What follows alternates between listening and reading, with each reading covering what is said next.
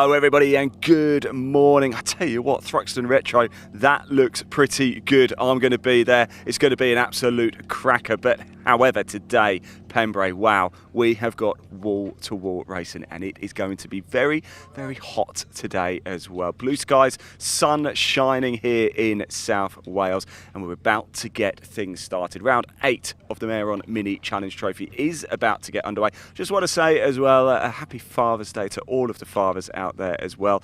I hope you have a lovely, lovely day indeed. Now, yesterday we had round 7 of the Meyron Mini Challenge Trophy. Alex Keynes, our championship leader and defending champion, took the win. Matt Luff was in second, Josh Salvador in third. Those three really have been battling all season long. Round 8 though, about to get underway. Let's go move around and have a little chat. We've got Leona Theobald on pole position here for this race. And look who's here as well. Daryl, can I just borrow you? Really sorry to do this to you, but it's really nice to see you. Daryl de Leon's here, of course, supporting Leona as well. Are you enjoying yourself down here in Pembrey? Yeah, it's been brilliant. The weather's nice and sunny, so how can you complain? Have you ever raced around here? I haven't, no. Have you not? No, I've done some laps here, but I haven't raced around here before. Fancy giving it a go? Get yourself out in a Mini. Yeah, I would, yeah. Yeah. Listen, she's a superstar, so if you want well, I'm going to leave you to, yeah, thank you, Darryl, and very well said as well. Leona, this is the place everybody wants to be, isn't it? How are you, can you not hear anything? Can you unplug my radio? Oh, yeah. Darryl, where's he gone? Where is it? Where do I... Thank you, Darryl. There we go. Oh, there we go. Hello. Sorry about that. What are you listening to on the radio? You talking to the team? No, it's we're listening for the radio checks to make sure everyone's working. So we give a wave, so they're just checking each and every car. Oh, because I thought you were listening to the Bark live stream there. No, but unfortunately I can't have you in my ears as I go around. Look, you're in the best possible place here. How are we feeling this morning, Leona? Yeah, it's my first ever pole position, so I'm definitely feeling the nerves, but just to be up here and just all the learning from being here, the pre-race, during the race, just excited to head out there. And we all caught up yesterday in your team. You've got great support in this team, haven't you? Yeah, the Vera Alliance Racing Academy, Team Avogo, it's just absolutely amazing, and all the support here. Thank you to all of them for letting me do this, supporting me to be out on track. Hopefully we'll have a good race and do everyone proud. I'm sure you will, Leonie. I'm sure you do. I'll let you listen back to the Bark live stream as well. Thank you very much. Let's keep going round, shall we? Louis Flea, let's have a quick chat with Louis. He's alongside Leona here. Louis, can you hear me as well, or are you plugged into the radio? I'm plugged in, I can hear you though. You can? Oh, that's good. Oh, I can't now. Oh, you can't now. Trying to be quiet. Be quiet. Whoever down there... Actually, look, they're a lot more important than I am down here. Very quickly, how are we feeling? Do you like going out early doors, Louis? No. No. You like a lay-in? It's alright though, it's sunny. Yeah, and you're in P2. You've got a real opportunity. If the weather's alright then yeah. Yeah. Okay, look, I'll let you crack on. Good luck. Right. Good to see you as well, by the way. Yeah, we're trying to catch everybody just as they're going through radio checks. Let's move down. I really wanted to speak to... let's say hello to Harry Smith, shall we? Let's jump in. I wonder if Harry can hear us as well. Harry, are you on the radio as well? I am. Okay. Is everybody on the radio? Are you doing like an official... I've already done my radio checks, so I'll turn it off quickly so I can hear you. Oh, good man. Harry, it's good to see you. How are we feeling this morning? A nice early start for you guys. Yeah, I would have liked if the race started a bit later. So I could have had a bit longer in bed, but yeah, nonetheless, we had a bit of an unfortunate day yesterday. We had a really good start in the race. Got up to 8th, I think, from 12th, and the pace was really good. And unfortunately, a car behind went for a move, and his pedal went rock hard, so we couldn't stop in time. Luckily, I seen him as I turned into the corner, so I turned out, so there wasn't a lot of damage, but that still allowed all the cars to get back past and undo all the hard work we did. But I suppose, kind of, in a way it was good because now we're starting here. Yeah. We want to be over there, so hopefully by the end of the race that's where we'll be. Well, you've got a very, very good opportunity. Yeah, Harry, thanks for talking to us. Best of luck. Yeah, thanks for turning the radio off for us as well. I feel flattered. I really do. I really want to speak to Ashley Gregory. She's been in the title fight this season as well, constantly battling at the sharp end. Thank you very much, by the way. Ashley, can you hear me as well, or are you on the radio? I can hear you. Yeah. You probably don't want to, but... No. Look, nice early start for you guys. I was just chatting to Harry there. It's an early start for this race, and actually quite an early start for your final race. Is that quite nice then? You'll be wrapped up by 12:30 today. Well, normally I absolutely hate a morning, but this morning I was up at 6 and really raring to go. Really? So, I mean, it's nice that we can get home, but equally there's a lot going on today, so it'd be nice to stay till the end.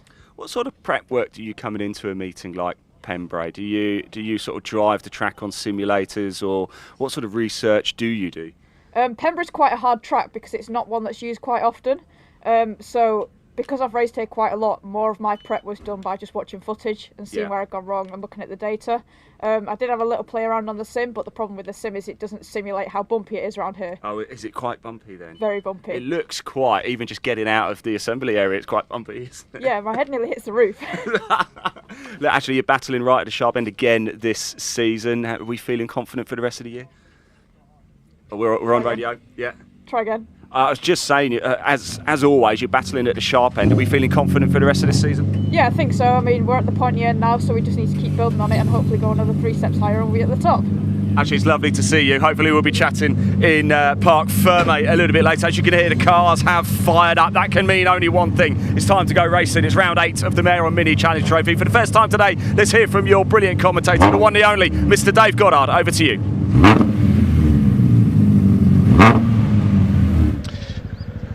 Thanks very much, Ian. Good morning, everyone, and welcome to Pembrey Circuit, the home of motorsport in South Wales, for day 2 here on BARC TV with the British Automobile Racing Club. An absolutely massive day of racing coming up today. We've got 8 races coming up just before the lunch break, and then another 6 afterwards as well. 14 races in total to bring you here today. We will be kicking off very shortly with the Meyron Motorsport Mini Challenge Trophy. They were in brilliant form yesterday. The BMW Minis absolutely fantastic around Pembrey, and we have a double header. The Mini Challenge, of course, we've got the Mini Challenge Clubsport category here as well, the multi-class division. We kick off with the Trophy Championship, though, their first race coming up in just a few minutes' time. That's followed by the second of our 3 races this weekend for the Junior Saloon Car Championship in their Citroen Saxo VTRs. They had a very eventful race yesterday. Matthew Swatton taking his first ever win in the championship.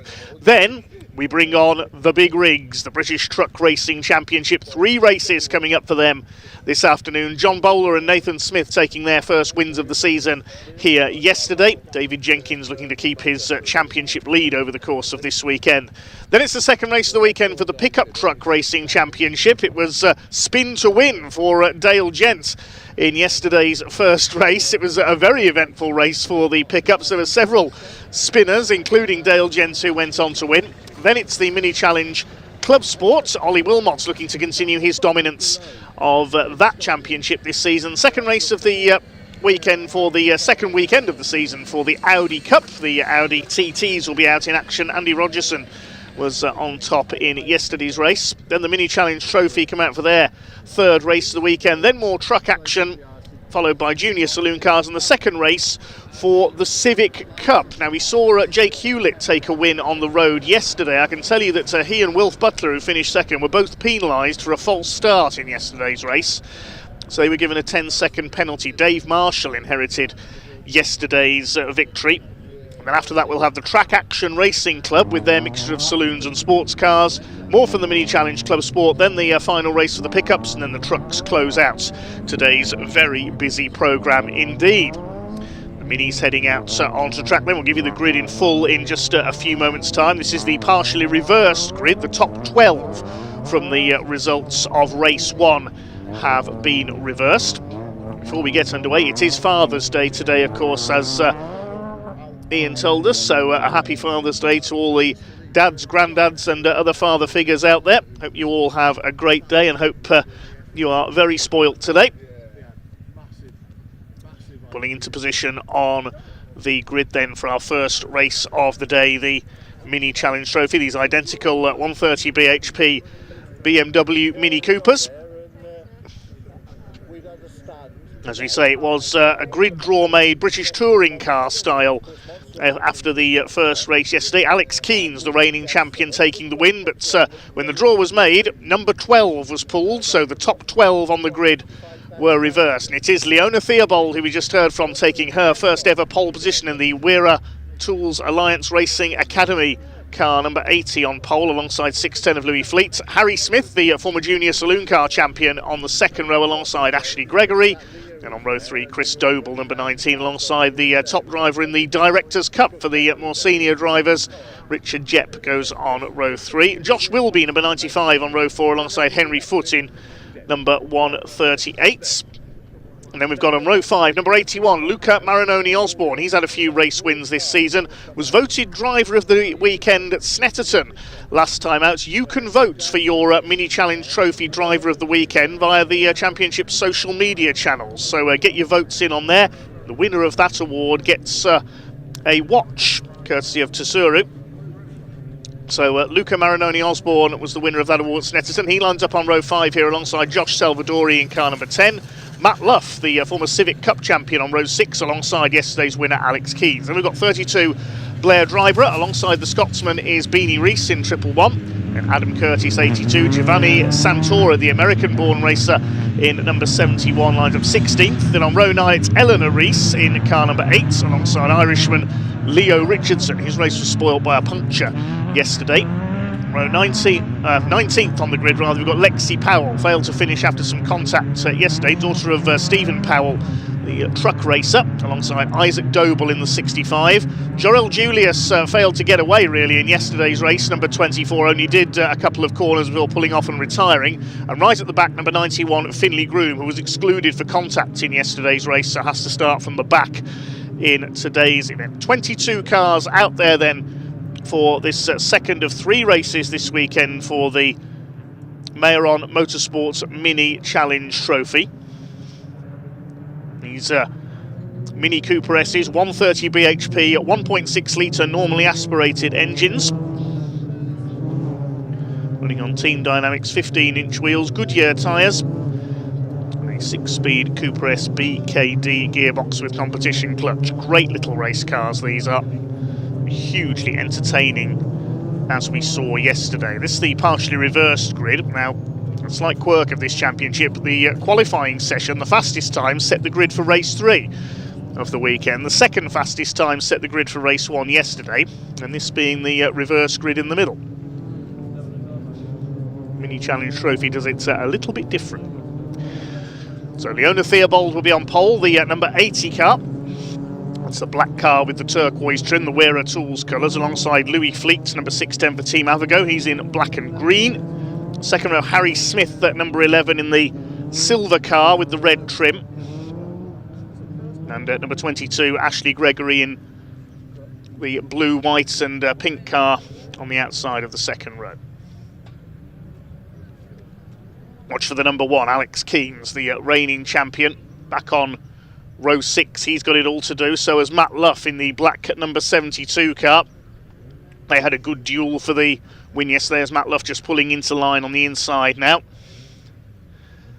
So once the marshals and the clerk of the course are satisfied, the green flag will be displayed at the back of the grid, then the 5-second board will be held aloft, the red lights will come on, and when they go out, we will be underway for 15 minutes of racing from the Mayeron Motorsports Mini Challenge Trophy.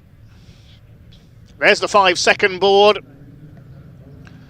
Red lights are on, revs are up. It's time to go racing here at Pembrey with the Mini Challenge Trophy. We're underway and down towards Hatchett's hairpin for the first time. Decent start by Ashley Gregory from the second row with the number 22. Harry Smith moving across to the outside as well. But it's the 2 front row starters, Leona Theobald and Louis Fleet, who will lead the way into the first turn. Looks like Louis Fleet is later on the brakes for the hairpin. He's got the lead. Theobald is there on the inside, the ex-Ginetta racer.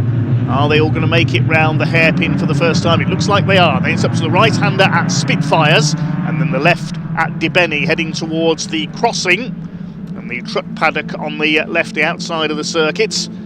All okay so far. There's Matt Luff just ahead of Alex Keens. They've got ahead of, I think that's Ashley Gregory, who's possibly dropped back in there. We'll pick that up in a moment. Down towards, and a collision among the leaders. There's problems there. That's Josh Wilby who spins around. There's cars scattering everywhere. Ashley Gregory left going backwards. That was coming out of Senna's there. We'll pick that up in a moment. A few cars falling over each other. I think Louis Fleet in 610 was one of them. He's got some damage. Now it looks like Harry Smith has got the lead as they came out of Brooklands along Speedway Straights up towards the right-hander at Carter's Curve. And then it's on to Honda Curve to complete the lap. The 32 of Blair Driver, I think, is the other blue and red car in there, the Scottish driver. So completing the first lap then, it is Harry Smith who leads. Josh Salvadori, another former junior Saloon car man, in the Lightning McQueen lookalike in second place, number 10. Third is Henry Foote in car 138, and Matt Luff and Alex Keynes are top two from yesterday, already up to 4th and 5th. Behind them, number 19 of Chris Doble. We all know what the Doble family can do. We've seen Mikey Doble in British touring cars in recent years. Nearly every member of the Doble family races something. Blair Dryber is next. That is Jorel Julius. Well, he hasn't completed a lap yet this weekend. I imagine we'll see the safety car because he's on the track there on the short straight between, I think that's between Senna and Brooklands, out on the back of the circuit, and he needs to get himself out of the way there with the pack racing past him. Harry Smith leads the way then from Josh Salvadori. It's Henry Foote in third, then Luff, Keynes, Doble. The rest of them come through. Yes, it's the 32 up there, the blue car behind the two pace setters from yesterday, not the 22. Apologies there, similar colours for Blair Dryber and Ashley Gregory. So they complete their second lap. Now I thought we might see the safety car come out because of the stranded car of Jorel Julius there on the far end of the circuit. We've lost Louis Fleet as well. He picked up some damage in that little contretemps up at Senna. 81 Luca Marinoni Osborne, the Anglo-Italian, gets past the treble one car of Beanie Rees, one of our Wera Alliance Racing Academy cars. One of 4 young ladies in that team. Alex Keynes looking to keep his championship leads. The first time that a driver has come back to defend his title in this division. The red flag is coming out though. The race is being stopped because of that car stranded on the track, presumably on the exit of Senna at this point. I thought we might see a safety car, but in fact the red flag has been thrown. There's the reason. Jorel Julius's car is on the track there.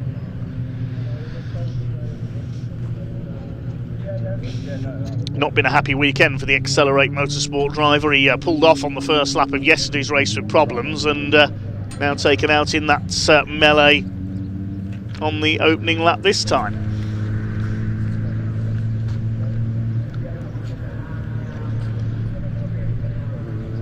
New light boards here at Pembrey certainly doing their job.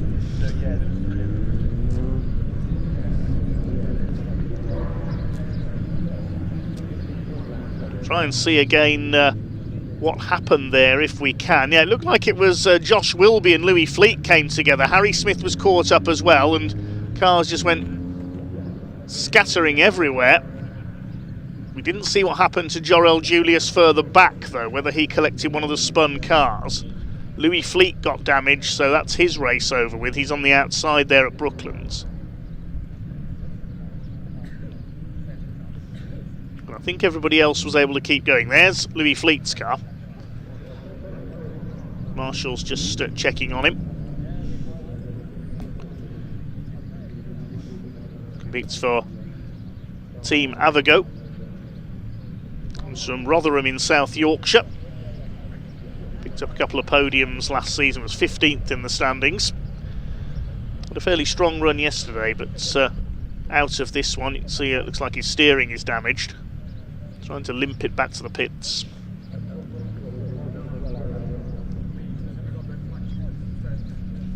So the pack being held at Honda Curve at the moment. It was Harry Smith leading at the time of the stoppage. We'll see his brother Ollie Smith in action later on in the junior saloon cars as well. He should be waiting in the assembly area at the moment.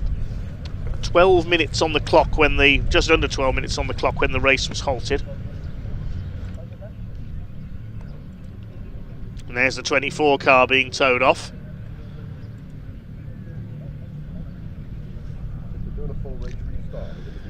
Timing screen showing a full 15-minute restart. If you want to follow the live timing from today's events, then go to TSL Timing. That's tsl-timing.com. Find the event page and click on the live timing link there.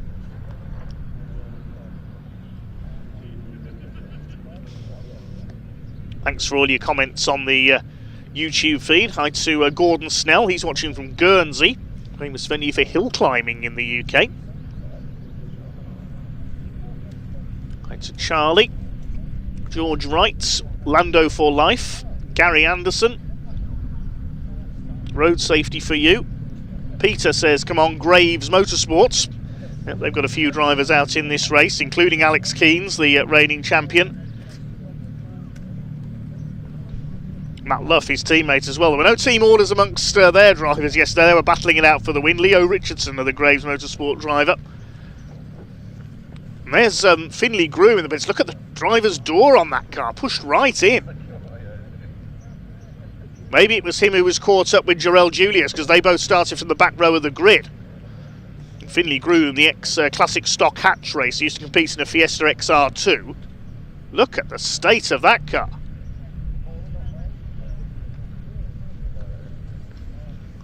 Well, it's not been a happy weekend. Finley was excluded from yesterday's race for contact. And he's out of this one, I would say, as well.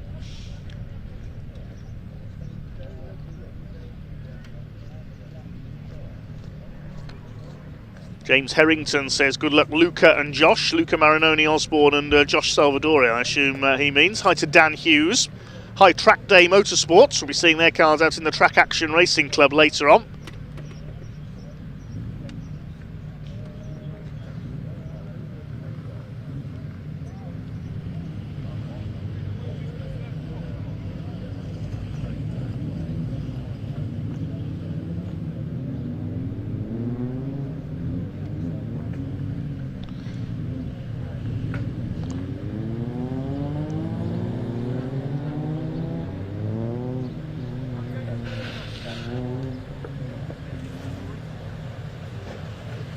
Everybody, welcome down to Parc Ferme down here. Finley Groom, as you can see, a little bit of damage.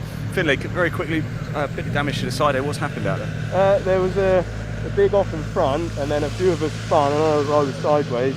I got T-boned right in the door. So. It's just one of those things. You're a bit of collateral. Overheated, so I thought I better pull in. Yeah. Sounds like the right idea. Look, thank you for sharing that with us. Appreciate it. It's a thumbs up there from Finley Groom. Quite a bit of damage to the side of the car. Now, of course, it's overheating as well. So the right thing to come in. Let me just see if I can figure out what's going to happen down here. The cars are, they're still on the circuit, aren't they? Now they're actually just look like they're going to be re-gridded here, so we can get this race back underway. They are moving into position. They're going to be lined up, and then we'll get back going. I'm just trying to see, actually, I was up at the Junior Saloon Car Championship paddock just a moment ago, and it's looking like it's going to be Harry Smith to lead everybody away. Josh Salvadori is in second place and Henry Foote in third. In fact, it looks like it's going to be restarted behind the safety car. So they've all lined up behind the safety car, and it looks like we can get things going pretty soon. So I'll hand back to our commentator, Dave Goddard, and it looks like we'll be going racing very shortly. Yes, thanks Ian. We can see water being put into Finley Groom's car, so they're going to try and get him out for the restarts. Tough weekend for the All Groom Motorsports team so far. Tough weekend for Team Avago as well. Josh Wilby and Louis Fleet both involved in that incident on the opening lap.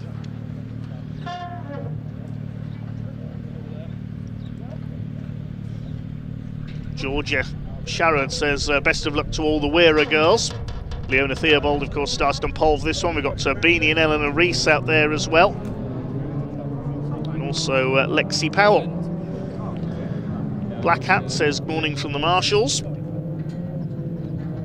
Okay, the race restarting behind the safety car, as Ian has just told us.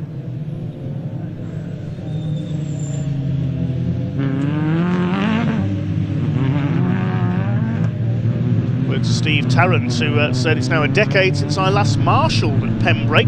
Always a warm welcome on arrival from Dorset, usually fair weather and some great racing. Good to hear from you, Steve. Big thanks to all our marshals here this weekend. Been a fairly busy weekend from them so far. Not go racing without the Orange family, of course. Hi to Duncan, who says, come on, Harry. Presumably meaning Harry Smith, who was leading this race.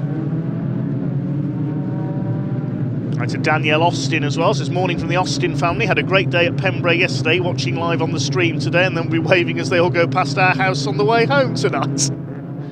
Good to hear from you, Danielle. So, safety car leads them round then. Harry Smith from Josh Salvadori and Henry Foote, with Matt Luff and Alex Keynes 4th and 5th. Circuit should be clear to unleash them this time.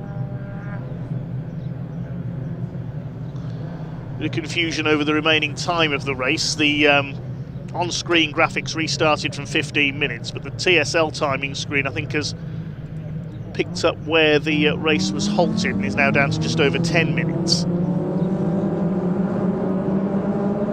So we'll wait and see just how long there is to go. I think it might be over 10 minutes here because the safety car is about to unleash them. We'll go with my timing screen here in the box at the moment. So we've gone green exactly with 10 minutes left on the timing screen. It is Harry Smith who leads them down towards Hatchett's hairpin. Josh Salvadori in second place. The first three breaking away slightly. Alex Keens has a look up the inside on Matt Luff. Can he get through into fourth place? They're side by side on the exit of the hairpin. Such a tricky corner that one is. I think Alex Keens just about gets up the inside. Everybody's made it round the hairpin, and Keens is through into fourth place. We'll now go after the top three. Behind them, we have the number 23 car, I think that is. That's Leo Richardson. Now, he started fairly well back on the grid after that puncture yesterday, so he's come through nicely.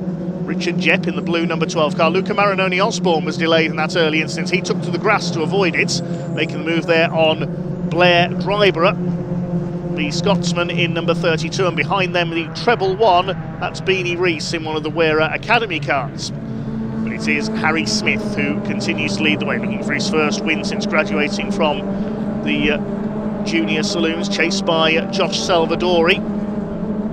Close to a win on a couple of occasions. His rookie season this year, he's leading the Rookie Cup category in this race.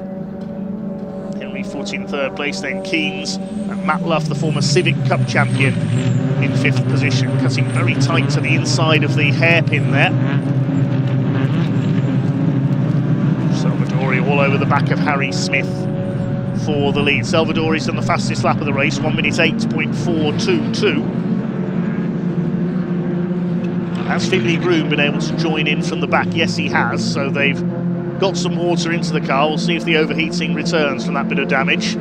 Lexi Powell was taken out in some contact yesterday, another graduate of the junior saloons, and putting Ashley Gregory under pressure there. As the lead pack heads around the back of the circuit. Great run by Leo Richardson in number 23, the Irishman for Graves Motorsports, up there in the top six, having started near the back of the grid. The initial start, he was down on row 9. So a great run through in the early stages. The grey car there, just ahead of Chris Doble and Richard Jepp. Across the line they come then, a change for the lead. Josh Salvadori has taken over from Harry Smith. Henry Foote in third place, but Alex Keens is now up with the top three. Will certainly change again as Keens clips the back of Henry Foote there, going into the hairpin. To Spitfires and DeBenny. Josh Salvadori out in front then in the number 10 with the Lightning McQueen livery, faced by Harry Smith in second place. Over the crossing, up towards the left-hander, then up towards Senna and Brooklands. Ayrton Senna did at one time hold the outright lap record here at the Pembrey circuit. Formula One cars did test here in the early 1990s. Keens all over the back of Henry Foote. Out of Brooklands along Speedway Straights, then up to Carter's Curve and then Honda Curve to complete the lap. Hondas we'll see out later on. You can see there's been a bit of contact there because the number plate cover on Alex Keens' car is hanging off. Looking for 2 wins out of 2. There's Matt Luff in 5th place, Richardson 6th, Chris Doble in 7th. Oh, the leader goes wide. I thought he was going to spin it there. Gets a wheel onto the grass. Josh Salvadori nearly lost it there. Here comes Harry Smith. He's going to take advantage of that, perhaps, that loss of momentum. He has a look up the inside. He's not going to get close enough. They bounce over the curb. It's 5 of them together now because Matt Luff has been able to close up in the black number 72 car. Timing screen showing just over 6 minutes to go.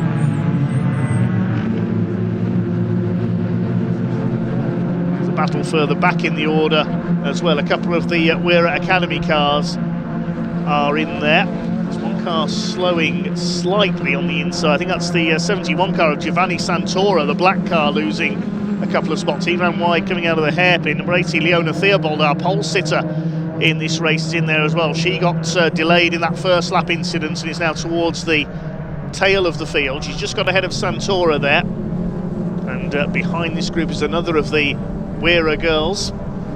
Theobald goes wide, Santora goes through, and that's Eleanor Rees at the back of the group. Now, her previous race experience has involved pre-war cars, would you believe, at the Vintage Sports Car Club.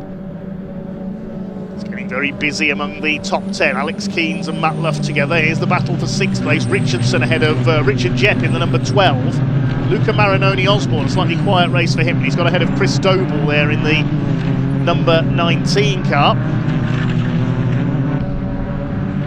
Alex Keens still under fire from his Graves Motorsport teammate, the 72 of Matt Luff. Another race to come for these cars a little bit later on, of course. It's due off at 12:05. First 5 still in that breakaway as Leo Richardson nearly drops a wheel onto the grass there, coming out of Senna towards the Brooklands hairpin.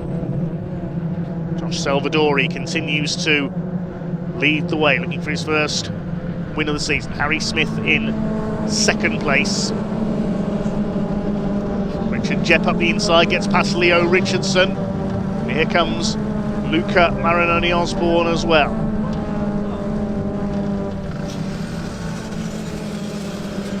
They fan out again across the straight there. They're all over each other. Marinoni Osborne going for the inside there. Richard Jepp getting past Richardson. And Marinoni Osborne up the inside in the 81. Won the Driver of the Weekend award at Snetterton.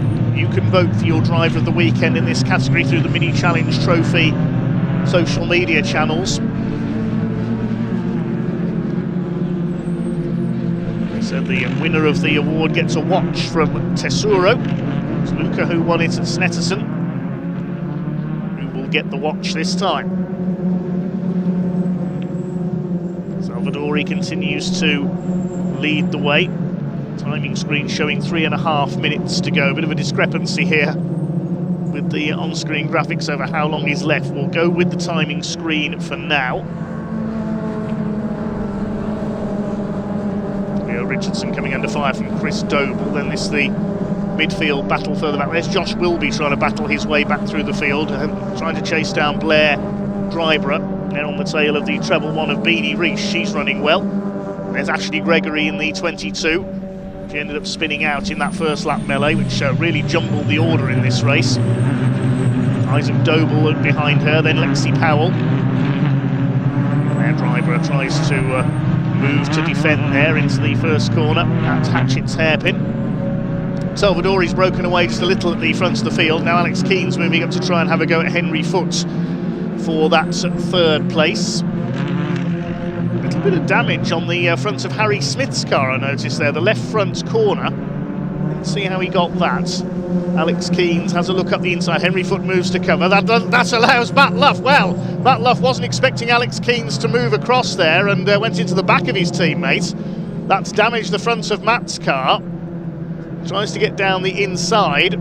Bit of miscommunication amongst the Graves Motorsport cars there. I don't think they were expecting Henry Foot to slow up that early for the Brooklands hairpin. You can see damage on Matt Luff's car there, the 72. Continue on though. Josh Salvadori continues to lead. It's looking good for Josh here, out in front. It's Matt Luff attacking the 138 car for 3rd place, and he goes into the back of him again there, into the hairpin. It's going a bit fraught here in this battle for the 3rd place. That's going to allow the top 2 to pull away.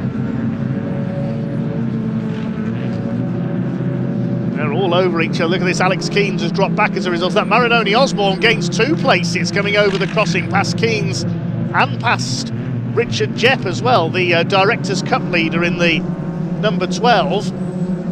This is absolutely frantic stuff. Keens will have another go up the inside into Brooklands hairpin on the brakes, and he's through.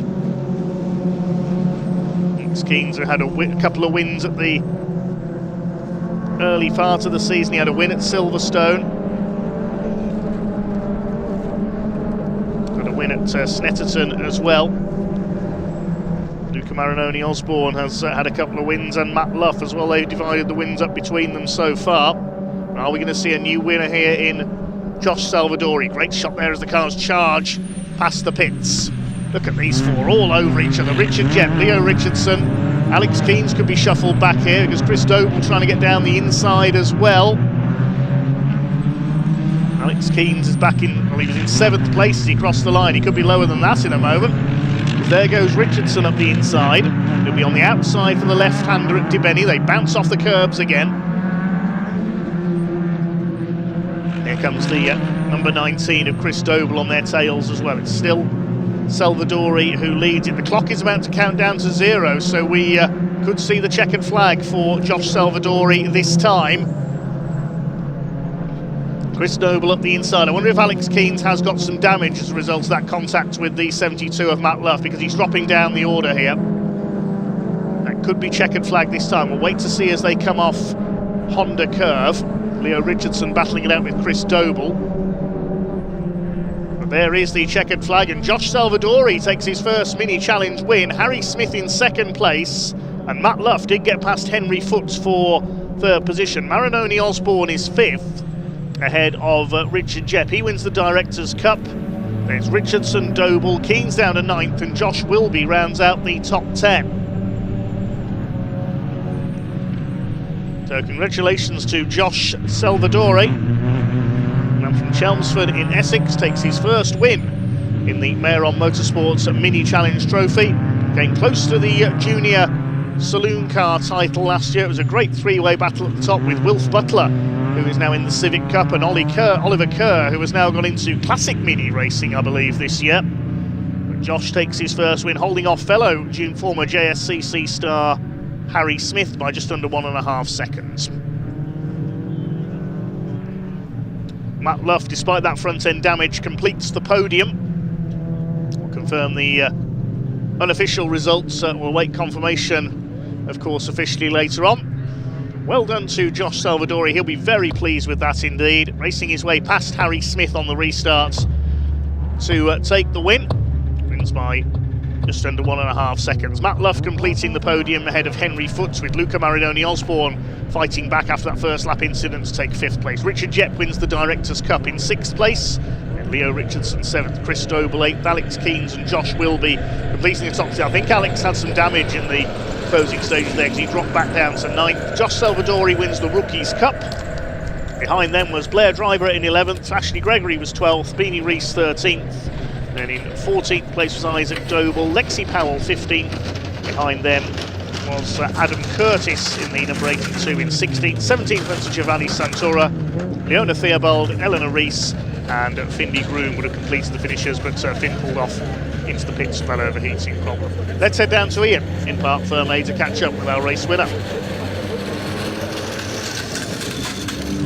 Well, here he is, Josh Salvadori. He wins round 8 of the 2026 Mehron Mini Challenge Trophy, and it is a 2nd podium of the weekend as well for Josh Salvadori. He is going to get out of the car. We'll have a quick chat with him very shortly indeed. Harry Smith coming home in 2nd place, and Matt Luff on the line taking 3rd place. We will just let him get out of the car. Matt Salisbury's going to hand him his hat, and look at Josh, he is all smiles, and look at that. Let's jump in and have a chat. Josh, congratulations. I tell you something, wow, you are like your livery, you are lightning fast, aren't you? And a bit of a hard battle to get to the front, but when you did, you just went. Yeah, I knew second after the pits.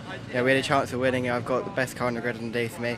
The team worked really hard to get me to where we are, but yeah, extremely happy. What does it mean to you to take the number 1 spot? It means everything. It shows how much hard work we put in for my team, family, and myself included. We've driven for these results and finally got them.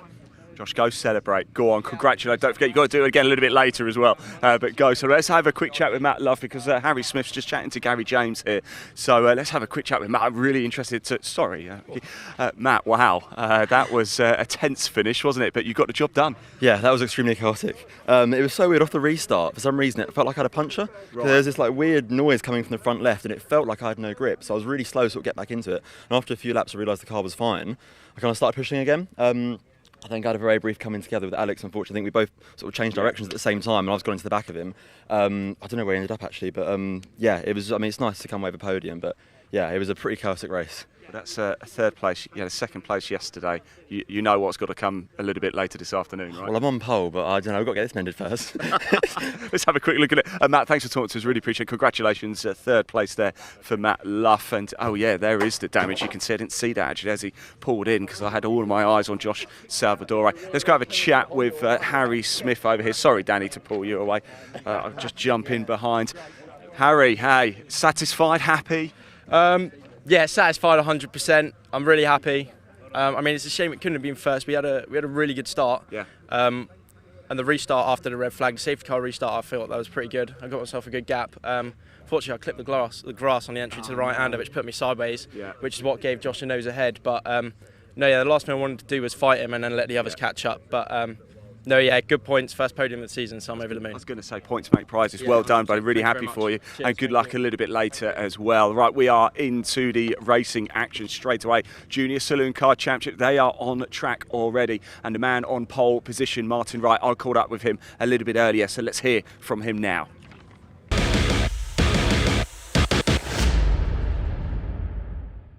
Right, everybody, it is time for round 11 of the 2026 JSCC Championship. Martin Wright, we're going to have a quick chat with you. Martin, it's really good to see you. On pole position, you were yesterday. Things didn't quite go to plan yesterday, did they? What happened? Yeah, it was just a tough start, really. Just made unfortunate contact with Ollie. Yeah. And then after the red flag, then I had to come in the pits because my car was deemed unsafe without front bumper on. So starting from the pit lane, made as much places up as possible, but it's all you can do, really, isn't it?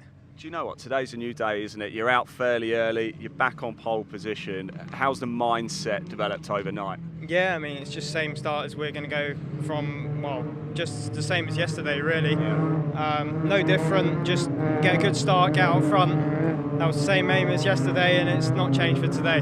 You know, one of my joys of the Junior Saloon Car Championship is seeing your development in particular, from going to be the scholarship winner to right at the sharp end. What's been the biggest change for you over the last 12 months behind the wheel? I mean, definitely had more time in the car. Yeah. This team's really suited me, this car's suited me. And I'm just in a real happy place at the moment. I like to hear that. You're always smiling, Martin. It's lovely to see you. Good luck out there. I hope we're talking in Parc Fermé. All right? Good stuff indeed. Let's just move down around a little bit. Let's have a quick chat here with Mr. Max Scharfegger as he makes his way in, a multiple winner already in 2026 in the Junior Saloon Car Championship. In fact, it has been Max and the man alongside him, Ollie Smith, who have been taking a majority of the wins this season. Of course, Matthew Swatton took victory yesterday in round 10. Max, how are we? It's good to see you, my friend. How are you? You all right? There you go. Look, we'll have a quick chat, and look, we're in a good position here, aren't we? Yeah, it's not a bad place to start. Turn one's eventful here, so you can always make up positions. We're seeing this season, it's been a bit of a pendulum shift, isn't it? Ollie got off to a lightning start, then you really started to rack up the wins, and now we're seeing different winners. Is that one of the most exciting things about the Junior Saloon Car Championship, the variety? Yeah, it's ever evolving. There's never the same winner too many times, which is quite good. Yeah, excellent. And your opportunities in this race. P1, that the target? That's what we're aiming for. Good, Max. It's good to see you, man. Good luck out there. I've got a sneaky feeling we might be chatting in Parc Fermé as well. So here we go. Enough from us down here at Assembly. Almost time to get going. Round 11 of the 2026 Junior Saloon Car Championship about to get underway. Let's hand over to commentator Dave Goddard to take you through the action.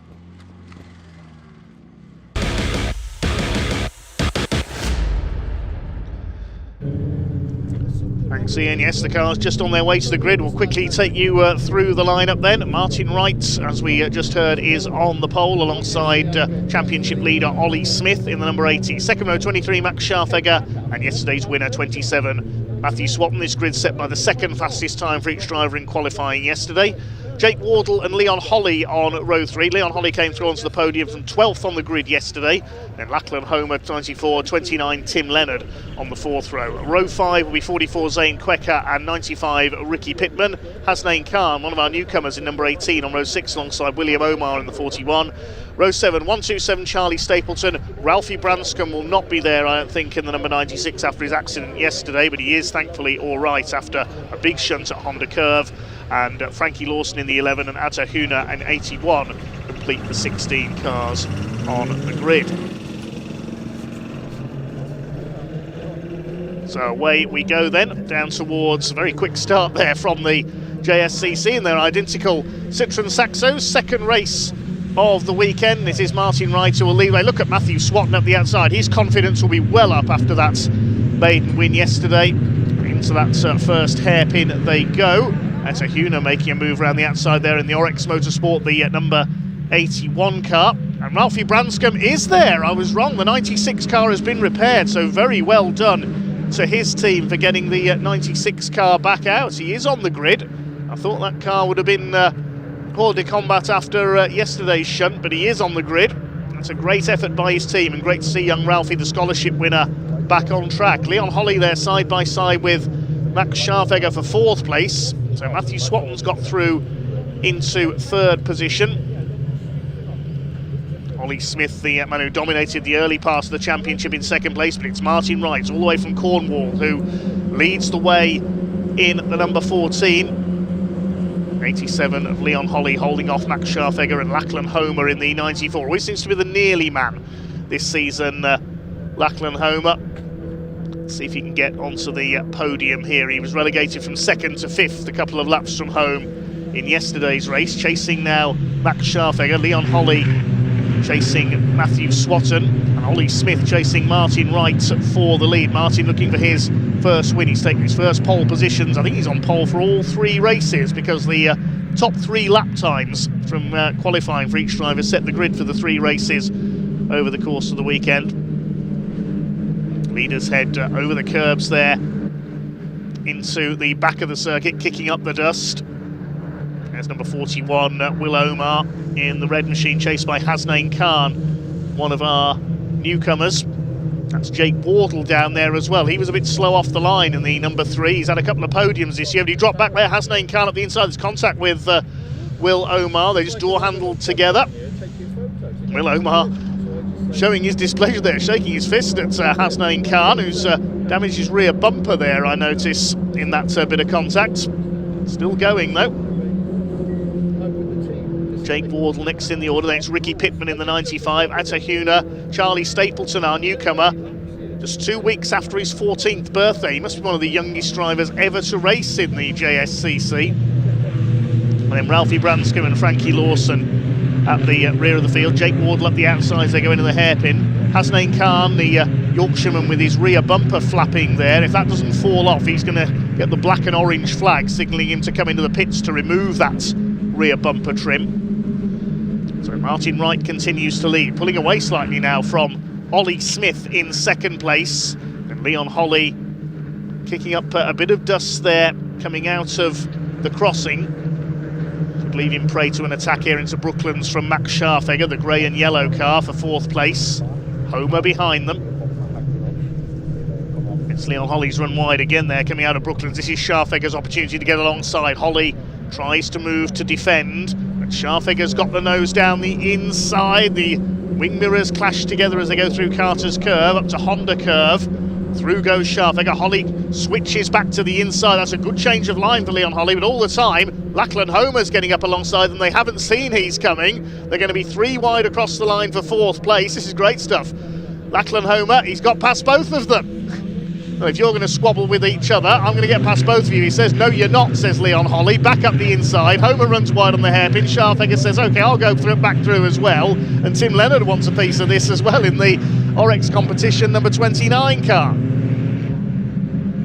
Scharfegger all over the back of the 87 of Leon Holly now. This is great fight. It's allowing the top 3 to escape here. Matthew Swatton rather on his own in 3rd. Ollie Smith, whose brother was 2nd in the previous race, Harry Smith, is chasing now Martin Wright for the lead. Can Martin hang on to become our 2nd first-time winner of the weekend?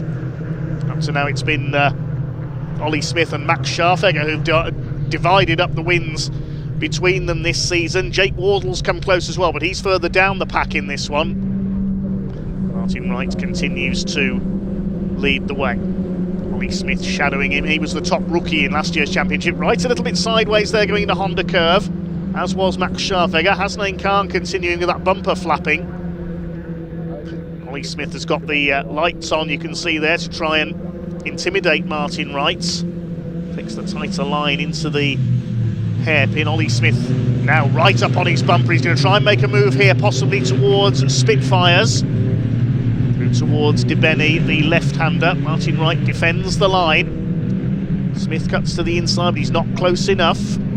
Over the crossing. Swing it to the left-hander. Doesn't have a name, that left-hander. I normally call it crossing corner. Then up towards Senna.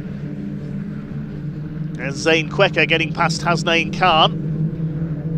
Chasing up onto the tail of Tim Lennon as well. Then a gap back to Will Omar in the 41 car. Jake Wardle and Ricky Pittman next in the order. Pittman, one of our newcomers this year in the grey car. Martin Wright continues to defend against Ollie Smith, the championship leader in number 80. The Kersley Motorsport car of Matthew Swatton still on a high from his first ever win in yesterday's restarted race when the red flags came out when Ralphie Branscombe crashed at Honda Curve. Wonderful to see Ralphie back on the grid today. Up into the hairpin once again. Martin Wright continues to defend the lead, but not even at halfway yet. Plenty more great action to come from these identical Citroën Saxo VTRs.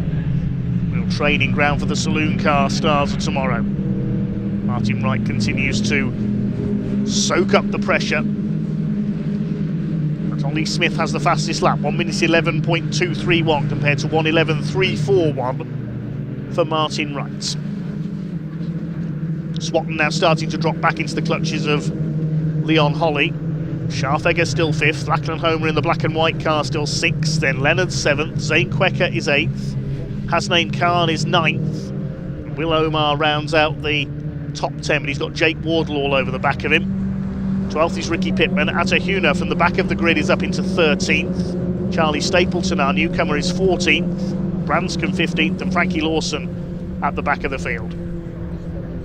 Coming up across the line once again. Third place battle could soon heat up. Matthew Swatton is starting to be reeled in here by Leon Holley. Leon's just done his best lap of the race, the 1:11.365. Black and orange flag goes out. That is not surprisingly to the number 18 car. That is Hasnain Khan. He needs to come in to have that trailing rear bumper removed.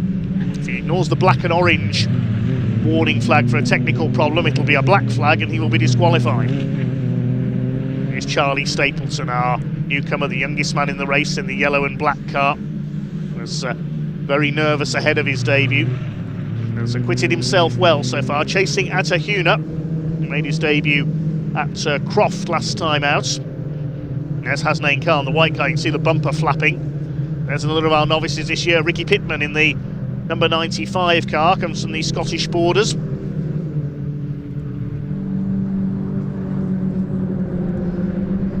Matthew Swatton still holding third place. Leon Holley closing him down though. The man from Devon. Has Hasnain Khan come in? Well, somebody's gone off. That's, I think it's Tim Leonard that's run wide onto the grass. Yes, it was. Keeps it going, though. And Hasnain Khan in the background there, he has come in to have that bumper removed from his car. Save a bit on weight, I suppose. Still, Ollie Smith unable to do anything about Martin Wright for the lead. It's a good defensive drive by Martin in the pit lane. There's the rear bumper trim removed from Hasnain Khan's car, and he's sent on his way. He'll rejoin at the back of the field. See how many places he can make up in his newly lightened car. Oh, problems for Ralphie Branscombe as well. A bit of trim hanging off his car, so has he been off again somewhere? Great to see him straight back out after that crash yesterday to keep his confidence up.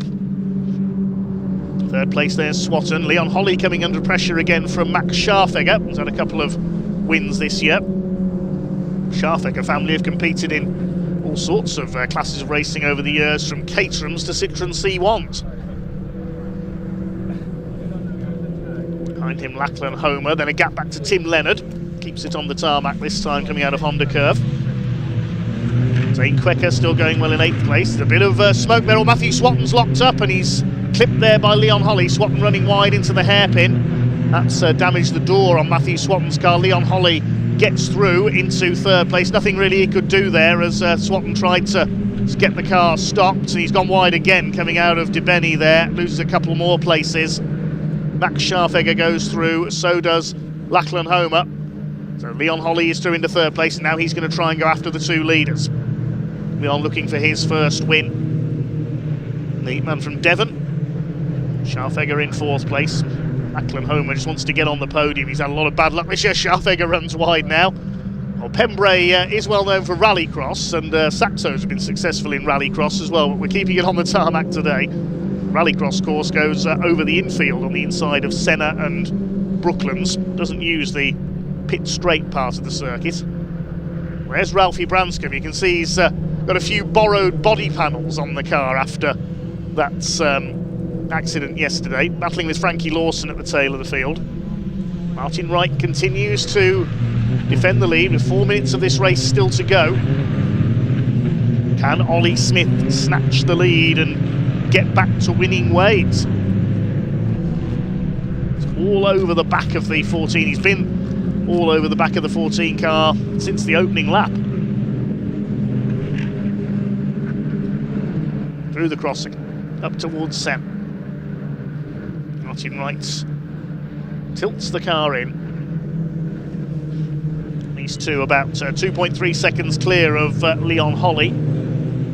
He's not really closing in. His lap time's a couple of tenths slower. Max Scharfegger still in fourth place. He runs wide again though, coming out of Brooklands. Matthew Swatton back up the inside. You can see damage to his wing mirror there as well. Gets back ahead of Lachlan Homer though at Carter's Curve. Chased by Tim Leonard. There's Zane Quecker in 8th place. Omar and Wardle now rounding out the top 10 now that Hasnain Khan has had to pit. Still Ollie Smith looking for a way past Martin Wright. Can Martin hang on for his first ever win? He's the scholarship winner last year.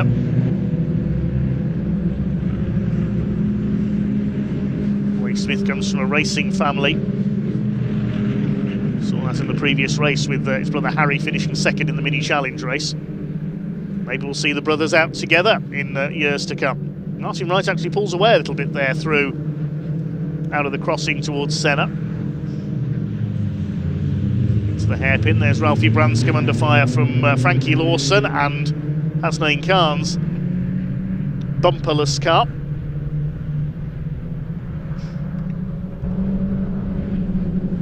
For the inside on Frankie Lawson through the crossing. Lawson stays ahead though, only just. Now Khan to the inside on the left-hander. Lawson goes wide and through goes Khan. Meantime here come the leaders, and this time coming out of Honda Curve, Ollie Smith's got a run on the inside. He's surely going to take the lead here into the hairpin, onto the brakes. Is he going to get the car turned back in time? He's done it. Ollie Smith takes the lead from Martin Wright, who's going to now have to try and fight back. There's only a couple of laps left to go. Can Martin Wright fight back and try and take that first win? Ollie Smith will now get his head down, get his foot down and try and pull away. Leon Holly will try and draw up to the back of them as well, but he might have run out of time to attack the top two. An absorbing race between the two of them. Ollie Smith finally getting the move done there into the hairpin. Can Martin Wright fight back? There's Holly third, Scharfegger fourth. They're clear of, looks like a change for fifth there. Yes, Tim Leonard has come through into fifth place. He's running well. Matthew Swatton must have had a moment somewhere. He's dropped back into 8th place. Out of Honda Curve. Can Martin Wright do what Ollie Smith did a lap ago? They go into their final lap, only 30 seconds on the clock as they cross the line. Here they come down into Hatchett's hairpin. Wright tries to close up again.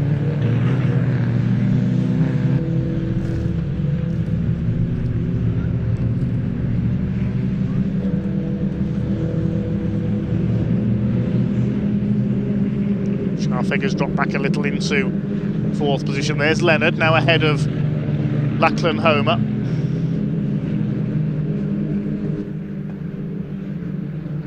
Clock has counted down to 0. Martin Wright tried his hardest to defend, but it looks like it is going to be Ollie Smith.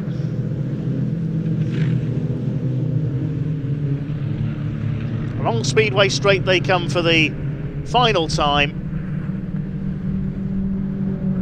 And he's going to get back to winning ways in the Junior Saloon Car Championship. Here they come out of Honda Curve. It's going to be a win for the championship leader. Martin Wright tried his hardest but had to settle for second place. It's a win for Ollie Smith. Martin Wright second. Leon Holly comes over in third. Scharfegger in fourth position. Battle to the line between Will Omar and Jake Wardle further back. Tim Leonard gets to, I think, is his highest finish of the season in fifth ahead of Lachlan Homer. Zane Quecker seventh. Matthew Swatton dropping back to eighth in the closing stages. And the rest of them come home. Here comes Ralphie Branscombe with a bonnet borrowed from the Orex team by the look of it. Frankie Lawson at the tail of the field. Hasnain Khan rather making it through to 14th after that pit stop.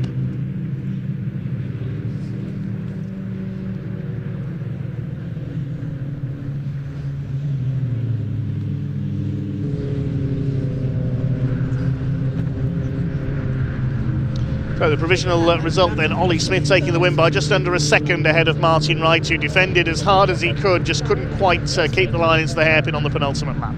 Leon Holly completes the podium with Max Scharfegger in fourth place. Tim Leonard coming through in the last couple of laps for fifth. The good result for him ahead of Lachlan Homer. Zane Quecker in seventh. Matthew Swatton dropping to eighth. And Will Omar and Jake Wardle completing the top 10. A close fight between them in the closing stages. Ricky Pittman was 11th ahead of Atta Huna.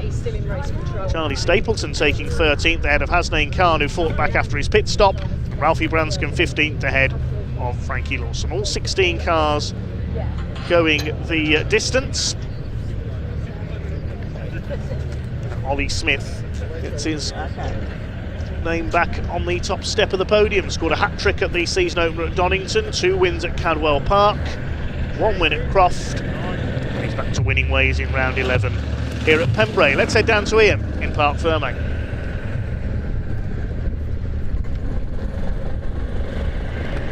Ollie Smith wins round 11 of the 2026 Junior Saloon Car Championship. He gets out of the car. What a battle that was with Martin Wright as well. He's just going to have a quick check over the car, go see the team. We'll let him do that. Look at that. Look at what it means. We'll just grab a word of him in a minute. We'll let him get his helmet off as well with family and his team there. How nice is this to see?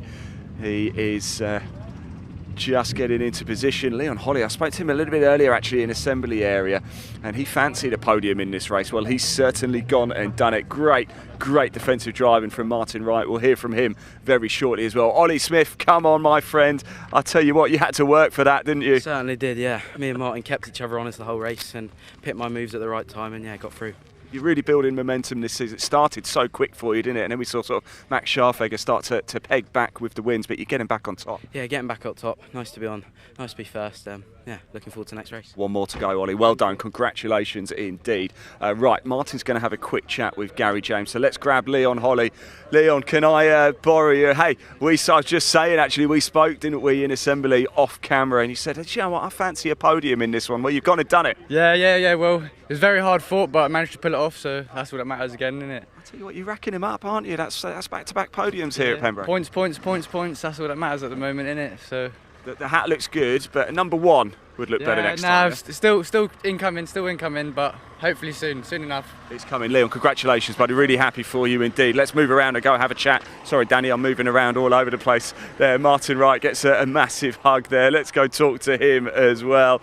Martin, I tell you what, your driving out there was simply sensational. Defensive work was incredible, but in the end, not quite able to hold Ollie back. Yeah, cheers, mate. Yeah, I mean, it's a good race, good points. You know, second ain't bad. Yeah. Best result so far this season, so yeah, good. that number one, it's coming. All right, I'm telling you, it's coming. This afternoon maybe. Hope so. I hope for you. Look, congratulations, buddy. All smiles. That was brilliant driving. It really, really was. Let's move over, because guess what we have coming up next? Just over there, Danny, if you don't mind pointing the camera, you can see over there. It is time for round 13 of the British Truck Racing Championship. I believe Pointy caught up with one or two of the drivers a little bit earlier, so I think we can hear from them now.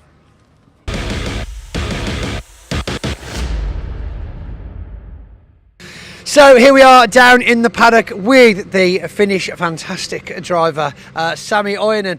Sami, new truck, you've been working on this now for quite some time. We missed, unfortunately, Brands Hatch, no new truck, Thruxton, no new truck, but now the new Mercedes-Benz. How long has it taken to build? Couple of months. So you've been working on it quite hard then to get it ready in that time? Yeah, but also we have work what to do. That's actual work, day-to-day work. Yeah, that's why we don't have so much time to build that truck. So has it been difficult? Have you had any big issues or problems in the build? No, not so big issue, but also what we order, every materials and everything like that, the electric system and this, that takes time. Yeah. There's a lot of delays in getting the actual parts for it. What made you want to get the new truck? Is it, would the Civic still be racing in Finland, or is that now a museum piece? Never know where we put that, but of course, if that is old timber truck when they built that 30 years ago. Wow. Maybe that's why it is now better to change a new one. Yes, wow, I didn't know that. It used to be a timber truck. I mean, that has won some serious championships, hasn't it, that Civic? Yeah. Very good heritage in that. And do we think this is the new heritage truck now? This is what we'll be working on for some years? Hopefully. Let's have a look around. So is it the same engine, or is it all new parts for this truck? It's nothing from the Civic is on this. It's all different. There is same motor, also new build, and of course we need to using Cummings because we have Mr. Cummings in the team. Oh my goodness! Right, yeah, it definitely needs a bit of Cummings on then, doesn't it? My goodness me. And with regards to being in Division 2, have you had to make any changes to make sure it's in the right regs and with suspension setup, engine power output, things like that? Not so much. Oh, that's good. So it's pretty much full power, ready to go. Now, you've obviously had chance to practice yesterday with it. We've also had qualifying today. Not that you know what the results are yet, or you might, who knows. How does it feel? Is it good to get it out on track at last? I don't know. Today it is very slippery, and that is, it is not so easy to handle. It is very slippery. I mean, we had a few other drivers have some issues, shall we say, during qualifying. So it's very, very slippy out there. But we've got plenty of opportunity. It's here for the rest of the season. So fingers crossed we start seeing some results from it. Maybe. Always the optimist. Sami, thank you for talking to us. Sami Ojanen, Mad Croc in the 61. Now Mercedes-Benz. Watch out. Now I need to. Now you need. Hyvää juhannusta kaikille sinne Suomeen ja exactly. Pitäkää hauskaa. I really hope he's not swearing. Thanks, Sami. Cheers, buddy. Thank you.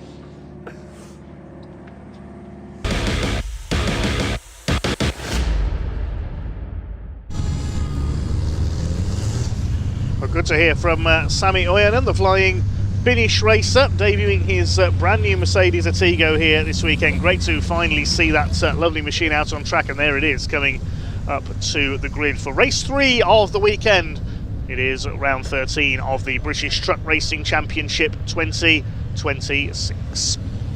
The grid based on the result of race 1 yesterday with the top 8 reversed, so it is Neil Yates, number 33 in his MAN, who starts on pole alongside the Division 2 winner. He certainly has been a cut above the rest in the less powerful Division 2 trucks this weekend. Jake Evans will start on the front row for this race alongside Neil Yates. Second row, number 3, Stephen Powell. Took a bit of damage to his MAN yesterday, but he's hopefully back out there alongside number 12, Michael Oliver. Had to retire from race 2 yesterday after picking up a puncture. Row 3 is his father, Stuart Oliver, in the Volvo VNL. The 10 times British, 1-time European champion, Craig Reed, in his Iveco, starts alongside him. David Jenkins, who led the championship coming into this weekend in the number 69 MAN, starts on row 4 alongside 14 John Bowler. Picked up his first win of the season in race 1 yesterday, so starts 8th here. Then on the 5th row we've got 86 Tom O'Rourke in the International Navistar, the Scotsman. That's alongside Nathan Smith, who won race 2 yesterday. He'll be looking to pick up some more success. Qualified on pole for the 2 races yesterday, but with the reverse grid, starts 10th today. Then on row 6 we've got number 6 John Powell with his DAF alongside 95 Terry Gibbon driving Ricky Collett's truck. Ricky recovering from surgery at the moment, the popular Yorkshireman, so Terry Gibbon making a return to the championship in the 95. Bradley Harvey in the 96 on row 7 alongside the 41 Iveco of Simon Cole. Sammy Oyenen's Mercedes starts 15th alongside Callum Eason, who had a tricky day yesterday in his MAN, the Division 2 runner-up from last season, had a tangle with Nathan Smith in race 1, so starts down in 16th. The final row of the grid, Archie Handy in his Iveco, the son of Simon Cole, and Warren Harvey, father of Bradley Harvey, starts from the back, so quite appropriate on Father's Day. We've got 3 father and son combinations out there on the grid for this one. The GT Tyres DAF is ready to lead them away on the rolling lap, and it will be a 15-minute race from a rolling start for the British Truck Racing Championship. If you've not seen truck racing before, you are in for a real treat here today, as we get ready to see the big rigs in action. These machines weigh around 5 tonnes. They're almost 1,000 horsepower each, and they're 12 and 13 litre engines, all running on environmentally friendly HVO fuel. It was Adam Bint who pioneered the use of that in the championship. Adam sadly not racing with the championship this season. Hopefully we'll see him back out in years to come, the very popular Oxfordshire driver. Now all the trucks running on HVO fuel, running on GT tyres. They are electronically limited to 100 miles an hour, these race trucks. Of course, 56 miles an hour for road-going trucks. It was back in 1984 at the end of the season at Donington Park. The first truck races were held in the UK, and back then they were road-going trucks. Some of them actually left their trailers in the paddock, went out and raced, and then carried on their journeys afterwards. It was Tullio Ghislotti, the Italian, who won the very first truck race, and in front of, I think, the biggest ever crowd seen at Donington until the European Grand Prix was held there in 1993, because truck racing had never been seen before in the UK. It was an American invention, and then they decided to put an event on in the UK. Lucas were one of the main sponsors, the Birmingham-based engineering company.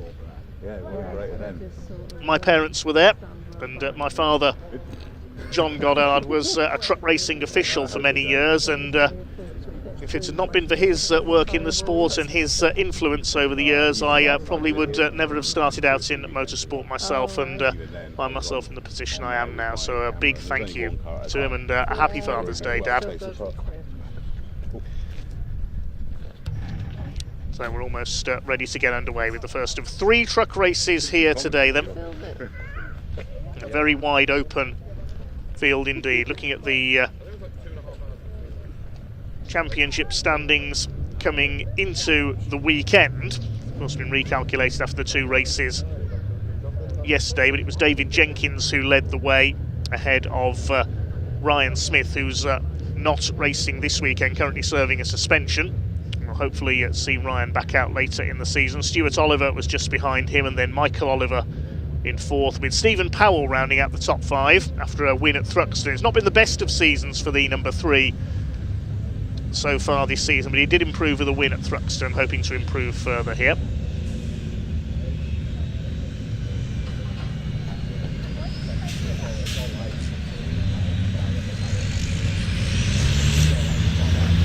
There's Craig Reed in the Iveco. We normally see his brother Simon out with him, but Simon not racing this weekend, missed Thruxton as well, so hopefully we'll see Simon out again soon.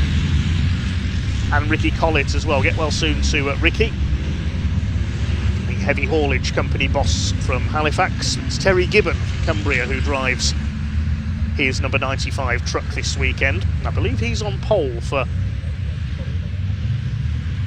race 4 as well, with the top 8 being reversed. We'll confirm that later on.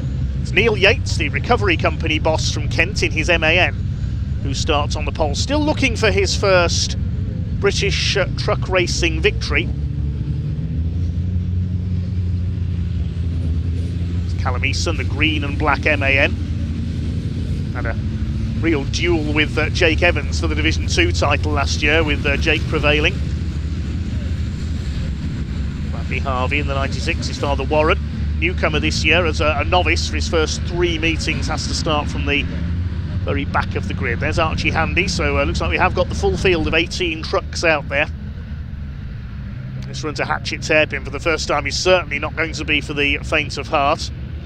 It is Jake Evans who leads the Division 2 points coming into this round, with John Powell in second place, Bradley Harvey in third, because Callum Easton had a few teething problems with the MAN at the first round at Brands Hatch, so he's only down in fourth place in the points at the moment, with Warren Harvey fifth, ahead of Sammy Oyenan, Simon Cole and Archie Handy.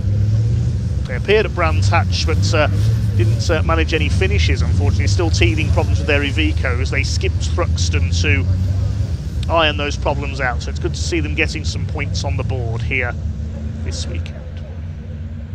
It's Neil Yates on pole in the red and white Neil Yates Recovery MAN, alongside the blue and silver MAN of Jake Evans, the man from Stoke. Stephen Powell, teammate of Neil Yates, on row 2, alongside Michael Oliver. His MAN repaired after a bit of contact with Stephen Powell in race 2 yesterday. Had to retire with a puncture. Pace truck pulling into pit road. The big rig's about to be unleashed onto the Pembrey circuits. Oh yes, I'm looking forward to this one. The red lights are on the gantry now. When they go out, the trucks will thunder down to Hatchet's hairpin. Nearly 18,000 horsepower about to be unleashed on the home of Welsh motorsports. Race 3 of the weekend for the British Truck Racing Championship gets underway. The power comes on, and here they come, and already there's a renewed rivalry between Stephen Powell and Michael Oliver, leaning on each other there. It's Neil Yates who will lead the way into the hairpin. Now, he overshot the hairpin in race 1 yesterday, no problem this time though. He leads the way. Jake Evans will be shuffled back. That is a Division 2 truck, of course, slightly less powerful than the Division 1s behind it. Stuart Oliver's got away well up the inside.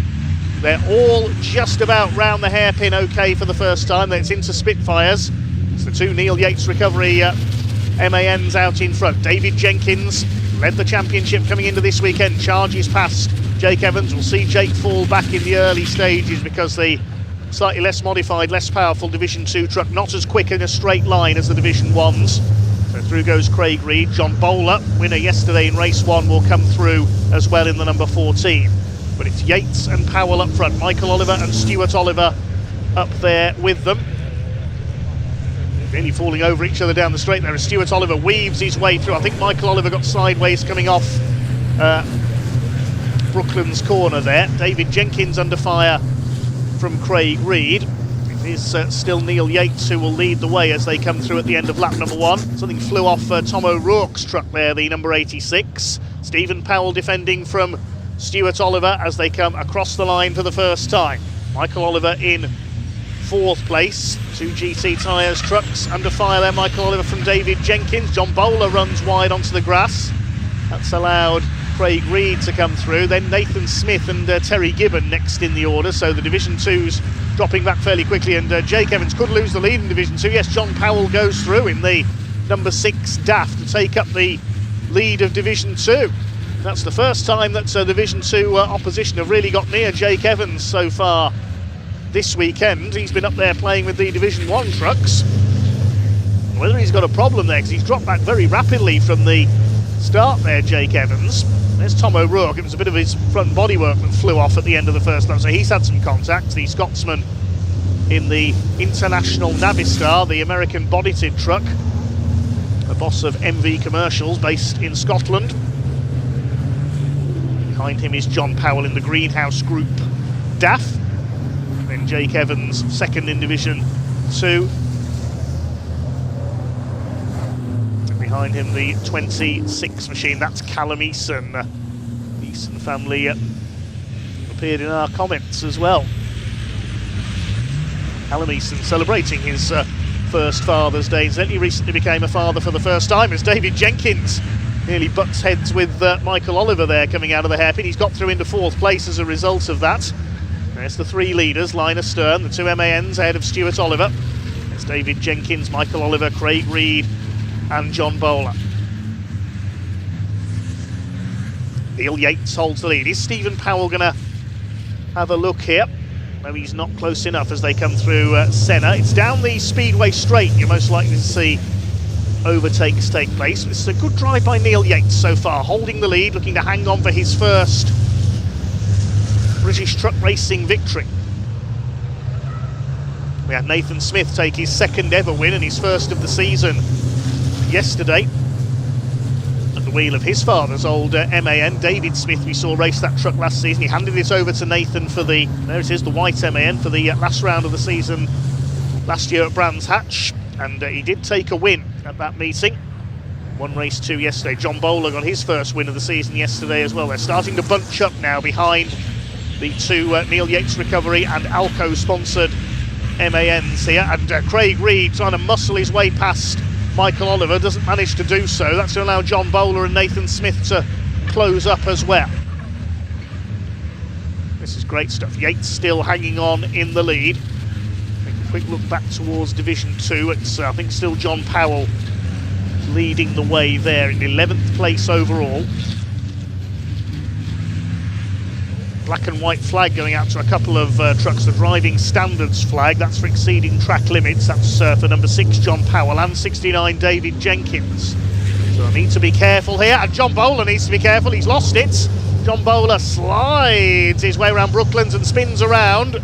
Let's hope everybody can avoid him there. John Bowler just losing the back end of the number 14, so he won't be repeating his win from race 1 yesterday. So hope he can get going again. Yes, he has. Lost a lot of places, though. He's down with the Division 2 trucks. Here's the battle for the lead. Again, they fan out across the straight here. This is like watching the mini challenge cars battle it out at the moment, the way they're throwing these trucks around. Neil Yates still leads. Stephen Powell in 2nd place. They've had to replace a few of the panels on that truck after a tangle with Michael Oliver yesterday. Stuart Oliver in 3rd place, the 10-time British champion. Michael Oliver holding off David Jenkins for 4th position. Craig Reed up behind them.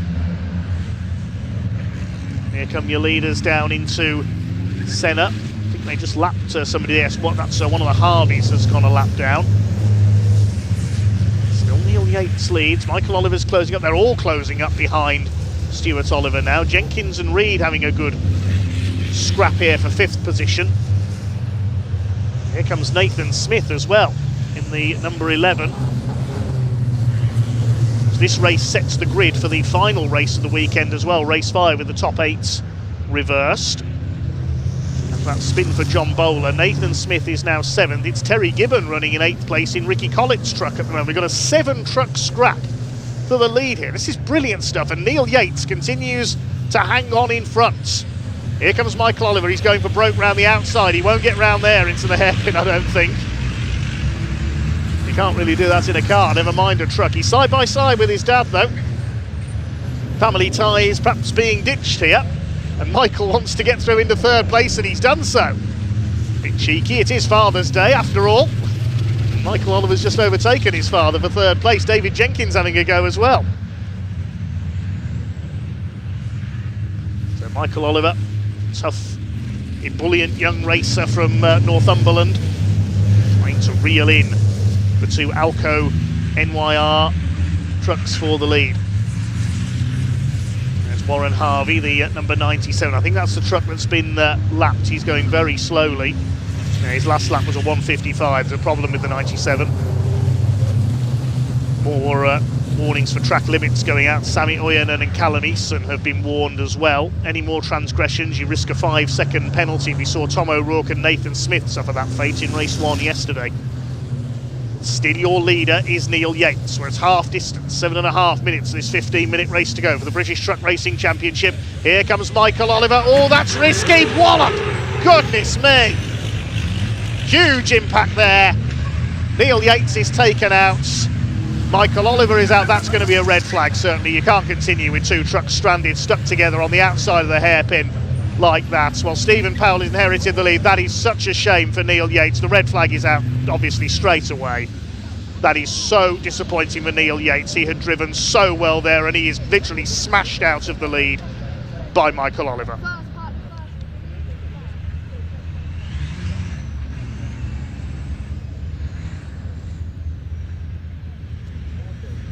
Well, look at the state of that. There's debris everywhere. There's going to be a considerable clear up here.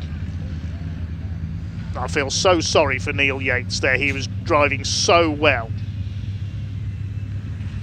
And Michael Oliver just goes straight into the back of him.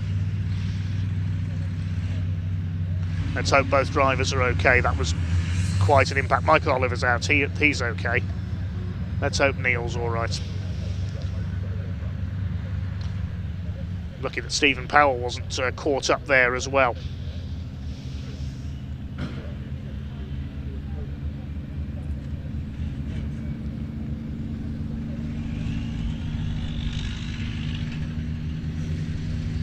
Yes, there will be a considerable clear up here. There's fluid everywhere. Looks like the radiator's smashed in Michael Oliver's MAN.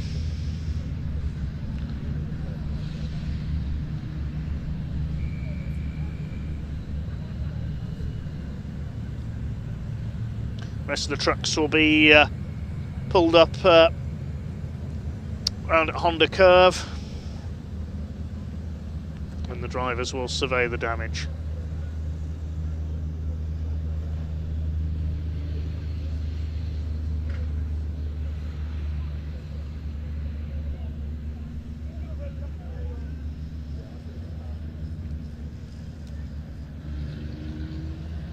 Well, I don't know what's happened there, whether something broke, because we saw the previous lap, Michael Oliver seemed to be very late on the brakes into the hairpin.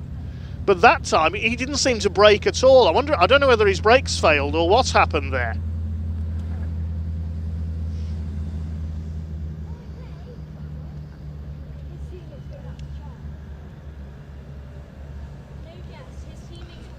Let's have a look at that again. As they came down to the hairpin, Michael Oliver goes to the outside. He just didn't seem to brake at all, and then bang! It was lucky Michael didn't fly straight over the top of Neil Yates there. I'm wondering if that was a brake failure.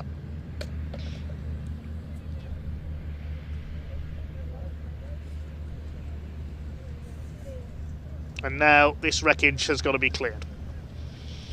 We will check on the drivers first of all and see a restart as soon as we can.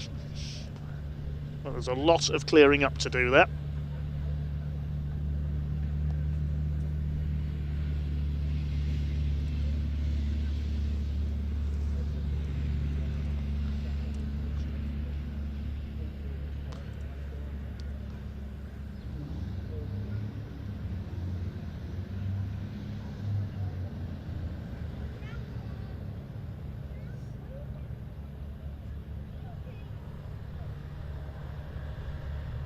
Okay, we'll bring you news on a restart as soon as we're able, but it won't be obviously for a while yet with the clear up needed down there.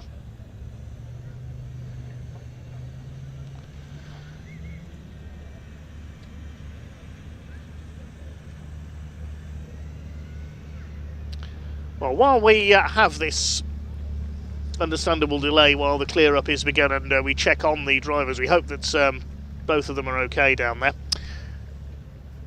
Pointy was out in the paddock catching up with a few drivers in the pickup truck racing championship earlier in the weekend.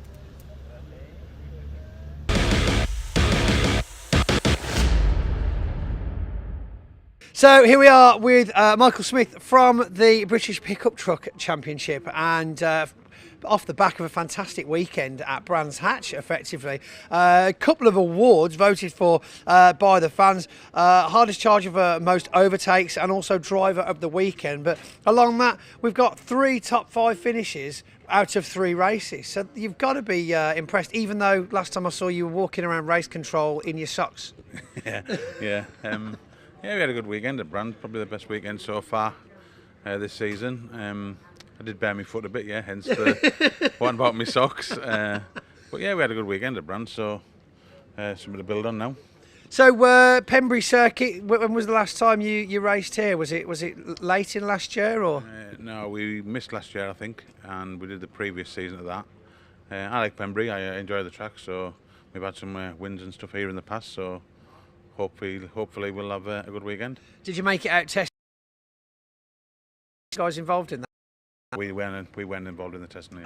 Shame, yeah, because I know we did the kind of pre-season media day down here, which is something we do with the trucks. It always goes down well. I'll take it you'll be joining us for the next season one if you get a chance for some track time. Yeah, I mean Pembrey's a long way for us. It's like it's the longest way from everybody, isn't it? It's one of those circuits. Yeah, we hate to come here, but love to be here. Yeah, it's a good circuit, but it's 8 hours for me, so that is a long way. So it's a bit of a trek just for a test day, really. When I can go to a place a bit closer, really. Yeah, no, totally understood. Yeah, I get that totally. So, with regards to the truck itself, any major things you've had to sort out since Brands, or are we kind of just giving it a dust off, filled it full of fuel, and ready to go racing? Yeah, just obviously doing the general maintenance things and set up wise for Pembrey, and hopefully it all stays us together and have a good week. A good weekend. Yeah, I never noticed that they call it the weekend, but then a lot of people classify the Sunday as the start of the next week, don't they? What's your views on that? Well, when I wake up Monday morning after I get home at 3 o'clock, I start the next week. Okay, we'll take that. That's fair. Right, is his bacon sandwiches ready now, are they? Okay, thank you very much. Right, well, I'll leave you to your breakfast. Michael Smith, thank you very much for talking to us. And certainly one to watch down here at Pembrey after a little hiatus from the circuit.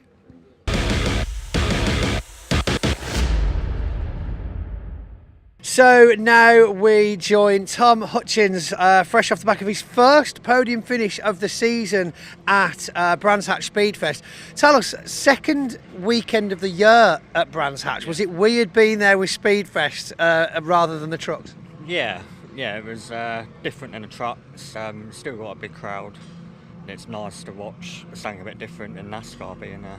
Yeah, it's an experience, isn't it? It's one of Brands' bigger events of the year, but there's got so much going on around the circuit, whether it be on or off track. There's obviously quite a bit to do in between your races, isn't there? Yeah, there's plenty. They had the live action arena in the bottom paddock. I don't know who was hosting that. I couldn't hear them at all, could you? And then you had all the show cars and all the stalls up top. So yeah, there was plenty to do on and off the track, which was quite nice. And so on to the actual racing. Obviously, you guys had 3 races that weekend, as always. Great result for one of them. Yeah. Where did it come from? Was it just in the stars, or had you tried something different? What happened there? No, we were working our way forward all weekend, and it just seemed to fall right in the final. The car was great, got a good start, and I managed to hang on. That's excellent. I mean, that's what it is really. Sometimes, I mean, that last race of the weekend as well was touch and go for a few drivers, wasn't it? I mean, it was getting very close. Yeah, definitely. You had the red flag safety car, so it was, it was chaos. I managed to stay out of it and get a good result.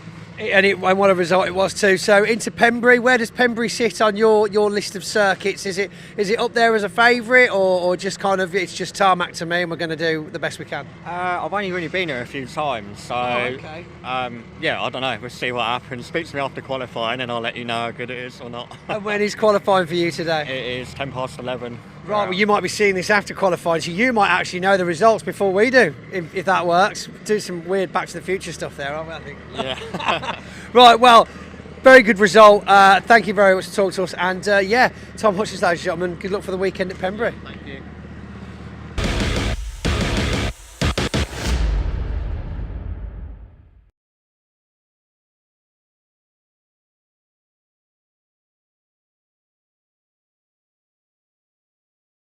Steve Powell, who was right in the thick of it.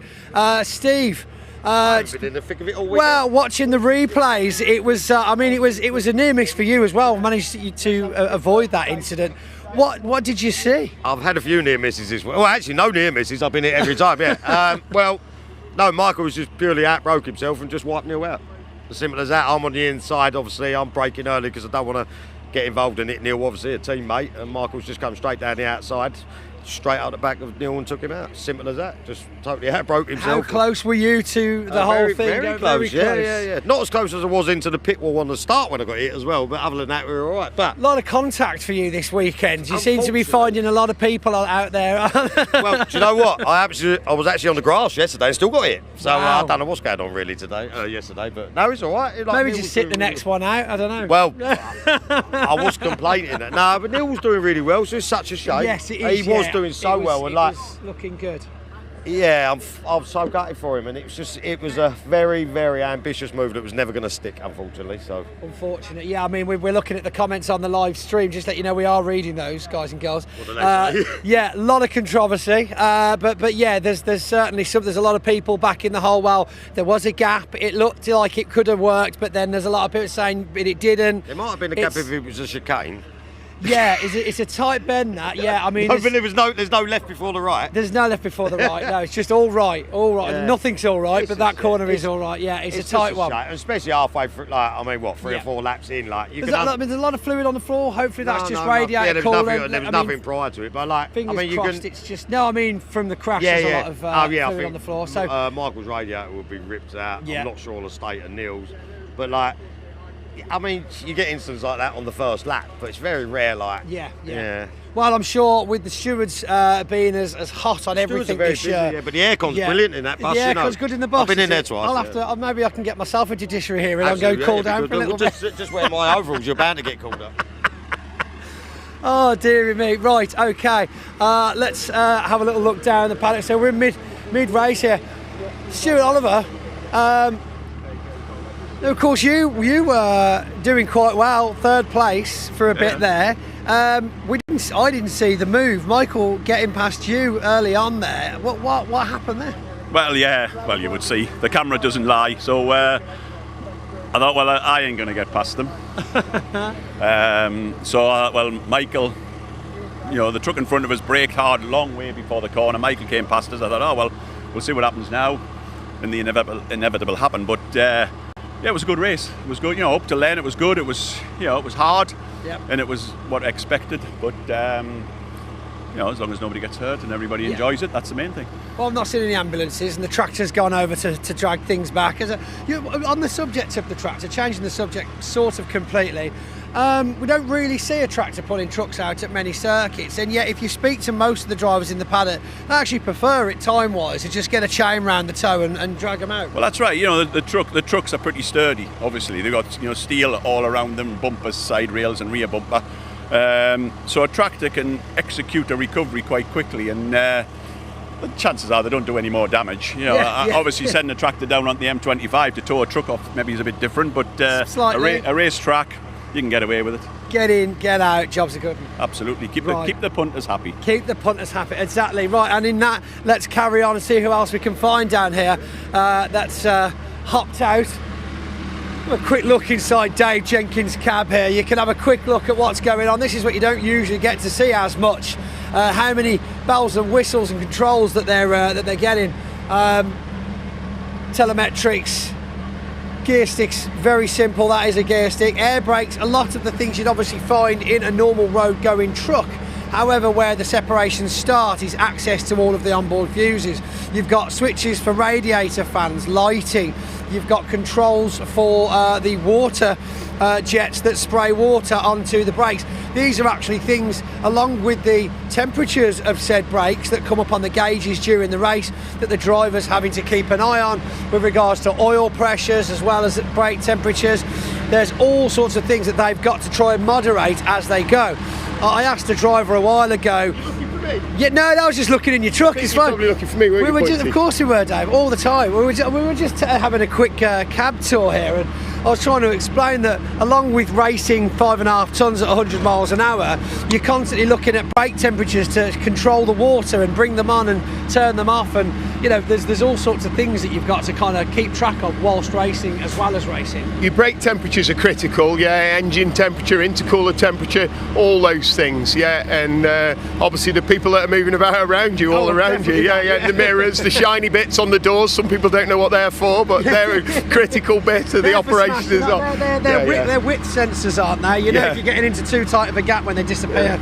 So that was a really good race. Such a shame it came to a shortened end, but see how we go now. Be interesting to see what they make of the results at the end of it. Whether this is going to be like a 3-lap dash or whether they'll amalgamate the results. I don't quite know what they're going to do with it now. Yeah, I mean it was certainly. I'm not sure it was about the halfway mark of the race. I didn't say the timer until TSL took it off.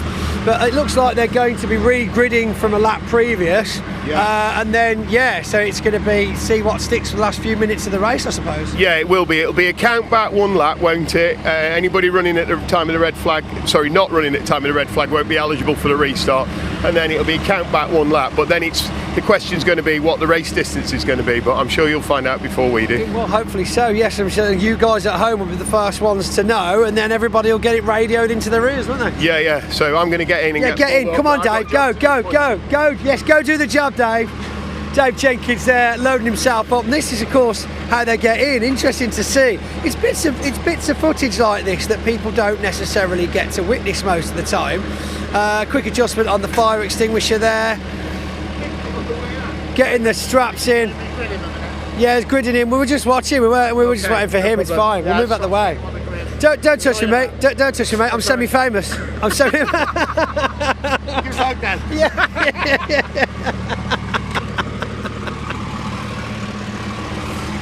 And off Dave Jenkins goes to re-grid. Quick get in, Waterhouse looking cool. Oh yeah, and Ollie from Bart there. So we're going to make our way probably off the grid now, as I'm sure they'll be lining things up, looking down to the bottom corner, that first bend at the end of that very long pit straight. It looks like both trucks are back underway, assisted nonetheless, but hopefully that corner will be getting cleared very shortly and we'll be able to get you back racing. Beautiful weather here again today though, as we enjoy some sunshine.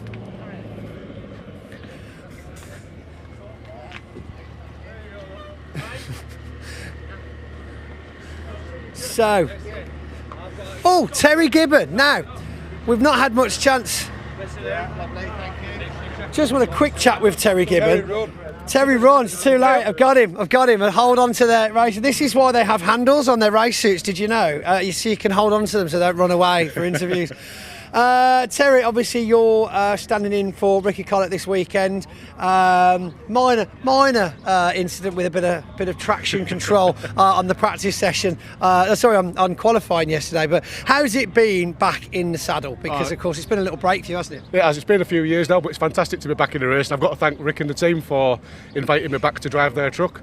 So yeah, it's really a good opportunity and I'm looking forward to it. Are you enjoying it so far? Yeah, so far, yeah. We're doing a bit of development on the truck this weekend, so step by step, but yeah, making progress. Because of course your gap in racing, your break from racing hasn't necessarily been from racing as a whole, just from the driver's seat, hasn't it? Because you've been spannering for a couple of years now in the FIA, I think, as well as here. Yeah, building the trucks and also engineering them in the FIA Championship. So if I wasn't here this weekend, I would have been in Lausitz with John.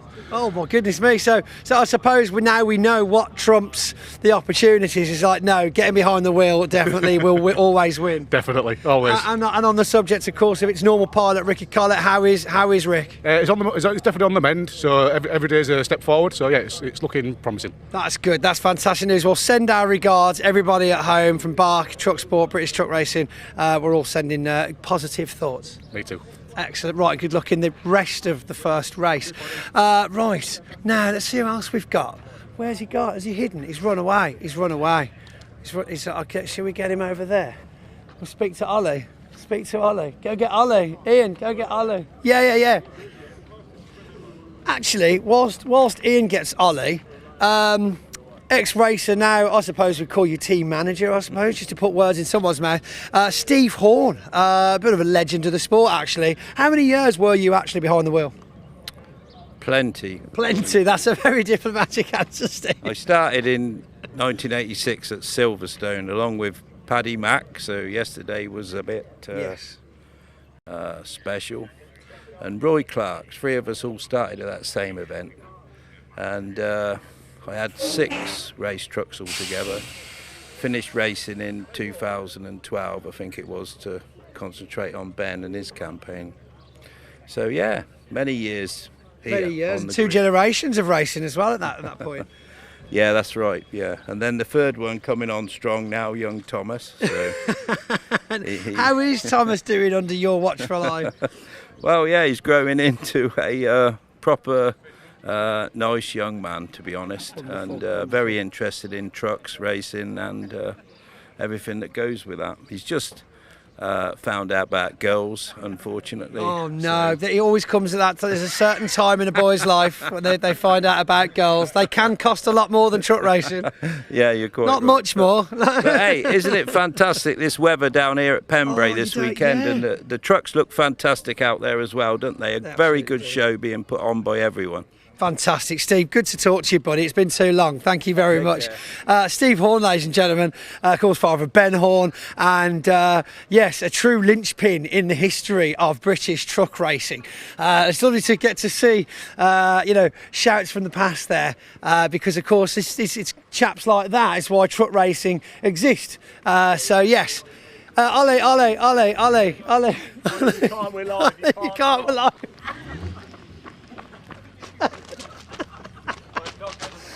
He's gone. Lost him. So it's that close. Oh yeah, that's it. 16-year-old Marshall here. 16-year-old Marshall. So you can't have been in this for very long. I've been doing it for about a month. Wow. Okay. So how did you get into it?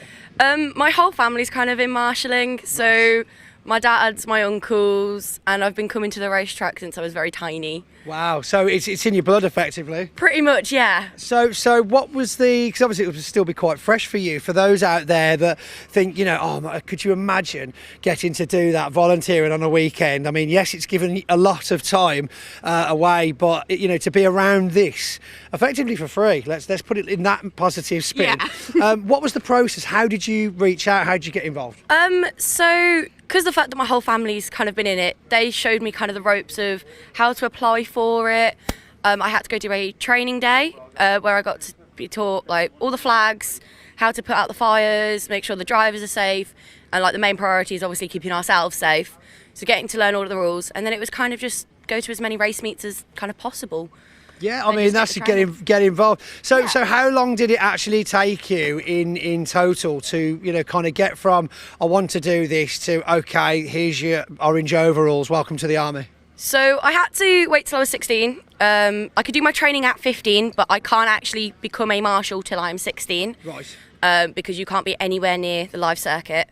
But health and safety, obviously, and insurance.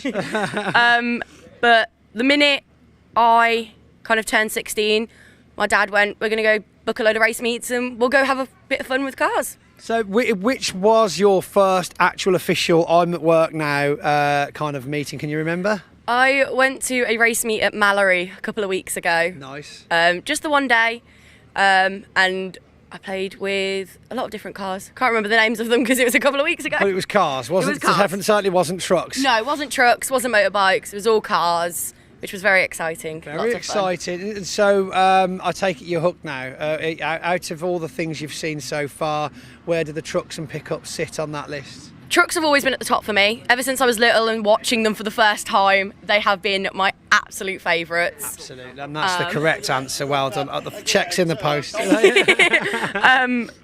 do like the pickups. I think they're very entertaining. When there's a lot of them, makes for a better race just because it's absolute carnage when they start going for it. And I like the junior saloons. Really? I do like the juniors just because they have no fear. Well, we saw that yesterday. I mean, how was it? It was upside down finish for one of them yesterday, wasn't it? Yeah, it was just up here, and it was quite. I was going to say he was back out today. He was racing this morning. Wow. I mean, that's a true testament to the driver, but also to the team that must have got that car. And he's 14. Wow. Wow, 14. You could have been racing for 2 years by now. I don't think I trust myself behind a high-powered vehicle. No, I don't think I trust myself either. I'm safe doing this Yeah. bit. Yeah, I'll just talk to the drivers. I think it'd be a driver. It wouldn't last very long. No. It wouldn't last very long at all. On to marshalling. There's a bit of a thing about marshalling, and it's surrounding pork pies. Have you ever heard about this? Oh, you're not meant to have pork pies on post. It's a thing, mate, I'm telling you. Pork pies is a bad sign. Right. I don't know why it is. It's just been a whole superstition between all the marshals that if there's a pork pie on post, something bad's going to happen. At that post, it's true. I actually did a whole little segment with people at Thruxton, and literally they were telling me about it, and they were like, "No, it's not just an urban legend. It's a true thing that if you show up to a post with a pork pie, you'll be like, get rid of that now." Yeah. You're shamed if you show up with a pork pie. Also, you can't say anything that would jinx it. Oh, you jinx! I feel like there's a lot of jinxing going on. Yeah, I get accused of that quite a bit. Like, you jinx me, Pointy. I'm like, I'm sorry. It was just a pre-race interview. I didn't mean to. You just shouldn't ask drivers where do you think they'll end up, because then it's like the only way they can do is answer with a jinx. Yeah, no, honestly. All the conversations the marshals have before races, we literally have to watch everything we say because we don't want to jinx anything. Because anybody could go, oh yeah, this race is going to go really well, and then something like what's happened today could happen, and you feel terrible afterwards because you're like, what? I jinxed that one, didn't I? Yeah. So if you could say anything to more young people out there that are thinking about getting into marshalling, what would you get? Would recommend it? Not recommend it? Go for it. Just do it. Like, get yourself out there for a couple of times. If you don't like it, you don't have to continue with it. But if you absolutely love it, the friends that you will make on post will be friends that you will keep with you for years. And you get to see lots of racing, and you'll pretty much fill your entire calendar for the year. Oh yeah, no, my calendar is full. It's great. I'm so excited. No more free weekends wondering what to do.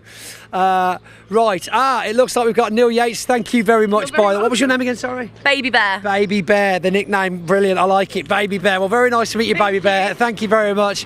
One of the youngest Orange Army we'll have here this weekend, I'm sure. So here is Neil Yates pulling back in, who's obviously going to have to see the scrutineers. Let's have a quick look at the damage that's been done here. Does appear to be superficial, to be honest. Side impact.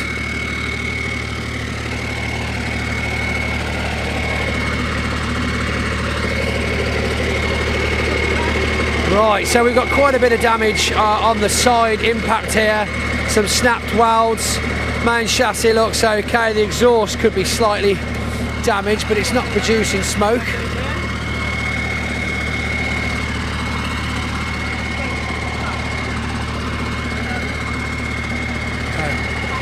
Looks like the driver's in one piece, which of course is the most important thing. But yeah, scrutineers now from Bark and BTRC just going over the truck to look for any issues that might be safety issues. And you can see the kind of mechanics that will have to be getting done on the vehicle now to make it work. Is there enough brute force in these determined gentlemen to repair the damage? You can see though how much fiberglass there is on these vehicles. These are absolute scenes. What were you seeing, ladies and gentlemen? Yeah, I'm seeing. It's absolute scenes. I think Dan and I on camera here are just a bit in shock. Really, we thought there was a lot more skill and prowess to this truck fixing lark.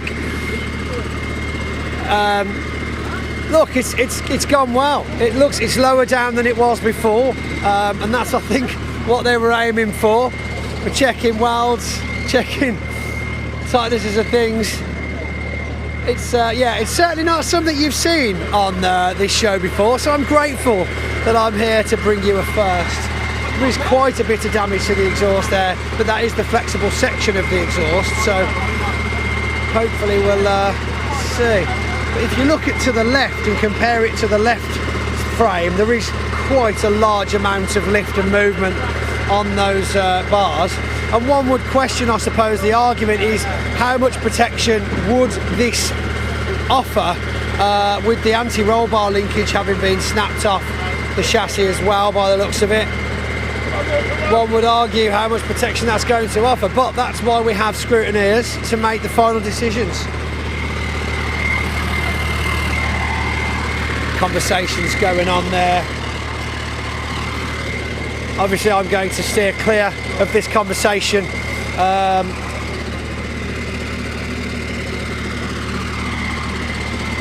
Yeah, what's actually going on in here? So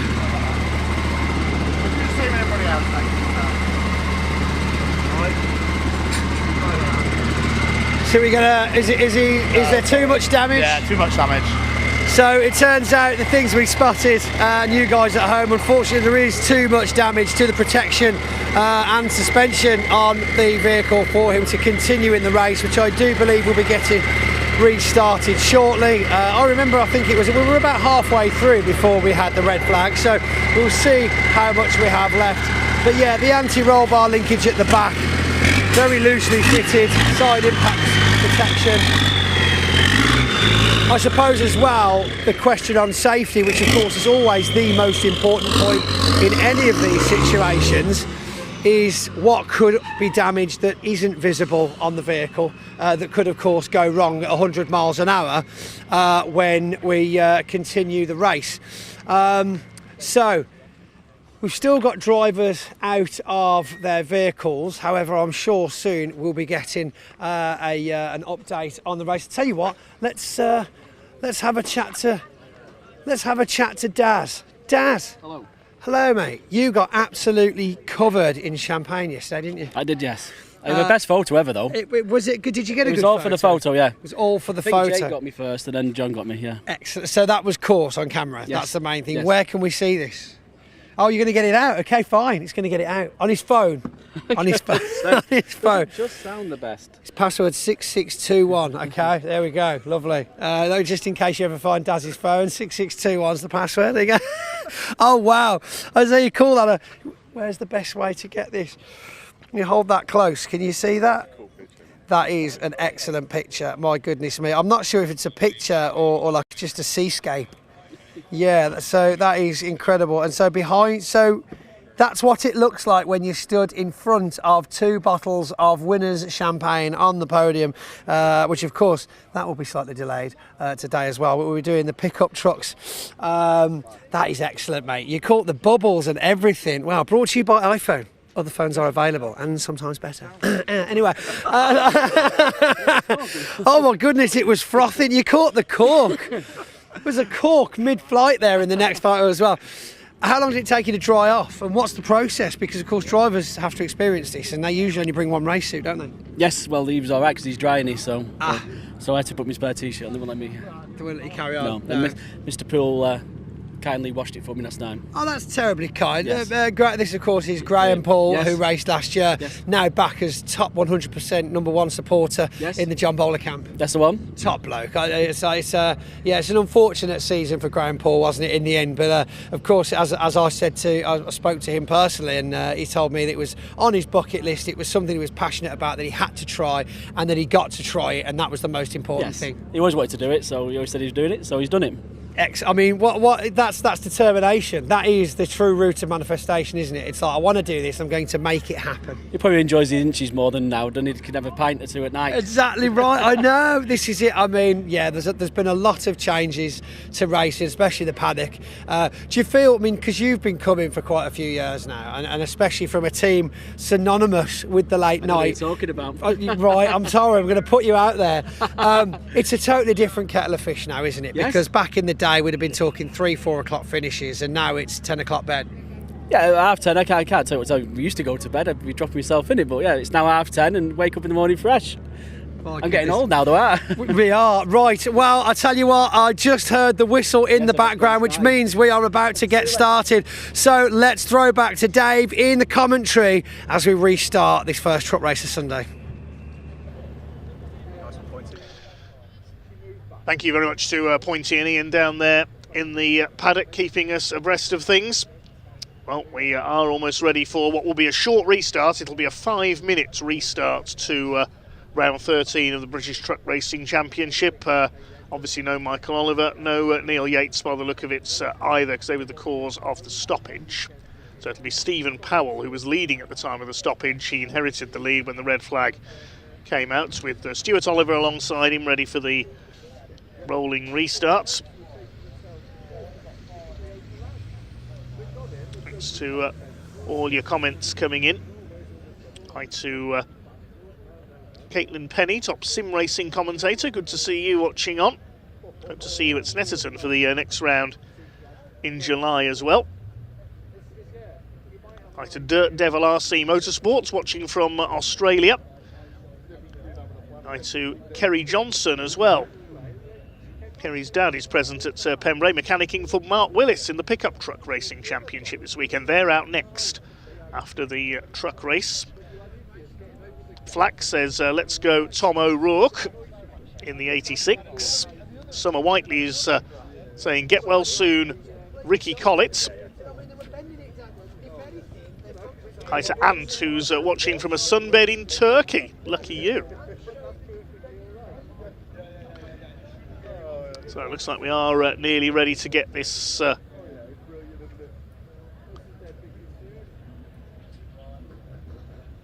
rolling restart underway.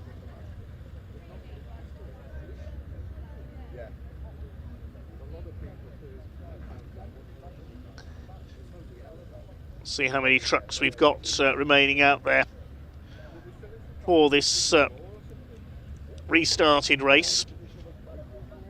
Thankfully not too much of a delay there. Big thank you to the recovery crews and the Orange family as well for getting Hatchett's hairpin cleared up following that collision between Michael Oliver and the unfortunate Neil Yates. Such a shame for Neil. You have to feel for him. He was on course for his first ever win there.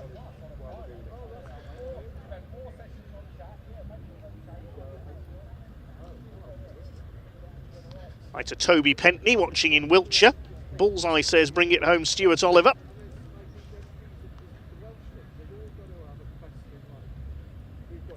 Dickie G says, watching from home today, but was there yesterday. Cracking day it was.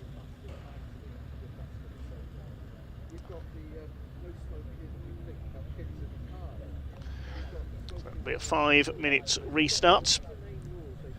Should get about 4 laps in. Still plenty of time for something to happen. Logan Jackson says, good luck to Dave Jenkins. Get well soon, Ricky Collett.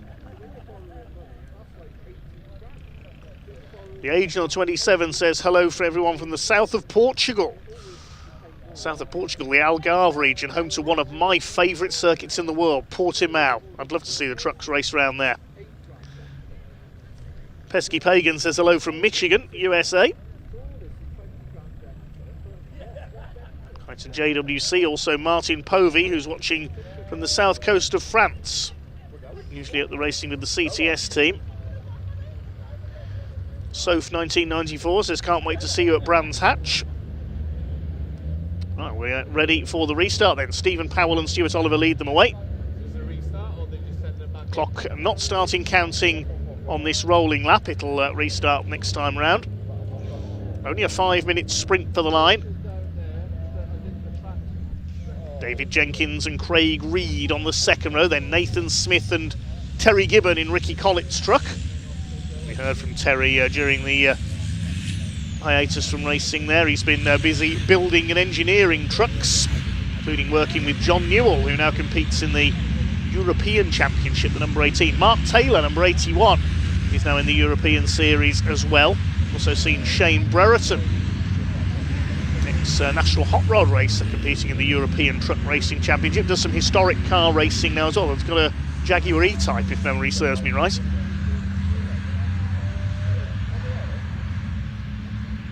Top names in Europe, the likes of Norbert Kiss, the Hungarian driver, Adam Lashko from the Czech Republic as well.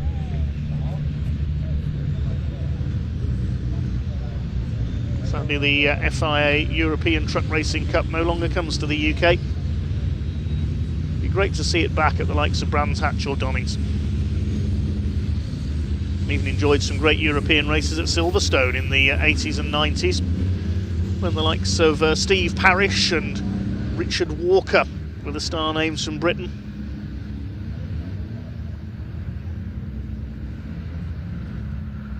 Anyway, that's enough nostalgia. almost time to resume racing here at Pembrey.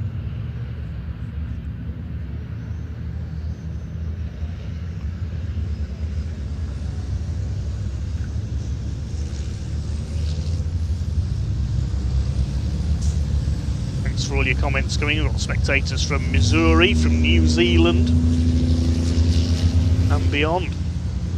Great to see you tuning in from all over the world to enjoy the British Truck Racing Championship. We're about to resume with a 5-minute sprint for the line. Round 13 of the season. Are we going to see a new winner perhaps for 2026? Will Jake Evans keep up his run of success in Division 2? He'd lost the lead at the time of the stoppage to John Powell in the number 6 DAF. Looking for his second win of the season, had a win at Brands Hatch. Stephen Powell looking for his second Division 1 win of the season. Stuart Oliver's had a couple of wins already, so he looks for his 11th British title. Pace truck is into pit lane.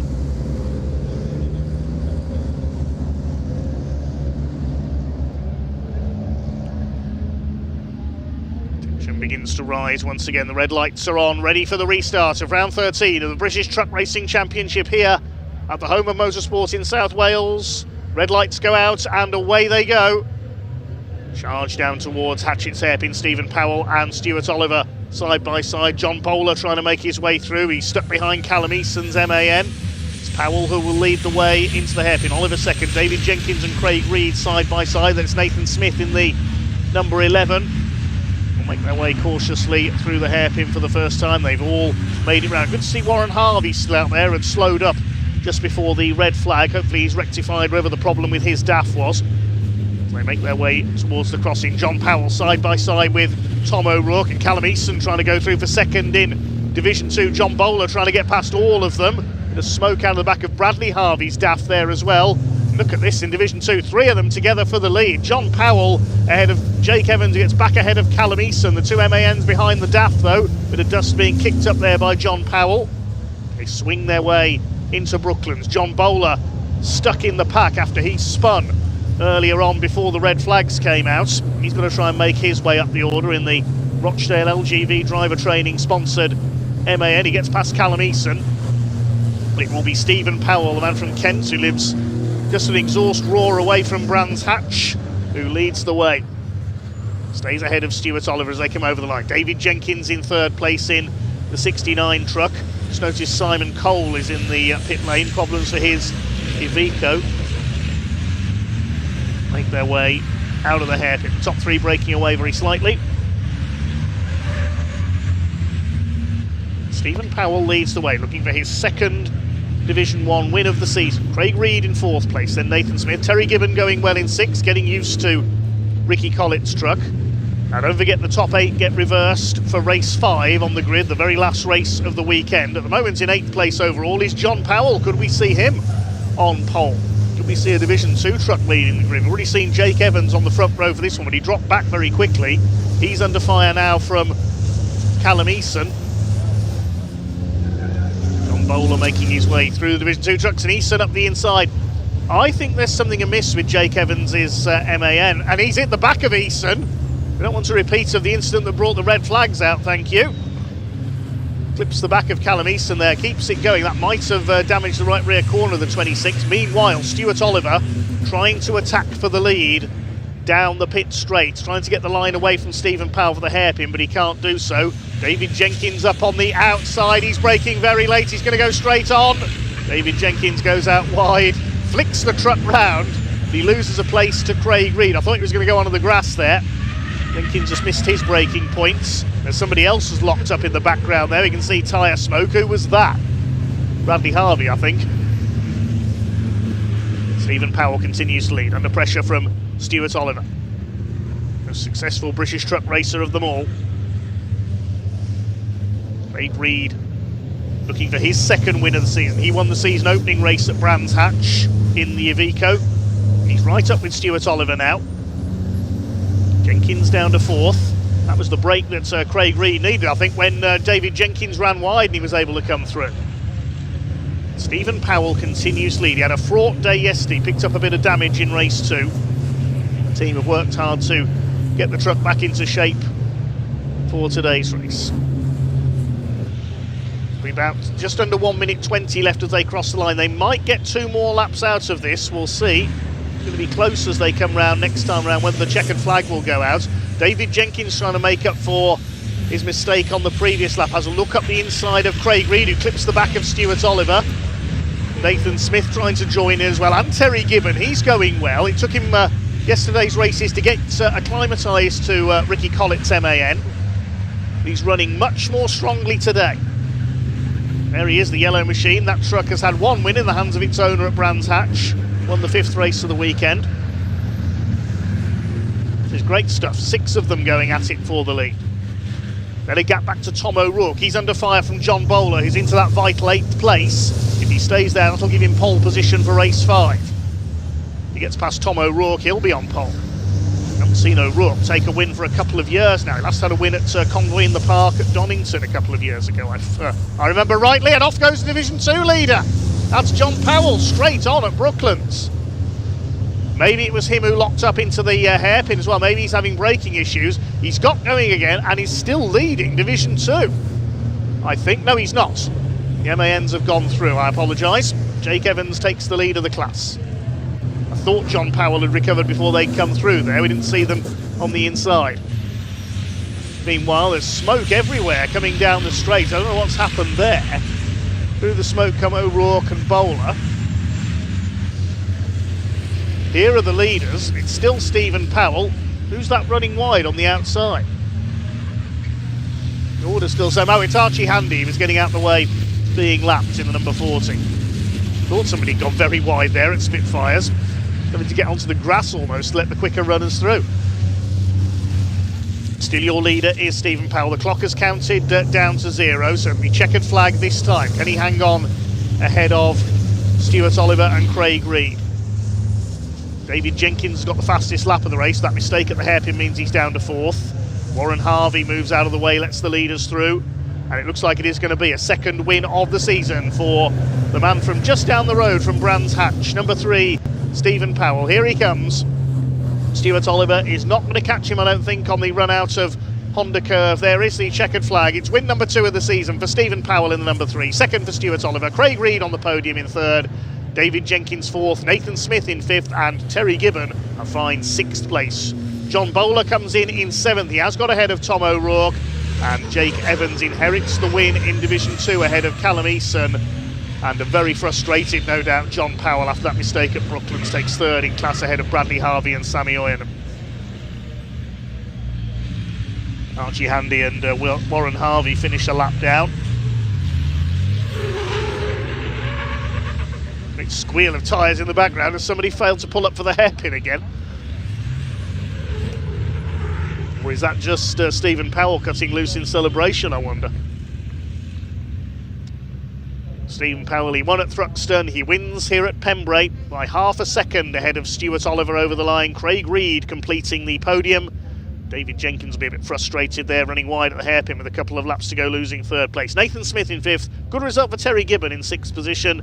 And John Bowler getting past Tom O'Rourke on the last lap, but it does mean O'Rourke will provisionally be in pole position for the final race of the weekend. Jake Evans inherits the win in Division 2, finishing just ahead of Callum Eason by just over half a second. John Powell will be disappointed with 3rd in class there, finishing ahead of Bradley Harvey, Sammy Oyenham, Archie Handy and Warren Harvey.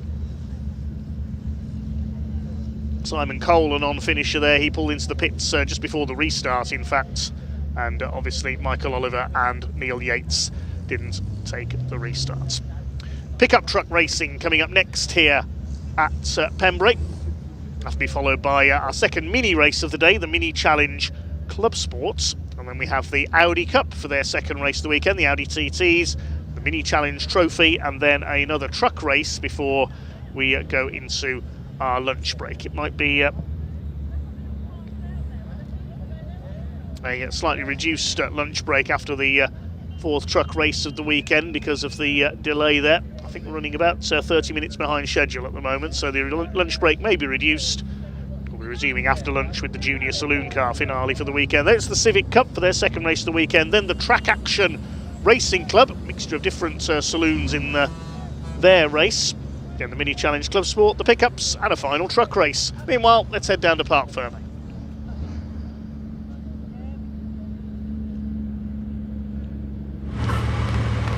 Oh, well, we got there eventually, didn't we? Let's run over to Neil Yates' teammate, Steve Powell, who after quite a start to the day managed to make it stick. We've got celebration from young racer and daughter Lexi. Teammate Neil getting in there as well, congratulating the first place, making it stick. That's for you, he says. Lots of emotion here. Huge amounts of emotion. Let's get a few words as we can get Steve out from his cab. The dismount after the win. Steve, come on in. Neil, do you want to be part of this? Come on. There we go. So, that was what you were looking for. Not quite as many of the Team 333 at the top of the grid as you wanted, but it's, you know what? It's a win, and like, but I'm gutted for him. So it pisses over my. Sorry. Sorry about that. Sorry about that. It rains on my win, and it's an unfortunate situation. And every time he gets there, something happens, and like I was there to pick, and I'm glad I won and no one else because we're a team. But you see what I'm saying? And I don't want it, but I've got to. I'm better than me winning than someone else, but. Yeah, I'm just gutted for him. Gutted for him. Gutted for the team. But of course, you know, you thought you weren't far off getting back out there for that race. Unfortunately, the scrutiny has made a decision on safety. I mean, we got damage to the sidebars, anti-roll bar. Anti-roll bar linkage was snapped. I mean, other things you might not find yet until you get it back to the garage. Although, that being said, surely we'll be back out for a second race today. 100%. Yeah, we're on left pole, so we stand another chance. You're brave, we can do it again. Gonna do it again. I've got some of them rubber things we're putting around the outside like bumper cars. That'd work. Maybe that's something we should do before the race weekend, just to take the edge off. Thanks, chaps. Right, where I've asked to see, here he is, Division 2 driver Callum Eason. I'll wait for Dan to come round. Here we go. Right then, we'll undo some straps here and we get this out to one side so we can see you. Oh, hello, from behind the curtain. So, you all right there, Dan? Brilliant. Well done, great race. Very consistent top 3 results so far this weekend for you now. First race of Sunday, but it was warm out there though on the waiting, wasn't it? Yeah, it was definitely warm. The sun's definitely here compared to yesterday. But he's here to bring fast times. That's what we're doing. We got the fastest lap. Credit where credit's due. Jake fought hard. I left the door open, he took it. But no, I'm happy with how it's gone so far. It's all good. But a little plug coming up. We can't do it without the guys and girls of Tour Maniac. They do the best tool sales on tourmaniac.co.uk. And use truck 10 to get 10% off of all. Oh, there we go. Look at that. And don't forget to like and subscribe. Oh, look, and we got the sponsored water bottle as well. It's all, but all joking aside, as shameless as it feels, we've got to appreciate that actually, you know what, we wouldn't be able to come racing without the support of our sponsors, supporters, partners, and you know, it really does make it possible, doesn't it? Yeah, it does. Without them guys, we can't do what we got to do. So, big thank you to everybody that sponsors me. Absolutely fantastic. Great result, Callum. We'll get you some silverware after the pickup trucks, which is what we're now making room for. Wayne, great result again. Always like to try and get some Division 2 involved because, of course, they're just as important in the truck race as the Division 1 drivers. So, off he goes. We'll be welcoming the pickups back very shortly. So, let's throw back to Dave for a moment now and see what else we've got in store for you.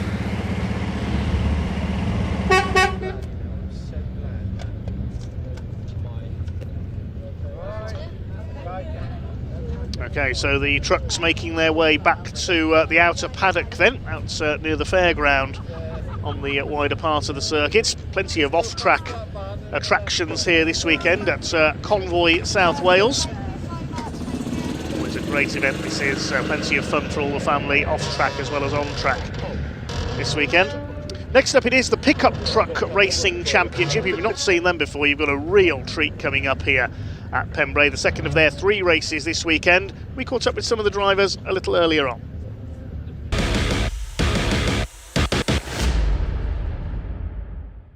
So, This is new for me, isn't it? The quiet before the storm. Here we are in the rare site of the assembly area, and me in said assembly area with the pickup trucks.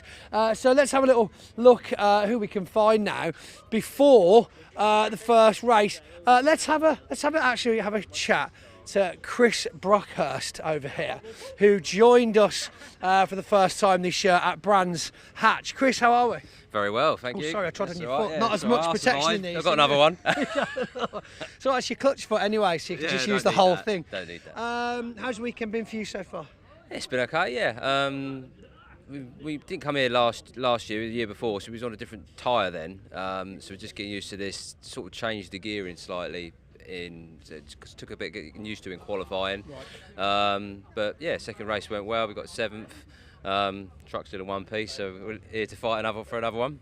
Absolutely. So you obviously joined us a little later, starting off at Brands Hatch at Speedfest. What made you join the run-ins? That couple of weekends after the start of the season.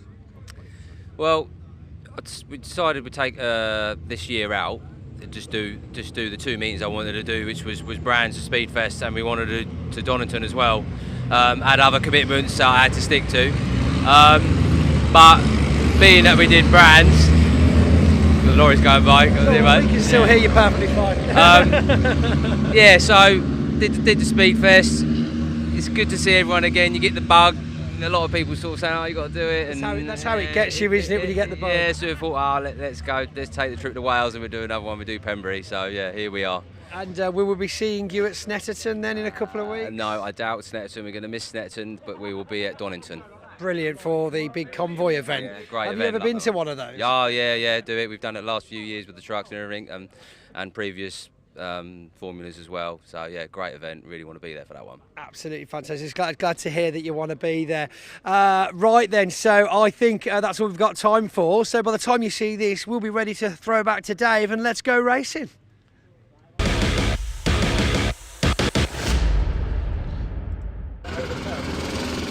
Certainly are almost ready to go racing. Thanks, Pointy, with the Pickup Truck Racing Championship, fresh from American Speedfest at Brands Hatch a couple of weeks ago. Aaron Thompson had a win there, and he's on pole for our second race of the weekend in the Lightning McQueen lookalike number 41. One of a couple of Lightning McQueens who got here this weekend. This grid incidentally set by the second fastest time for each driver from qualifying yesterday. Reigning champion Ryan Hadfield in the gold number 1. Alongside him. Second row, the man who was joint championship leader coming into this weekend, Alan Cooper in the number 72, and 89 Chris Brockhurst we just heard from. Row 3, arguably the most experienced man on the grid, 65 Mark Willis on row 3 alongside 83 Dale Gent in the Kyle Larson NASCAR lookalike. He was yesterday's winner to take the lead of the championship. Row 4, 29 Tom Hutchins starts alongside another veteran pickup racer, 93 Michael Smith. Row 5, we've got 27 Mel Collins, who repaired some damage sustained in qualifying yesterday to post a finish in race 1. Starts alongside James Goldstraw, aka Cole Trickle, number 52. You'll know why as soon as you see his truck. And on row 6, 85 Mark Chalmers, newcomer this year, and 42 Jonathan Hadfield starts at the back. He missed qualifying with some problems yesterday and retired from race 1 as well. It'll be a rolling start to this race. The pace vehicle just leading the trucks away. Now these pickup trucks, as we said yesterday, not in the slightest like you'd see pickup trucks on the road used by your local tradespeople and whatever. These trucks are space frame chassis. They're powered by either 2.3 litre Vauxhall or 2.5 litre Ford race-tuned engines, developing around 260 horsepower out there. These are absolutely phenomenal machines. They're certainly the quickest vehicles we've got racing here this weekend, very much in the mould of the Craftsman Truck Series run by NASCAR in the United States. We did used to see them race at Rockingham on the 1.5 mile oval in Northamptonshire. They would achieve over 140 miles an hour around the Rockingham Motor Speedway. There's James Goldstraw, aka Cole Trickle. Anybody who's seen Days of Thunder will know that livery. Great to see some replica liveries out there. We've got Dale Gent in the blue and white number 83. That's Kyle Larson's colours from the NASCAR Cup Series. I do like the old gold colours of last year's champion Ryan Hadfield. Started his career on the short oval up at Buxton Raceway in the Peak District. His brother Jonathan in the green number 42 at the back. Good to see he's back out after a retirement yesterday. I don't think Mark Chalmers is there, unfortunately, the number 85, which is a great shame because he had his best ever race in the pickups yesterday and finished in 6th place. So it looks like we're down to 11, and wait to see if Mark's going to start from the pit lane, possibly. We'll see if he's there as they come round for the rolling start. They're now forming up 2 by 2. Ready for the pace car to unleash them. Pace car quickens up and will pull in the pits. Aaron Thompson, number 41, on the front of the grid in the red truck alongside Ryan Hadfield. This will be a 14-lap race, not a timed race this time. It'll be 14 laps of the just under 1.5 mile Pembrey circuit. Tension beginning to mount. This is going to be an absolute cracker. There was action and incident aplenty in yesterday's race. The red lights are on the gantry. When they go out, the pickups will be unleashed for 14 laps of action. Here we go. Let's go racing, boys.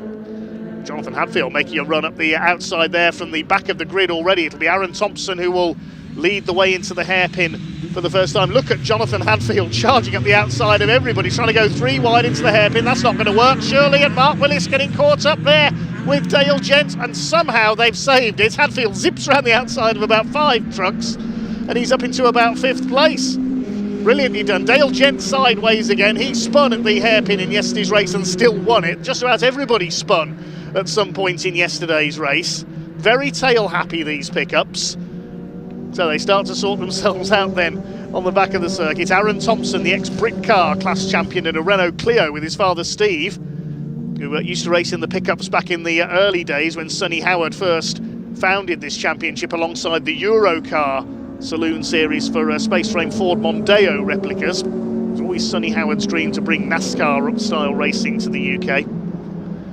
With the Eurocar V6 and V8 classes, the legendary Barry Lee was one of the leading exponents in the early days. It's Aaron Thompson who leads here. Ryan Hadfield in 2nd place, then Alan Cooper, ex-Formula 2 stock car racer, on the short ovals in 3rd, chased by Chris Brockhurst. Jonathan Hadfield completely cuts off the hairpin there over the curb in 5th position after that flying start down the outside. And Dale Gent, yesterday's winner, down in 6th position. Race 3 will have a partially reversed grid based on the result of this race, so it's all to play for. Dale Gent was in luck at Brands Hatch and American Speedfest. He got pole position for the slightly longer race 3 and won it.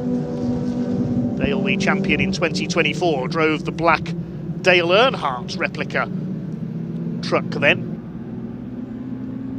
He and his father Mark, both short oval racers of many years standing, as was Mark Willis. He's raced hot rods for many decades. Never won the overall pickup championship despite all his years of experience, but he has won the Rockingham Championship. Very much an oval racing specialist is Mark Willis.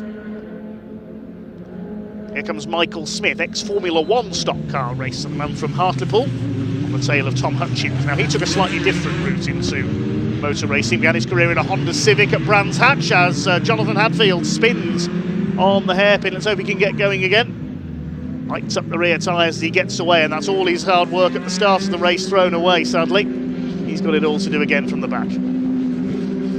Thompson leads by a second ahead of Ryan Hadfield. Dale Gent has set the fastest lap of the race in the number 83, a 1:02.976 from Dale Gent. Thompson from Hadfield, Cooper still 3rd. Michael Smith feeling a bit tail happy there. He's got Cole Trickle, aka James Goldstraw, behind him in the 52, who failed to finish yesterday's race. Is Dale Gent's bonnet coming loose there? Look at the very front of the 83 as he comes down the straights here. I think Dale Gent's bonnet's starting to pop open. Keep an eye on that. Don't want it flying open. As Alan Cooper closes up on Ryan Hadfield for 2nd place. Hadfield, I think, started off in the trucks previously raced by the Hun family from Essex. Another family who was converted from hot rod racing. Ryan began racing alongside his father Rob Hadfield, who raced bangers and hot rods up at Buxton, runs a haulage company up in Derbyshire. His brother Jonathan towards the back of the field. They've raced on the short ovals in mainly Formula 2 stock cars over the years. Moved into circuit racing with Ginetta sports cars, if memory serves me right. Michael Smith up the inside into Brooklands, goes past Tom Hutchins. Just the 11 trucks out there, no Mark Chalmers unfortunately. Tom Hutchins returns the compliment, or tries to, on former double champion Michael Smith. Michael Smith sponsored by John O'Regan, courier company from Ireland, on the back panel of his truck. We had hoped to have David O'Regan over from Ireland to race this weekend, but sadly he couldn't make it. Up the inside comes Mel Collins in the 27. He has to lock up there to avoid the back of James Goldstraw, though, doesn't get the move done. It's David O'Regan, sponsored by Parcel Force. He would have, and big cloud of tyre smoke there. That was Mel Collins spinning, coming out of Spitfire. That's an unusual place to lose it. Collins stuck there. I think something's broken on that truck possibly, which has spun him out there. It's not very often you see a truck get that sideways coming through Spitfires, and Mel looked pretty frustrated there, so I think he's out of the race. Meantime, an attack for Brian Hadfield from, I think Hadfield must have had a moment coming out of Brooklands at the same time there, because he's dropped to third behind Alan Cooper. He's got Chris Brockhurst attacking him and Dale Gent as well. Dale Gent's got ahead of Mark Willis, so it's all change on this lap. I reckon Hadfield ran wide down at Brooklands. We were watching Mel Collins spin out.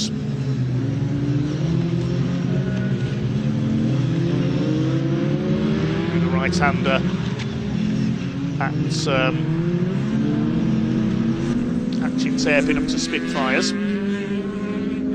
Yellow flag out there because Mel Collins stranded on the side of the circuit. I wonder if we might see a safety car because of that.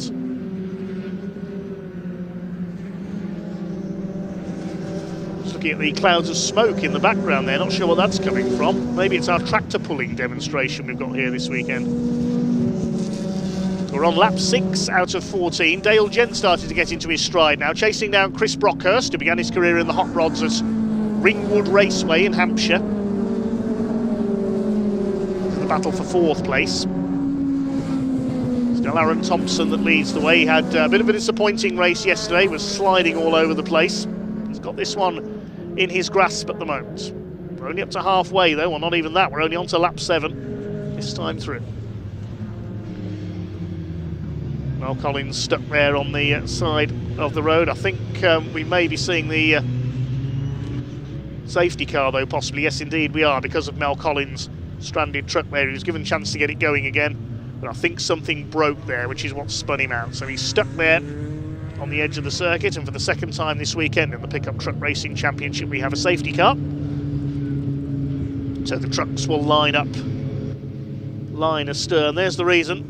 Mel Collins' truck stuck there on the exit of Spitfires. So we're down to 10 runners. As we were in yesterday's race, we lost James Goldstraw and Jonathan Hadfield yesterday.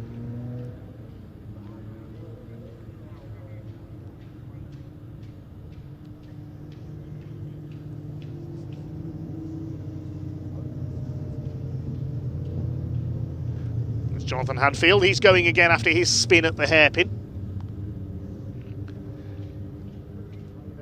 This at least allows him a chance to catch up to the back of the field and to attack James Goldstraw, aka Cole Trickle, on the restart. Of course, Cole Trickle's rival was Rowdy Burns in Days of Thunder, and Rowdy was the nickname given to the great NASCAR racer Kyle Busch, certainly the most successful driver of the modern era in NASCAR, who very sadly and very suddenly passed away a couple of weeks ago at the age of just 41.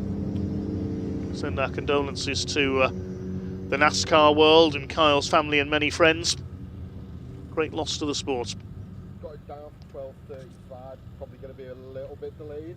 Yeah. It'd be nice to see a Kyle Busch tribute livery on one of these pickups one day. He was famous for running the M&M's colours. Other snacks are available.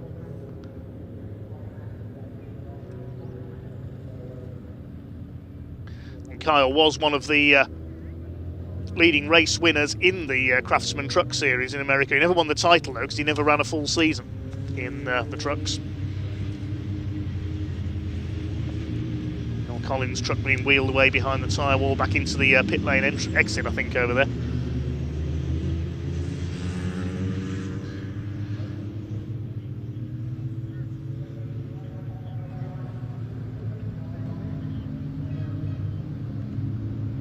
Aaron Thompson leads.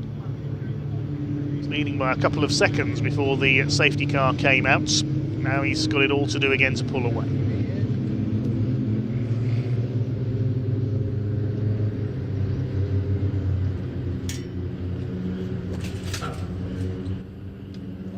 Once the lights go out on top of the safety car, it means we'll be going back to racing this time by, so keep an eye on the light bar on top of the Porsche.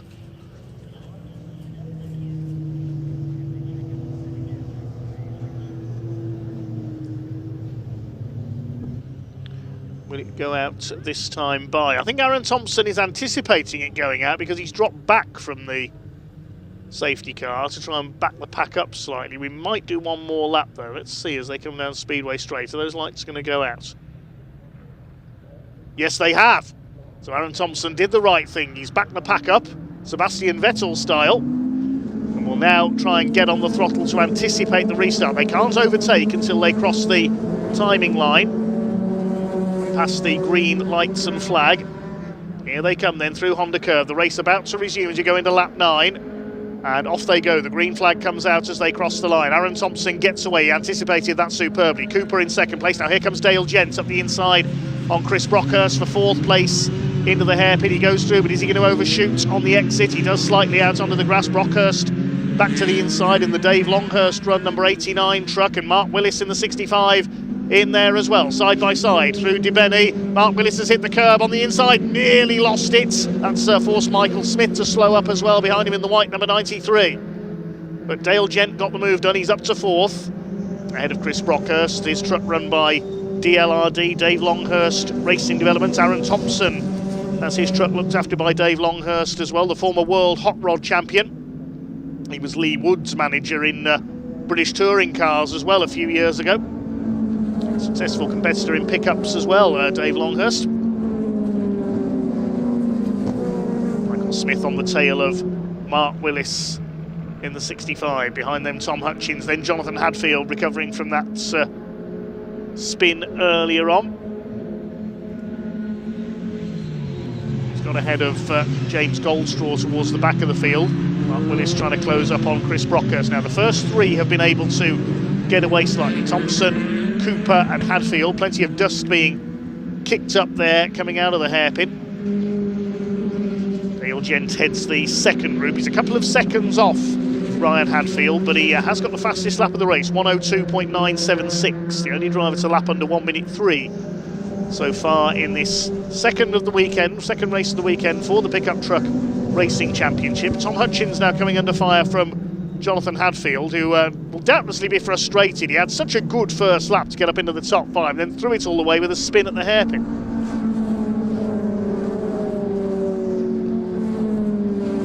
Through Carter's Curve up towards Honda. Real sensation of the speed these trucks can achieve through there.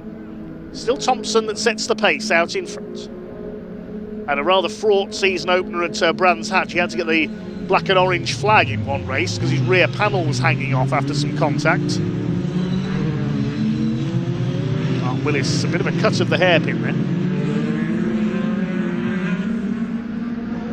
A change for the lead while that was going on as well. Alan Cooper's got through past Aaron Thompson. We were watching the battle behind, but Cooper has taken Thompson. Now we've got a race on our hands because young Aaron Thompson will be ready to fight back. Cooper, the shale racing specialist in his Formula 2 stock car days at the likes of Kings Lynn and Mildenhall. He had a win at the American Speed Fest this year when the pickup supported the Euro NASCAR series at Brands Hatch. Legends cars were out on that occasion as well, and the Ford v Chevy race as well. There's the move for the lead. Aaron Thompson ran wide coming out of the hairpin, and Alan Cooper didn't need asking twice. He saw the gap and went for it. Slightest mistake there by Aaron Thompson. Now he's the one doing the attacking into the hairpin, and this time he gets the tighter line. He could repay Alan Cooper here. No, Cooper cuts his nose off going in the Spitfires and holds the lead in the 72. We're on lap 12 now. There'll be 2 to go after this one.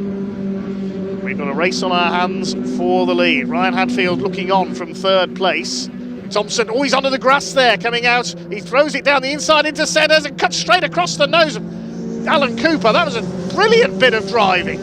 How did he get the truck stopped there? I thought for certain he was going to run wide onto the grass. That was a move worthy of Lightning McQueen. Absolutely brilliant. How he didn't go into the side of Alan Cooper there. He cut straight across the nose of the 72 and effectively forced him to lift off.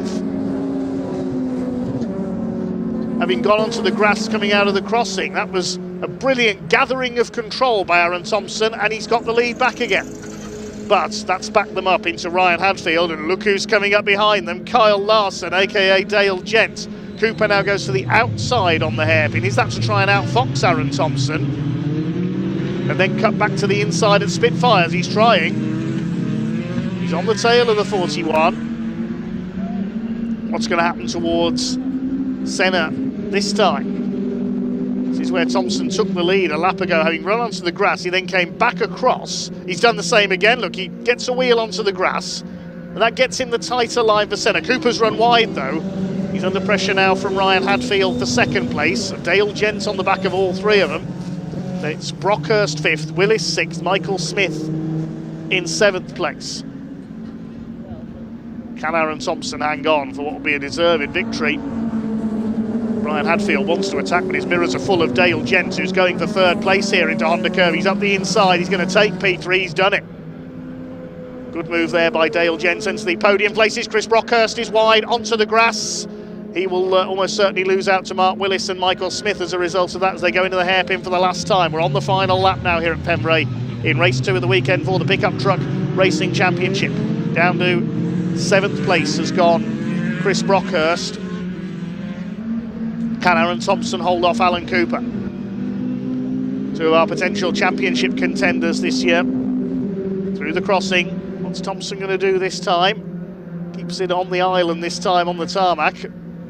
Dale Gent trying to close up. He's not going to steal another win, surely. I don't think he's quite going to have the time to get past these two because they're coming through Brooklands for the last time. There are only 2 corners to go. This is Alan Cooper's last chance. He puts a wheel onto the grass there that could have lost him momentum. He'll try and keep his foot in as they go through cars. It's such a fast section of circuit this is, but I think Aaron Thompson has done enough after a slightly disappointing performance from the 41 yesterday. Here he comes up towards the checkered flag, and Aaron Thompson takes the win, just ahead of Alan Cooper, then Gent, Hadfield, Willis, Smith and Brockhurst as quickly as that. Behind them are Jonathan Hadfield and Tom Hutchins. And James Goldstraw will come through to be the final finisher. I thought we'd lost him on the last lap there, but he does make it through to finish 10th.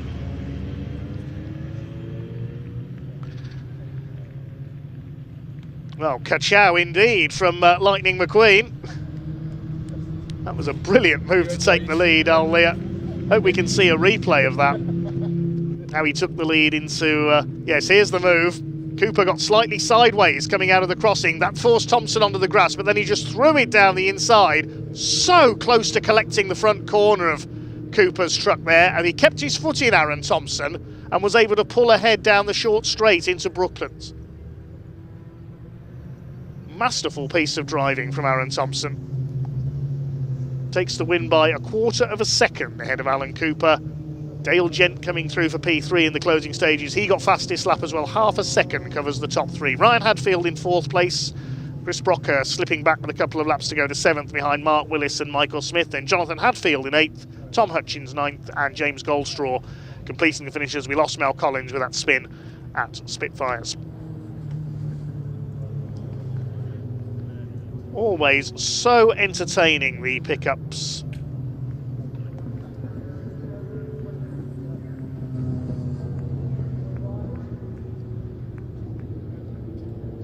They've got another 18-lap race to come later on. I am really looking forward to that. They're coming down into Parc Fermé, so let's head down and talk to our race winner.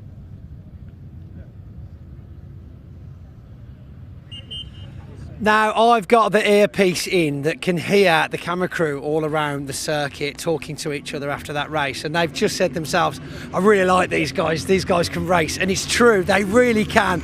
Let's have a word with none other than Aaron Thompson. I tell you, if you were watching that as closely as we were, that move, the little bit of grass across the front, the fact he made that stick, watch this, watch him, watch this as a reaction, because that was a battle, that was a race. Yes, where is he? Where's the rest of the pack, he says. Takes a bow as he jumps down from the 41 Lightning McQueen pickup truck. Let's give him a second to get his helmet off, unless he can hear us.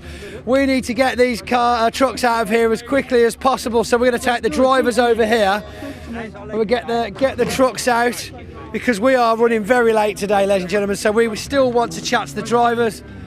Celebrations all right. Aaron, what a drive! Oh, what a drive! Mate, I tell you what, contrast from yesterday when there was blood in the water and we were having fish tonight. Everyone was just, I mean, from my perspective, me and Alan had the race of all races, you know. That's how you're supposed to fight for a win, you know. It was just clean, it was exciting. Hammer and tongs. I mean, he kept me honest. I'm making such a flip-flop of the middle sector. Yeah. I don't know what I'm doing so wrong. When Alan got past me, I thought, right, learn. Sat behind him for one lap. Next lap, sort of learn a bit and got him back. So we were all watching that move. It was incredible. Dave Goddard was like, well, how did he just manage to do that? Step, if you're watching at home, that was for you, mate. I mean it, that was for you. Just come here, it's all right, man. It's all right. We did it. Get on you, Aaron. Go on, we'll catch up with you later on. Aaron Thompson, ladies and gentlemen. A lot of emotion with these race wins, and there's always a backstory behind the drivers, a reason for being here, a reason for dedicating a race, and it's those kind of stories that they carry round the track with them when we can't see what's going on behind that wheel. So yeah, fantastic driver and a deeper story than most people could come to understand from Aaron Thompson. We had a great chat with him at Thruxton, actually. You want to watch back. Who's this creeping up behind the cameraman? He spilt pop all over my foot. Sorry. Oh God. Just because he can't spray the champagne. Just because he can't spray the champagne after this race, he's just put me pop all down my leg. So, we obviously need to shoot over there before they bring the cars out. But yeah, how was that? Good result? Yeah, very good. Really happy with that. Second place. Hell of a race. I mean, we thought you had him, and then no, he had you back. Yeah, he kept looking. He's got the pace on me all the time, Tony. But he just kept looking in the mirrors, making silly little mistakes, and then as soon as I get in front of him, he done me straight away. I don't know where he got his speed from down there. I did. Lovely. Right, we're going to hand back now because we've got more racing action for you. Ian, what have we got up next? It's the Mini Clubsport Challenge, and not so long ago I caught up with some of the drivers. Let's hear from them now.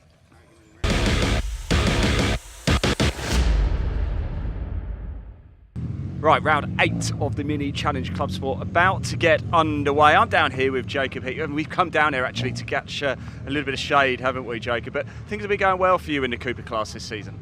Yeah, really well so far, especially that race yesterday.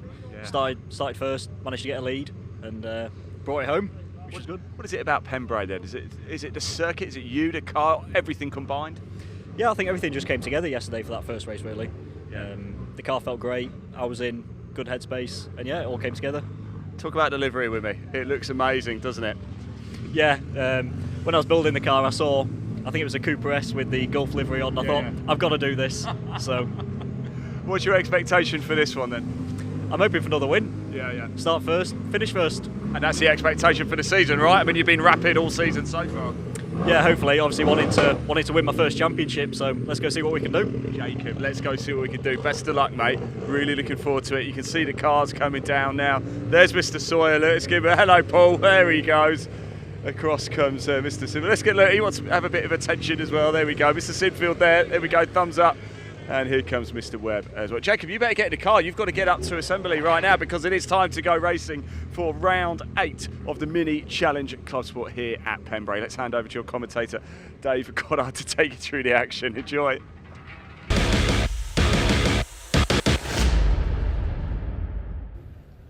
Thanks so much, Ian. Yes, still buzzing from that pickup truck race. Aaron Thompson even talks like Lightning McQueen. He's completely mad. Anyway, time for more mini action. It is the Mini Challenge Clubsport, multi-class in this one. We've got the S56 and S53 classes on the front half of the grid, and the normally aspirated Coopers start from the second half of the grid. Ollie Wilmot was yesterday's winner, so takes pole position for race 2, with Adrian Lingy alongside him, got his best ever finish for the second place yesterday. Freddie Hewitt and James Dudley on the second row, with Ian Trundley on row 3. The Trundley family starting together on row 3 because Ben Trundley won the slightly less powerful S53 class. Row 4, we've got DJ Paul Sawyer in the number 29 alongside his teammate Simon Sinfield in the crafted racing machines, crafted motorsport machines on the 4th row together. On row 5 will be 231 Steve Webb with 219 Chris Johnson alongside him, then 10 David Gibbons and 469 Lauren Fletcher. 42 Andy Langley failed to finish yesterday's race, so starts at the back of the first group. Then there's a gap, and then we've got the Coopers, which start on row 10, the slightly older R50 cars. Jacob Heap, who we just heard from, won their class yesterday. He's leading the Cooper Championship. He's on pole alongside 53 of Neil Clark. 12 Colin Wilmot, the father of pole sitter Ollie, starts alongside Chris Aram. Then Dan Truman, the reigning Cooper champion, and Dan Butcher-Lord, who had a couple of offs in yesterday's race but made the finish a couple of laps down. Then we've got Scotsman David Taylor. Yes, he's there. Mark Reed, one of our newcomers this year, number 67. At the back of the field, Jacob Baldry, number 33. He failed to finish yesterday's race, so has to start from the back.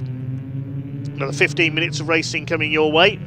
Vast majority of the winning in this championship has been done by the Swiss-based Brit, try saying that after a few drinks, Ollie Wilmot with the number 70 car. And his father Colin, based out in Switzerland where they work in the skiing industry. Adrian Lingy, who set pole position for the first time in his career yesterday, he's being coached by Bradley Gravitz, the son of the former British touring car champion Rob Gravitz, won the title back in 1990 in the Sierra Cosworth, beats Andy Rouse in a straight fight. Bradley now carving out his own career as a racer and instructor. Adrian Lingy will line up on the front row of the grid in his green machine. Upholding Welsh honour is Cardiff's James Dudley, who starts from 4th on the grid in the number 7, alongside Freddie Hewitt in the grey car with the green headlamps there. Watch for Freddie off the line. He is a demon starter in the car that his sister Chloe used to race. Then on row 3 we have the Trundleys, Ian and Ben. Ben, a class winner in yesterday's race, won the S53 class. Paul Sawyer, Radio 1 DJ in the number 29, continuing a tradition of Radio 1 presenters who've taken part in motorsport. Dave Lee Travis was, of course, a leading performer in drag racing.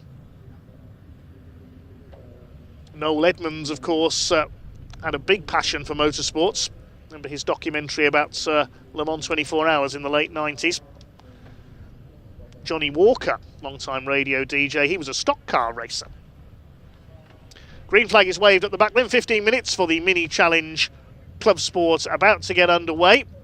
Red lights are on. Ollie Wilmot and Adrian Lingy on the front row of the grid. Away they go. Watch for Freddie Hewitt from the second row. Is he going to make his usual quick start? He is. He's up alongside Adrian Lingy. He's up into second place. Trying to come through on the inside is Ian Trundley. He's got away well, but it is Ollie Wilmot who leads the way into the first. Adrian Lingy will be late on the brakes into the first corner, but Freddie Hewitt up into second place.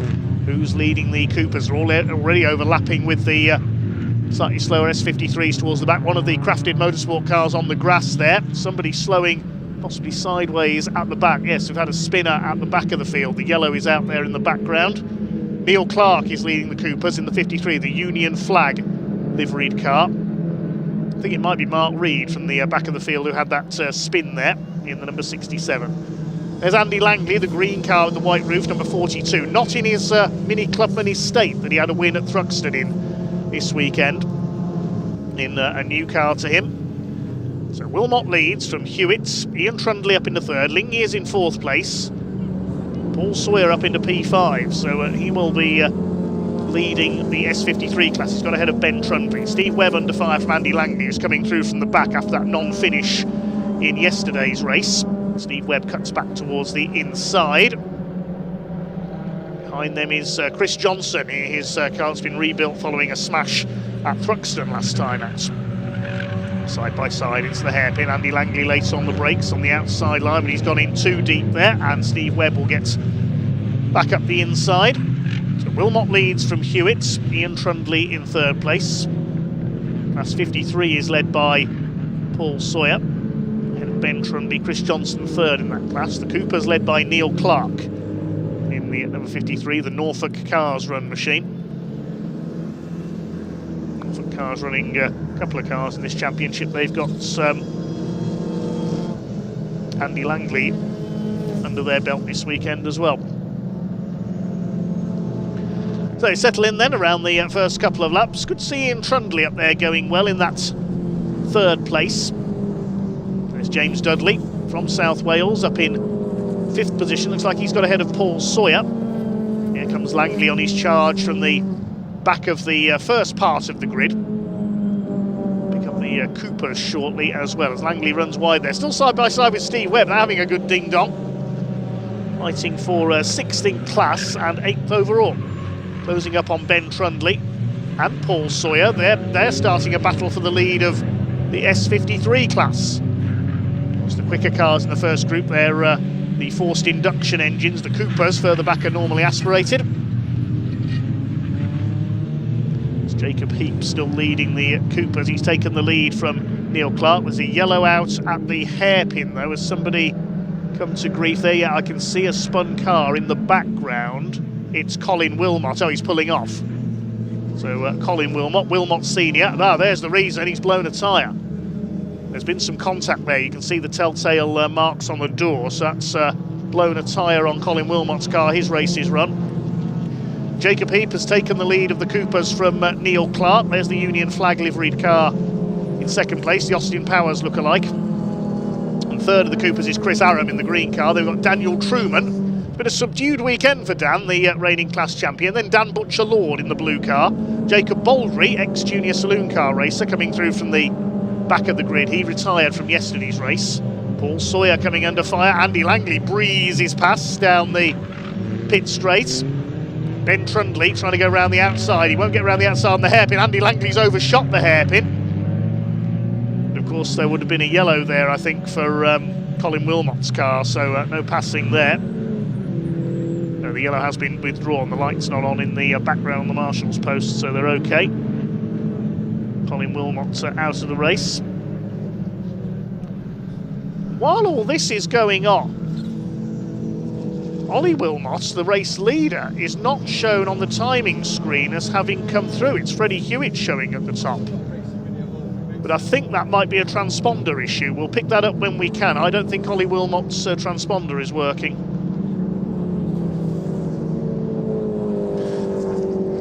Ian Trundley under fire from the 77 of Adrian Lingy. So Ollie Wilmot's there. He is still there.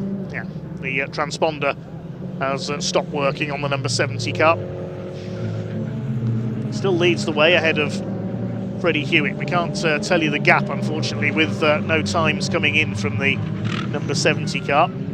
Can't tell you he's done the fastest lap of the race, though, 108.075. Yeah, he's still on the timing screen. He's showing as a lap down, so for whatever reason his transponder didn't trigger on the previous lap.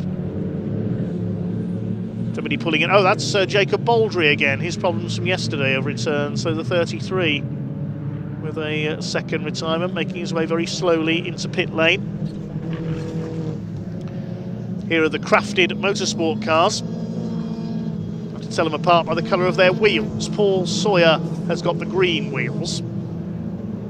That's Simon Sinfield with the purple wheels, and behind them David Gibbons, the number 10, has got orange wheels. On the outside comes Simon Sinfield. He goes ahead of Paul Sawyer. Sinfield is in a Class 56 car, so slightly more powerful than his team boss's Class 53 car. Battle in the Coopers, Chris Aram, Dan Truman and Dan Butcher-Lord. Finished a couple of laps down, having made a pit stop in yesterday's race, Dan Butcher-Lord in the blue car. Here's the battle for the lead in the Coopers. It is still Jacob Heap in the powder blue and orange, the Gulf livery from made so famous at Le Mans in the 60s and 70s on the Ford GT40s, and then the legendary Porsche 917s. In my opinion, one of the greatest race cars of all time. Certainly in terms of sound. The number 20 was used on the Porsches, was seen in the Steve McQueen film Le Mans. Neil Clark behind him. This is the battle for third in the Coopers. Dan Butcher-Lord has got ahead of Dan Truman. It's a fourth in class. Then a small gap back behind this group. That's Lauren Fletcher in her S53 class car.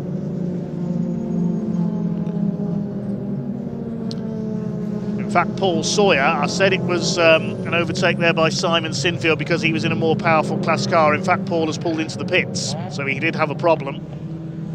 So we've lost the DJ. So Class S53 is now led by Ben Trundley, ahead of Chris Johnson and David Gibbons. Paul Sawyer was leading that Classes Championship coming into this weekend. Cecil Harmy's lead with a non-finish. Still your leader is Ollie Wilmot, although he's showing as a lap down. The timekeepers haven't picked up that it was on lap 4. For some reason his transponder wasn't picked up by the timing loop, and he's showing as a lap down. He's definitely still there, we've seen him. Ahead of Freddie Hewitt. Adrian Lingy is now in 3rd place ahead of Ian Trundley. There's Trundley, the black and green car. Behind him, James Dudley in the number 7. Jacob Heap continues to lead the Coopers. He's in 12th overall. Black and white flag being shown to the number 28 of David Taylor, the Scotsman, at the back of the field for exceeding track limits. So if he does it again, he'll get a time penalty.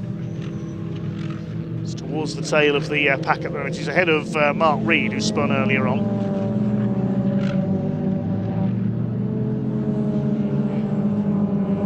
Just under 6.5 minutes of this race to go. The second of 3 races this weekend for the Mini Challenge Clubsport with Airtech Motorsports, also sponsored by Garmin SatNav. Well, the timing tower, the timing tower shows Freddie Hewitt as the leader. It is still Ollie Wilmot.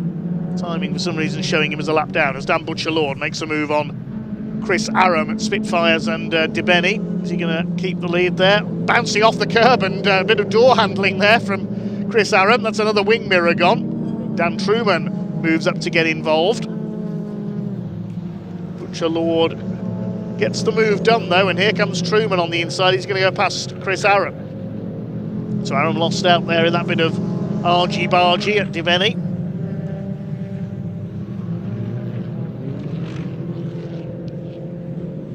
Still only a few lengths behind the 2 class leaders, Heap and Clark.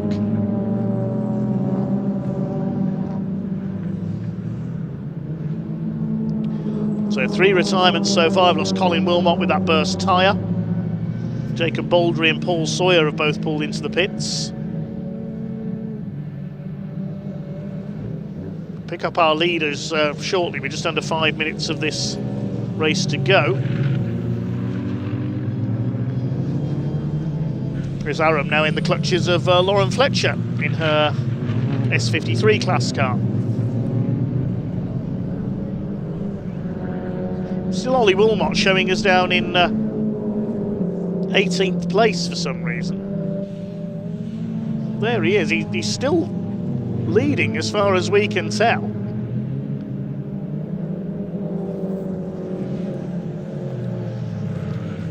He now has been inserted by the timekeepers at the top, so the error has been corrected. Best lap of the race, a 1:07.834. He laps David Taylor. His lead is just over 6 seconds, we can tell you, over Freddie Hewitt now. So dominance from Ollie Wilmot once again.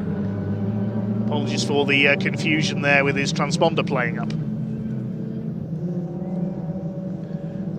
Let's look back and see if we can see second place there. Is Hewitt in the grey car.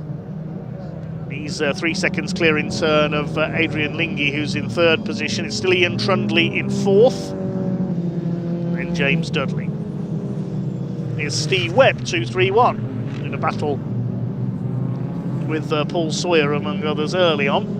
He's being chased by Chris Johnson, the number 219, for what is 8th position.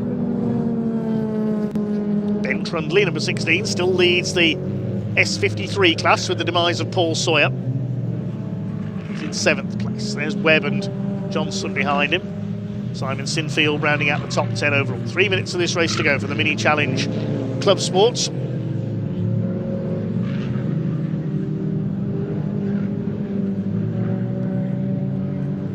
Always entertaining BMW Minis in any form of motorsport. They make good rally and rallycross cars as well. A couple of classes for BMW Minis in British Rallycross and the BTRDA Clubman's Rallycross Championship as well. Plenty of them in rallying too.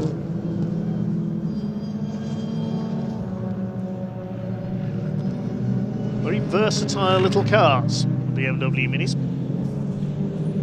Lauren Fletcher attacking a couple of the Coopers here, having a go at Chris Aram in the 14.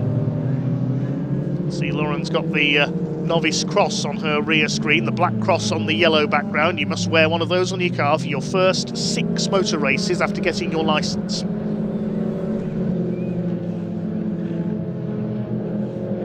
Learning quickly this year. Able to stay on the pace of the Cooper class as she learns her S53. And Trundley leading that class. He's just lapped Mark Reed in the 67. Driving for TNS Racing alongside David Taylor. Wilmot's lead up to 7.5 seconds now, so it looks like he's got a second win of the weekend in the bag. Beaten only by Andy Langley at Thruxton this year. Freddie Hewitt took a couple of wins last season, but other than that, it's been Wilmot all the way for the past 2 years. There's the number 10, that's David Gibbons, the man from Norwich. That's, apologies, his teammate. David Gibbons has got the orange wheels, Simon Sinfield has got the purple ones. Crafted motorsport cars, when you can't see the wheels, they do look very similar. The yellow number's not the easiest to read on them either. Maybe that's just my eyesight. They're in the closing stages now. Ollie Wilmot almost certainly heading for victory, as Ben Trundley almost certainly heading for victory in his class, gets past Dave Taylor.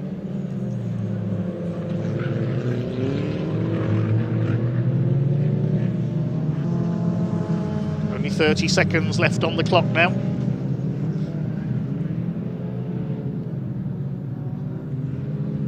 Somebody's off, that's Simon Sinfield. He's gone off at the hairpin. Doesn't look as if he's hit anything. He gets going again, he was 10th. See how much ground he's lost. Another drive with the novice cross on his car. We're only 10 seconds on the clock now as Ollie Wilmot comes into Honda curb. Will we get one more lap out of this, or will the checkered flag go out? I think we're about to go into the final lap. The clock flicking to 0 just as Ollie Wilmot reached the line, so he's into the Coopers now. He's lapping Dan Truman. There's Fletcher and Butcher Lord as well about to be lapped. Get the blue flag from the marshals, tell them a faster car is approaching behind them.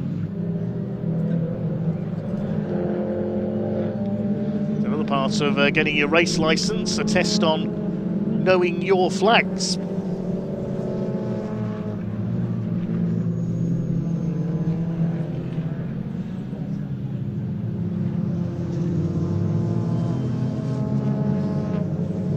Not another straightforward race for Ollie Wilmot. He's over 9 seconds clear now.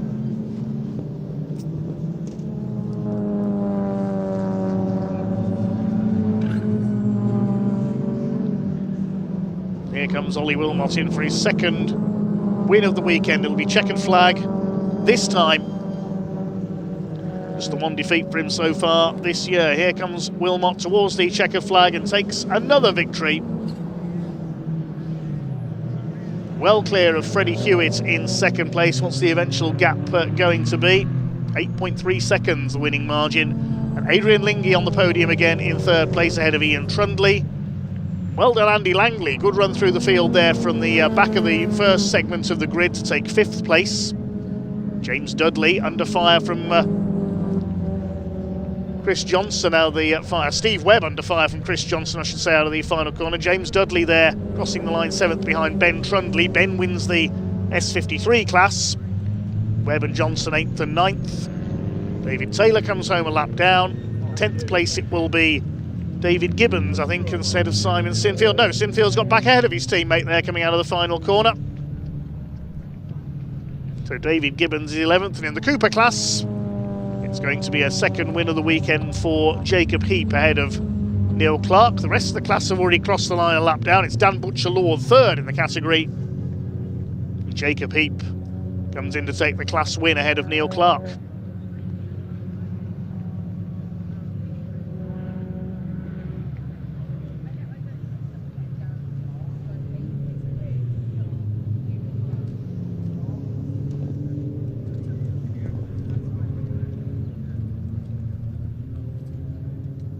Provisional result then, Ollie Wilmot the winner by nearly 8.5 seconds over Freddie Hewitt in the end, with Adrian Lingy completing the podium. Ian Trundley in 4th place, Andy Langley running through from 13th on the grid to take 5th.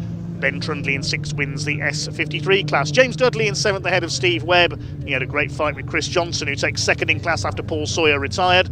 Simon Sinfield rounds out the top 10 despite that moment at the hairpin, beating David Gibbons home. In the Cooper class, Jacob Heap the winner ahead of Neil Clark and Dan Butcher-Lord. Lauren Fletcher was 15th overall ahead of Daniel Truman. Then Chris Aram dropped back in the closing stages. David Taylor and Mark Reed completed the finishes. We lost Paul Sawyer into the pits, and Jacob Baldry and Colin Wilmot also retired. Let's head down to Ian in Parc Fermé.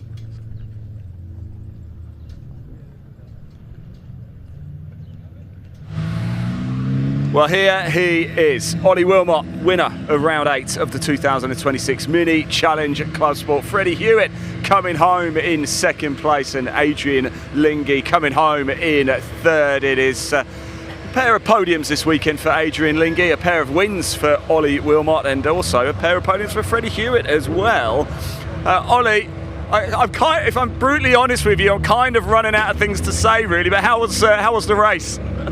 Really hot. Is it? But this car's rapid, proper rapid. So big thanks to Ben. It's without him and the setup, it's impossible. So yeah. Are you noticing, because of the heat, there's any issues with tyres?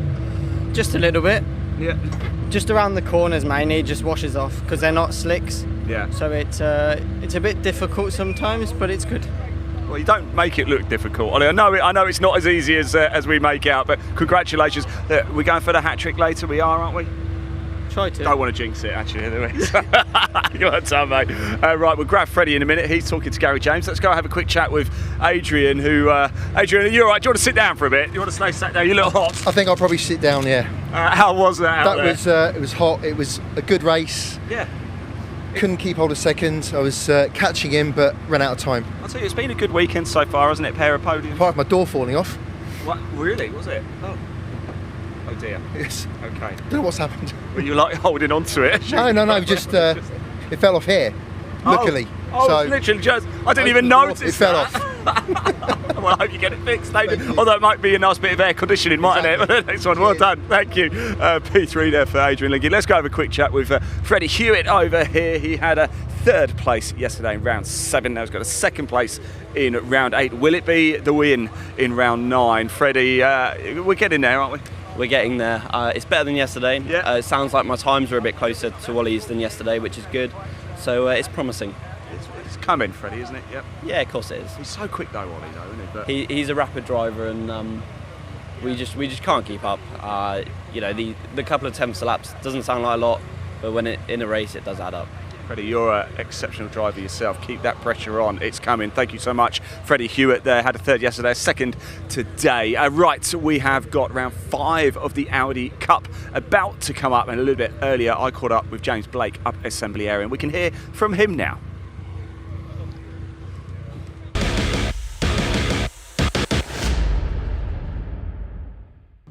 Right, everybody, here we go. It's time for round 5 of the brand new Audi Cup for 2026. Andrew Rogerson took the win yesterday. Brilliant driving. We're going to have a quick chat down here, though, with James Blake. We haven't spoken to James.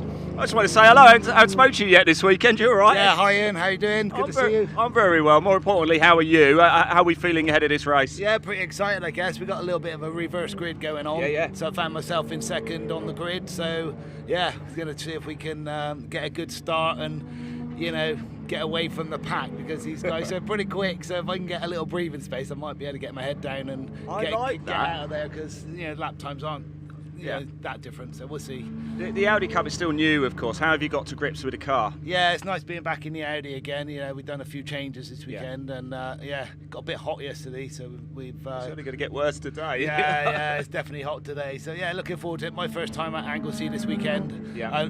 Pembrey, and really looking forward to today's race.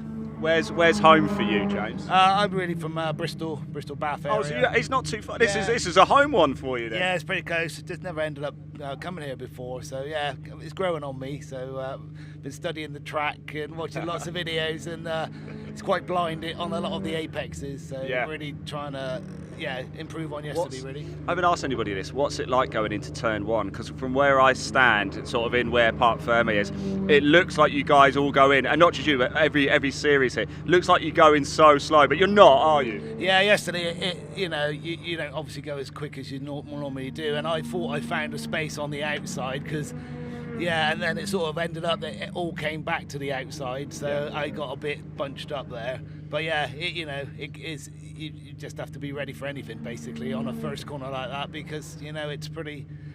You're going from 100 to 30, 40 mile an hour, so it's an awkward one for sure. James, thank you so much for talking to us. I hope we're talking in Parc Fermé as well. All right, bring it home. Right, there we go, round 5 of the Audi Cup. About to get underway. Let's hand over to commentator Dave Goddard to take you through the action.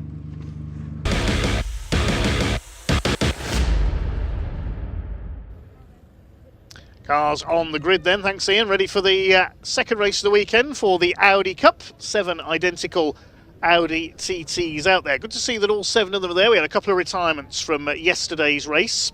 As we mentioned, a partially reversed grid. The top 5 of the 5 cars that finished yesterday's race flipped around. So the car that finished 5th, Harrison Folly, number 273, the former rallycrosser, is on pole alongside number 39, James Blake. Ross Makeup, the Scottish driver, starts on row 2, dropped back with some handling issues in yesterday's race into 3rd place, starts alongside Sam Meager in car number 5. He got his first ever pole position yesterday. Completing the top 5 is yesterday's winner, Andy Rogerson, number 113. Alongside him, 55, Ian Dowler. He pulled off with a misfire in yesterday's race. And at the back of the field, number 33, Patrick Booth, who sadly only made it as far as Brooklands on the first lap before his car let him down and he had to pull over yesterday. The car set off on their green flag lap. New series this year promoted by Maximum Motorsports, the Audi Cup. 4 identical 2-litre Audi TT coupes.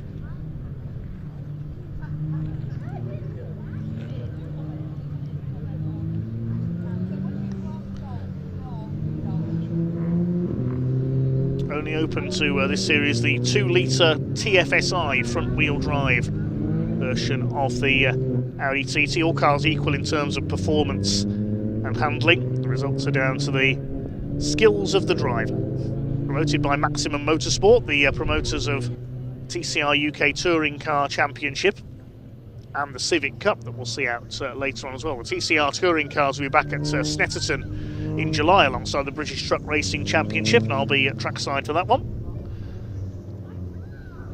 New initiative this year, and grids will grow all the time, I'm sure.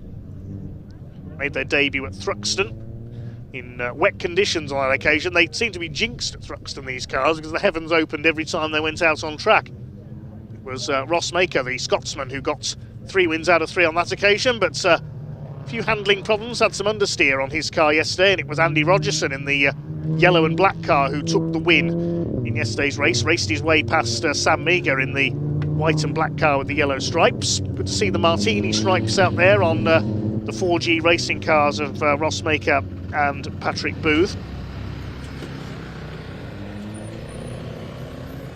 It's the 2 black cars on the front row this time.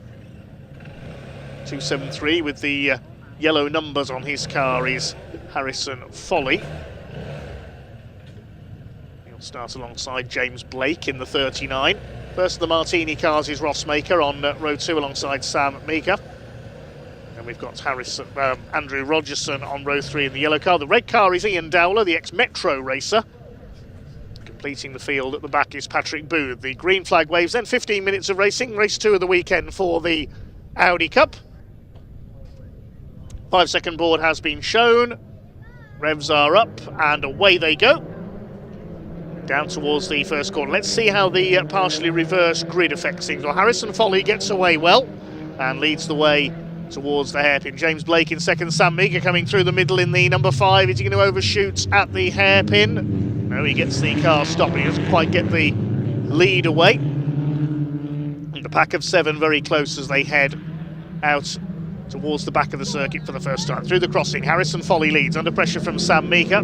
There's Ross Maker, the Thruxton triple winner in the 73. Ian Dowler, who has cured the misfire on the 55 car in behind him. Andy Rogerson up the inside, and he and Meaker have gone through. Sam Meager's taken the lead. Rogerson straight through into second place. He wants a double. Down to third has gone Harrison Foley. James Blake in 4th position. Sam Meager holding the inside there through Brooklands, but Andy Rogerson, the ex-Jaguar and MG racer, right on his tail. Certainly handle an Audi TT if he can handle the big Jaguar XJs and XJSs from their championship a few years ago.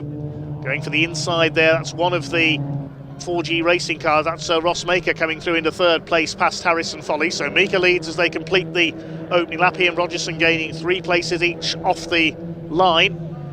The D&M Plantire car of Sam Meager leads the way, then chased by Rogerson in second, and a tangle there. Oh, skittles into the hairpin. That's Patrick Booth taken out. Harrison Foley, I think, was the bowling ball there, possibly. And James Blake caught up as well. Real mess there into the hairpin. They've been watching the trucks, I think. So Ian Dowler up into 4th place. Meanwhile, it's side by side for the lead. These two missed all that behind them. And Sam Meager just about holding the lead there through Senna. Ahead of Andy Rogerson. 3rd place up with them is Ross Maker. And 4th place, Ian Dowler in the red, number 55.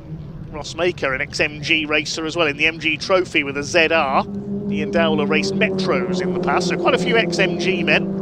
Used to race with the MG Car Club. Sadly, no longer running circuit race meetings around the UK. A few of their championships have dispersed elsewhere, including the MG Midget Championship now run by another club. Sadly, the series for MGBs, the BCV8 series for Bs and Cs, now defunct, unfortunately. And Sam Meager runs wide on the hairpin, and Andy Rogerson sees his opportunity, but he can't quite take it there. Just about tried to get up the inside, but couldn't do so. He'll try again on the run to the crossing. He's right on Sam Meager's tail. This is playing into the hands of Ross Maker, letting the Scotsman close up here in the 73. Now, is everybody else still running after that Contretemps behind? I think they are. Yes, including Patrick Booth, who got that bit of front end damage. He just wanted race finish, I think, today. Didn't even complete a lap in yesterday's race. Well, the Audi Cup, it may not yet have large numbers of cars, but it's providing very close racing, as we can see here. These 3 soon being reeled in by Ian Dowler. He wants to make up for his retirement yesterday. Towards Honda Curve. Meager leads from Rogerson. Let's have a look again at down at the hairpin.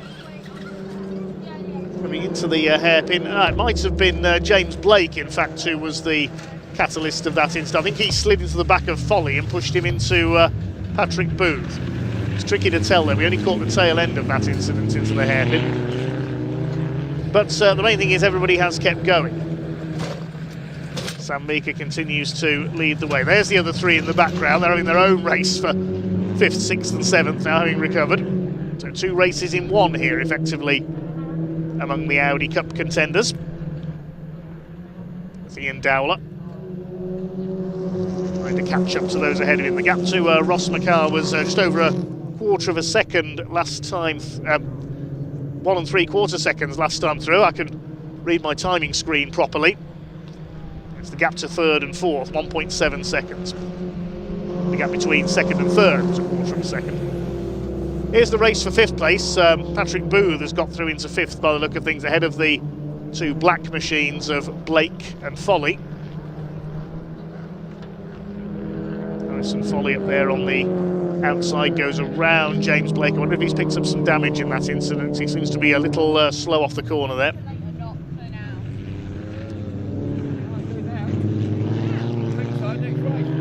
See the damage on the front of Patrick Booth as well.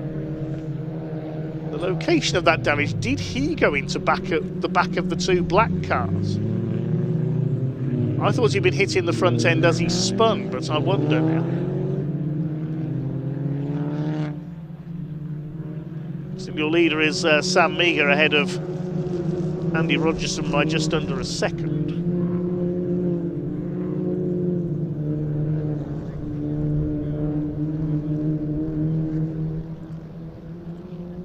There's Rogerson in second place. Sam Meagher continues to try and extend his lead.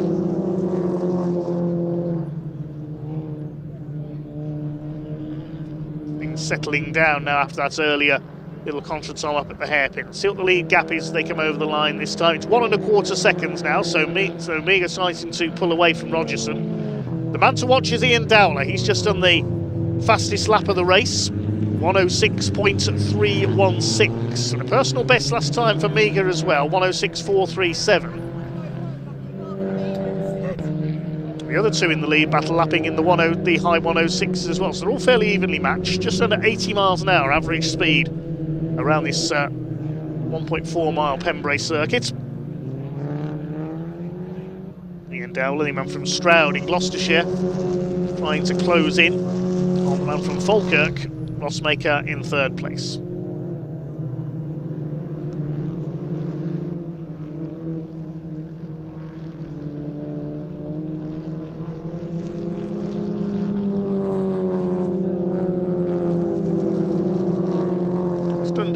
Just over 8 minutes of this race still to go.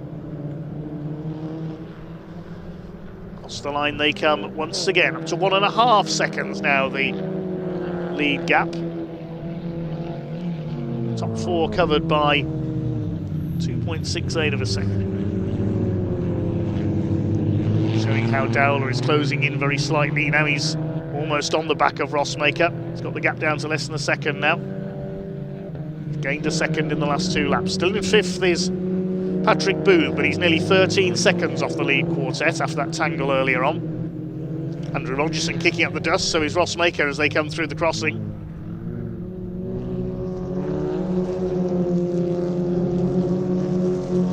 Down to Brooklands.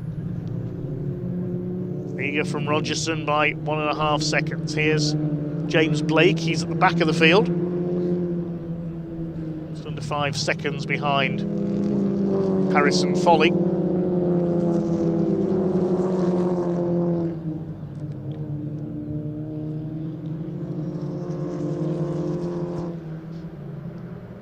Across the line they come once again. The lead gap has stabilised between Meagher and Rogerson. What about the gap between Maker and Dowler? Yes, Dowler closes in by another couple of tenths. Just under half a second behind now, and the third place man was a little bit wide there coming out of the hairpin. This is Ian Dowler's chance possibly to move into a podium position.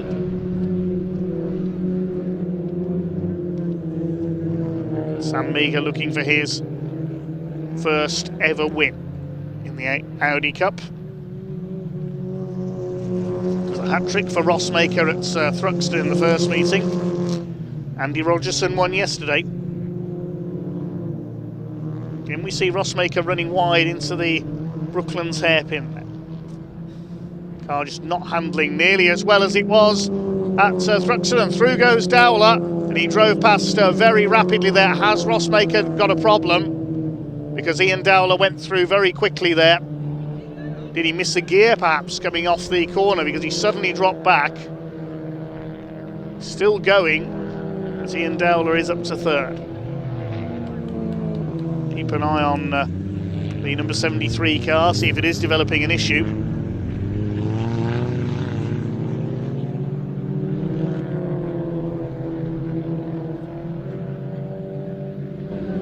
It sounded okay as it came through towards the hairpin.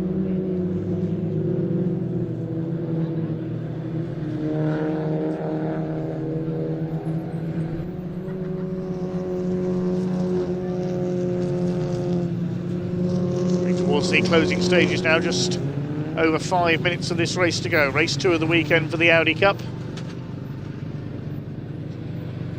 2 more races to come before our lunch break, more mini action, then another truck race.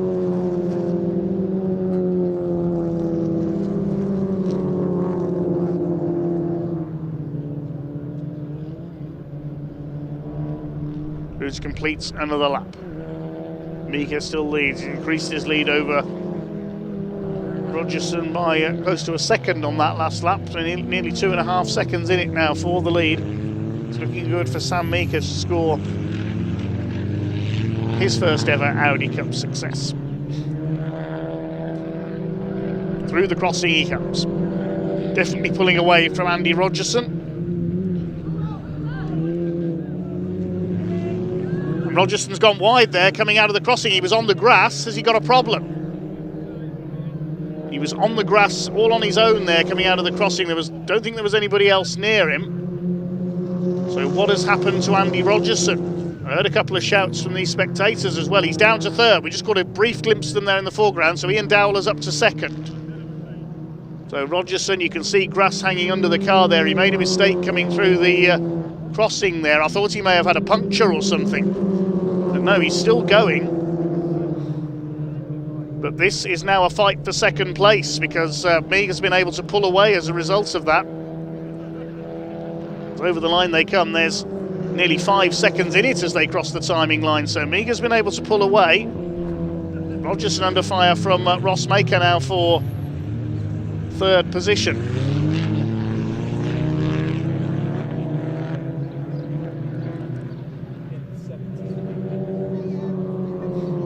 Not seen any Audi TTs in rallying in my time in the sports. I've seen one in rallycross. Memory serves me correctly, it was Brian Dukes. As talking of rallycross, that wasn't an instruction for Ian Dowler to go rallycrossing. Look at the grass on the front of his car now. It looks like he's turned it into a lawnmower. Now, I hope that doesn't lead to Ian's car overheating. He does not want a second retirement to the weekend. He's got to hope there isn't too much grass in there and the car doesn't overheat. Crossmaker attacking Andy Rogerson. Before that, I was saying that we have seen an Audi TT in rallycross in the past. If I remember correctly, it was Brian Dukes who had a diesel-powered Audi TT a few years ago. I could be wrong.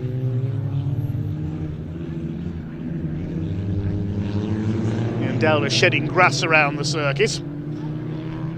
Shades of Pedro Della Rosa a few years ago when he was racing for Arrows in Formula One. He had a similar off. I think it might have been at Albert Park, Melbourne in the Australian Grand Prix. It was either there or Canada. And he dropped turf over the track and brought out the safety car when he rejoined. Back in the early to mid-2000s. It may have been the late 90s because Arrows had disappeared by the mid-2000s. Anyway, this race continues, just over 90 seconds on the clock for the Audi Cup, led by Sam Meagher. Ian Dowler up there in second, and Ross Maker still challenging Andy Rogerson for third place.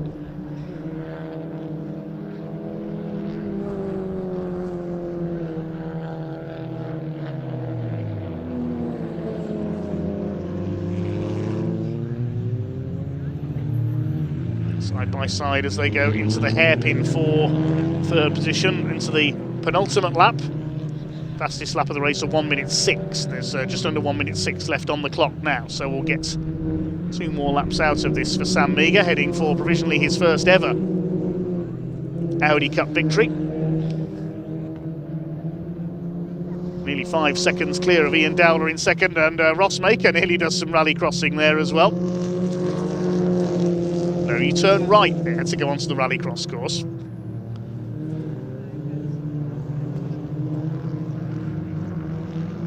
These two now 1.2 seconds back on Ian Dowler. Nearly 10 seconds ahead of the other Martini car of Patrick Booth in 5th position. Harrison Foley still 6th and James Blake 7th. Rossmaker's dropped back again as a result of that little moment from Andy Rogerson. Into the last lap we go. Last lap of the weekend for the Audi Cup. Just 2 races for them this weekend.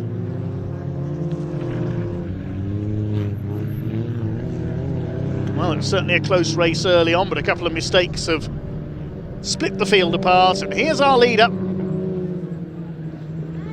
The 4G Racing Run car, sponsored by D&M Plant Hire. Driven by the man from Oxfordshire, Sam Meager. First pole position yesterday. And a couple of podiums at Thruxton. First time out, plus a retirement. Just going to take it easy through these last couple of corners, and he will have his first Audi Cup win under his belt.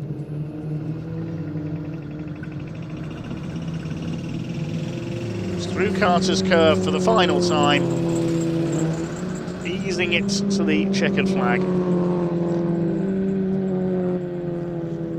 Here he comes up towards the marshal with the checkered flag. Sam Meager takes his first Audi Cup win. Ian Dowler gets his best result so far in second, despite that grassy moment. And Andy Rogerson, with a grassy moment of his own, completes the podium. Rossmaker takes 4th. Patrick Booth fighting back after his tangle at the hairpin to take 5th. Harrison Foley will be 6th. We await James Blake, lapping a couple of seconds slower in the number 39 car. Big round of applause from the spectators and the marshals. And the crew's down in pit lane, that's what we like to hear. Here comes James Blake up to take the checkered flag. A little bit slower on that last lap. We get all 7 cars home this time.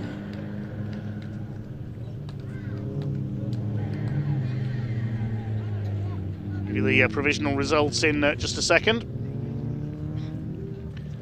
So Sam Meager takes his first ever Audi Cup win by 4.3 seconds over Ian Dowler, who gets his best ever result, and Andy Rogerson, winner yesterday, completes the podium.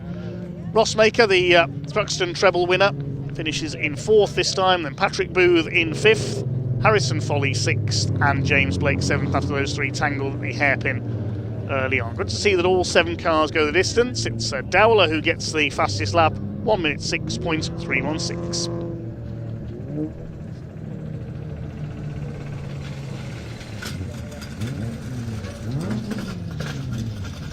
Two more races to come before our lunch break, but we can hand down to Ian in the meantime in Parc Fermé.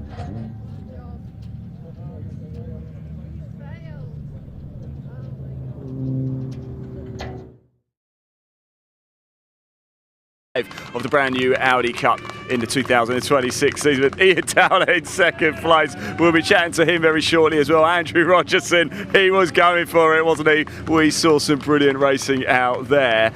Ian Dowler's family all here as well. He did have a podium at Thruxton as well, Ian Dowler, but now he has a second place. We'll let Sam get out, we'll have a quick chat with him, we'll have a chat with Andrew, and we'll have a chat with Ian Dowler as well. As Sam gets out the car, he will be delighted with that. There is a big smile underneath Sam Meager's helmet there, so let's have a quick chat. Sam, congratulations. Motorsport's never easy, is it? But you managed to get a bit of a lead, and that was that, really. Yeah, no, perfect first lap. Yeah. What does that mean to you? Over the moon. Been doing this for a couple of years now. Absolute faultless. Andrew, can you stay here? In fact, let's go get him. Sam, congratulations. I'm so happy for you. Thank you very much. I can never believe how tall he is. Andrew, let me have a quick chat with you. I'll tell you what, you were pushing hard, weren't you? Was that what just opened the door for Ian as well? Yesterday we had the same issue with Sam. I was quicker through here, he was quicker down the straights. I've got a little issue. I'm not taking it away from him, but I have got a little issue. We just can't seem to quite stay with him. Hats off to the man. He's come a long way. I've seen him in TTs last year. He was coming, and he drove off the start. We had no space. I don't know how we didn't touch, but we didn't. Racing room. He made a few little errors, but I weren't just quite there enough to bite at him. But then I I threw it off just for fun, you know. I thought everyone looked a bit sad, so I thought I'd get a bit of grass We needed to tracking talk in. to you about that. Actually, look, yesterday was a brilliant day. Today on the podium as well, but you were in second, and of course decided to do a bit of off-roading. Yeah, like I see the crowd, everyone was a bit stagnant, so I thought if we turn up a bit of grass, it'll make Bark a bit happier, you know, a bit of grass cutting for him. I am so proud that you have sacrificed second place. Ultimately, I think I ran out of talent, but I'm not sure if it got away from me, or I got away from myself, or I'm still in the back of my head, did it have a little splutter? Thank you, Stuart. But yeah.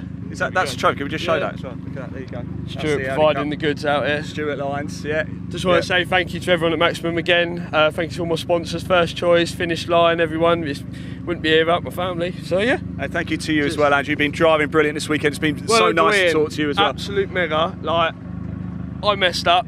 He took it. Good lad. And he got away as well, didn't he? Yeah, and he got past Ross on merit. So it's amazing. Even at the start, like Blake and Harrison, they didn't make it easy. Yeah. Like, everybody's quick. It is great to see. It really is good to see. Wonderful words. Thank you so much. Lovely to see you as well. Right, I want to have a chat with this man over here. He's just having a quick chat with John Ward. Ian Dowler. Wow, what a race. His family. Big cheer for Ian, everybody. There we go. There we go.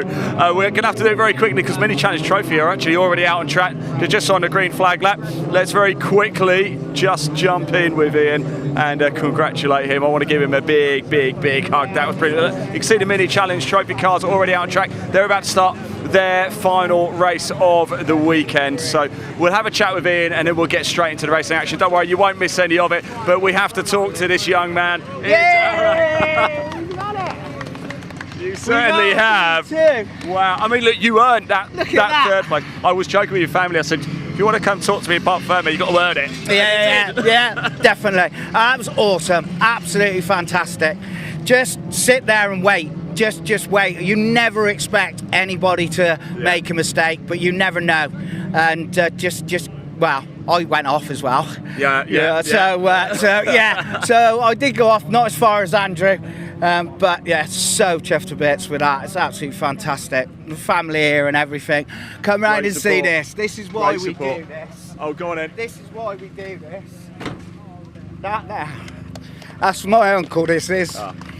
Uncle Steve, massive thanks very much. Brilliant, for this. Ian. Well done. Brilliant. So happy for you. Thanks, mate. Right, we're going to have to hand back because we are straight into the racing action. Let's go straight to Dave Goddard for the next round of the Mini Challenge Trophy. Yes, thanks Ian. The car's just coming to the grid for race 3. Sorry, I had to cut you slightly short there for the Mini Challenge Trophy. Matt Luff and Josh Wilby on the front row for this one. This grid set by qualifying yesterday. Alex Keynes and Luca Marinoni Osborne on row 2. Josh Salvadori, our earlier winner, and Chris Doble, the 2 Rookie Cup contenders on row 3. Then Henry Foote and Ashley Gregory on the 4th row. Leo Richardson and Isaac Doble on the 5th row. Richard Jett, the top of the Directors' Cup cars on row 6, along with Harry Smith, who was second earlier on. Jarell Julius hoping to get a race this time on row 7 alongside Louis Fleets. Then Leona Theobald and Blair Dryber completing the top 16. On row 9, it's Beanie and Eleanor Reese, the 2 sisters. Then Adam Curtis and Finley Groom, Lexi Powell and Giovanni Santora round out the grid.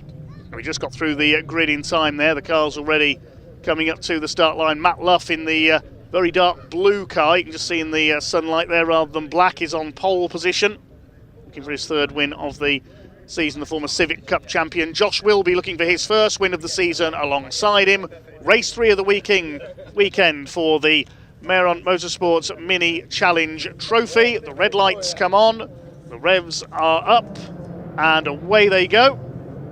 Down towards the first corner it is. Matt Luff, the pole sitter, gets away well. Alex Keynes, the reigning champion, on the inside, looking to attack his teammate into that first corner.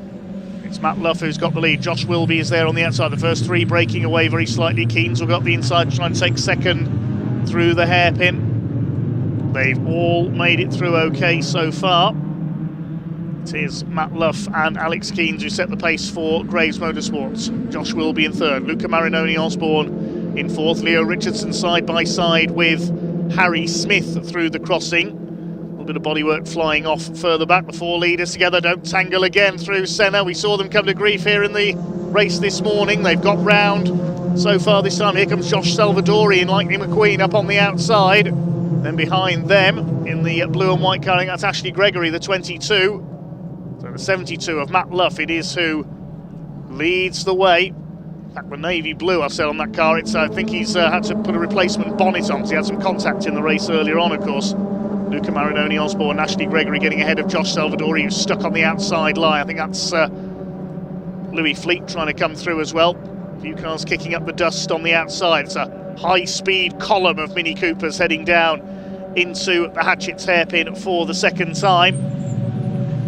Matt Luff just with the lead. Let's hope nobody's going to fall over each other through the hairpin. It's Henry Foots trying to get past Josh Salvadori, not Louis Fleets. Chris Doble in behind them, then the number 11 of Harry Smith. Leo Richardson, we know he can overtake. One car bouncing over the curb like Zebedee there. That was the number 10 of Salvadori, I think.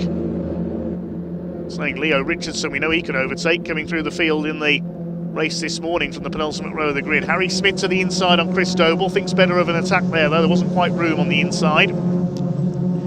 Matt Luff and Alex Keynes chased by Josh Wilby out in front. Josh Wilby looking for his maiden win of the season.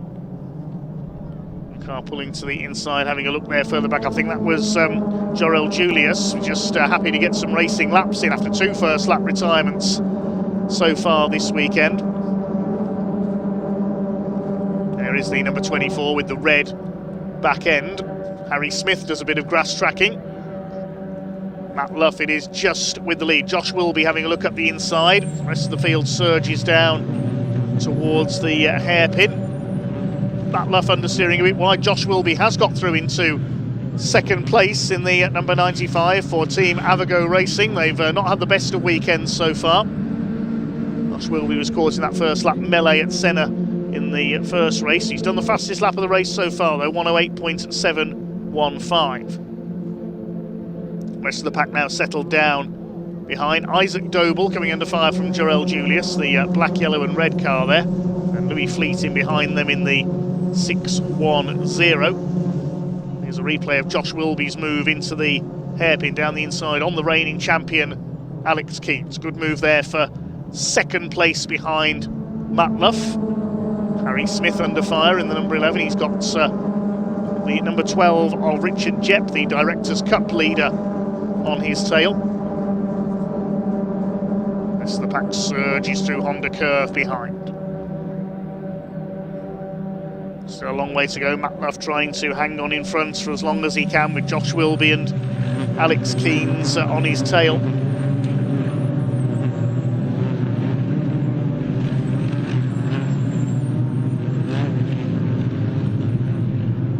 Salvadori giving chase to Henry Foote, that's for 6th position.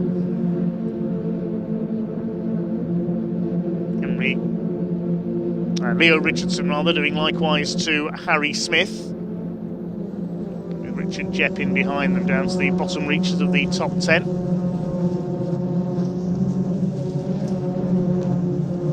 Harry Smith kicks up some dust on the run into Brooklands, and through goes Richardson on the inside. This is for just outside the top 10 places.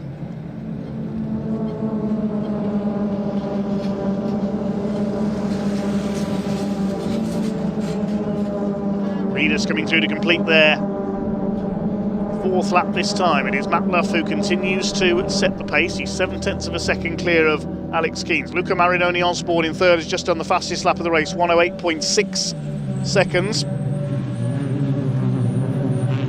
Ashley Gregory up into 4th position. She's got ahead of Henry Foote.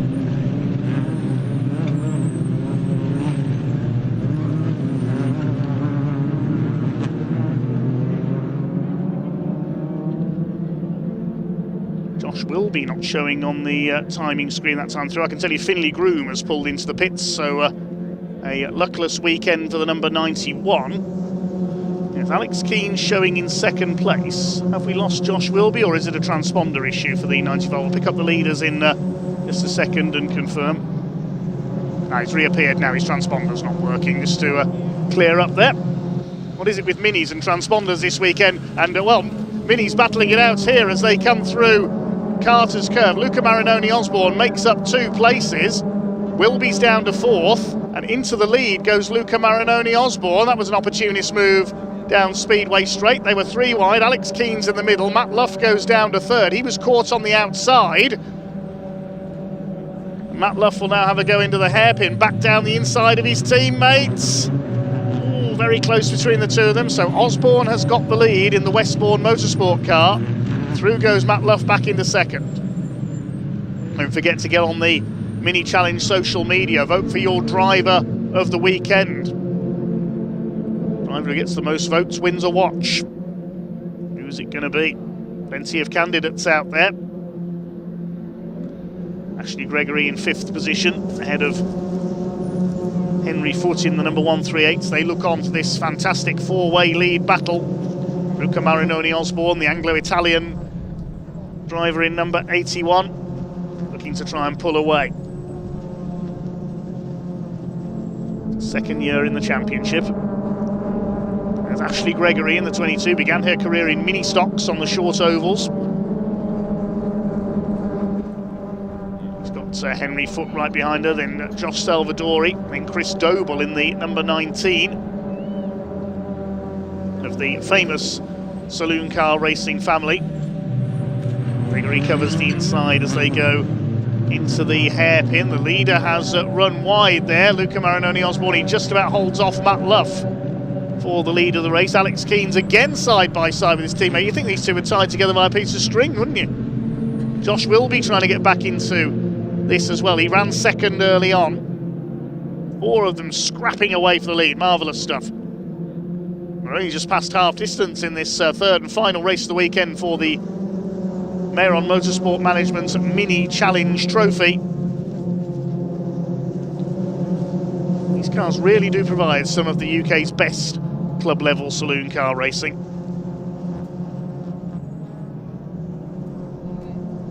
Luca Marinoni Osborne continues to just about hold his lead over Matt Luff, Alex Keanes, Josh Wilby, and a small gap back to Gregory in 5th. Josh Salvadori is up to 6th. He's got ahead of Henry Foote. Then in 8th place behind them is Chris Doble. 9th it's Harry Smith, I think. No, 9th is Leo Richardson. Harry Smith in 10th. The inside here comes Matt Luff. He's having a good look here for the lead on the hairpin. They're side by side. Is Luff going to get the move done as they go towards Spitfires? He's got his nose down the inside, but the next corner's a left-hander. So Marinoni Osborne might retain his lead, and he has, but only just. Matt Luff not giving up. He keeps his foot in. He's going to try and get the inside line for Senna, I think, but up alongside him now is Keanes, and Luff goes out onto the grass. He could go down to 4th. Yes, Josh Wilby comes through into P3. So it's now Marinoni Osborne from Keanes. Will be up to 3rd, and here comes Ashley Gregory as well on the back of Matt Luff in the 72.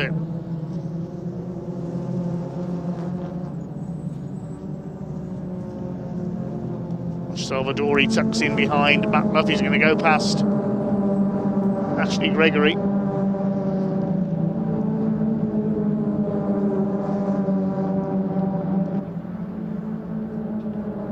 Leaders come out to complete their 8th lap, and here comes Henry Foote on the inside, attacking Gregory now. Down the inside, looking for 6th position. Side by side in the hairpin, they've got Chris Doble, the number 19 behind them, and Leo Richardson as well, the grey number 23. Marinoni Osborne led by 0.2 of a second at the line. Gregory still side by side with the number 19. A scrap further back in the order, Jorel Julius just pleased to get a race in this time after those 2 first lap retirements, battling it out with Richard Jepp and Isaac Doble in there. I think there's no, it's the 610 of Louis Fleet, sorry.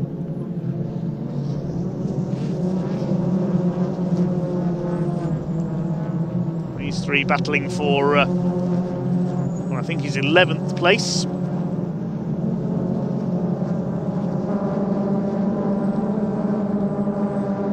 Harry Smith, meanwhile, heads up Isaac Doble. There is the number 12 of Richard Jepp. He leads the Directors' Cup. Blair Dryber, the second contender, down in 15th place.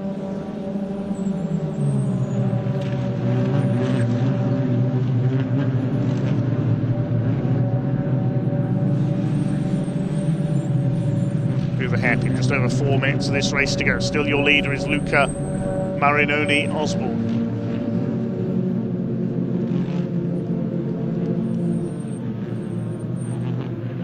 From Alex Keens, who's getting closer and closer, ready to attack in the Graves Motorsport Cup.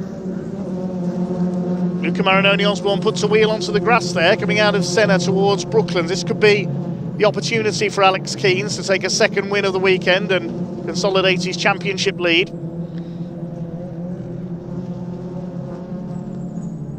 Josh will be looking on from third place in the number 95. Through Honda Curve. Still a few laps to go yet. Matt Luff looking on from fourth place as well. Salvadori is fifth. It's Henry Foote in sixth place. Ashley Gregory seventh.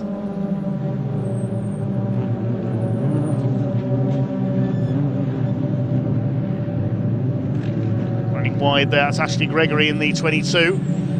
And when there was possibly some contact there with Leo Richardson, but she drops a place. And Ashley Gregory goes straight on there. There's damage to the 22 car. That's why she ran wide. Ashley Gregory really does seem to have all the luck, and it's all bad. She never seems to get the fortune she deserves, Ashley Gregory. Such a shame. She's a very talented racer. Meanwhile, another very talented racer is Luca Marinoni Osborne. He continues to lead Alex Keens and Josh Wilby. Wilby still with the fastest lap of the race, 108.353. It's up over the line they come. Should be, I think, 2 laps to go. Alex Keens is going to start turning up the heat. He's forced to go the long way round there into the hairpin. This time will be third. There's Matt Luff behind them. Salvadori is fifth.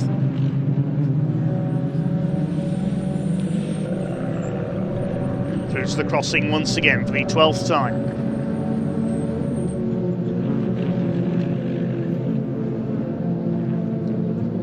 Four cars line astern the lead. Salvadori a little further back in fifth ahead of Henry Foote. Chris Doble now in 7th place.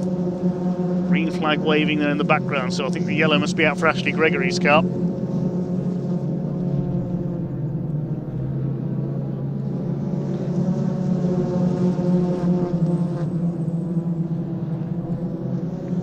It's Leo Richardson, he's in 8th place behind Chris Doble.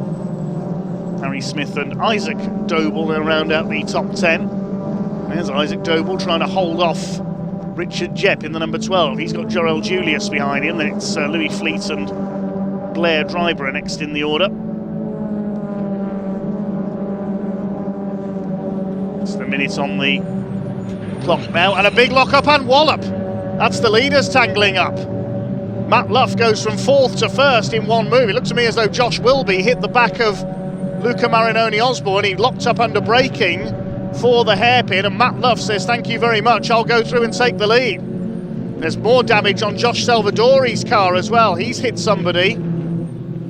He's in a battle there with Henry Foote as well, so it's all kicked off towards the front of the field.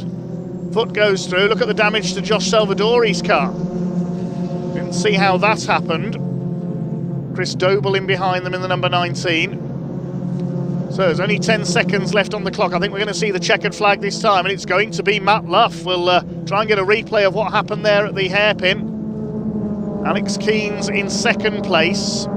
Graves Motorsport 1 and 2 as they come up towards Honda Curve. I think we'll see the checkered flag go out this time. Indeed we will, and Matt Luff takes race 3 of the weekend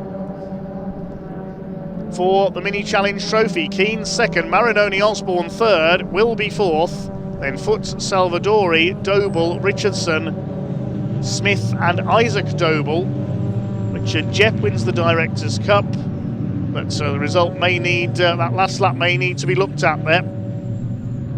Try and see what happened into the hairpin last time. It looked to me as though Josh Wilby locked up and slid into the back of the leading Luca Marinoni Osborne. We'll wait to see for certain if we can just what happened there. Here it is, watch the red and black car. Tries to go up the inside, realises he's not going to make it. Wallop. Round goes the 81. That takes Alex Keanes wide as well. Matt Luff says, thanks very much, I'll go up the inside. And there's how Josh Salvadori did the damage. He hit the back of Luca Marinoni Osborne as he was rejoining. So there's what happened. It was just a bit of over-exuberance by Josh Wilby, I think, there. It's Matt Luff who provisionally takes the win. The result is provisional at the moment, of course, with Alex Keanes in second place, Luca Marinoni Osborne in third, and Josh Wilby in fourth place. Josh Salvadori wins the Rookies Cup, recovering to sixth place behind Henry Foote. Then Chris Doble, Leo Richardson, Harry Smith and Isaac Doble rounding out the top 10. 11th, Richard Jepp wins the Directors' Cup. He gets a hat-trick there this weekend and takes the points lead as well. Dan Patterson was leading the points there, but he's not here this weekend. Behind them, 12th was Jorel Julius, who finally gets a race finish this weekend. Louis Fleet in 13th, Blair Driver at 14th. Beanie Rees completed the top 15 ahead of Leona Theobald, Lexi Powell and Eleanor Rees, the four-wearer Alliance Racing Academy cars, 15th to 18th. Giovanni Santoro was 19th. The final finisher, Adam Curtis, in 20th, because we lost Ashley Gregory, and Finley Groom pulled into the pits. So the cars head down towards Parc Ferme then. We'll do our best to get a word in a moment with some of the leading runners. One more race to come before our lunch break, which will be a slightly shorter lunch break. We've got the British Truck Racing Championship, and then we'll take a break for lunch. We'll be back underway with the Junior Saloon Car Championship. But let's head down to Ian in Parc Ferme.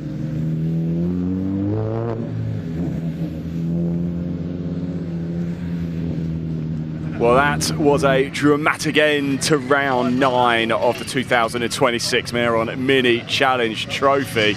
We'll have a quick chat with Matt Luff, and he's completed quite a unique results this weekend. He's had a third, he's had a second, now he's had the first, Matt. And wow, what a way to finish, huh?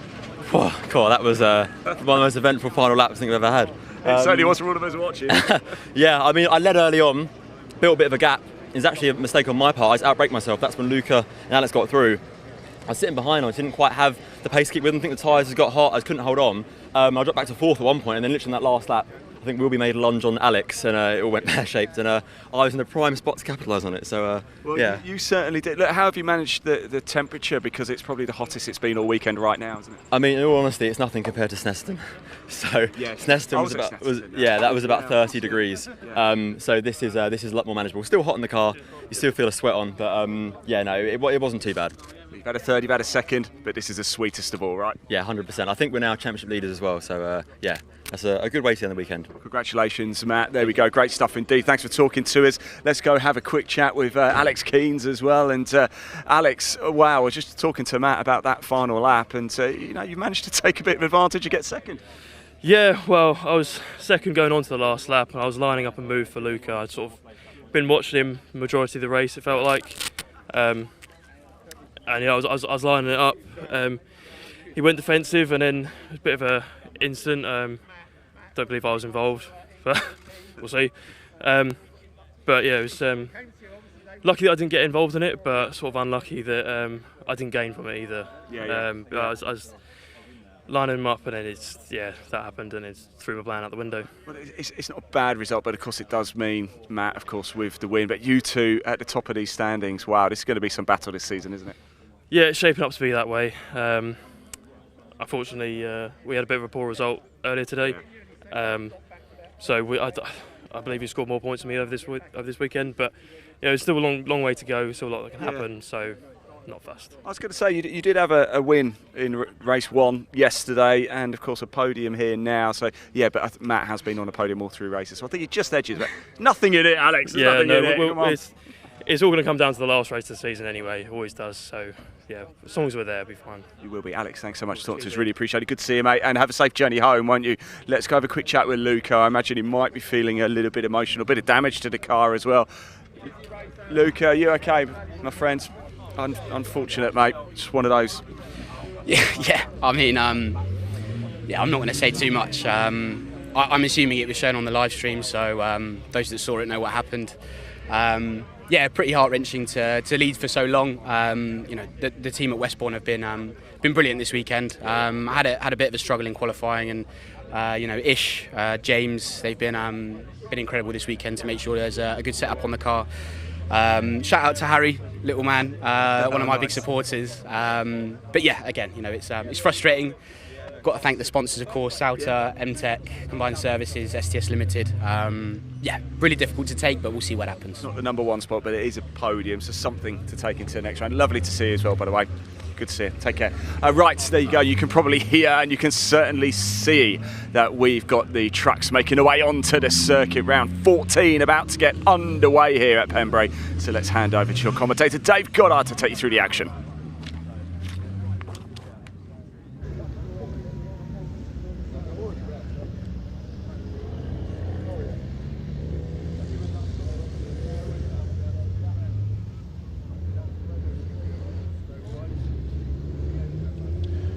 Race number 4 of the weekend for the British Truck Racing Championship coming out onto the grid then. The grid for this race based on the results of race 2 from yesterday with the top 8 reversed. And that means it's Terry Gibbon who will be taking pole position in the Ricky Collett truck. Neil Yates should have been there alongside him, but we're just waiting to see if he is there. Can't see Neil's truck there, so Tom O'Rourke has moved up to second on the grid by the look of things. Neil may not have been able to repair the damage from earlier on, sadly. We'll wait to see, though. I can see a red MAN in the background. Is that Neil or is that Stephen Powell?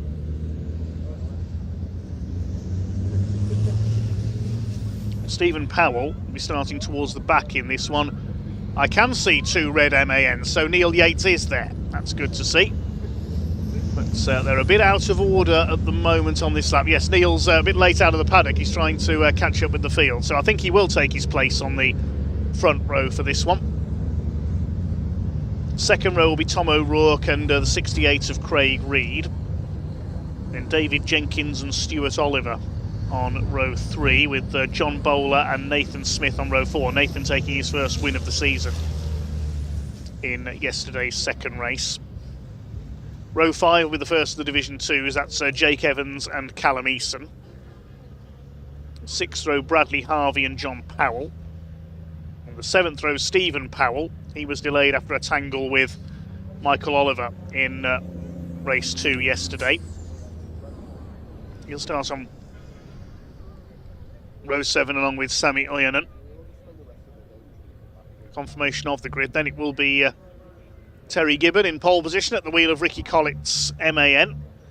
And Neil Yates is now making his way forward. He will take his front row slot, so full credit to Neil and his team for repairing that truck after he got rather harpooned by Michael Oliver at the hairpin in the earlier race.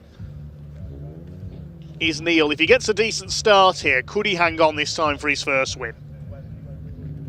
Sure, plenty will be pinning their hopes on him here. Tom O'Rourke and Craig Reed on row 2, then Jenkins and Stuart Oliver on row 3, Bowler and Smith on the 4th row. Completing the top 10 are the top of the Division 2, Jake Evans and Callum Eason, the title rivals from last season. Then Bradley Harvey and John Powell. Stephen Powell, further back than he would have liked to have been. We'll watch for him coming through. Starts alongside Sami Ojanen, then Archie Handy.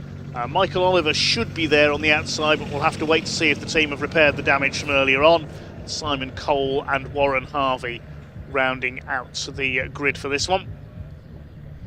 Just looking to see if I can see Michael Oliver down there towards the back of the grid.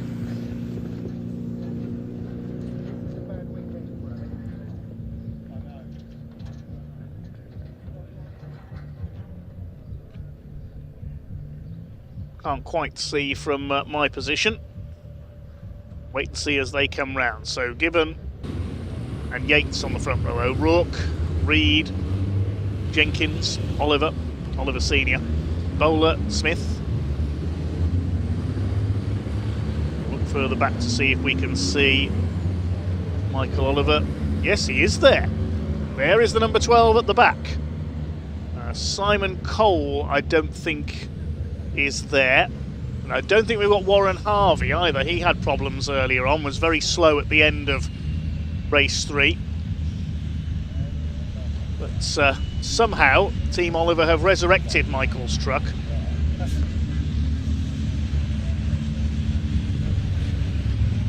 We'll watch for him coming through the field.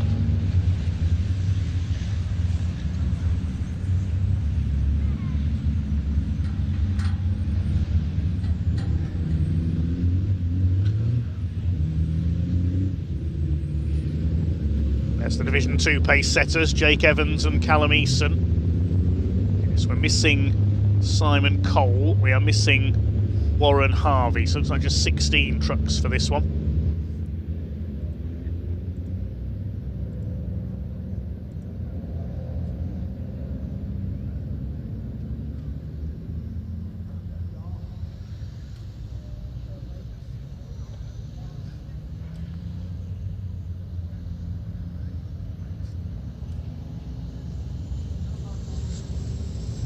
Thanks for all your comments coming in. We haven't had a lot of time to read them out recently. Plenty of support for Callum Easton in the comments at the moment. Let's see if he can pick up a Division 2 win here. Who will it be in Division 1? Will Terry Gibbon hang on in front for a comeback victory? That truck has already had a win in the hands of Ricky Collett at Brands Hatch this year. Neil Yates on the outside the front row. He'll be looking to make a good start down the outside. Tom O'Rourke on the second row. I think he's starting on pole for race 5. He starts to quicken then. 15 minutes of racing for the British Truck Racing Championship, round 14 of the season. Red lights already on the gantry. The GT Tyres pace truck pulls into pit lane.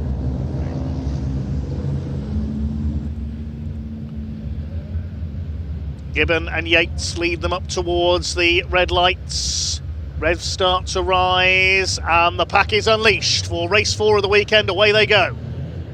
Craig Reed has a quick peep down the outside as they go towards the hairpin. Neil Yates has got exactly the start he wanted, then gets on the brakes for the hairpin. He's got that absolutely perfect. Yates leads into the hairpin for the first time. Gibbon in second place. Craig Reed under fire from Tom O'Rourke for third place.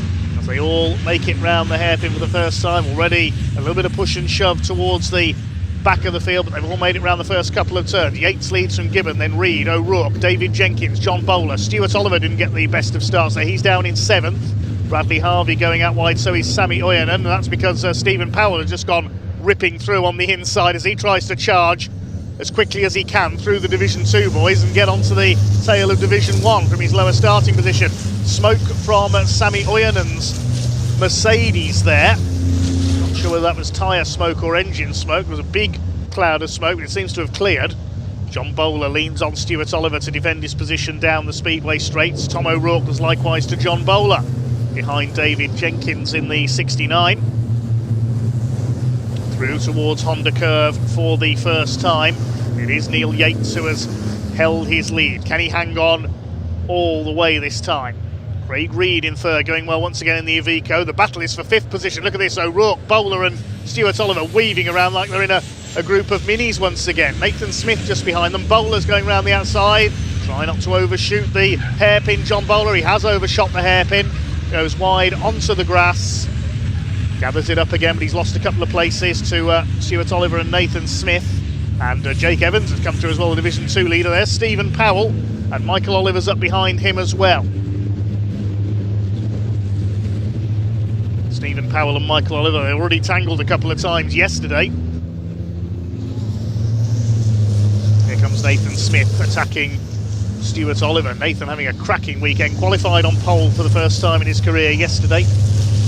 John Bowler and Stephen Powell getting past Jake Evans. There's a change for the lead as well. Terry Gibbon has taken the lead by the look of things from Neil Yates. There's been some contact there. Somebody's lost a wheel arch. Who does that belong to, I wonder? Two bonneted trucks fighting it out, Stuart Oliver and the 86 of Tom O'Rourke. The leaders come round to complete their second lap. It is Terry Gibbon who leads the way in the number 95. Neil Yates in second place. It's Yates, I think, who's lost that wheel arch. Yes, look at the left rear wheel. There was a bit of rubbing between him and Terry Gibbon. Craig Reed in third, then David Jenkins closing up on the gap of Stuart Oliver in fifth place. He didn't get the best of starts. David Jenkins done the fastest lap, 1:12.047 that time around. First four breaking away slightly. Stuart Oliver going after them. And the next group is, and Michael Oliver. I thought he was going to go into the back of Stephen Powell there. Is he still having braking issues with that number 12, I wonder? Nathan Smith side by side with Tom O'Rourke. O'Rourke back up the inside into Senny. You can't get two trucks through there side by side very easily. They're trying it though. They'll try anything around Pembrey, this lot. O'Rourke to the inside at Brooklands. They rub each other again. They're leaning on each other here. There goes the bodywork that was there a couple of laps ago. Tom O'Rourke just booted that out of the way. Nathan Smith is not giving way here, and they're going to tangle up. Oh, that was close. I thought Nathan Smith was going to be spun around, but he's held it together and he's got the place away from O'Rourke around the outside. Just kept his foot in there. He knows no fear, Nathan Smith. Now here comes Stephen Powell into the mix. John Bowler as well. And that man, Michael Oliver, he's bringing the Division 2 boys up with him. This is great stuff. Stephen Powell to the inside on John Bowler. Don't overshoot the hairpin again, John. Oh, and Tom O'Rourke was slow off the hairpin there. He's tagged Stephen Powell. Powell keeps his foot in. Powell's just about gathered it up there. Tom O'Rourke. Stephen Powell and Neil Yates must think their trucks have got magnets in the back of them. They get bashed around so much. That was because Tom O'Rourke was slow off the hairpin. He bottled everybody else up behind, and there was a line of contact there. O'Rourke's shredded the front end of his truck again. Look at the state of the back of Stephen Powell, and as a result of that, Jake Evans slowed up, and he's lost the lead in Division 2 to Callum Eason as well. It's 4 for the lead in Division 2 now, because John Powell and Bradley Harvey are not far away either. Archie Handy has pulled into the pits in number 40 at the back of the field. The state of Stephen Powell's truck, that tyre's going to let go if he's not careful. Here comes Craig Reed on the inside, side by side with David Jenkins, who's trying to go around the outside on the hairpin. That's not going to work. And all this is allowing our super sub, Terry Gibbon, to get away at the front. Stuart Oliver up the inside. He's taken Jenkins up into P4 now. This could be harming David Jenkins' efforts to keep his championship lead. Here comes Craig Reed. Now there's Gibbon. He's got away by nearly 3 seconds. He'll be looking in his mirrors thinking, well, if you're all going to squabble with each other, I'm going to disappear. Could we see a win for the Super Sub? Could we see a win for Craig Reed, a second of the season in the Iveco? Could we see Neil Yates fight his way through? Well, Yates up the inside there off Brooklands. He's going for second place on the inside. This is certainly this weekend's the best we've seen Neil Yates run in this championship. Craig Reed's not giving way. You can't go 2 by 2 through there. They're going to go 3 wide into Honda. Look at Stuart Oliver up the inside. They're going to go off, surely. Oliver's off. Off goes Craig Reed as well. Oh dear, oh dear. You can't fit 3 cars wide through Honda Curve, never mind 3 trucks. That was never going to work. And Stuart Oliver and Craig Reed go spinning out. Luckily, they didn't go into the barriers, else that would have been a red flag. So, what's that done to the race order then? Well, Terry Gibbon is now over 6 seconds clear because of everybody else falling over each other behind him. Neil Yates is in second place. It's David Jenkins third. Nathan Smith is up into 4th place. And behind, well, I'm not too sure now. There's Stuart Oliver. He's in the Young Division 2. The Division 2 lot are getting together as well. Bradley Harvey nearly goes into the side of John Powell. Something happened to Callum Eason in all of that as well, because he's gone from 1st to 4th in Division 2. The black and white flag for track limits has been shown to, I think, nearly the whole field on that lap. Goodness gracious me. Right, we'll take stock of the race order next time they cross the timing line. What we do know is Terry Gibbon has escaped in the lead. And this is the fight now for second place. David Jenkins chasing down Neil Yates. Look at the state of the pit straight. There's debris everywhere. No wonder the red and yellow flag's out. Here's the fight for 5th coming through. So it's Yates, Jenkins and Smith 2nd, 3rd and 4th. O'Rourke is 5th in what's left of the 86 truck. Then John Bowler, Craig Reed's got going again, and then Stephen Powell and Michael Oliver. They can't keep those two away from each other this weekend. Absolute mayhem. The black and white warning flag, that was shown to about 7 trucks on that last lap for exceeding track limits.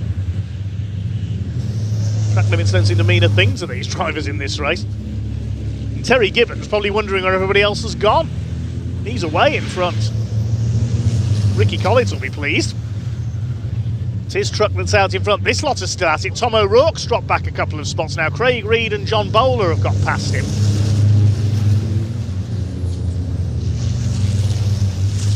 And then behind this group, it should be Stephen Powell. Well, there goes Terry Gibbon. He runs wide to avoid the mess on the home straight. The marshals in the background looking on thinking we've got to clear that up in 6 minutes' time. Here's a battle in Division 2. This is for, I think, 2nd place. Bradley Harvey ahead of John Powell. And then we've got Callum East. Stephen Powell under fire from Michael Oliver. He doesn't care about debris down the straight, he just runs over it.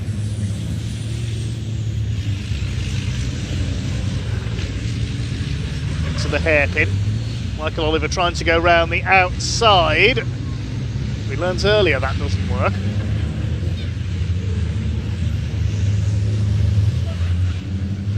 Hope these drivers remember they've got another race later on in the programme.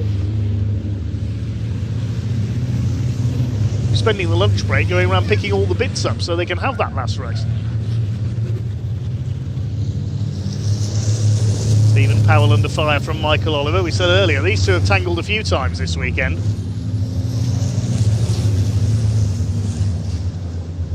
Not going to get round the outside at Brooklands.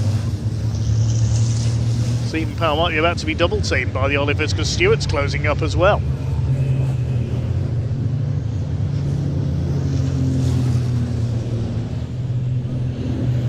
You can see that tyre starting to deflate on Stephen Powell's number 3 there, but he's hanging on, and Neil Yates is hanging on, only just in 2nd place as well. He's got David Jenkins on his bumper. He's run wide off the hairpin. This is Jenkins' chance to get through into 2nd place. He's going for it at Spitfires.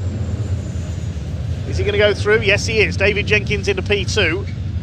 I don't think he's got time, though, to catch Terry Gibbon. He runs wide on the exit of Debenny. Look at Nathan Smith up the inside. Where's he come from? Smith up the inside. He's going to go for 3rd. On the inside at the crossing. Yes, he's got through into P3, and he's now going to go for David Jenkins for 2nd place. Terry Gibbon is 9.5 seconds ahead of this lot. Just got a glimpse of him there in the background. He's wondering where everybody else has got to. They're all falling over each other, Terry. What a chaotic race this is. Craig Reed in the background is 5th, then John Bowler. Tom O'Rourke has dropped back into 7th. Michael Oliver is now 8th. He's got ahead of Stephen Powell, according to the timing screen. And Stuart Oliver rounding out the top 10. But we'll see what order they're in. Archie Handy has pulled up, meanwhile. Just can't get the Iveco to run right, sadly. Here's the fight for 2nd down into the hairpin. There'll be a yellow flag at Spitfires because of Archie Handy's stranded truck.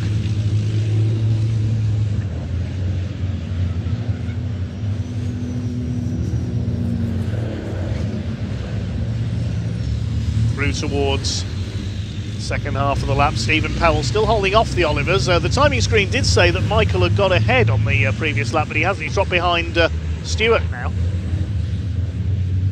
Still Stephen Powell hanging on ahead of the Olivers.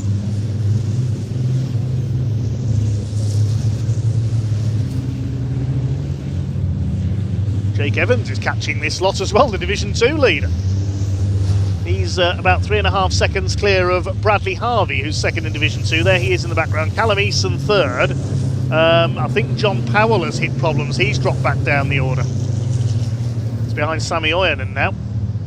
Still the fight for 2nd goes on as Terry Gibbon continues to run away with this race. Bit of grass tracking there. Nathan Smith is going to go for the inside. No, David Jenkins pulls across to take the line for the hairpin.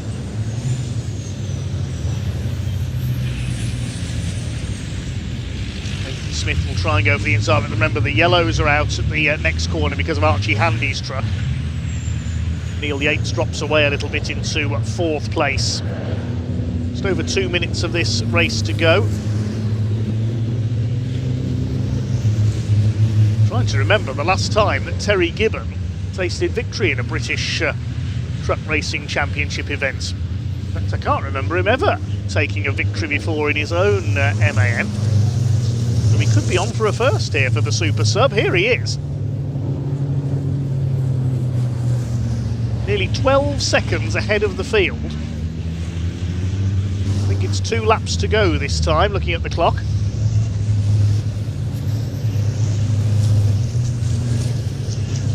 We'll have to get Pointy to find out if and when Terry has taken a win before.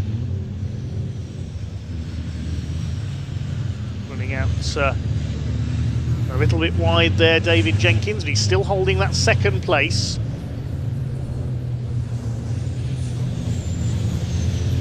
To the Hep. It's calming down a little in this rather crazy race in its closing stages, and look who's arrived on the scene now. That's John Bowler up onto the tail of Craig Reed in 4th place. What's happened to Neil Yates? Where's the 33 gone? He was 4th. We have lost Neil Yates, unfortunately. He has no luck at all, does he? Has he pulled into the pits? That's the only place I can think. Yes, he has pulled into the pits. Just checking the timing screen there. So we've lost Neil, sadly. Yes, there he is. What a disappointing weekend. Well, we're into the final lap now. It's all about the race for second because they're not going to catch Terry Gibbon.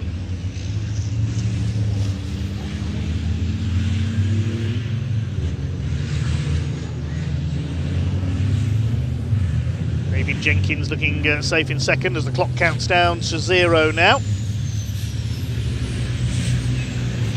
Nathan Smith on for a podium. Jake Evans on for another win in Division 2.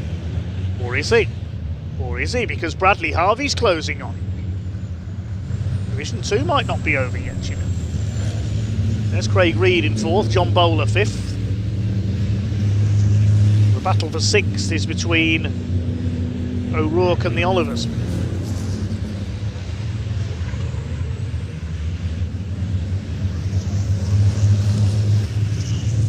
Here comes Super Sub himself, stepping in to replace Ricky Collitz in the 95. I don't think Terry Gibbon expected to take a win this weekend, but that's what he's about to. Here he comes out of the final corner. There's the checkered flag, and Terry Gibbon wins at Pembrey. That'll be a very popular result indeed, a surprise result, but a very popular one. David Jenkins will come over in second, and he aims at our cameraman again. He did that yesterday. Goodness me. Nathan Smith is 3rd, Craig Reed in 4th, and John Bowler rounds out the top 5. Who's coming home next? It's Stuart Oliver in 6th position. Tom O'Rourke is 7th, and Michael Oliver takes 8th from towards the back of the grid after his non-finish yesterday. Stephen Powell will come home 9th, and Jake Evans does hang on to win Division 2 ahead of Bradley Harvey and Callum Eason. Fair play to our cameraman for staying put there. Full credit to all our camera operators this weekend for bringing us the action. It does get pretty fraught when the trucks are in town. Here comes Sammy Oyenen's new Merc. A little bit smoky, but we'll get to the finish in 13th place. The final finisher will be John Powell. Sadly, we lost Neil Yates into the pits a lap from home, and Archie Handy a retirement as well. Simon Cole was a non-starter.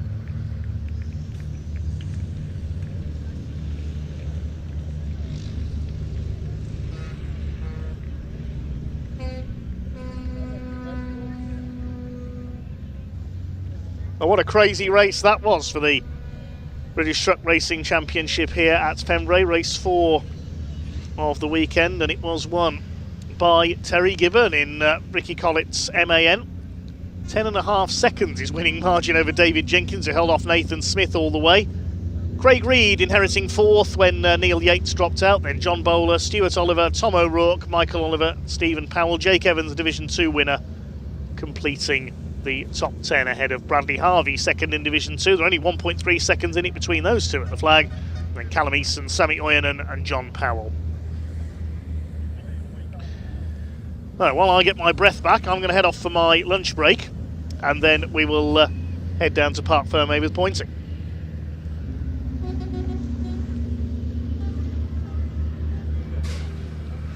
Wow, what a result. Terry Gibbon in the borrowed truck from Ricky Collett. We obviously had a chance to speak to him earlier on. And here we go. The number one spot, he almost didn't make it. Look at this.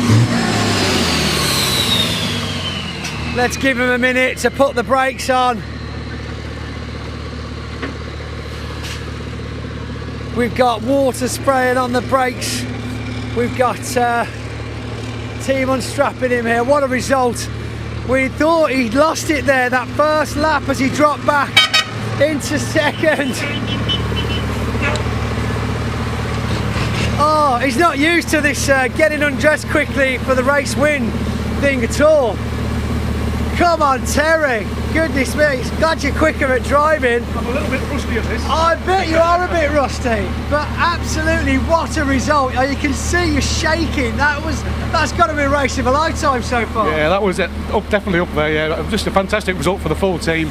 We've been developing the truck through the weekend and now it's starting to pay off, so yeah, really good. I mean, I'll be honest, I think the pit's heart sank when we saw you drop back, but of course, you know, lots of support for Neil Yates as well as he came past you there, but then you pulled it back. It was a beautifully smooth down the inside take on that first corner, and then you just made it stick for the rest of the race. Clean air, and I think it was about a 12-second lead. Really? 12 seconds? Yeah. Wow. I wasn't expecting that. It was mega. It was incredible. I mean, they were fighting behind you the whole way, and you just went off for a beautiful Sunday drive around Wales. Not quite so easy, but yeah, I'll take that.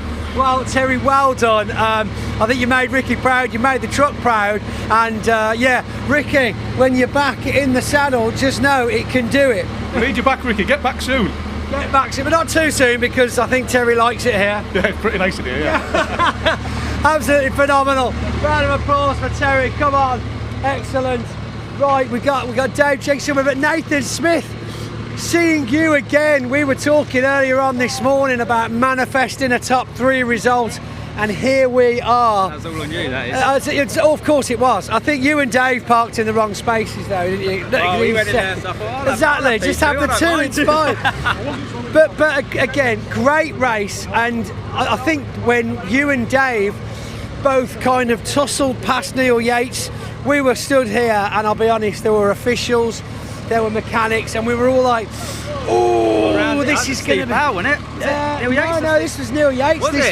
Neil Yates dropped back from first behind Terry Gibbon, and then it took you about 3 or 4 laps to catch up with him, and then it was right on it. Oh, Dave as well.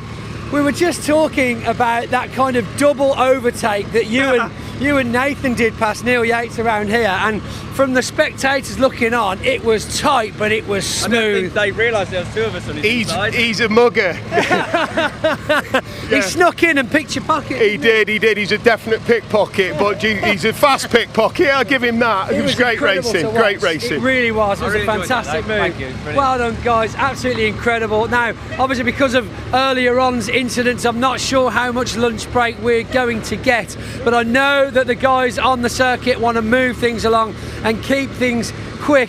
As we can see, trucks already making their way back to the paddock. We've got one more truck race and one more pickup truck race left this afternoon, but of course lots more action on circuit to come to you this afternoon, and let's have a look what we've got for you next.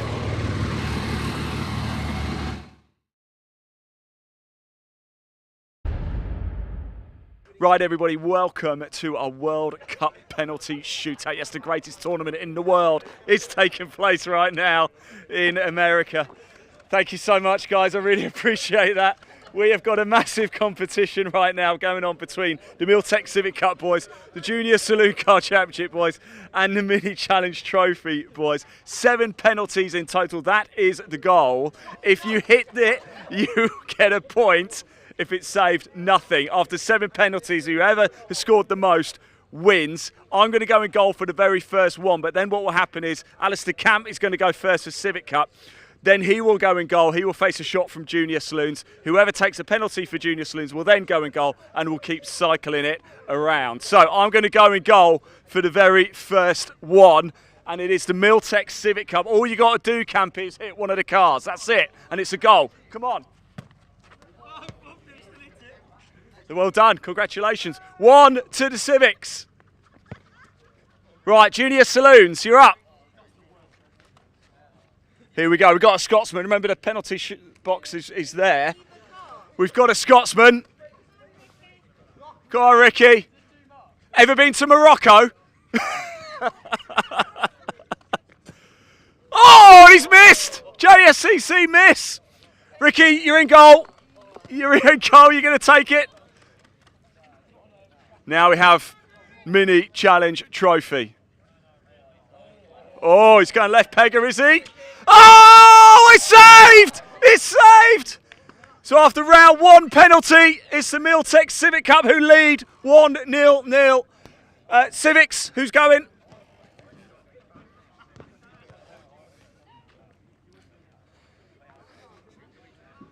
Here we go, Civics up. Can they double their lead here? All you got to do is hit the car. It's a shot and it's a save. It's a save. Right, Junior Saloons. You can go closer. That's the penalty spot, by the way. So it's still 1-0 to Civic. Oh, he's got to put it back. Yeah, no, referee says that's not acceptable. So here we go, Junior Saloons. Can they finally get on the score sheet? Oh, it's a comfortable save. It's a comfortable save. Mini challenge. Who's having it? It's Luca Mariano Osborne representing Italy. How are Italy getting on at the World Cup, Luca? How are they getting on? How are they doing? Oh, it's a goal! It's a goal. There we go. And it's back onto the Civics after 2 penalties. It's 1 to Civics, 0 to JSCC, and 1 to Mini Challenge. Civics, who's up? Here we go, next penalty. 3rd penalty for the Miltech Civic Cup. Lisa, are you helping me score this? Because I might forget. Oh, that's an absolute shocker from the Miltech Civic Cup. Right, Junior Saloons, who's up? You're in goal now, yeah. And he's going to do it. Just be careful because you've got no shoes on. Just please be careful. Timothy Leonard here, just please be careful. Can they finally get on the score sheet? They can. And it's 1-1-1. It's Mini Challenge up now though. Minis, who's up? This is to take the lead. This is to take the lead after 3 penalties. So it's 1-1-1 right now. Up against Timothy Leonard. He steps up. Oh, and he's missed it! After 3 penalties, it's 1 each. Right, Civics, who's up? Civics. Right, 3 penalties down, 7 in total. It's 1-1-1. This is to take the lead. Upset the Civic Cup. Oh, and it's saved! It's saved! Right, JSCC, who's up? Junior Saloons. I think we need a ball, please. Can we have a ball? Thank you. Now this is to take the lead for the Junior Saloon Car Championship. He steps up. Oh, cool, calm and collected. It's this side. It's this side. It's probably easier to get here. So Junior Saloon. Yeah, that's a goal. Yeah, that's a goal. So Junior Saloon's the first to get to 2. Right, Minis, who's up? Josh. Joshua Wilby is up. Go on, Josh. This is our 4th penalty. This is to level things up. Oh, it's a good goal. It's a good goal. It's 1 to Civics, 2 to JSCC, 2 to Mini Challenge. Civics, who's up? Go on, Civics. 5th penalty. 5th penalty. Kind of need to score this, really, mate. As you boys in a bit of pressure. Remember, it's from here. You can go from here if you like. Yeah, this little. There you go. Here we go. Going for the corners. Probably the best place to go. Oh, it's a shocker. It's an absolute terrible penalty. And Civic still only have the one. JSCC, who's up? Here we go. So this is our 5th penalties we're on to now. This is to take the lead. This is for a 3rd penalty. Oh, it's saved. It is saved. No, well done, well done. Minis. Oh, look who it is. It's the champ. The champion has come to play. Alex Keynes with a chance to give Mini Challenge Trophy the lead here after 5 penalties. Oh! Was that saved? You saved that? Was that a goal? Was it a goal? Was that a goal? I didn't see. It was a goal. It was a goal. It was a goal. So it's 1 to Civics, 2 to JSCC, 3 to Mini Challenge Civics. Who's up? Your 6th penalty. He's only got 2 left. In fact, you have to score this, otherwise you're out. You have to score this, otherwise you cannot catch up to Mini Challenge Trophy. Here we go. It's got to. Well done. Thanks for playing, Civics. JSCC, you're up. It's Ralphie. That's fine. So here we go. JSCC to level things up. Oh, he scores it! He scores it. Right, Mini Challenge. This is your 6th penalty. This is your 6th penalty. If you score it, you could be 1 penalty away from victory. So here we go. It's 1, 2, 3. Here we go. Yeah, go on then. You just got to hit a car. That's all you got to do. Oh, he scores it! Right. Right. Civics, do you want to take your 7th penalty? Anyway, you can't do anything, but you can take it if you want. Yeah, come on, Jake. Smash your car. Jake Hewlett, it's his car. Yeah, you can use... Luca, can we have that ball? Whatever happens, Civics... No, they can still level it up. No. Here we go. To get a little bit of pride. Yes, Civics. Civics finish on 2. Civics finish on 2. Right, JSCC, you have to score. Otherwise, Mini Challenge Trophy are the champions. You go from here if you want. He's here. You go from here. Go from there if you want. He's got to score. Yeah, you go from there. He's got to score. And he's saved! And Mini Challenge Trophy are the champions of the world. Well done. Thank you very much, Jake, for letting us borrow your car. No, they've already won. Yeah, they've already won. Well done, guys. Congratulations. Mini Challenge Trophy are the champions. How do you feel? I'm speechless. Speechless. Alex Keynes, you know what it's like to win. Yeah, it's great achievement today, honestly. Yeah, really good. Luca, you know what it's like to be a winner as well. I've got no words, mate. This tops everything. That's to you. First winner here, so I can't complain. Harry, Andrew. Yeah, it was a spectacular performance from everyone. Yeah, I think it's a perfect job. And boys, you were here as well. Need an ice bath after this. Well, there we go. Thank you so much, Mini Challenge Trophy. They win the World Cup here at Pembrey. Thanks for watching.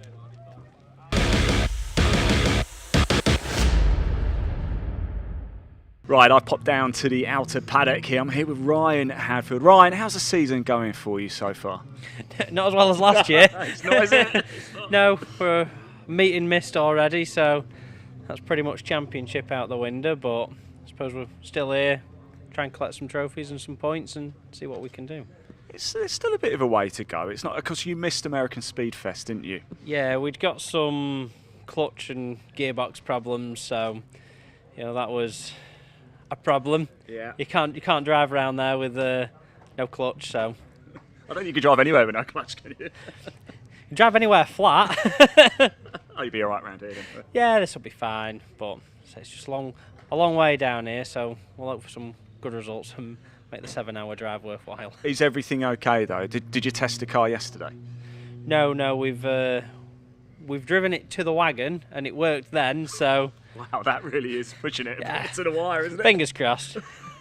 Okay, expectation for the rest of the season is you're going to go out there, have a good time. I'll tell you what, you pick up some wins, you never know, right? Oh, yeah, that's it. We'll go out, we'll aim for some wins, aim for some good laps, aim for some good races, and we'll see where that leaves us at the end of the year. What does it mean to you, though, to be part of the Pickup Truck Racing Championship? It's something we've watched from me being, eye to a grasshopper round Rockingham back in the day. It's definitely something we've always wanted to do, so the being here and being part of it and being a champion and a long list of people that were very good in them, so... You're not bad yourself, nice. Ryan, come on. Well, we've done all right, I suppose. We've done all right, very humble, very humble. Look, Pembrey, what do you make of it? We talk about flat circuits, this one's pretty flat. It's flat, it's quick, it's exciting. Yeah. It'll be interesting to drive one of these around here after a couple of years not being here, so yeah, we'll see if it's changed much. I want to know, Ryan, what does a race driver get up to on a Saturday night at Pembrey? Can you tell us? Can't tell you. Remember, this is going out before 9 o'clock.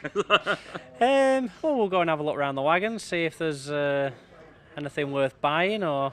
Buying? Okay, wow. Well, okay. There might be some nice light bars on them. We could have on some of our own, and there's bound to be some tyre shine somewhere to keep someone happy. And yeah, if it goes well today, we might have a beer. Who knows? Just the one, more racing tomorrow. Ryan, thank you so much for talking to us. Good luck, mate. Thank really you good very to see you much. as well. And you. Top man, Cheers. thank you.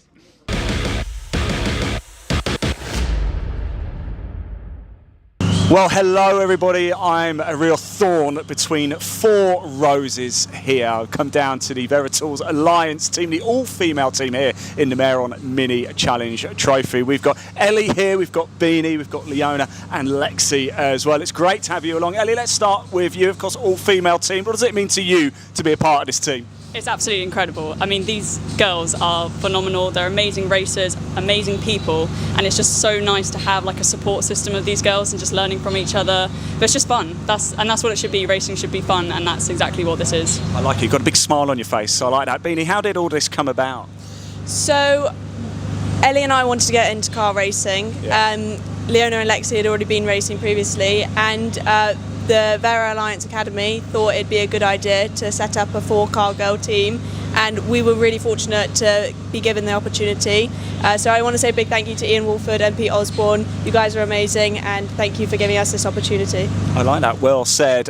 Leona, obviously I know you from previous series as well. What's it like being part of this team? Yeah, it's absolutely amazing. I've been in championships where I'm the only female racing, and here, just like Eddie said, to have the support of all four of us, not only us girls but the entire academy, it's just amazing, and I'm really looking forward to what we can all do going forwards together.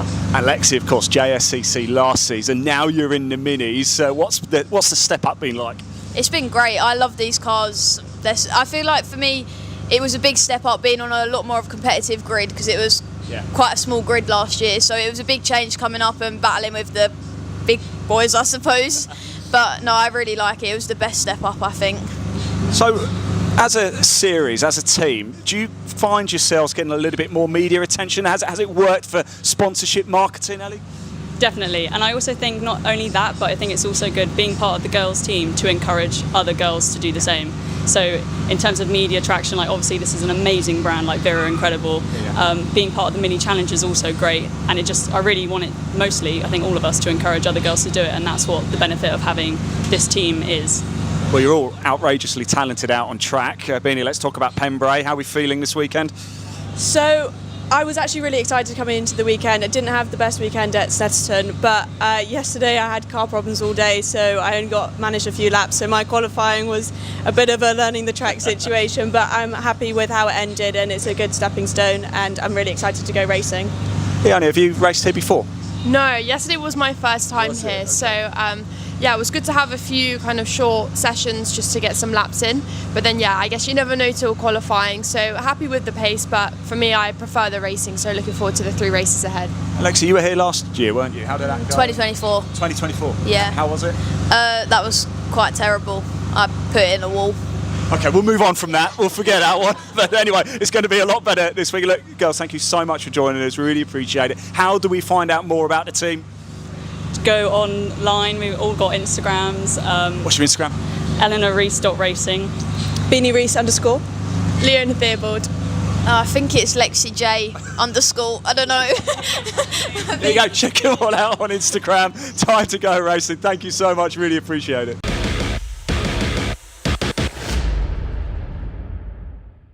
Right, yesterday, Ralphie, you had quite the experience, didn't you, coming out of the final corner, ended up on the roof. However, you got out, great job by the marshals, and I know you want to thank the team here, don't you, at Pembrey? Yeah, I want to thank all the marshals here, really helping me get out of the car, making sure I'm safe. Obviously, all the medical team, making sure I'm all right, making sure to check up on me this morning, making sure I'm free to race. And also a big thank you to the team Orex, getting my car ready for this weekend day after the It was quite a moment, wasn't it? We saw it happen. What was going through your mind when you suddenly realised, oh my goodness, I'm upside down here?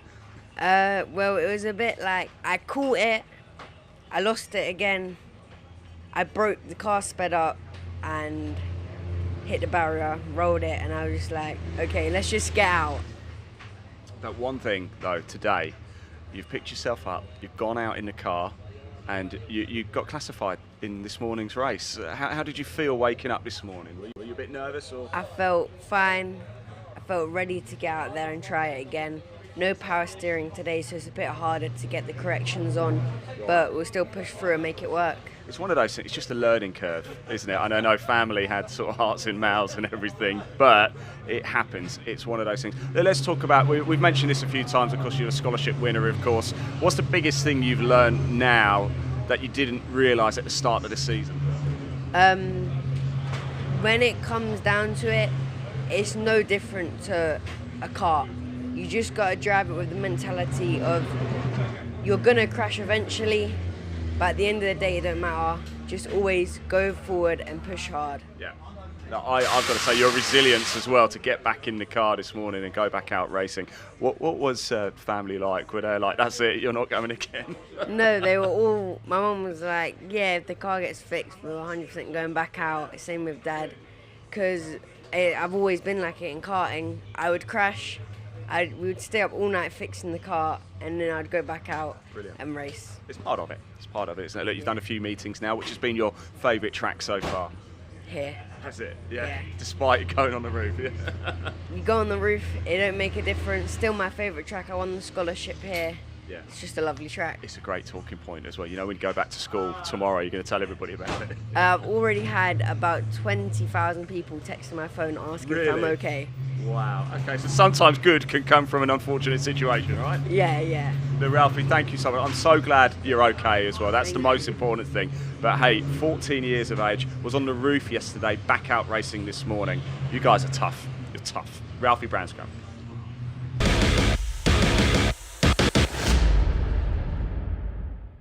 Right, round 9 of the Mehron Mini Challenge Trophy about to get underway. I'm here with Blair Driver in the baking heat here in Pembrey. Blair, a bit different from Scotland, eh? Yes, well, I've got the sun here. How far have you travelled to come in? Well, I had to go via somewhere first, so I think it was 10 hours total for me. 10 hours total. Been worth it? Enjoying it? Yeah, it's good. I've managed to get a wee bit of testing this round, so I am pushing on, just trying to get up there, trying to learn the track as well. It's new track for everybody, so Yep. What's the best thing about driving these minis then? I'd like to say the contact, but you're not allowed to, are you? You can say that. You can say whatever you like. I just like the adrenaline. Obviously, it's good. It's good. It's close racing. It's door to door, bumper to bumper, mirror to mirror. So yeah, I'll enjoy it. So how many miles then do you think you cover over the course of the entire? Are you doing every round? Yeah, do every round. So I mean, we go Brands Hatch. We obviously Pembrey's a long way. Do we go to Knockhill? I think we go to Knockhill, don't we? No, well, the challenge hasn't got Knockhill. It's JCW. JCW's got Knockhill, okay. so your only home circuit. We're not doing. Yeah, exactly. So that's good though. Obviously, I like the away rounds. I like obviously it's a holiday for us. Right, very very important question. Are Scotland going to win the World Cup? Definitely not. I don't like the optimism. There we go. Blair, thank you so much. much. Thanks Yeah, for talking to us. no Really worries, appreciate it. cheers. I've heard Morocco is nice this time of year. Yeah. So, right, let's move on, shall we?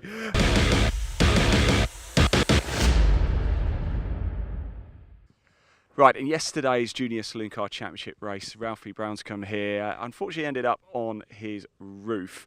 So, Ralphie, we've come. You're okay, first of all, aren't you? Yeah, Absolutely I'm fine. perfectly fine. Right, okay, that's the most important thing.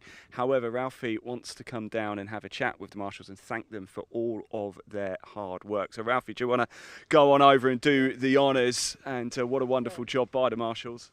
I've got you all a hat for helping me. Thank you very much. And poster, my signature on it. Excellent. Thank you very much. We've got somebody hiding one around here more as well. hiding away. Robert's over here, look. Oh, thank you. And a poster with my signature on it. And I just want to say a big thank you for what you guys did yesterday, helping me. Like, I think it's awesome what you do, putting time and effort in to help people. And it's great, because I'm sure some of you are fathers, to be out here on Father's Day and putting in the work so we can race means a lot to me. Oh, it's fine. We just do what we're trained to do, basically.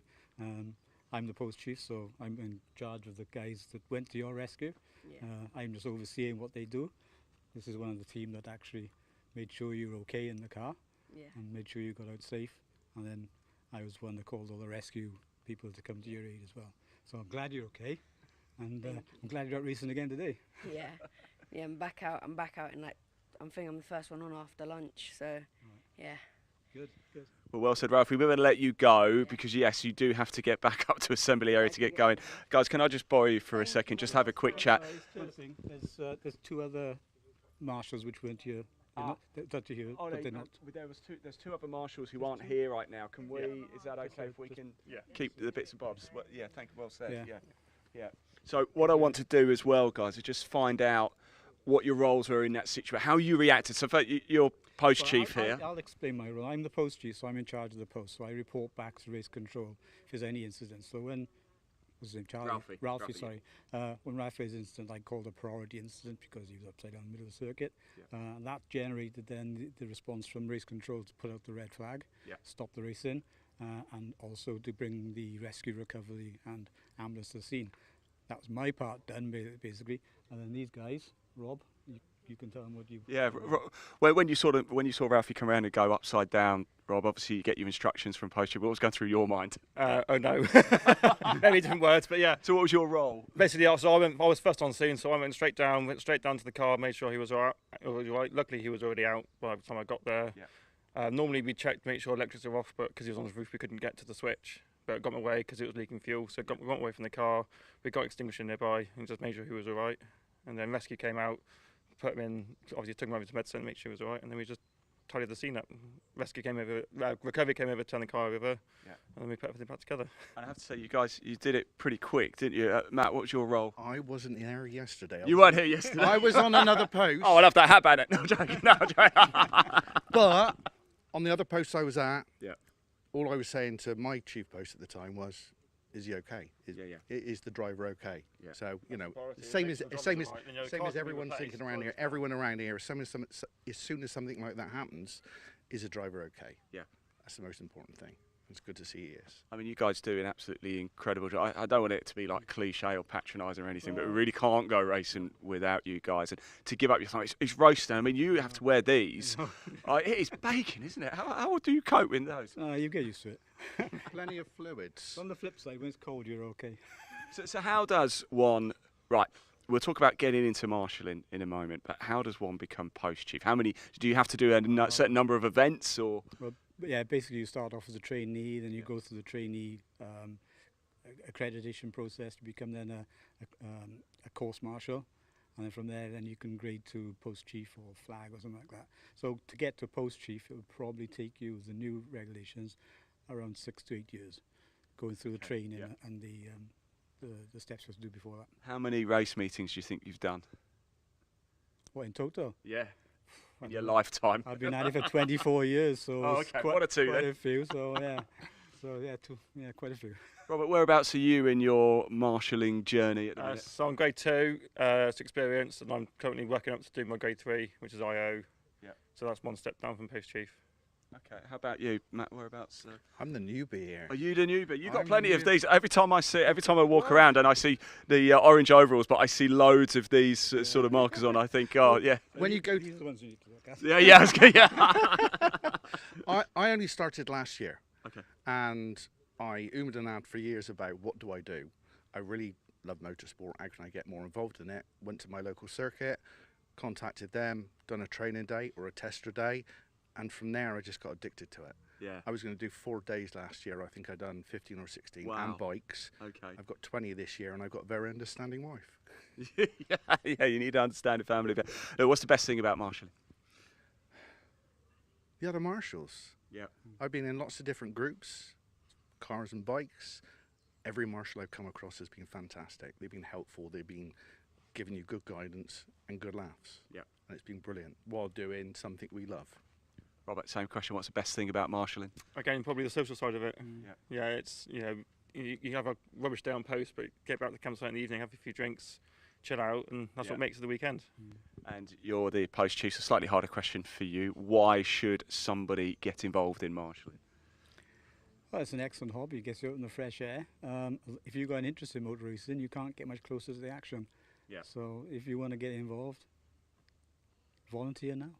Excellent, guys. Thank you so much. I know, Ralph, we really appreciate it. Thanks for all of your hard work. Obviously at this post, but all around Pembrey. We had a meeting up at Donington, so if you were there and you were marshalling, thank you so much. Keep up the amazing work. Talking of action, though, it is almost time to get back into the racing action for this afternoon session here at Pembrey.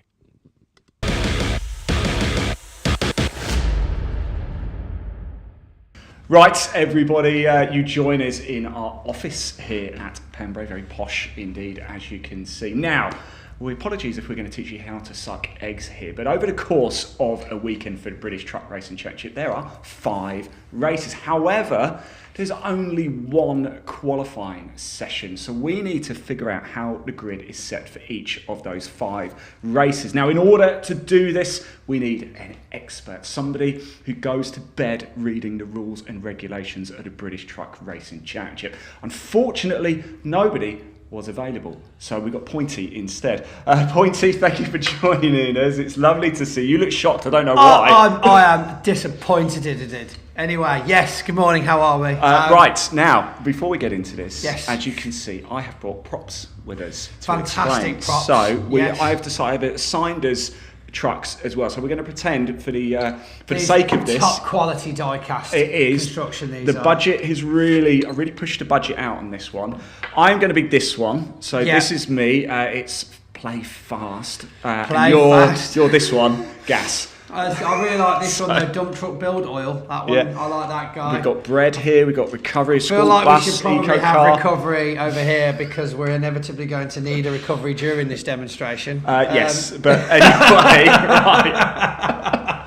Right, so apology again, if you already know this, now might be a good time to go get a quick cup of tea or coffee, but if you don't know it, it's actually going to be quite a worthwhile exercise in all seriousness. So there are 5 races, 1 qualifying session. Yeah. So race 1, Pointy. Yeah. How is the grid set? Well, race 1 is as you would expect, traditionally set by the fastest laps of qualifying. Okay. So here we've got, the fastest one. Ian managed to get round. His fast lap was faster than everybody else's. So you would obviously start race 1 in first. Okay. And then second, third, fourth, fifth, and as you go all the way down the grid. Again, also into Division 2, because of course we do combined division racing. I personally can't remember a time where we've ended up with a Division 2 truck qualifying fast enough to be mixed in with Division 1. But I mean, that would be a thing if it happened, I suppose. And it could be round circuits like Pembrey, which are a bit shorter. But that's Div 1, that's Div 2. So I'm fastest of all. I'm the Div 1 driver. I start race 1 on pole position. And you're the eco car. And in Div 2, you're the fastest, so you start on pole. Okay, this is it. So there we go. Now, we'll race 1 effectively. That's how we'll start race 1. Yeah. But because of the timings and if there's any issues that we need to go to judicials for and things like that, well, how are we going to get the grid layout for race 2 on Saturday? And how do we continue the weekend? Yep. So we revert back to the same qualifying session, but go for the second fastest laps. Okay. So everybody's got a list of their lap times. Yep. And then their second fastest is where we go from. and then if actually you could have a situation where the fastest in qualifying as a session as a whole was you, which is why you started in first. But actually, your second was 0.3 of a second slower than my second fastest. Yeah. So therefore, I would start race 2 ahead of you. Okay. Now, that race, again, usually on the Saturday, the second race on Saturday, would race to completion, and that would be the starting order for race 2. And that's the same for Div 1 and Div 2. Exactly. Both would get, or whatever, but you could also have that, third place on race 1 ended up getting the second fastest lap from qualifying, so they'd start in first and everything would get very jumbled. But nonetheless, that's okay. the So race 2 is based on your second fastest lap in qualifying. Same qualifying session, but the next lot down of results, effectively. Let's move into race 3. Now, surely it's going to start getting complicated, right? A little bit, yeah. So it's reverse grid. Let me just put me back in first. Okay. Sorry, make sure sorry. So I suppose it is only a demonstration, isn't it? Let me have something, won't you? The bread cake delivery truck is coming for you then. So race 3 Sunday usually then would be a reverse grid of the results from race 1 Saturday. Okay, right. So I win race 1. Yeah. Okay, for argument's sake, where do I start race 3 then? So as it stands in Division 1, because we've actually got, let's pretend here, because we've got 8 trucks, we've got more than 8 trucks in Division 1. And Div 1 and Div 2 the same, so let's just assume it's... Yeah. Let's just go with Div 1. So we've got 10 trucks here, and we'll pretend that we've reversed the grid. Yeah. So if these two finished in these two positions in race 1 so yesterday, Water, they'd stay at the back because they're 9 and 10. Yeah. So they'd stay where they are. However, these would all be reverse grid, which means that first and second would be 7th and 8th. Yeah. They would then move back there. They would then move back there. And then you would end up with 8th place. 7th and 8th in first place. Yeah, 8th place would be in first. 8th place is on pole, 7th, 6th, 5, 4, 3. So exactly.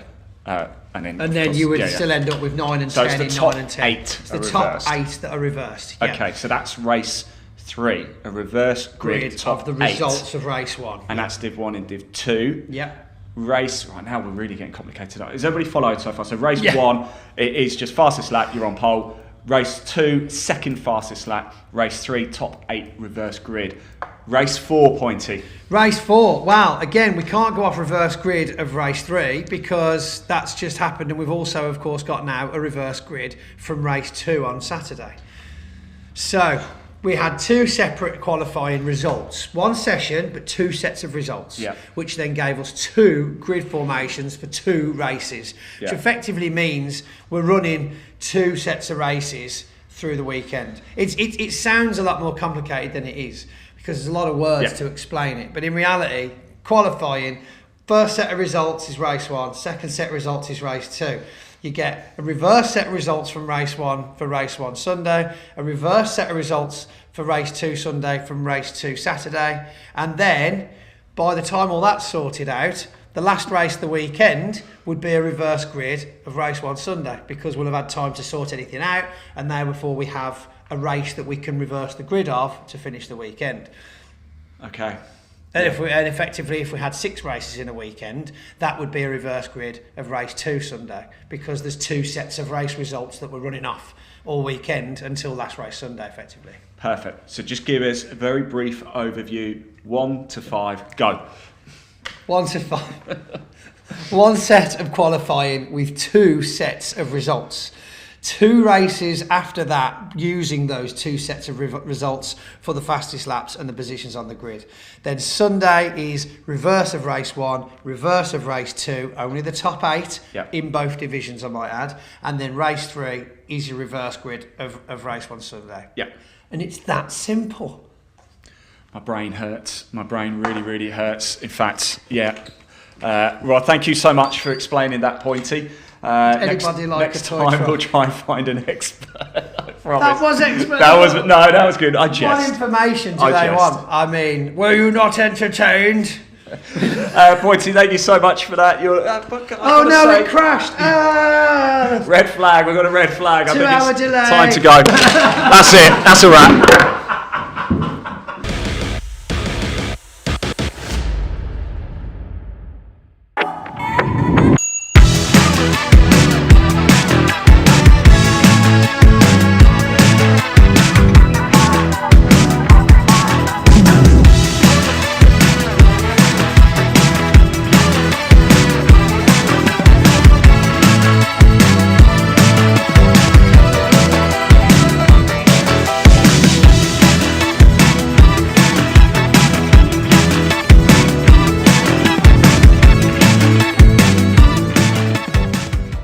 So here we are with, I know I've said your names already, I'm going to say them again, Alan Cooper and Dale Gent. Just remind me where you are in the championship right now. We're both joint leaders. Joint leaders. Joint leaders, yeah. Joint lead. I mean, this is. I thought we'd go for a double interview. Why not? You're under the same tent, are you as well, or have you got? This is all Dale's, yeah. It's all Dale's. So you just happen to be. You're right. Squats in it. You just squats. So what's it? I mean, what's it like having that kind of competition, the pressure that you're both kind of almost racing directly against each other, but then coming back to kind of work in the same place? No, it's good. It's keeps us both honest, really. You know? It's just he's doing better, and then I've got to find something out to try and do better than him. I think it makes a lot of sense. But everybody always talks about racing as much as it's competitive. It's a bit of a family thing as well. That actually, as soon as you come off the circuit, you might butt heads a little bit, but then at the end of the day, you'll still help each other repair things, work together, and because you both want to be out there racing, don't you? Yeah, like we've always said, there's no friends on track. If you can work together, then happy days. But then if you go, and then if one's faster than the other, and off you go. But then as soon as you come in the pits, if someone's got a problem, we do our car first, and then as soon as we're finished, go and help him finish his car then. So you've got 3 races this weekend. It would be pretty tricky. I mean, it's possibly mathematically possible, depending on who gets fastest laps over the 3 races. But could you see a world where you come out of this weekend still drawing in points? I don't know. It would be nice. It would be nice to take the lead a little bit. It'd be nice. Oh, here we go. Started. He's been rubbing it all year with me. That he's been above me in the points. If someone wakes up with food poisoning tomorrow, we'll know what's going on. Yeah, he's been giving it to me all year, saying, "Oh, look, sending me pictures of where he is at the top," and that was like, "Well, I'm slowly coming. I'm coming for it. I'll just keep working at it." But no, it's been good, and yeah, it'd be nice to come away on top. Absolutely, yeah. I mean, and how do you feel coming into this weekend? I've been asking the drivers what they think of Pembrey. Do you think have you been here before many times? Do you think you might be able to take the advantage? This is my 3rd time ever being here. Oh, wow. Okay. And I've never got on that great around here. Stay away from the grass. That's all I can say. Yeah. Don't even use the rumble strips, because if the second you hit something shiny, you are no longer on the circuit. Last time I was here, I did have the hairpin at the end of the straight. Just didn't stop, it just went straight into the tyres. So still probably better than trying to get in the same space as the other 10 trucks on track. It's like, I want to be there. Yeah, everyone else wants to be there too. That's usually what happens. Lively first corner, that's going to be. Absolutely, yeah. But, fantastic position, a lot to race for, but let's keep it friendly, yeah? Yeah? Yeah, definitely. Yeah. Excellent. Right, shake my hands, gentlemen. Shake each other's hands. Let's get it on. They were friends, you see? Friends. At the minute. That's it, yeah. Cheers, guys. That was brilliant. Thank you very much.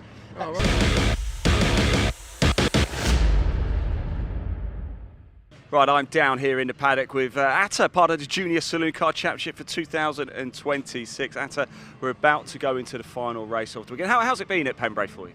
It's been okay. Qualifying's been a little bit disappointing due to contact. I only managed to finish just about 3 laps, so I didn't start from the pit lane, but I've been starting last and I'm just trying to work my way up. It's a bit of a disaster, really. Are you finding yourself getting more and more confident now as the season goes on? Yeah, definitely. Like the team working around me, I can finally get used to the car, I can change the setups, I'm getting a lot more comfortable, yes. I tell you, you're getting more confident. You're very popular on social media as well. We always seem to, every time I look in the live chat and it's Junior Saloons, there's so much support for you. Why are you so popular? I don't know. I mean, if you have connections all around the world, then it's just better, isn't it? It certainly is. Look, why did you decide to race for the Junior Saloon Car Championship? Well, I've always wanted to race, but of course, racing is expensive. Yeah. And rallying is going to be even more expensive if I whack it around the wall, so... Don't do that. Who would you say who is your inspiration in motorsport? Definitely, well, I'm going to go with the common answer. It was Max Verstappen. Yeah. But for rallying, I used to love Colin McRae and I watched him all the time. Amazing. Yeah. Very well said. Atta, thank you so much. Best of luck here. It's time to get racing for the Junior Saloon Car Championship. Dave, over to you.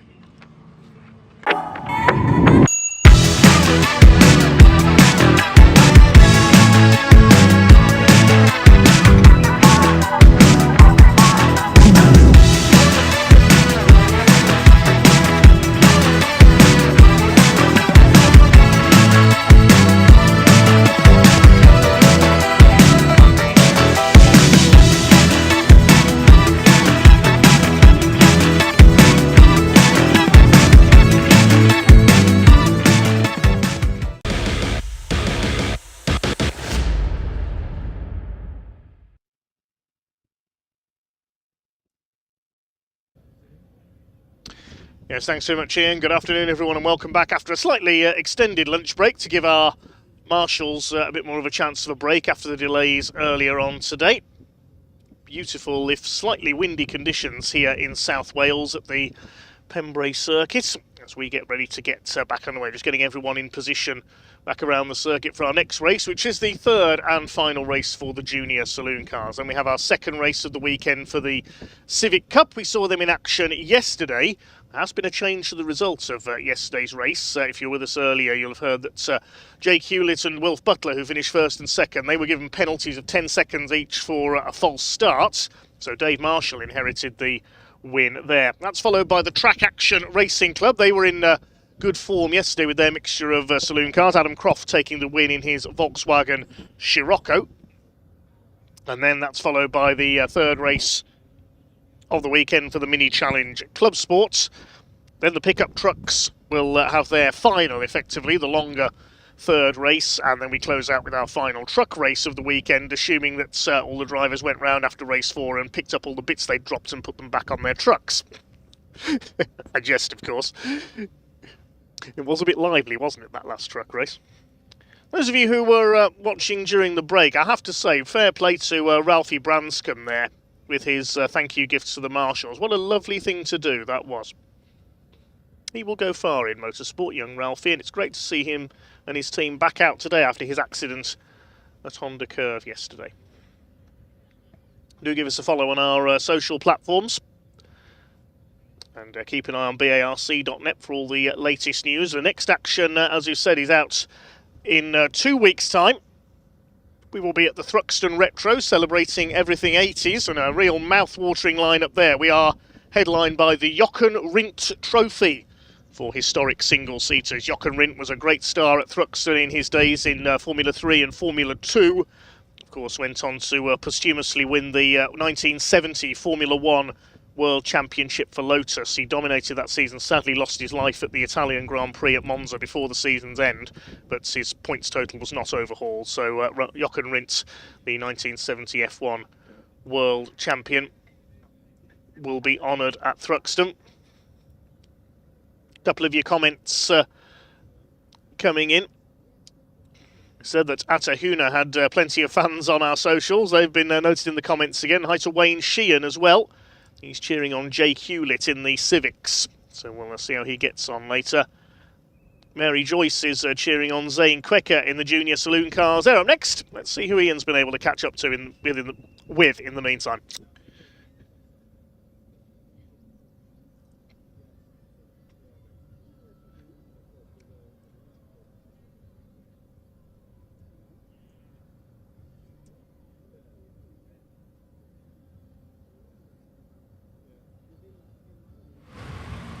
Right, everybody, welcome back. We are moments away from round 12 of the Junior Saloon Car Championship from getting underway. However, before that, we thought we'd give you a little poke around the paddock here at Pembrey. Yes, one of the unique things about Pembrey is that there is the infield and the outfield. There's no bridges, there's no tunnels, so once you're stuck at one and the cars go out on track, there is no getting over to the other side. Fortunately, Parc Ferme and assembly area is in the infield, so that's where we spend most of our time. Now we've come down, as you can see, to a congregation of the Milltech Civic Cup cars. There's Freddie Ingram's car there. Somebody I saw down here is Ben Sharp, of course, from Ben Sharp Racing. I just want to have a quick chat.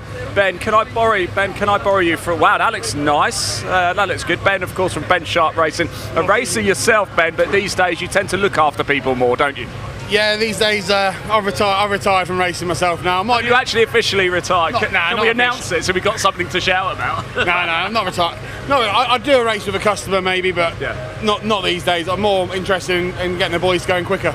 So look, you're still a young man. I want to know about how you got involved in motorsport from the off. I know you used to race in Civics as well. Have you done anything else? What other stuff have you done? Well, motorsport is all from my dad, really. So my dad used to run a race team, Mardi Gras Motorsport. Andy Prio, Jason Plato came through his team. Yeah. And I'm sure lots of good, James Thompson, some really good drivers. Yeah, not half. Some proper drivers. And then, my aim was, unfortunately I lost my dad when I was quite a bit younger, and my aim was, well, when I go meet him up there, we're gonna kick his ass, and I'm gonna go up there and have a pint with him. You've got some stories, haven't you? Yeah, and have some stories, yeah. Look, we're doing really well at the minute, and hopefully it's going to have a good result today. It seems to be growing, it seems to be getting bigger and bigger. Are you proud of the journey that you've taken Ben Sharp Racing on? Yeah, to be honest, I never expected, go 3 years ago, we would probably have 1 car, maybe occasionally 2 cars in the championship. Yeah. Now we've got 6 cars, and I think we had 5 in the top 11 yesterday. Wow, okay. We had a podium, but we unfortunately lost it, and rightfully so in the end when we actually saw the evidence. But that's very noble of you to say. Yeah, it's very easy to stand there and say they did it wrong, but when you actually see the evidence, it was correct. And rules are rules, and they have to be enforced. So frustrating, but the kid's got the pace to be up there, and he'll be going. Look at it on the positive, he's got no ballast, and we'll be going forward again today. So who are you running this weekend then? Well, we've got Wilf Butler, who finished 2nd, and then obviously went back to about 5th or 6th in the end. Spencer Stevenson was 5th or 6th in the race. Aidan was 7th. Charlie, I think, was 8th. Something like that anyway, I can't really remember. And then we've got Jake Renshaw and Freddie. Yeah. Obviously the boys have done a massive job to the whole team, getting Freddie's car built from in 4 weeks from a road car to be a race car here, and it doesn't look like it's been built. The car there, we'll put the camera on it so you can see. A very, very quick question then, sort of talking about the drivers that you've got on board, yourself as well, and everything, all the hard work that goes in. But if somebody, Ben, is watching this and thinking, okay, I want to find a way to get into motorsport, I want to be a driver, I want to go racing, can you do everything from start to finish for them? Is that what you do? Yeah, sort of. You come along. We've got drivers. A lot of our drivers here have gone through the karting ranks. Yeah. So probably the best place to go do a little bit of karting first. Learn the basics. Yeah. Then they come along here. So like Aidan, Freddie, come straight from karting. I've never drove another car. Like Aidan last year didn't even have a driving license, and he was racing in the championship. Like that's how young some of these are. And we literally took Aidan from last year. Thought because he was good in karting, he would come straight in and do well. And now this year he's starting to get there. He's had some good results over the last couple of weekends, and he's building every time and getting quicker every time and becoming more of a thorn in everyone's side. And the same with Freddie's. Freddie's on the same journey, but he's a year behind at the minute. But he had his best qualifying of the year, 13th on the grid. I think that's like 6 or 7 places up on wherever he's been this year. The race didn't quite go his way, but he's only going to get better again. He's done the least amount of driving than anyone on the grid. Wow. And obviously had a big setback last time, so we were going to go do an extra test day to try and help him, but instead we had to build a car. But yeah, we're making progress every time with all of them. Ben, it's lovely to see you. Thank you so much. You wouldn't trust me in one of these, would you? Probably not a good idea, actually, to be honest. Yeah. Mervin's 206s. Yeah, even that might be a risk, but yeah, thanks, Ben. It's lovely to see you. Right, should we keep going for a bit of a walk? We are, I can see actually, I think the Junior Saloon cars are about to head out on track, so just over a little bit longer if you like.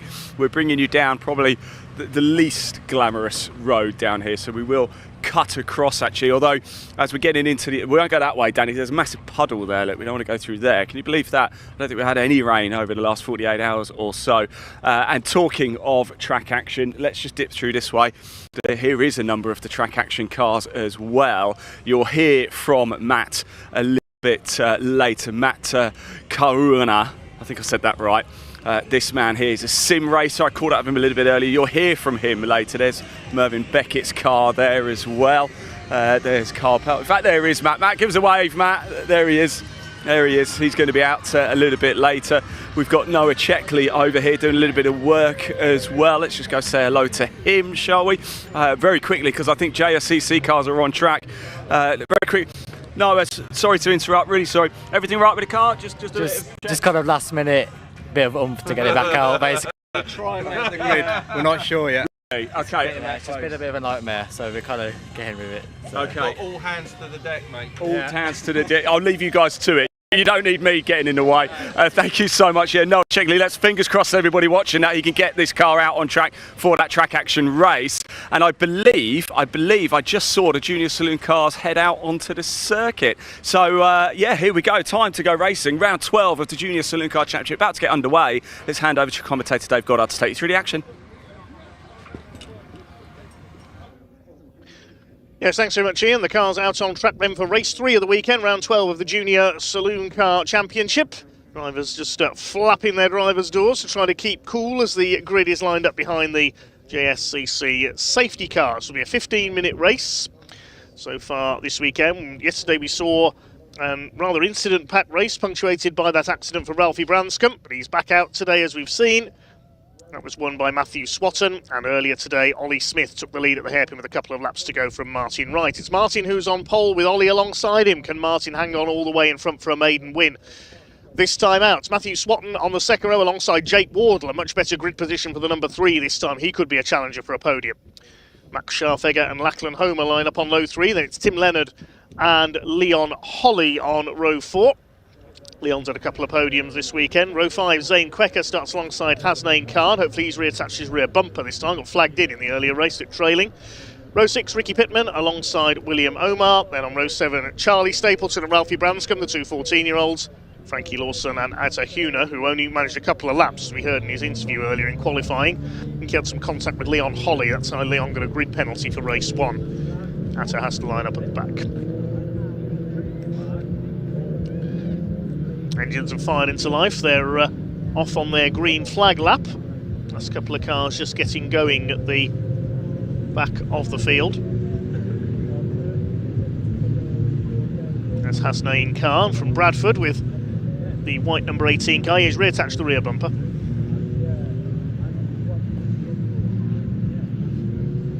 There's Ralphie Branscombe.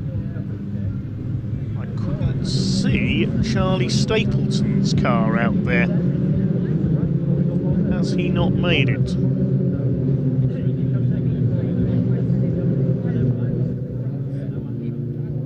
Frankie Lawson's there. Have a look towards the back. It's a yellow and black car, Charlie Stapleton. Let's see if he's there.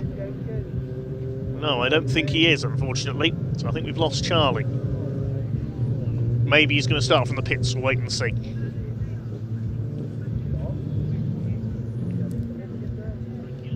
It is the blue car of Martin Wright, the 2025 JSCC Scholarship winner, who will be on pole for the 3rd time this weekend. The white, green and blue of Ollie Smith alongside him. Matthew Swatton on the second row, looking for his 2nd win of the weekend. Jake Wardle looking for his first. He's come close a few times, had a few podiums. Can he finally convert to a win this time? Max Scharfegger's had a couple of wins this year. There's Atta Huna at the back in the number 81, behind Frankie Lawson. Thanks for all your comments. A few people supporting Ricky Pittman and Ralphie Branscombe. Right, a Bong 38 watching from Germany. Jack Neal supporting Ralphie. Mary Joyce giving the usual shout out to Zane Quecker's sponsors, O'Grady Electrical, Corley Oak, Shetlands, Cut Above ARB. That's the adverts out of the way. Pittman family cheering on Ricky.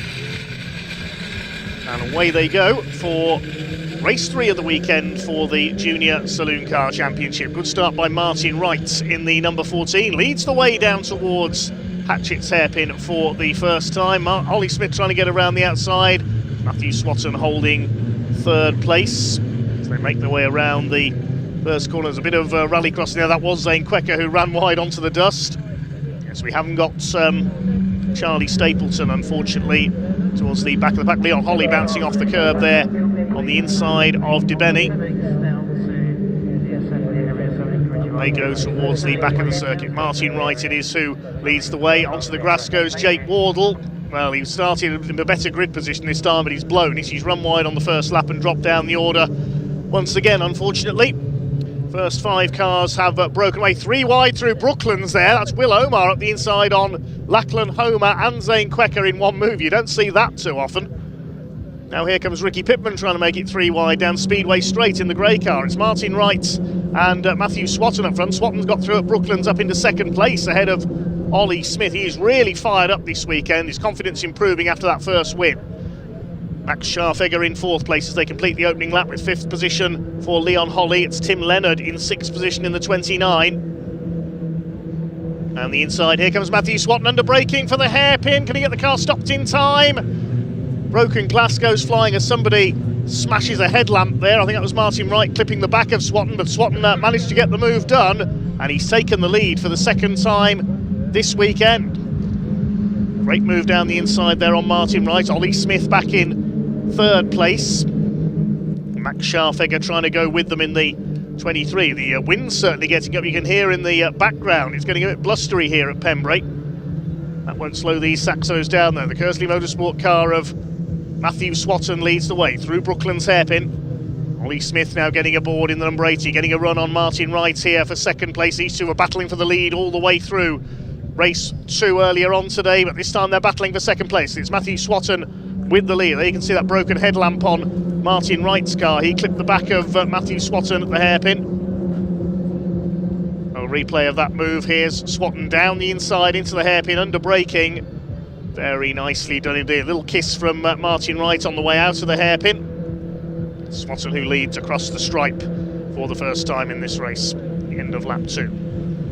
Smith trying to close up as well. It's line astern through Hatchett's. Leon Holly trying to keep up with the 4 leaders. Then there's a gap about 1.8 seconds back to Tim Leonard in 6th place. Lachlan Homer is 7th. He's got ahead of Will Omar, who made a fast start. Quecker and Khan round out the top 10. Behind them is Jake Wardle. Another difficult first lap for him, unfortunately, this weekend. He's ahead of Ricky Pittman.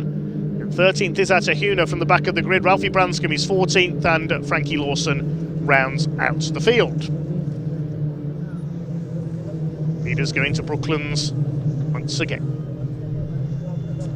Can Matthew Swatton start to break away, or are these 3 going to be together for the whole race long? William Omar gets muscle wide there, coming out of Brooklands. That was by Hasnain Khan, I think. They close up on Zane Quecker. I love the eyes on the headlights of Zane's car. More cars need those. Jake Wardle closing up on Omar now. Then a gap back to Ricky Pittman. It's the stripe they come. Hasnain Khan runs wide, gets a wheel on the grass. That's going to allow Wardle and Omar to attack back again. They all move to the inside to try and get the best line for the Hatchett's hairpin. Khan holds the place. There's Pittman, the grey car, closing in on. 0.3 of a second in it between Matthew Swatton and Martin Wright. Wright's got the fastest lap of the race, 1:11.857 that time through, the second place man. As we concentrate on the midfield battle for now. Zane Quecker leading it in 8th position. Khan 9th, Omar 10th, Wardle 11th.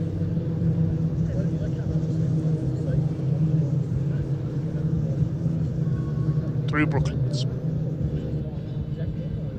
Here are the leaders. Still 3 cars line astern. Swatton, Wright and Smith. Small gap back to Scharfegger, about 0.7 of a second. Then it's Leon Holly. A bigger gap then of 1.8 seconds back to Leonard, who's under pressure from Lachlan Homer. Down the pit straight they come towards Hatchett's hairpin once again. Now is Martin Wright thinking about an attack? No, he's not. Got to defend at the same time from Ollie Smith in the number 80, the championship leader.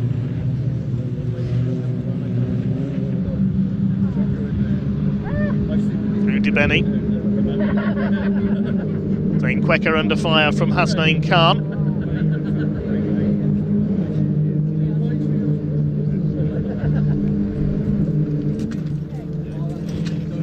Khan going to the outside at Surtees. He won't get round there. Jake Wardle trying to close in on them as well in 11th position. Maybe 10th position now. He's got ahead of Will Omar. Yes, he has.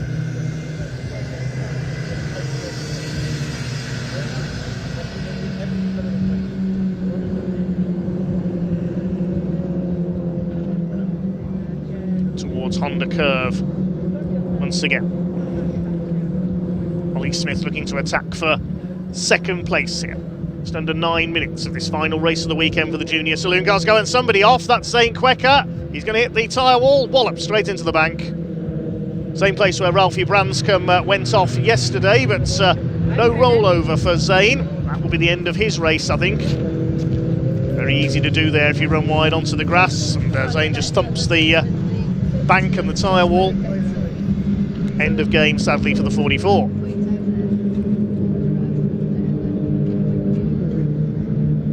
Is starting to heat up for second place now, with Smith chasing right, and they're being closed down by Max Scharfegger as well. It's been a relatively quiet weekend by Max's usual standards. Looking to get back on the podium.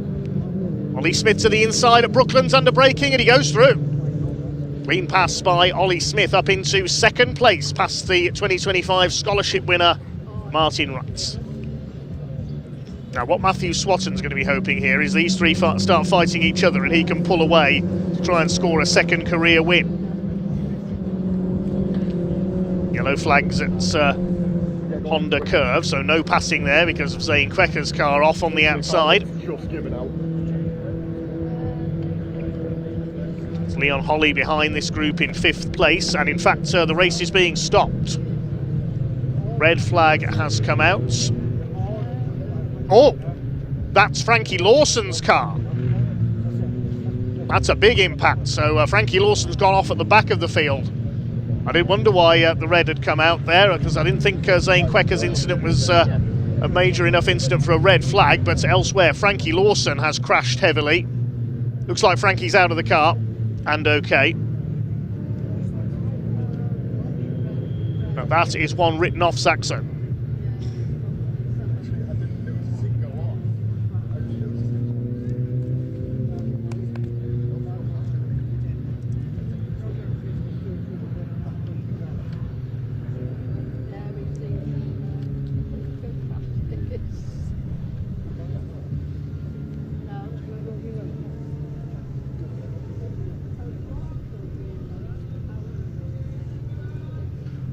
So the race brought to a halt then at half distance. I think that's down at Senna.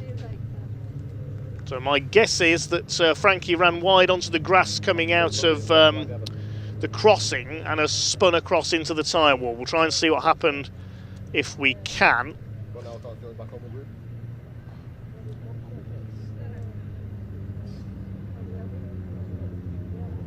The main thing is the driver appears to be okay, Frankie Lawson. He came into JSCC racing with no karting experience, apart from a little bit of arrive and drive at indoor circuits, so one of the least experienced drivers on the grid. That's a great shame for Frankie. He was spun into the tyre wall up at Senna corner. The race brought to a halt. We'll wait to see if we're going to get a restart. The cars are being led to the grid, so it looks like we will. They'll be gridded in the order that they were in when the race was suspended.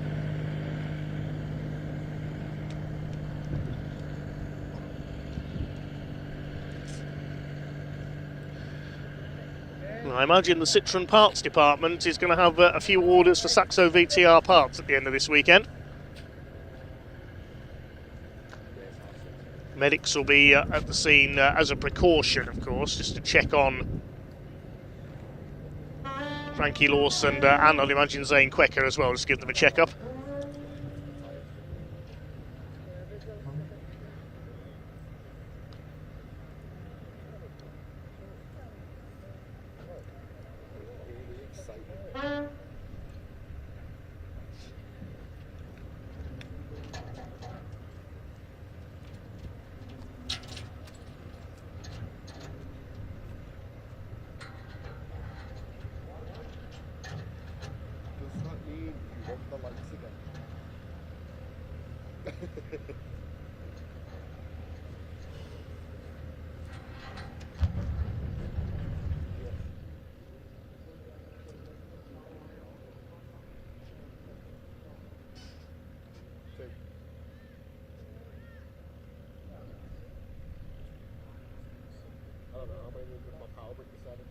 So under the red flag here at Pembrey following an accident for Frankie Lawson up at Senna in our third junior saloon car race of the weekend. There's the remains of his car. The main thing is Frankie appears to be okay, as does Zane Quecker after his off.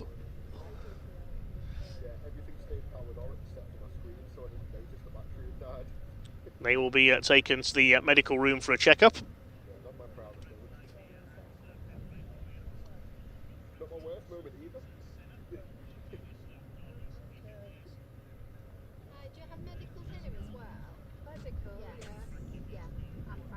That's taken a couple of big impacts, front and rear damage. That's a very compact Saxo, unfortunately. Rebuild needed for CSC Racing. Also run Jake Wardle's car.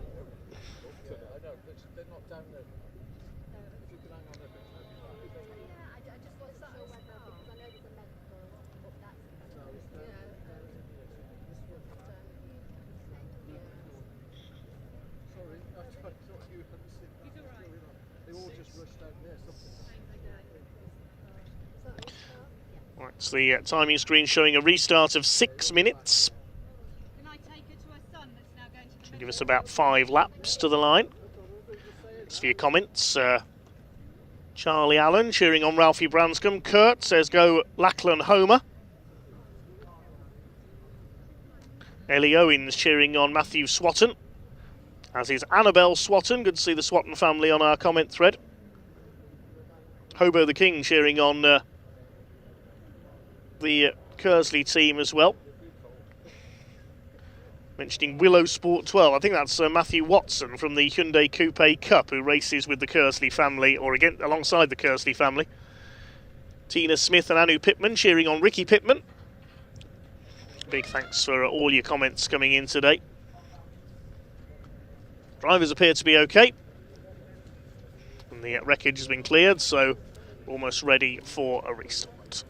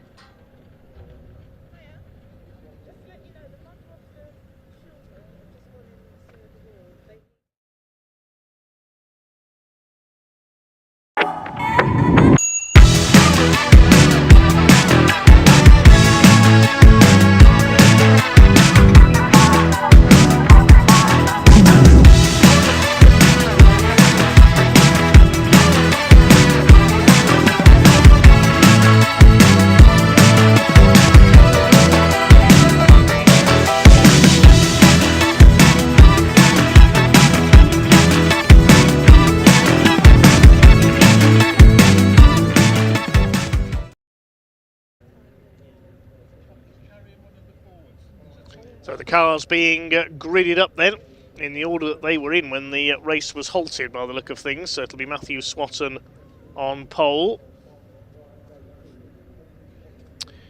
Familiar territory, and the same thing happened when he was leading yesterday's race when Ralphie Branscombe went off. Hi to Jen Holly cheering on Leon. Hi to Duncan. To Ash Miller Motorsports. Hi to Charlie Allen, says the Allens will be racing at the next round at Snetterton. That's good to see, yes. Team Allen, the sons of Ollie Allen, the long-time Ford racer. Seen them in JSCC. I think their car picked up some damage at Croft at the last round, so they're sitting this one out. Hi to David Rutter, he's cheering on Ralphie Branscombe. Hi to Caitlin Penny as well. Now, unfortunately, we can't bring you a replay of Frankie Lawson's incident there, because at the same time our camera up at Senna was concentrating on the move for second place being made.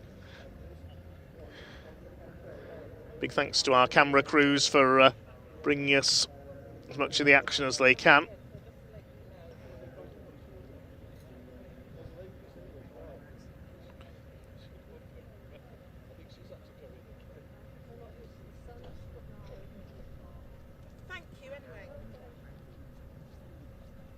Drivers trying to keep cool there on the grid. It's getting warmer here at Pembrey. Still got 5 races to go after this. The Civic Cup up next.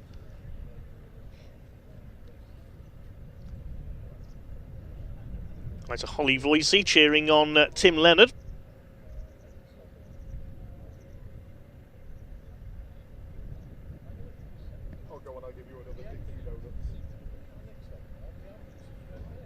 Both drivers do appear to be okay after those 2 incidents there.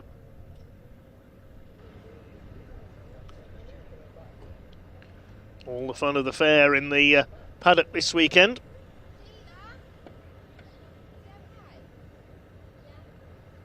We've got show trucks, we've got tractor pulling demonstrations. A bouncy castle, as pointed out by our director. Fancy a go, Dan?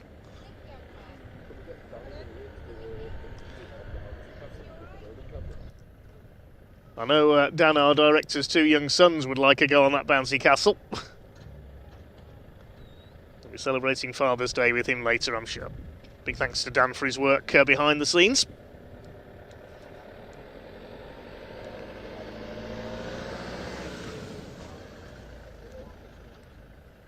Lots of families enjoying the sunshine of South Wales.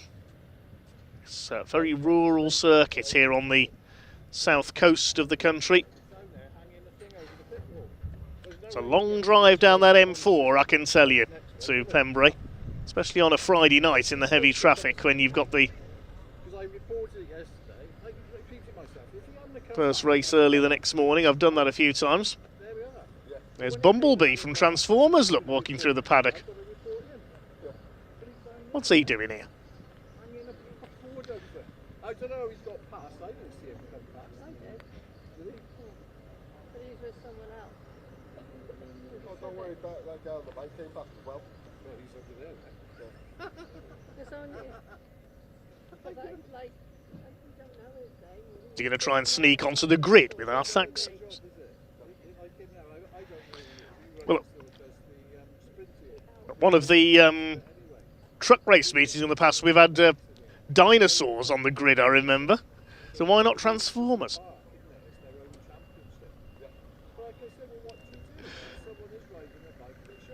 There's Zane Quecker's car just being towed in, that's what we're waiting for. Yes, I'm just reminded of the double-decker bus that nearly ended up on the grid here at Pembrey once when it missed the pit lane entrance doing bus tours of the circuits during the lunch break, and it nearly ended up on the back of the grid. That was the 2 CVs, I remember, when they were here. Hi to Spencer Hirons, Hyundai Coupe Cup regular, says go for it Matt Swatton. Yeah, all the Hyundai drivers, I think, cheering on Kersley Motorsport because they normally race against them. Harvey Kersley, the regular racer in the Hyundais.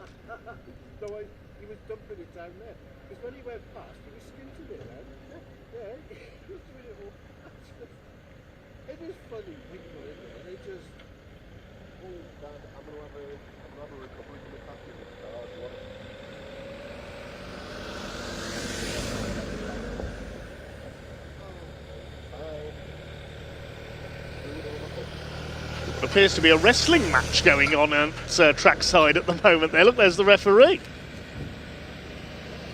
Must be the Welsh Wrestling Entertainment. Hi to Jack Goff Motorsports, cheering on Tim Leonard.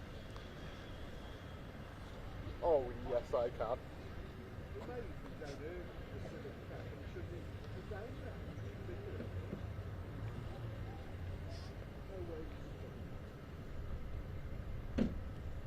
Not too sure what's going on here. Wrestling in the paddock.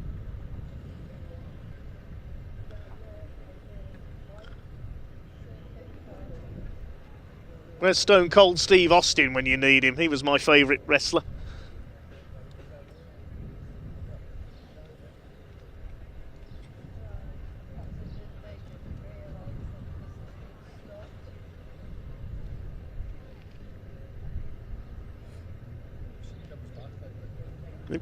We've got just about everything here at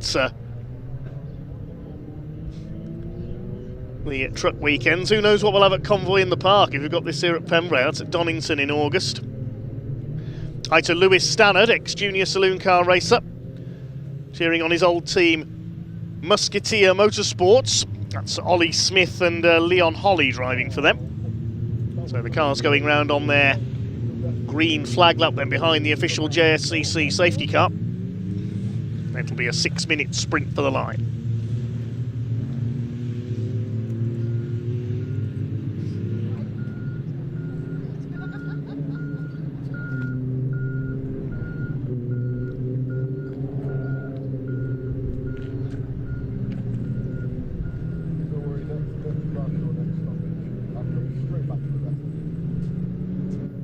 There's Ralphie Branscombe at the back, complete with a few borrowed body panels after his accident yesterday. Second rollover we've had this season, a certain Matthew Swatton ended up upside down at Cadwell Park. He's got lots of our commenters cheering him on here. Can he make it 2 wins for the weekend?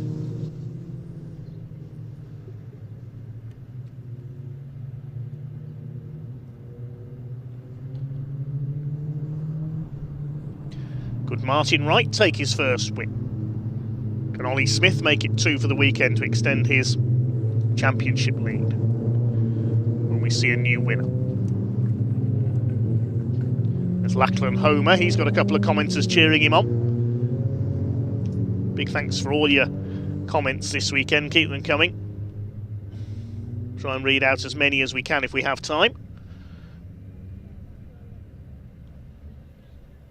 Tom Algar cheering on Matthew Swatton as well. He leads them up to the grid then, the red, white and blue car, the all-blue car of Martin Wright alongside him. They line up in the order they were in when the race was halted. Ollie Smith had just taken second place when the red flag went out, but the classification taken back a lap. Grey and yellow car is Max Scharfegger. Then Leon Holly completing the top 5. Those are your leading contenders then. Ready to resume with race 3 for the Junior Saloon Car Championship here at Pembrey. Green flag is waved at the back, the red lights come on, and away they go. Martin Wright tries to pull across into that second place behind Matthew Swatton, and he does so. Not the start that Ollie Smith was looking for there. Max Scharfegger having a look down the outside as they make their way in the Hatchett's hairpin for the first time on this 6-minute restart. Ollie Smith has a look up the inside on Martin Wright. Max Scharfegger's gone wide. He'll lose a couple of spots. Lachlan Homer was the big winner there on the inside, up into 4th place. On the grass there, one of the Oryx cars towards the back. I think that might be Atahuna who's run wide.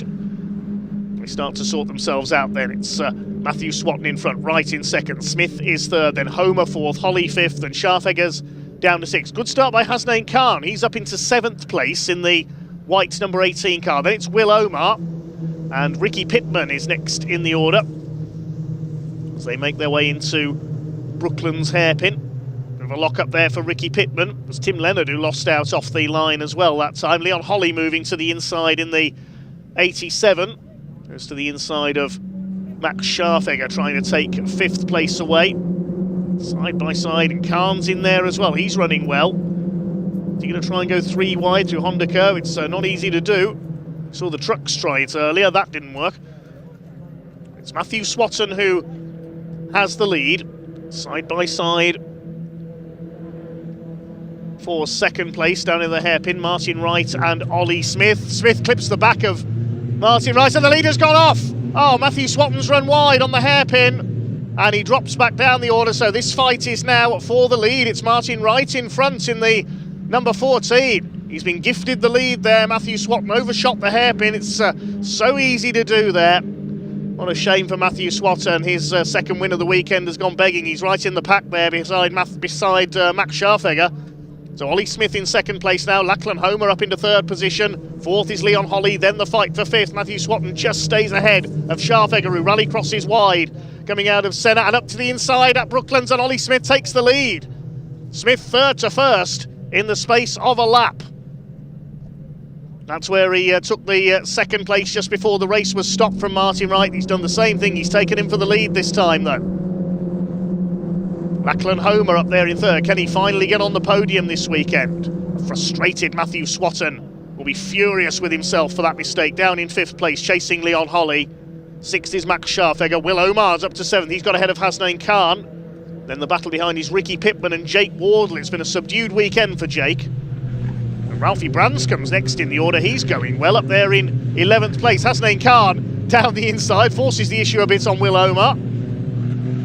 Jake Wardle's been able to close in. He's got ahead of Ricky Pittman in the 95, the grey car. Place swapping everywhere you look at the moment.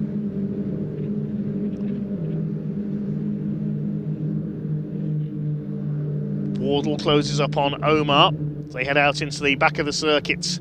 Once again, Ollie Smith it is who leads the way. Will Omar, big slide from the 41. Goes wide. This is going to allow Jake Wardle to go down the inside into Brooklands. Omar keeps his foot in though, he's staying alongside the number 3. There go the leaders. Ollie Smith looking to extend his championship lead out in front. Jake Wardle does get through past Will Omar. Ricky Pittman's going to have a go as well. In the 95, they come through Honda, and Will Omar chops across there, closes the door. Behind them is Branscombe. Then it's Atahuna.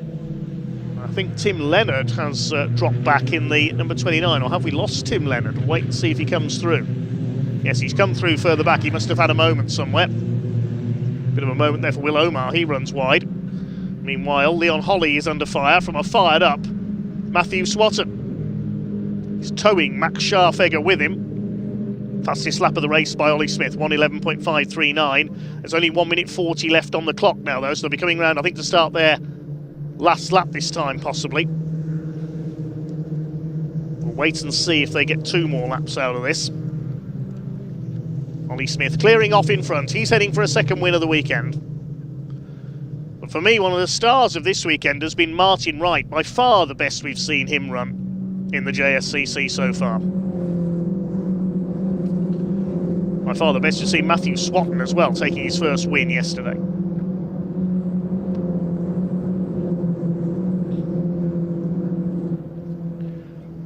Over the line they go. I think that will be last lap. Yes, 1 minute 3 left as they cross the line. So it'll be checkered flag, I think, next time around. A 5-lap sprint. Can Swatton move up on Leon Holly? Max Scharfegger moving up on Swatton. Swatton to the inside of Leon Holly as they come off the hairpin. Side by side, they're both going to go wide. They look at Scharfegger. Holly's on the grass. Where's he going to come back on? Look out as they come through the crossing. Ooh, that was close. I thought he was going to shoot straight across them there. Hasnain Khan gets out of his way. And Matthew Swatton now diving past Max Scharfegger. You can see how fired up after that mistake Matthew Swatton is. Throwing the car around in anger.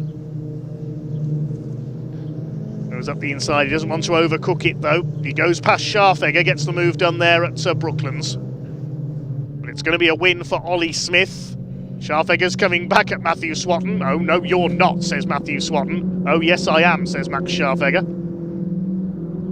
Clock has counted down to 0, so the checkered flag is going to be awaiting them as they round Honda Curve. There it is, and it's the second win of the weekend for Ollie Smith, the championship leader. Martin Wright comes over in second. Lachlan Homer at last gets on the podium. And who's going to be fourth? It's Max Scharfegger, I think, just ahead of Matthew Swatton. Hasnain Khan gets his best ever finish in 6th, and Leon Holly, after running onto the grass on the last lap, is 7th ahead of Wardle, Omar, Pittman, Branscombe and Huna. Wait to see if Tim Leonard comes through. He presumably had a spin somewhere. Yes, there he is. He'll come through to complete the finishers in 30. Even at a 5-lap sprint, it's just as frantic for the Junior Saloon Car Championship. The crowd will give them a big round of applause as they come round. Just over 2 seconds, Ollie Smith's winning margin, having got past Martin Wright's. But what might have been for Matthew Swatton had he not run wide at the hairpin. He ends up 5th behind Max Scharfegger in 4th. And well done, Lachlan Homer finally gets onto the podium in 3rd place. Hasnain Khan, his best ever finish in 6th ahead of Leon Holly. And Jake Wardle, Will Omar and Ricky Pittman completing the top 10. Ralphie Branscombe, I think that's his best ever finish in 11th. What a weekend he's had. Big accident yesterday, recovering to post his best finish today, and has time to give some gifts to the marshals as well. Atahuna in 12th place, Tim Leonard, the final finisher. Of course, we lost Zane Quecker and Frankie Lawson, and Charlie Stapleton didn't take the start. So that concludes the weekend then. Well done to the Junior Saloon Car Championship. We will see them back out very soon indeed. Next round for them is in July at Snetterton, again alongside the British Truck Racing Championship. For now, let's head down to Park Ferme.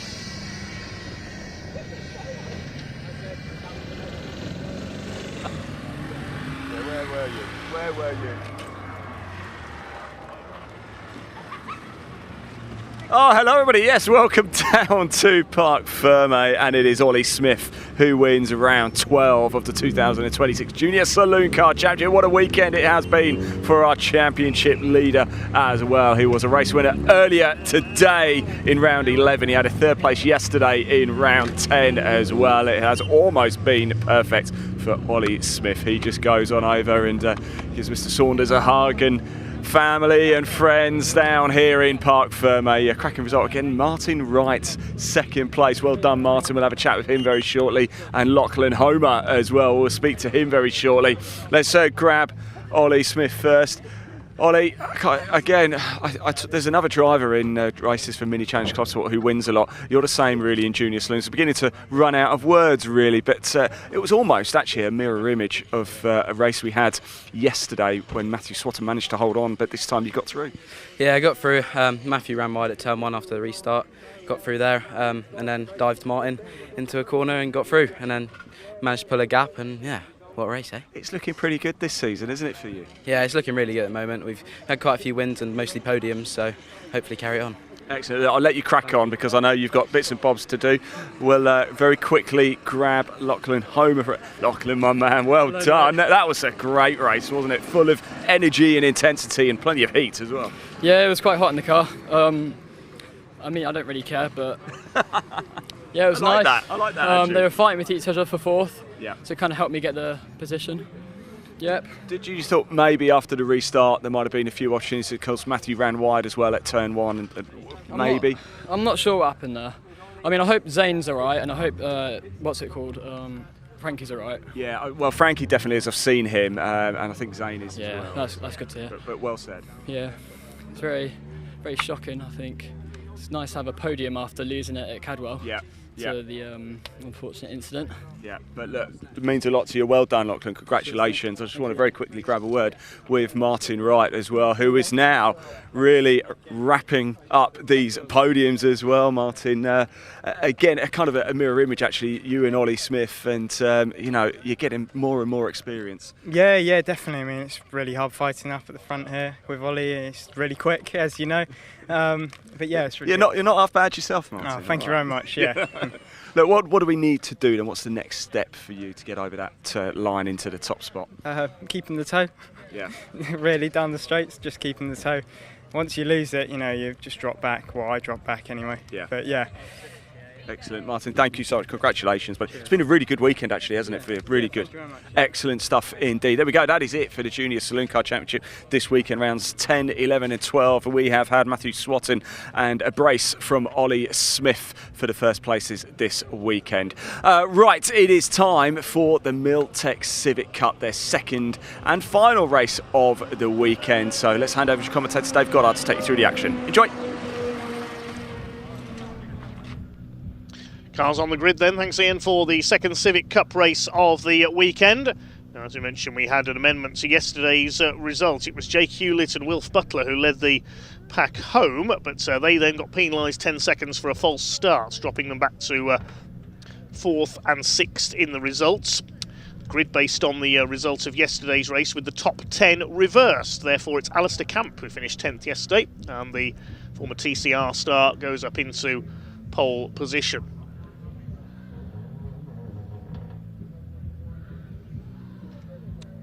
Green flag lap about to get underway. Let's see who Ian caught up with in the assembly area.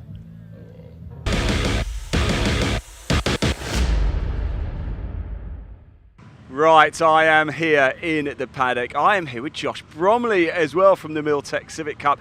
And yesterday we interviewed Wilf Butler and Jake Hewlett, of course, over in Parc Fermé, but penalties to them dropped them off the podium. And Josh, that promoted you to second place. There you go, congratulations. It was a good race, wasn't it? It was a really good race, yeah. It's really nice. Obviously, we've had a lot of electrical gremlins this year and a couple of things, so the car hasn't had the results I think it deserves. So it's just nice for the team, for the sponsors to see the car, on the podium where it should be.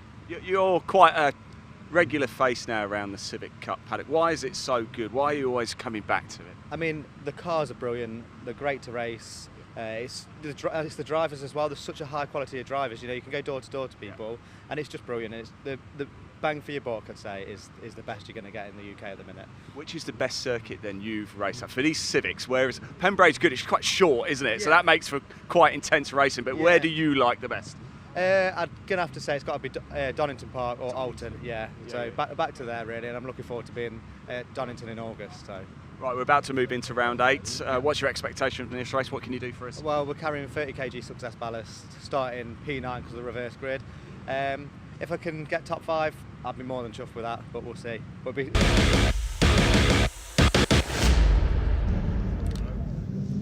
Well, cars already making their way up to the grid, so we've had to cut that short so we can give you the grid for Civic Cup Race 2. Sorry about that. Alistair Camp is on pole in number 45 with Charlie Constable alongside him, then Aidan Mitchell and Spencer Stevenson on row 2. Wilf Butler, second on the road yesterday on row 3 alongside Jamie Petters, then Jake Hewlett and Dan Petters. They'll be worth watching from row 4. Josh Bromley on the 5th row of the grid with the man who inherited yesterday's win, Dave Marshall, the man from the northeast in number 66. Then on row 6, number 90, Jake Renshaw. 67, Sean McGovern. Louis Austin lines up on row 7 alongside Matt Wilkins, the championship leader, down at 14th. Then Wesley Swain and Joe Delgado on row 8. Row 9 is 57, Freddie Ingram alongside 50, Francisco Howitt. Row 10 is Harry England in treble 3. 25, local man Will Butsy as he's known. Row 11, 495, Mark Hughes and 192, Adam Parker. 74, Anthony Gannon and Callum Inston in 146. And 93, Ben Bateman. The only retirement in yesterday's race lines up at the back. Big field of 25 cars here for this second race of the weekend for the Civic Cup. Also, of course, the Goodyear Diamond Award, contested by just a couple of drivers this weekend. That's Mark Hughes and Anthony Gannon towards the back. And also there's the award for rookies and those who haven't finished in the top 10 of the points over the past 5 years, which is the Paul Winfield Memorial Trophy as well. Wilf Butler is currently leading that ahead of Sean McGovern. It's Alistair Camp. He knows all about winning Honda Civic Cup races. He's on pole position in the FN2 shape car. Charlie Constable, a former junior Saloon car man, alongside him in the number 6. Then Aidan Mitchell and Spencer Stevenson on row 2. Any one of about 15 of these drivers could win this race, I reckon. 15 minutes for the Civic Cup. The red lights are on and away they go. Good start by Spencer Stevenson, the silver car from the second row, but it is Alistair Camp who will lead the way down towards Hatchets for the first time. Charlie Constable will try to tuck in behind him, but a good start by Aidan Mitchell, the young gun in number 14. The Petters boys in the yellow and blue cars moving up, Daniel and Jamie. They're all round the hairpin for the first time. There's Ben Bateman, the black and orange car at the back, failed to finish yesterday's race, the ex-Brisker F2 stock car racer. It's Alistair Camp who has the early leads. Had a very quiet season so far by his usual standards, looking for his first win of the year. The first 7 races of the year have merited 7 different winners. Charlie Constable going for the inside for second place. Alistair Camp's made the break. Aidan Mitchell runs a bit wide. Spencer Stevenson's going to go through as well in the number 12 car at the inside. He could get second here with a bit of luck, Spencer. He gets it turned into the hairpin at Brooklands. Somebody wide onto the grass. That was Josh Bromley in the 37. We heard from him just before the start of the race. He's behind Dave Marshall, the grey car who inherited the win yesterday. There's Spencer Stevenson up into second. He did get the move done. A little lock up there from 1 or 2 cars. Bit of rubbing as they come out of Honda Curve. 25 Hondas on this grid. It's Alistair Camp who leads. Stevenson, Constable, Mitchell, then Jamie Petters completing the top 5 just ahead of Wilf Butler. That's the black car on the inside. Had a win on his debut weekend in the series at Brands Hatch at Easter. Yellow car there, that's Sean McGovern. His most notable act at Brands Hatch was at the end of race 3 when a tyre exploded on his car as he crossed the finish line. But here, that from right up in the commentary box on top of the grandstand. Oh, somebody's off. That's Anthony Gannon, one of the contenders in the Goodyear Diamond Award. He has crashed. I think that's up at Brooklands, possibly. He's on the track there, so that will be either a safety car or a red flag, certainly, if you can't get the car moved. Looks like there's quite a bit of damage to the front end. There's Jake Hewlett, number 17. He won on the road in yesterday's race, but was penalised. Yellows are flashing, so I think we're going to see a safety car. Anthony Gannon has got the car moving just in time there as the leaders come round. And he's trying to live it. Oh, it's at the last corner at Honda Curve. Look at the state of the front end. He's managed to get the car moving. But are we going to see a safety car? Yes, we are. And the safety car thought was about to pull out of the pit lane, didn't make it in time. That was a bit dicey. Had to pull across onto Dibeni.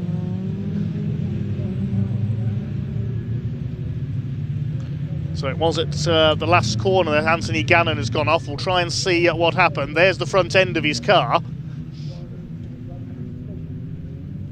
So has he spun it perhaps onto the inner barrier? Let's have a look again. Towards the back of the field, Anthony Gannon was.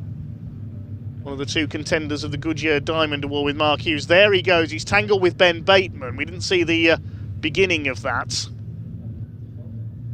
And it must have been the initial impact there that's ripped the front panel off the number 74. Grass strewn all over the circuit. And a quick clear-up needed by the marshals, but thankfully the car did manage to move away just in time as the leaders came round. It's almost caught the safety car driver out there because he was going to join on the run into Hatchett's hairpin, but he had to cut across as the pack came down the straight.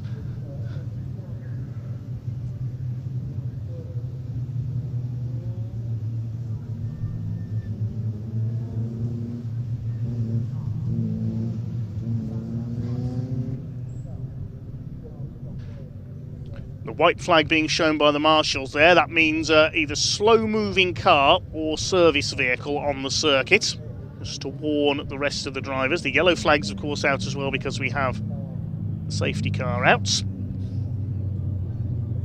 See in the background there the Track Action Racing Club machines moving into the assembly area, and there's the service vehicle on track. Cars being signalled round it. It's on the inside of Honda Curve. You can see the grass has been torn up and there's that bit of debris as well for the marshals to clear.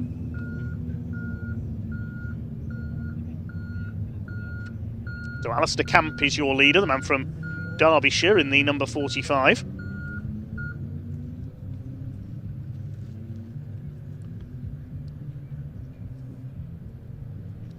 Began his career on the short oval at Trent Raceway, the dirt track near Burton-on-Trent, racing bangers.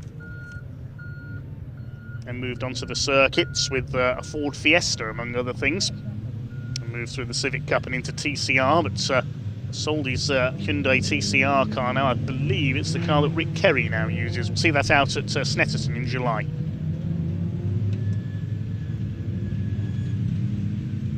I'm sure TCR guru Phil Kinch will correct me if I've got that wrong. There's Callum Enston at the back of the field, newcomer to racing this year. Spencer Stevenson in second place. It's Constable, Mitchell, Butler. Mitchells and Butlers. Wasn't that a brewery many years ago? And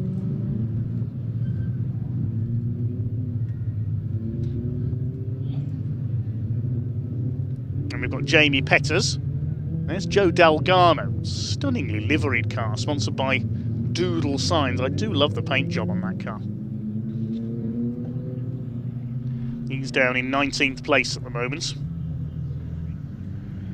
So they've lost Ben Bateman. No finishes, no points for him this weekend, unfortunately. I remember Ben starting his career on my local oval raceways in the Midlands in the mini-stocks. Before moving to Formula 2 stock cars, he moved onto the circuits with a Vauxhall Nova before going up into the Civic Cup. So they've lost Anthony Gannon as well. And also Jake Renshaw has pulled into the pits, so maybe he was caught up there as well. 21 cars left running. 24 took the start, so we're missing one car off the grid. Safety car has pulled into pit lane, so we're ready for a restart. Well done to the marshals. There's still a little bit of grass to be avoided there on the inside of Honda Curve.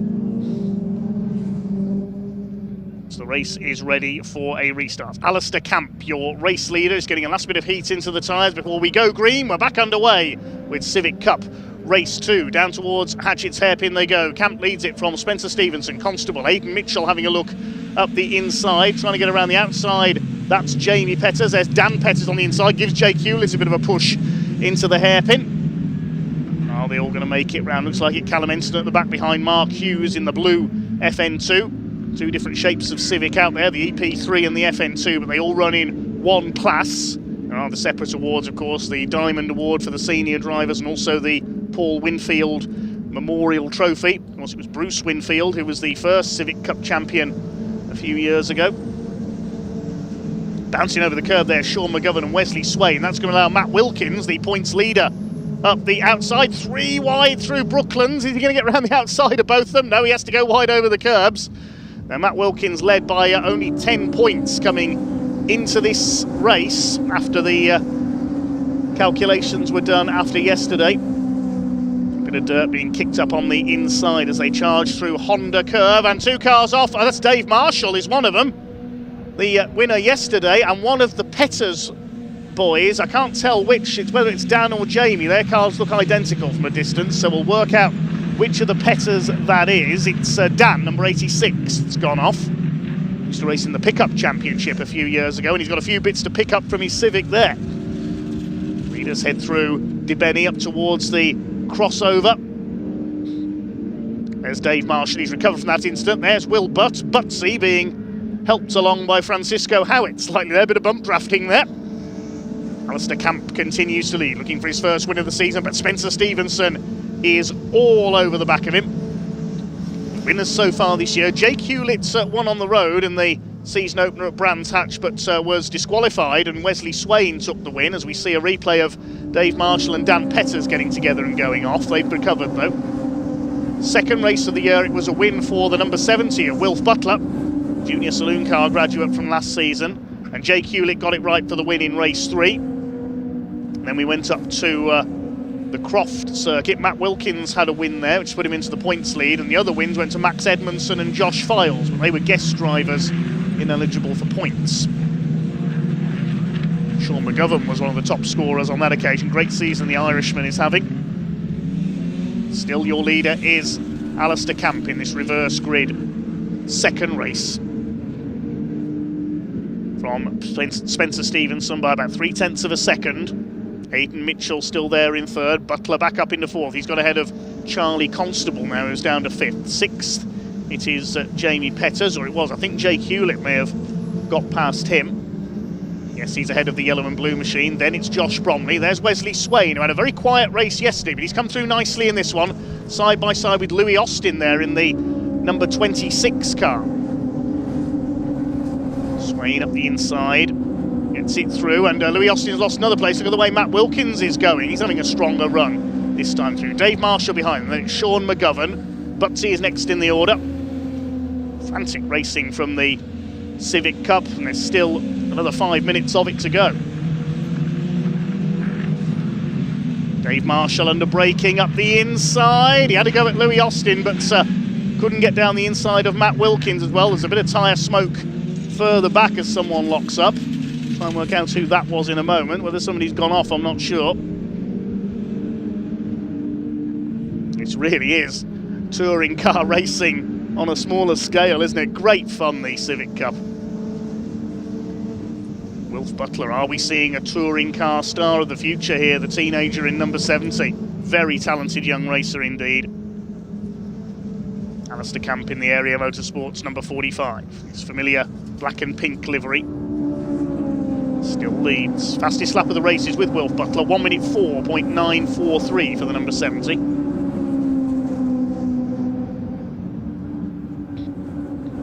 Spencer Stevenson still shadowing your leader. Half a second in it now between the two. And Mitchell and Butler. Other breweries are available. Charlie Constable rounding out the top 5. Reason Butsy is carrying a bit of damage notice there. Francisco Howitt clipped the back of him earlier on. Thank you, Phil, for spotting that one.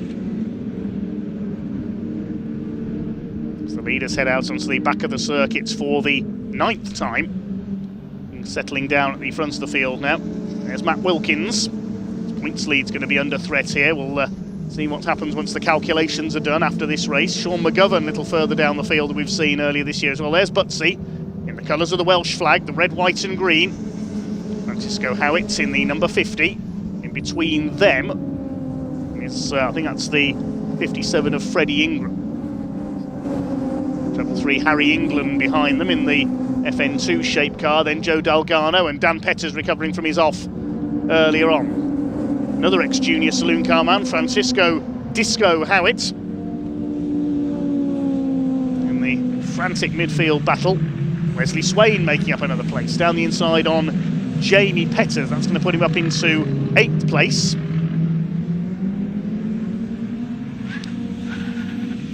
The tyre squeal in the background as they make their way into the hairpin. Look at this, 5 of them. You can't fit 5 cars through the hairpin at once. Goodness me. Harry England charging up the inside there past Francisco Howitt. And Dan Petters in there as well. Bit of damage to his car, the sill plate's hanging off. Look, after his trip through the grass earlier on, Francisco Howitt forces his way past him. He is a very forceful young racer, is Disco. Joe Dalgano's almost art car at the back of this group. Hey, if BMW can have art cars, so can the Civic Cup. 6 of them line astern, and this is just for 14th place. They'll scrap over every position, the Civic Cup drivers. Alistair Camp still holding the lead, only just, but here comes Spencer Stevenson. He could have a run here into the hairpin. Not quite. Camp covers the line. Aidan Mitchell up there in 3rd place as well. Couple of laps to go, including this one. Spencer Stevenson looking determined here in the Alu Plus number 12 car. These 6 still at it at the hairpin. You can't fit 3 wide through Hatchett's hairpin. I'm sorry, you just can't. Charlie Constable under fire. This is from Jake Hewlett. Quieter performance from Jake so far. Of course, because of yesterday's result, he'll have the success ballast on board for the position he initially crossed the line in. Success ballast not recalculated. Oh, and there's a bit of debris there. Charlie Constable goes off to avoid it. I think that's the sill off Dan Petters' car in the middle of the track on the speedway straight. And Charlie Constable, that was some quick thinking there, taking to the grass to avoid it rather than risk blowing a tyre. Alistair Camp still leads. It's Jake Hewlett, I thought would be running further forward in this, but then I remembered he'd still have the success ballast from the original finishing position before the penalty was applied yesterday. I think that's how it works anyway. Confirm that with the Civic Cup gurus, if we can. Spencer Stevenson still chasing Alistair Camp. We're on the last lap now. And after a quiet season so far, here's Alistair Camp as he slides it through the centre corner there. Is he finally going to get his first win? He's starting from pole. He's held off Spencer Stevenson all the way. Spencer made a flying start. There's only a couple of car lengths in it. Can Spencer Stevenson get close enough through the last couple of right-handers? Or is Campy going to do it? Mitchell 3rd ahead of Wilf Butler. Here they come towards the final corner. Spencer Stevenson closing, but I don't think he's going to get there. There's the checkered flag, and Alistair Camp takes his first win of the season. My goodness, it's 8 winners out of 8 races in the Civic Cup for 2026. Spencer Stevenson 2nd. Aidan Mitchell takes 3rd place, and Wilf Butler is 4th ahead of Jake Hewlett. Just had it confirmed. It was revised success ballast, so he did have the smaller amount on board. Thanks for Civic Cup for confirming that. Charlie Constable finishes 6th, then Bromley, Swain, Petters and Dave Marshall completes the top 10. Jamie Petters, that is, in 9th position because Dan was further down the order. Anthony is off. Confirm the full results in just a moment, and all the finishers finish on the lead lap as well, showing how closely matched these cars are.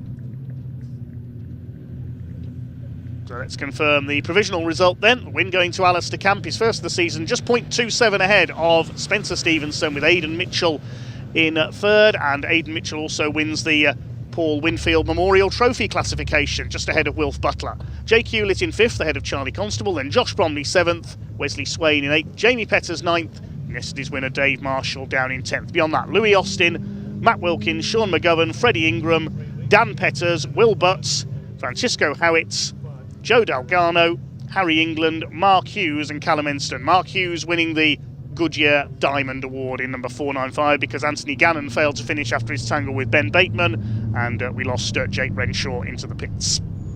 Just the 3 non-finishers there. That's the 24 who started.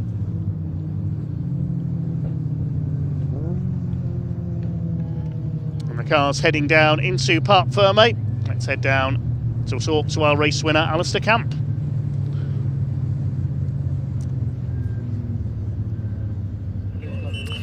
Well, Alistair Camp takes his first win of the 2026 season, and here he comes right now. He will pull up to the #1 board, which he's very familiar with in previous years. There he is. He wins round 8 of the 2026 Miltech Civic Cup.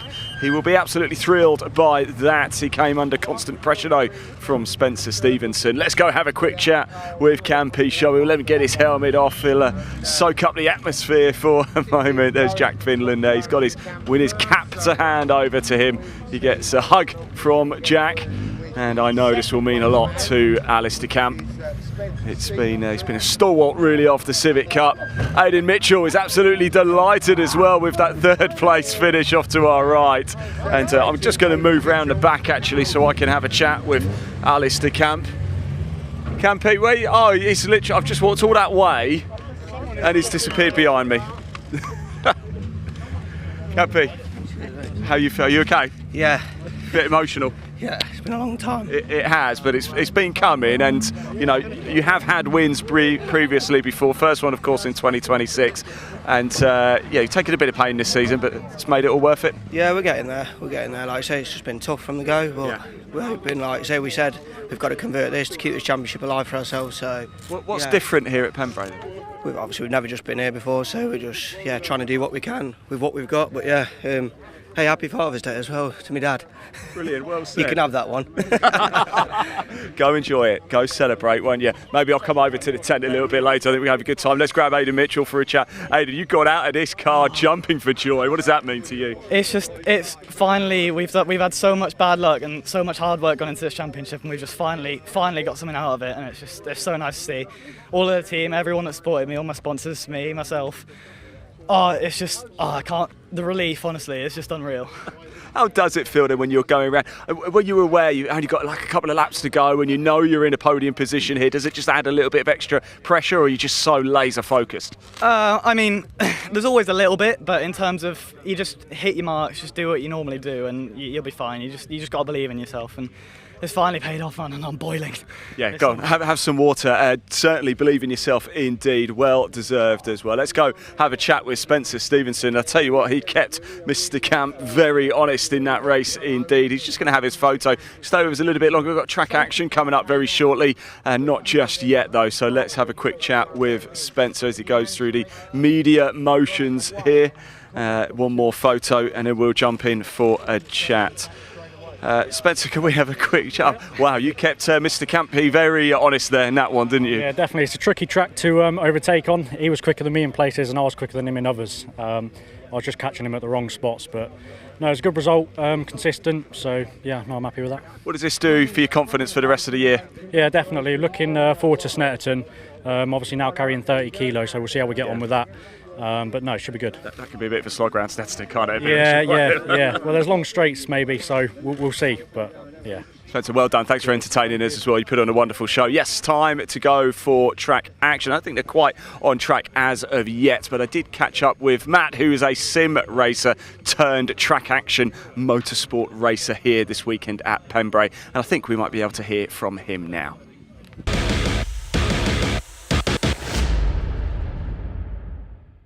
Right, I've caught up with somebody very special this weekend, part of the track action grid, Matt Caruana. I said that right, didn't I, Matt? Yeah, nice to meet you. I did say that right. It's really good to meet you, and you've got a unique background. In fact, something we've seen is becoming more and more popular, from sim racing into actual racing on the circuit. Tell us about your journey. Yeah, so I started sim racing when I was about 6 years old. My dad took me to this place in Slough called Race Hut. In Slough? I don't live far from Slough. Yeah.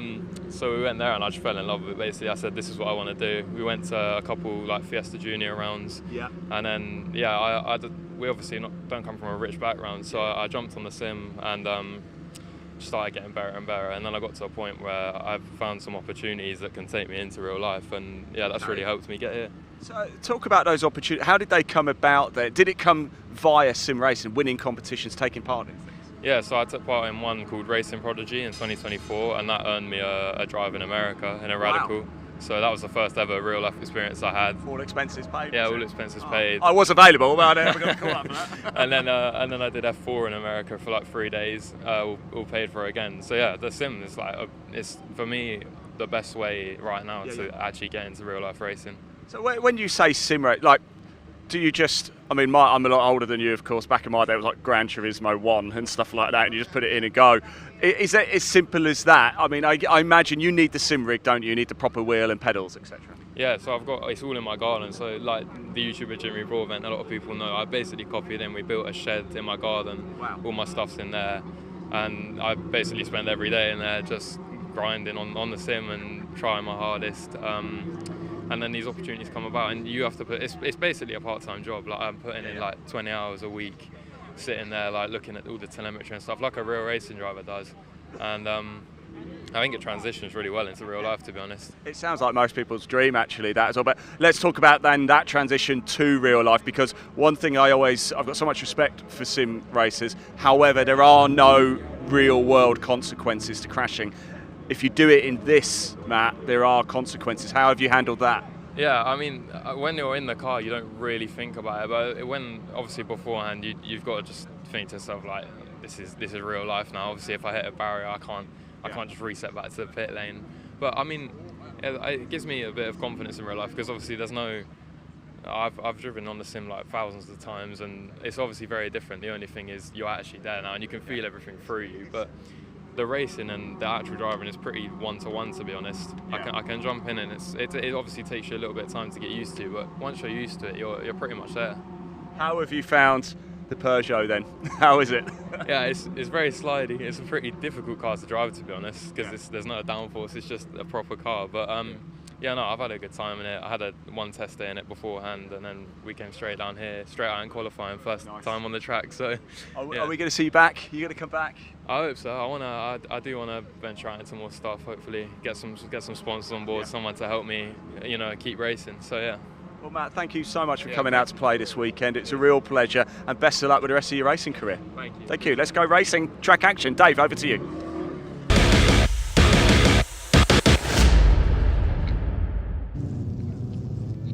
So on their way to the grid then, the Track Action Race Club. We should have 10 cars out there for this one. Second fastest time from the qualifying session setting the grid, and it is Adam Croft in his VW Scirocco, who is on the pole, with Will Oatley taking over the Clio from his father Tom. Tom raced to a podium yesterday. Will puts the car on the front row. Second row, Scott Apriliano back out after his Mazda MX-5 broke down while he was leading yesterday's race. He'll be one to watch alongside Dave Beecroft in the VW Scirocco. And then we've got the Peugeot 206 GTIs. Merv Beckett alongside Carl Powell. Hopefully Carl secured his boot lid today. Then Matt Caruana, who we've just heard from, alongside young Noah Checkley from Birmingham. And then completing the grid, 42 Paul Rice and 48 Chris Van. Now, he struggled in qualifying yesterday, had some gearbox issues, if I remember rightly, so only a couple of slow laps in qualifying. He will start from the back of the grid. Looks like we've got all 10 cars out there for this one. Yes, the MX-5 is there. Adam Croft will start as the favourite. He's already had a couple of wins at Donington Park in the VW Scirocco. Had a win yesterday. The 5-second board goes up. 15 minutes for the Track Action Race Club with their eclectic mix of saloons and sports cars is underway. And watch for Scott Apriliano. That MX-5 should sprint its way into the lead. There he goes, down the outside. And away goes the Mark 1 MX-5. Apriliano leads into the hairpin for the first time. Now, he was lengths clear in race 1, especially because Adam Croft spun on the first lap. But then the MX-5's engine let him down. The main battle is going to be between the half a dozen Peugeot 206s further back in the GTI Cup. They had a great race yesterday with Merv Beckett just holding on for the class win ahead of Chris Van in the 48. Already having a go at Paul Rice there up the inside. Chris having to start at the back after some problems in qualifying. Matt Caruana ahead of them, making his debut in real world racing this weekend, as we just heard, chasing Noah Checkley in the 52 car there. In among the Peugeots is Dave Beecroft. Seen him race a Saxo with this series in the past, the promoter of Track Action, also the Junior Saloon Car Championship. He's under fire from Carl Powell, the grey Peugeot. He got the black and orange flag in yesterday's race because his boot lid came open, showing the luggage capacity of a Peugeot 206 GTI. Completing the first lap then, already the MX-5 leads by 1.8 seconds over Adam Croft in the Scirocco. Then it's Will Oatley in the Clio. Then in among our gaggle of Peugeots, we've got Dave Beecroft in the Scirocco. At the inside, Matt Caruana having a go at Noah Checkley. And he gets through on the inside. Good move by the sim racer. Noah Checkley back in action after a catastrophic engine failure at Cadwell Park earlier this season, where the Peugeot nearly went up in flames. Chased by Chris Van and Paul Rice. Looks like Carl Powell has dropped back in the number 8. Track Action Race Club, an ideal way to go racing as a newcomer. You can race almost any saloon car or small sports car that you want with this club. There's no points on their races, it's a series, not a championship. The cars are classified by nation. The Scirocco's this weekend competing in the Deutsche Marks Cup, get it? The French cars compete for the Tricolor Trophy, and the lone Japanese car here this weekend is the MX-5. They compete for the Nippon Challenge. We used to get big grids of Japanese cars with this series. They have the likes of Skylines and 200 SXs in there. Tricolor Trophy used to get lots of Clios, just the one here this weekend along with the 206s. Noah Checkley up the inside, battling with Chris Van in the car where the hazards come on when you brake hard. Saw that yesterday as well. Paul Rice in behind them in the 42, and I thought Carl Powell had dropped back. He's heading for the pits. Problems for the number 8. Paul Rice throws the Peugeot at the inside. Well, the Peugeot 206, well known as a rally car, and that was almost a rally-style corner from Paul Rice there to get past Noah Checkley. Holding off the number 52 down the far side. He goes back to the inside through Senna.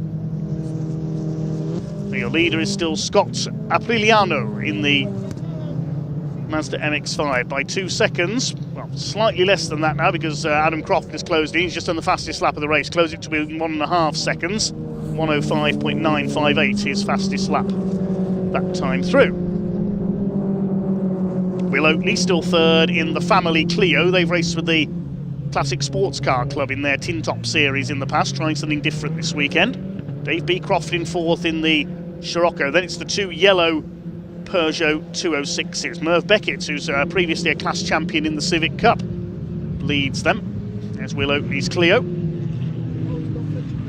Trying to close in on Adam Croft. He's about 7 seconds down on the top 2 at the moment.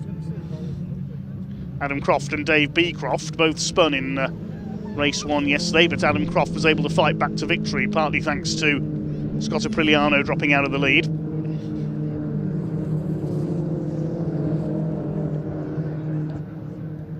.206 GTI Cup, perhaps an ideal way for the newcomer to go racing, as Matt Caruana is proving this weekend in the 26, thanks to Track Day Motorsports.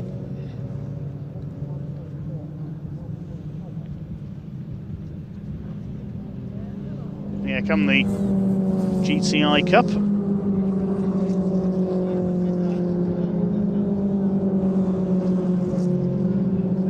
Three more races to go after this. Got the Mini Challenge, Clubsport, then the pickups, and then the final truck race. Well, there goes Scott Apriliano. Adam Croft is reeling him in, though. So we're going to have a race on our hands for the lead shortly. Not many places in motorsport you can see an MX-5 and a Scirocco racing each other.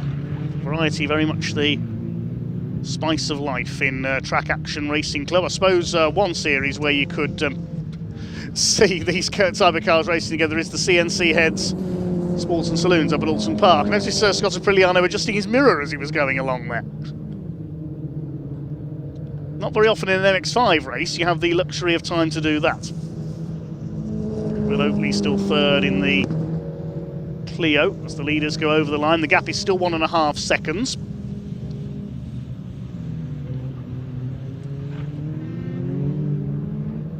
Will Oatley is now nearly 12 seconds down. The 206 is not yet as frenetic as we saw them yesterday. Merv Beckett continues to lead, as well as his Civic Cup success. He's raced in classic hatchback racing with a Nova as well, among other things.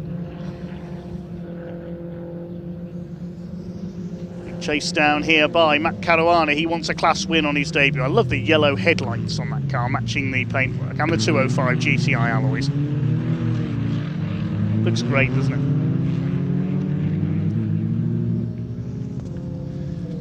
That gap is definitely coming down for the lead. Adam Croft has got Scott Apriliano in his sights.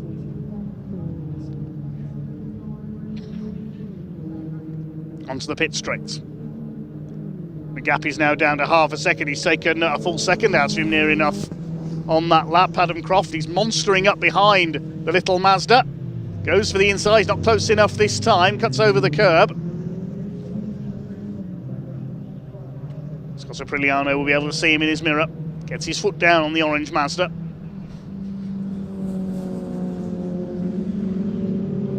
Over the crossing. To the left-hander.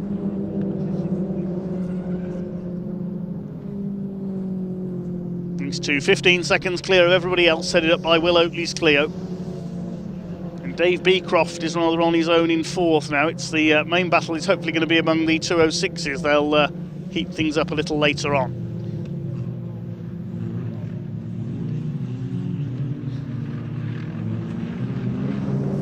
Apriliano continues to lead. It's past half distance in this second race of the weekend for the Track Action Racing Club. It's unusual because normally both of their races take place on the same day. We often see races on both days of the weekend for them.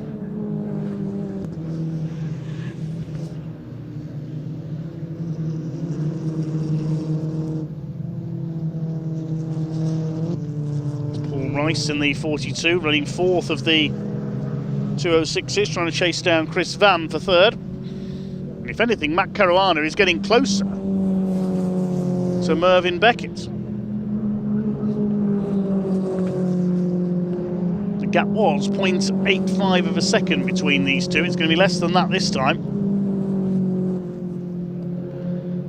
Across the line they go. What is the gap between them? Yes, it's reduced to 0.3 of a second, so half a second taken out of it by Matt Caruana. Could we see him take the lead of the class on his debut? A lock-up from Beckett. This could be Matt's chance. Gets the turn in. Oh, Beckett holds firm for now.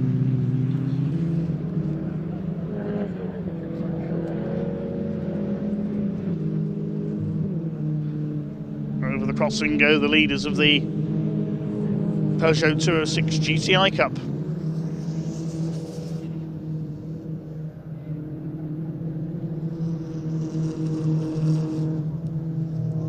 Caruana getting closer and closer all the time. Where's he going to try and make a move? Going to get the inside here down Speedway Straight. Merv Beckett knows he's there. He moves to cover. Merv Beckett, an experienced club racer. Matt Caruana, a novice. You wouldn't know it watching these two.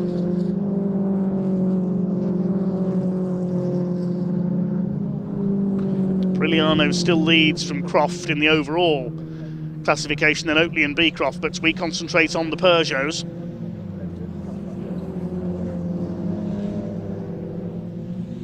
Down to the hairpin once again for the 9th time, 5 minutes of the race to go, so we're at 2/3 distance. Still plenty could change.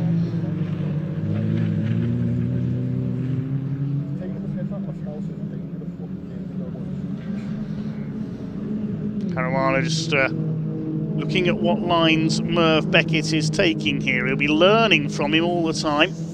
Also be mindful that Chris Van is closing up in third place in the 206s. Paul Rice and Noah Checkley running out their runners in the background because Carl Powell has retired. Now Caruana goes wide around Brooklands. He's going to try and cut back in here to the inside. Beckett's wise to him, moves across in front of him to defend his position.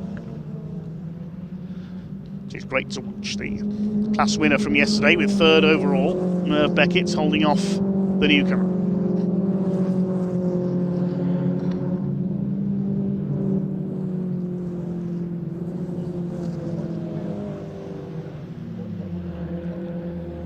Across the line they go. It's under 4 minutes remaining. Caruana, is he going to have a look here into the hairpin? No, he's not close enough. Lock up again from Beckett. He's really under pressure here.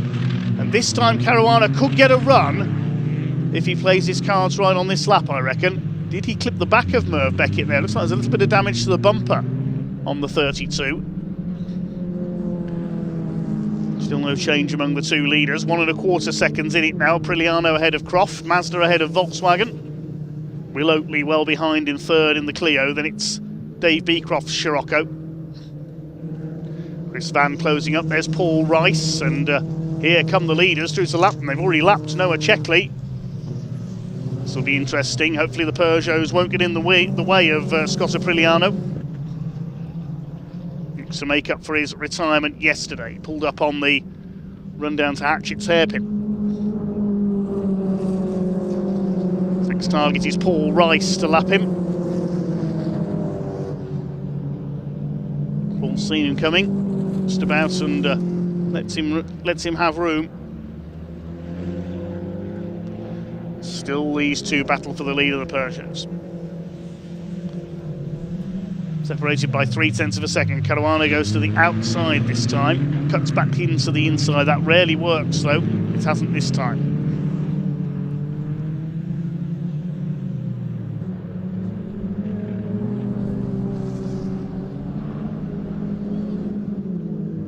The gap had come down very slightly as these two crossed the line. Adam Croft trying to make it 4 wins for the season. 2 wins at Donington earlier this year, and Scott Apriliano has met the Peugeots in the worst place possible there, going into Senna and Brooklands, but he breezes to the outside of them. Merv Beckett keeps to the inside, and he goes through.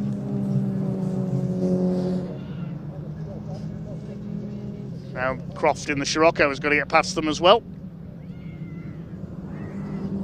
And he does so.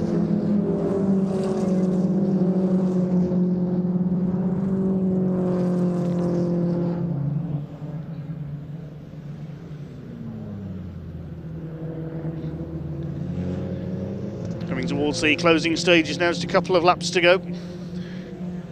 Can Merv Beckett hang on to win the Peugeot 206 GTI Cup? He locks up again into the hairpin. He's pushing as hard as he can. Chris Van is closing up as well. Have they noticed him approaching? He's only a second off Matt Caruana.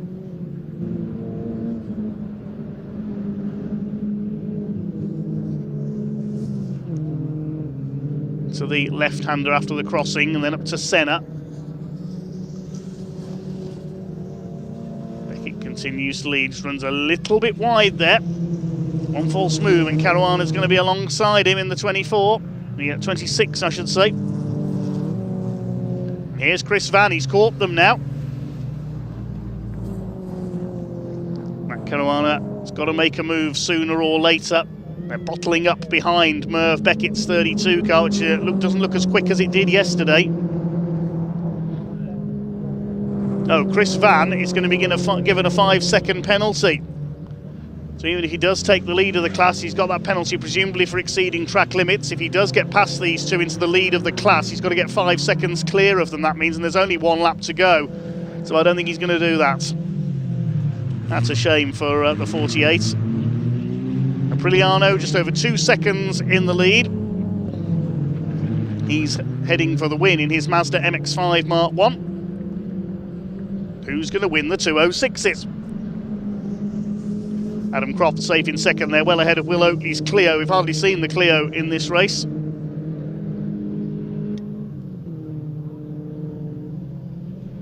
So Scott Apriliano will be heading for the checkered flag shortly.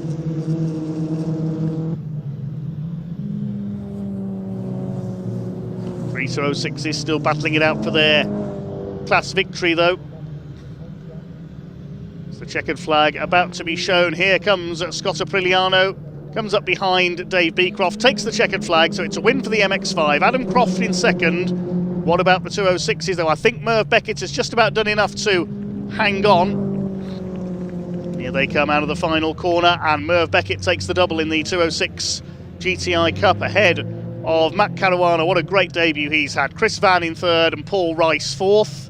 Third overall will be Will Oatley. There he is. We've not seen the Clio very much in this race. He's been all on his own. He and his father Tom get a pair of podiums in their shared Clio. Dave Beecroft will be fourth in the second of the Scirocco's. Chris Van got the penalty there, but I think he does keep third in class. We seem to have lost Noah Checkley, unfortunately, the number 52.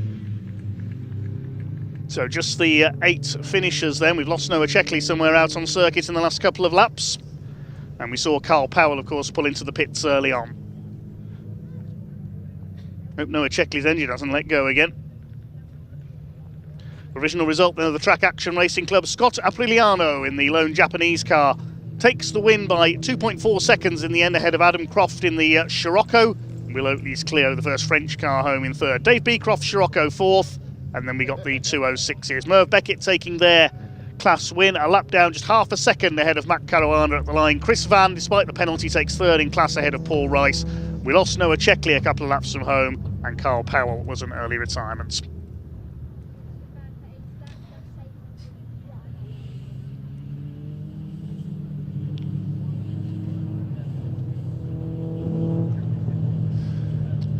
Last couple of cars just heading round into Parc Fermé. Quick look at the rallycross course there in the background we mentioned earlier here at Pembrey.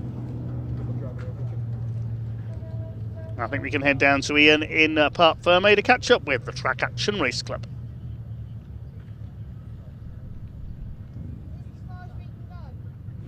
And here he comes in the MX-5. Scott Aprigliano wins round 8 of the 2026 Track Action, and he pulls up. There's a smile underneath there. Adam Croft, of course, raced to victory yesterday. Watch yourself, Danny. Watch yourself. There we go.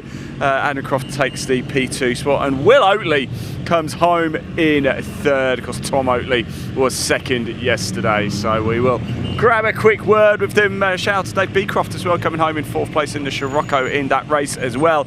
And Matt Curiano, our sim racer, winning in the Peugeots too. Great stuff in Dehilliker's car there. Let's have a quick chat with him as he gets out the car. He's a happy. Did you just say she's misfiring as well as she? Yeah, well, that makes it a bit sweeter, doesn't it? It does, yeah. After yesterday, there was a bit of a nightmare. We had a massive failure, but thanks to a couple of mates of mine, Andy, Eric, my old man, and we got it sorted. We found all the bits out scattered on the track, picked them all up, put it all back together again. But I'll tell you what, Scott, as well. Yeah, that's it. Yeah, well said. Cut the engine. Yeah. You've got a bit of an advantage over your rivals here as well because you got no roof, so it's a bit cooler. Well, right? Yes, yeah. Well, I'm still roasting. I'm still absolutely roasting. Well, it's part of the day now. Yeah, it is. Yeah, it is. But no, brilliant.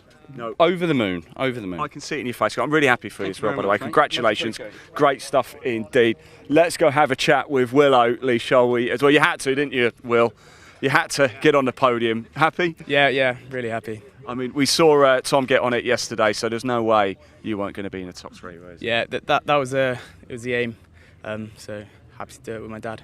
Excellent. Look, congratulations. Well done. And on Father's Day as well. You know, that's got my dad some shortbread, so hope he's happy with that. Oh, does he know it? You've given it to him already? Yeah. Bit warm in the van, but hope they're all right. Excellent stuff. Thank you so much. Well done, Will. That's great. Indeed, we're going to move over and have a quick chat with Adam Croft because Mini Challenge Clubsport are already onto the track here. Adam, bit of work to do against that MX-5 today. Yeah, I'm a bit disappointed that Scott doesn't look as tired as me. Oh, he sounded. Yeah. So, well, he's got no roof. That's why he's cheating. Yeah, exactly. Nice and cool. No, that's brilliant. It only takes 2 cars to have a race, doesn't it? Absolutely. And hopefully we had a race. So you put on a great show. Yeah. You always do, Adam. We really we appreciate you coming out to play as always. Really do. See you at the next round. Thank you. Well done. Congratulations. There we go. Mini Clubsport Challenge. They are on the track now. They're about to get underway. And a little bit earlier, I caught up with a couple of drivers. So let's hear from them now.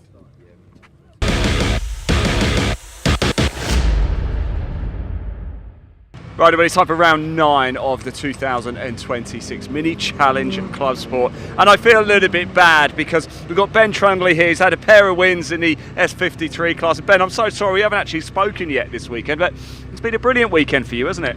Yeah, it's been good so far. Hoping to carry on for the 3rd, but yeah, a bit of pressure now, isn't there? But yeah, but it's going well in class, isn't it? What's this you've got in your hand here? Look. Oh, that is good. Aircon. That is so nice. It's a bit hot out here for those that aren't here. It is. Yeah. I think we might have mentioned that once or twice. But Mini Challenge Clubsport, it's going so well for you in the S53 class. But why should somebody come and race in the Mini Challenge Clubsport? It's just a good series, really. Everyone's friendly. You know, we all talk around the paddock, help each other out. I'd probably say a 53 if you don't want to spend so much time working on your car. Okay, fair enough. Yeah. 56 is spend a lot of time in the garage. Well, certainly our one does anyway. But no, we'll edit that bit out. Don't worry, it's not live or anything. No, we can obviously give you both perspectives. But yeah, yeah. Really good series to run in. I did our first race with Dad in 2023 endurance race, and there was a few mechanicals there, so we ended up winning. And yeah, ever since then it's just been great. And the minis obviously give you the opportunity as well to do the odd one-off event as well, like the Burkitts and things like that, where you get the opportunity to drive around the full GP circuit at Silverstone. Yeah. And there's no other better opportunity than that, I don't think. No, well, that's quite a special bit. Pembrey, Ben, that's a special circuit, right? Yeah. Long way from home. It is. Certainly is. Yeah. First time racing in Wales. Is it really? It's unique challenges. There you go. You can tick one off the bucket list then. There we go. Exactly. Ben, best of luck out there. Thanks for talking to us. Really appreciate it. Enjoy it. It is time to go racing. There's Ian. Let's give him a quick wave. All right, Ian. How you doing? All right? Good. Jolly good. Okay, here we go. Time for round 9 then of the Mini Challenge at Clubsport. It's going to be hot, hot, hot out there. Plenty of action. Time to go racing. Dave Goddard, over to you.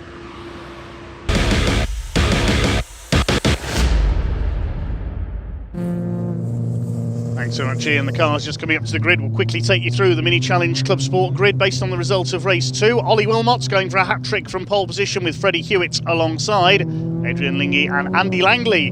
Lingy and Langley on the second row of the grid. Ian Trundley got a 5-second penalty for a collision in the earlier race. He's 5th on the grid alongside Ben Trundley, we just heard from. Row 4, James Dudley and Steve Webb. The 5th row is Chris Johnson alongside Simon Sinfield. Then David Gibbons and Lauren Fletcher. Paul Sawyer failed to finish race 2. He starts at the back of the first segment on the grid. And then we've got the Coopers, Jacob Heap and Neil Clark. And of Dan Butcher-Lord, Dan Truman, Chris Aram, David Taylor, Mark Reed, Jacob Baldry, and Colin Wilmot, who blew a tyre in the first race race earlier, the second of the weekend. We'll start from the back.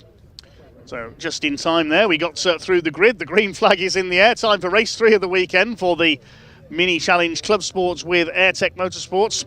Revs are up, red lights are on, and away we go for 15 minutes of mini action. Our final race of the weekend. Now, is Freddie Hewitt going to get his usual flyer off the grid? He certainly is. Goes into the lead ahead of Ollie Wilmot into the first corner. Let's hope Ollie's transponder's working this time. Adrian Lingy in third place. Big lock up from one of the crafted motorsport cars. His tyres will be shaped like 50p pieces.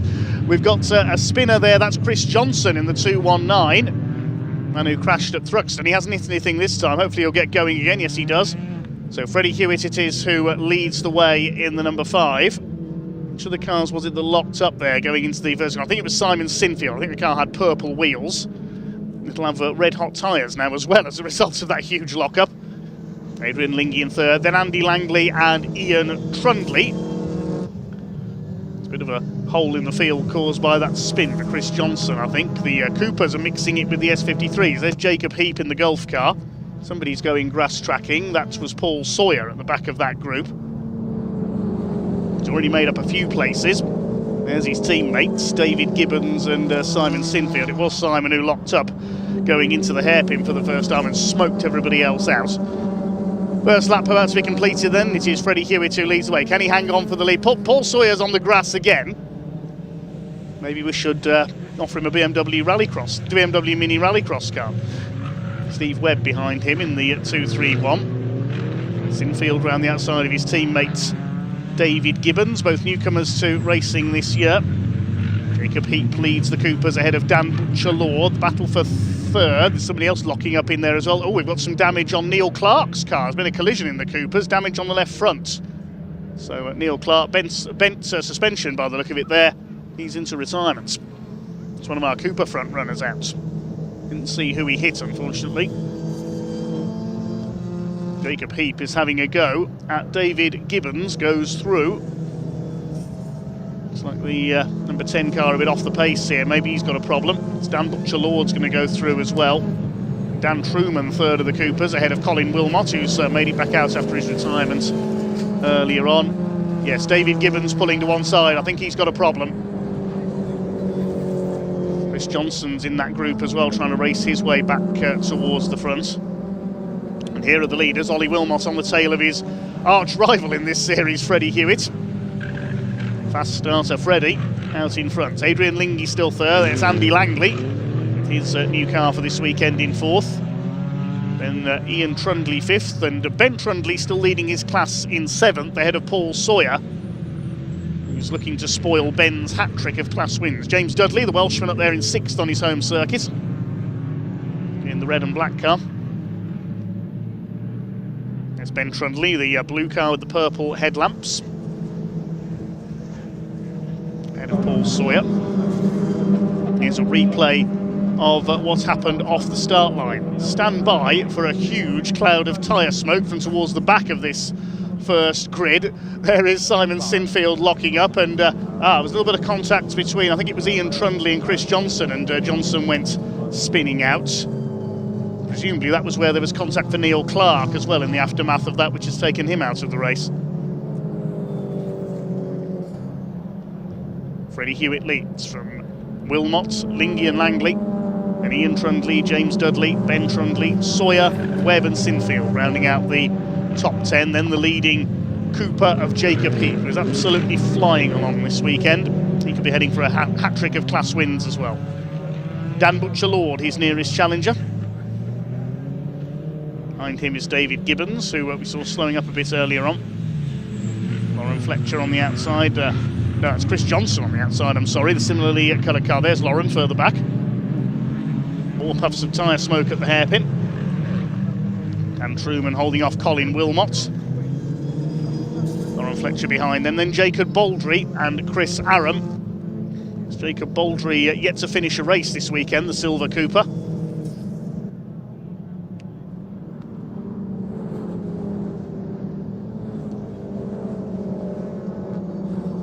David Gibbons at the front of this group under fire now from the 219 of Chris Johnson.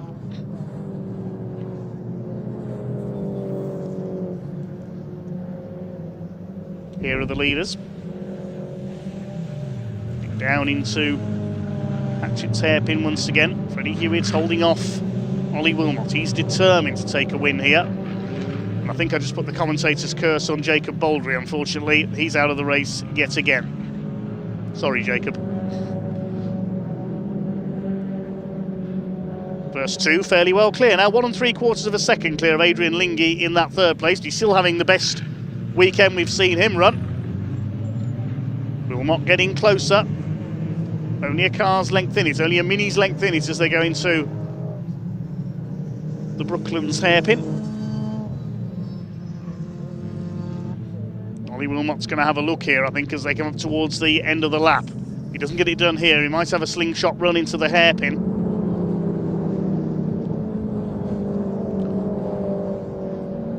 Through Honda Curve. This might be Ollie Wilmot's opportunity.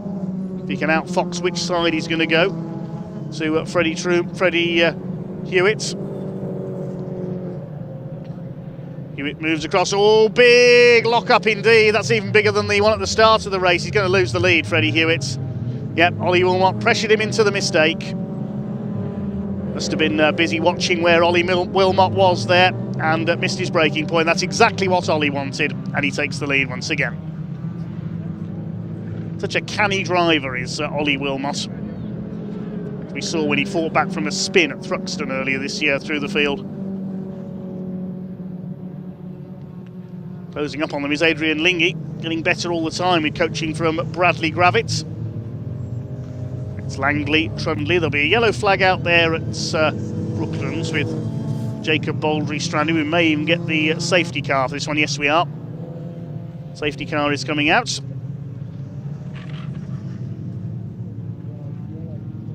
And Ollie Wilmot slows the field down. Safety car coming out with Jacob Baldry's car close to the edge of the circuit there. He just sadly cannot get that number 33 car to run this weekend. Safety car in position to pick up the leaders. Well done to our marshals who are in this heat. It can't be easy pushing a car.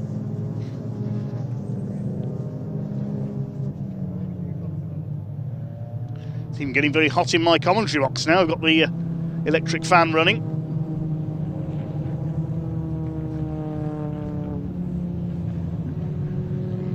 Apologies if you can hear it in the background.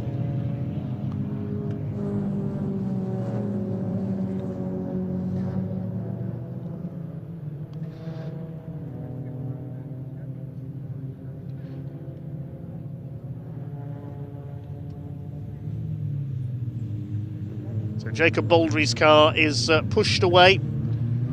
No points for him this weekend, unfortunately. So Wilmot now in the lead with just under 7 minutes of the race to go.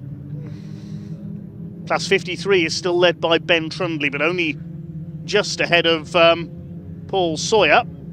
Now that's not the safety car.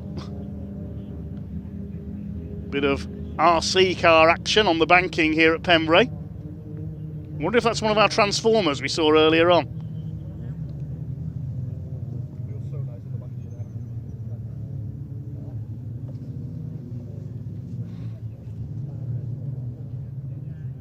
See the car in the background still not clear, so the safety car will stay out for another lap.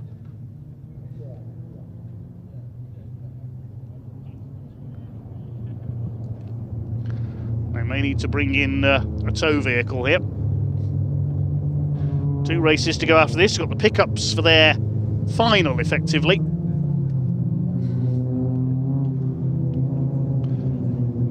I'll tell you, it's based on the grid for that one, based on the result of race 2, with the top 6 reversed. So it'll be Jonathan Hadfield on pole for the final pickup race.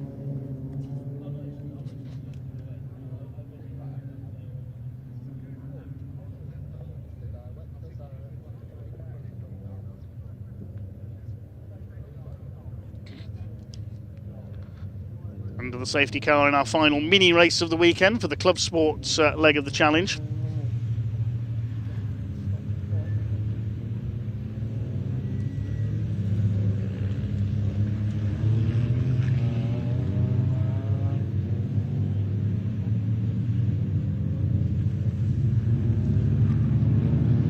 Will we go back to green flag racing this time by?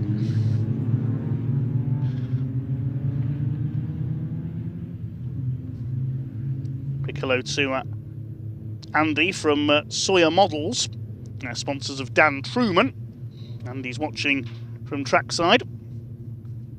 Nigel Colum says, go Alan Cooper. He's out in the next race, the pickups. Looks like Marshall's heading back to their position there, so I think we may be clear.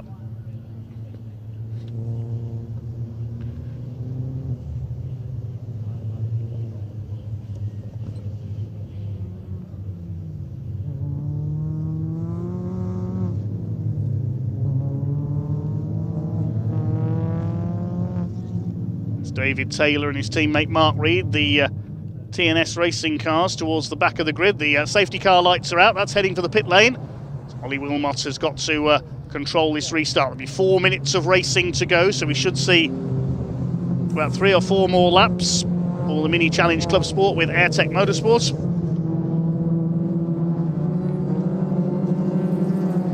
Here we go then. With the restarts, the green light is on, and away they go. Ollie Wilmot gets away well, so does flying Freddie Hewitt.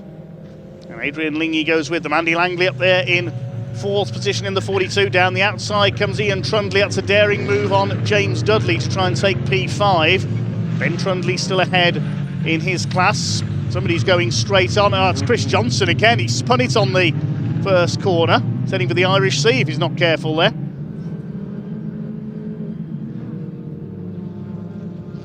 There's James Dudley, who's Pembrey well, lives not too far away in Cardiff. It's the battle for 5th, Ian Trundley, James Dudley and Ben Trundley behind them, leading class 53, just ahead of Paul Sawyer with the green wheels. Webb and Sinfield are next. 3rd in that class is David Gibbons, a bit further back.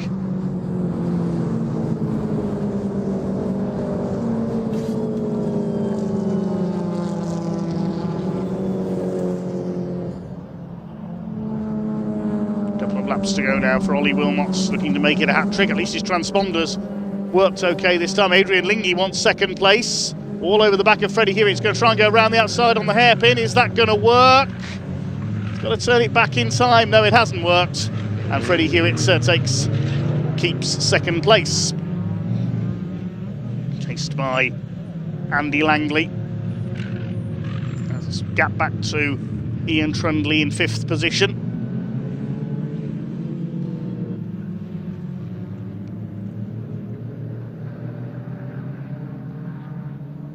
Can James Dudley get past Ian Trundley? I think that would be one of his best ever finishes.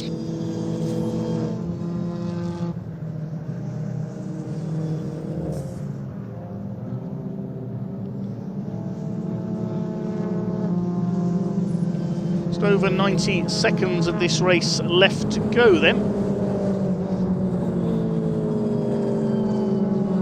Here's the Coopers. It's still Jacob Heap at the head of them, ahead of Dan Butcher-Lord. David Gibbons in there as well. Third in the Cooper class is Dan Truman, who we mentioned earlier.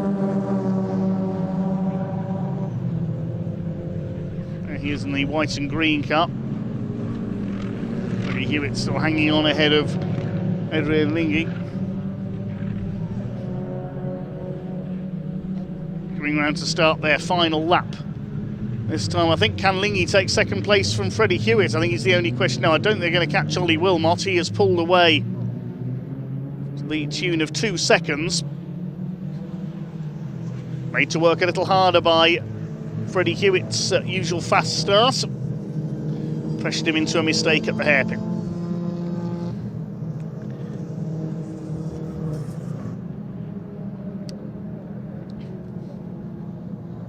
Andy Langley still in 4th place. Come through the start, the last lap, what's been a very busy weekend of mini racing, 6 races for them all together. Great race cars the BMW Mini Coopers make. Wilmot leads them over the lines, leads up to 2.5 seconds now. It's going to be another hat trick. Can Adrian Lingy steal second place? This time he's got the nose down the inside. Nope, Freddie Hewitt cuts him off. It's allowed Langley to close up as well. The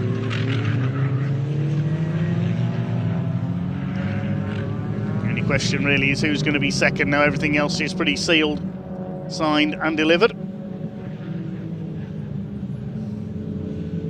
It's going to be another win for Ollie Wilmot. Looks like Jacob Heap is going to win the Coopers.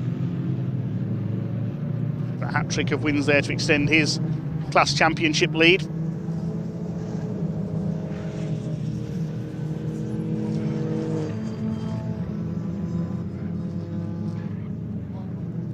Towards Speedway Straights for the last time. Wilmot's going to win it. Can Hewitt hang on to second place?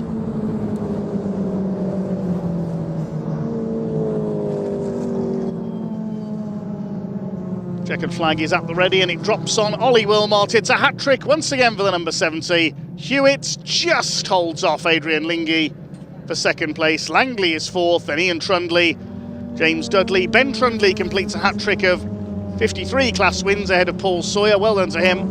And it's Steve Webb next. Simon Sinfield will be next. And what about the Coopers? Where is Jacob Heap? There he is. Chris Johnson got past him on the last lap, but that doesn't matter to Jacob. They're in different classes, so Heap wins it. Dan Butcher-Lord second. And I think it was Truman just in 3rd in class, only just ahead of Colin Wilmot with Chris Aaron behind them. Last couple of cars come home. Here's David Taylor. Runs wide, not as wide as his teammates off the last corner, Mark Reed, but they do make it across the line. Original result then, Ollie Wilmot makes it 3 out of 3, just under 3 seconds clear of Freddie Hewitt, with Adrian Lingy on the podium once again. He's had a fantastic weekend. Andy Langley in 4th place ahead of Ian Trundley and James Dudley. Ben Trundley wins his class in 7th, just ahead of Paul Sawyer. That'll close the gap in the championship between those two. And Steve Webb and Chris Johnson round out the top 10. Jacob Heap, a hat-trick in the Cooper class this weekend, extends his title lead there. Then it was David Gibbons, Dan Butcher-Lord, Lauren Fletcher, ahead of Dan Truman, Colin Wilmot, Chris Aram, David Taylor, and Mark Reed was the final finisher. We lost Simon Sinfield late on there, a couple of laps from home. Jacob Baldry we saw pulled off and brought out the safety car, and Neil Clark into the pits with suspension damage early on.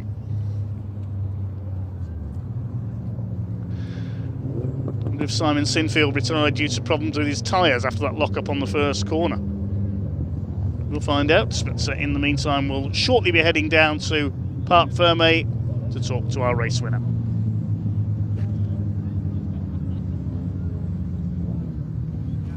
Well, welcome down to a very empty Parc Fermé at the minute, although it is Ollie Wilmot who wins round 9 of the Mini Challenge Clubs. Well, here he comes now, and it's a hat-trick of wins this weekend here at Pembrey. He's got fire livery on the front grille here of his Mini, and he has been on fire this weekend, there's no denying it, as has Adrian Lingy and Freddie Hewitt as well. And I'll tell you something, these top 3 getting closer and closer and closer. It's going to be a very interesting second half of the season, but we'll have a quick chat with Ollie Wilmot now, and I imagine the safety car certainly spiced things up somewhat as the rest of the field make their way into the paddock here.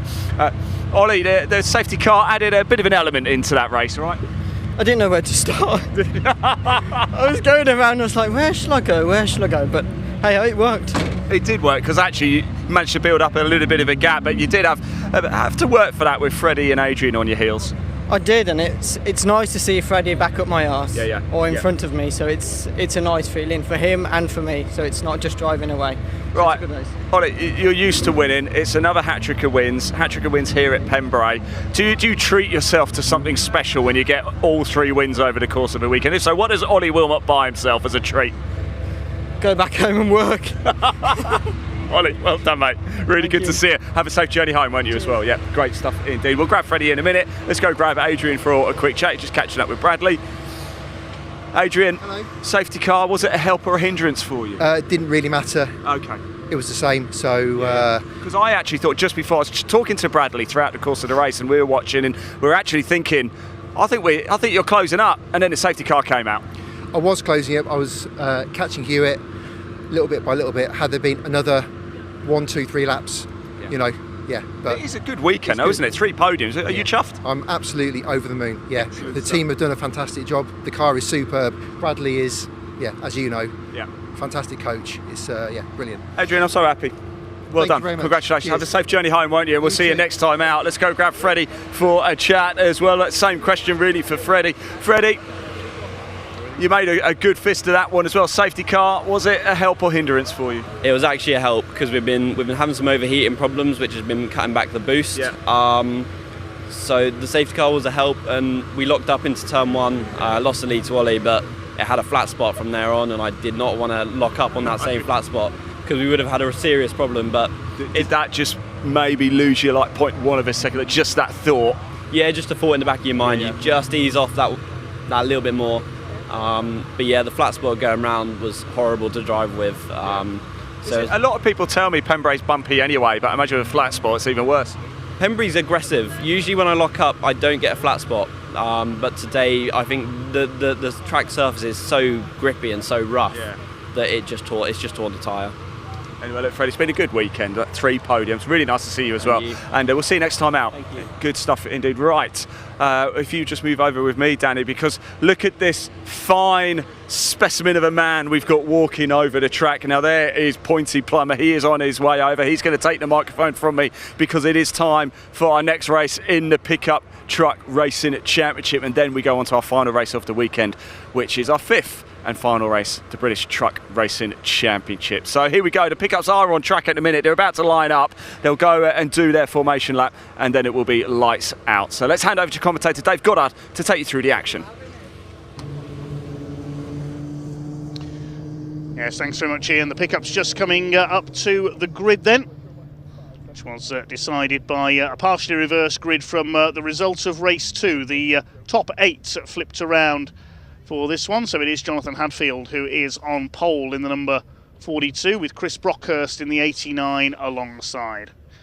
Michael Smith and Mark Willis will start on the second row, the 2 pickup veterans. Then we've got reigning champion Ryan Hadfield on row 3, with Dale Gents, number 83, alongside him. I think Dale is currently leading the championship.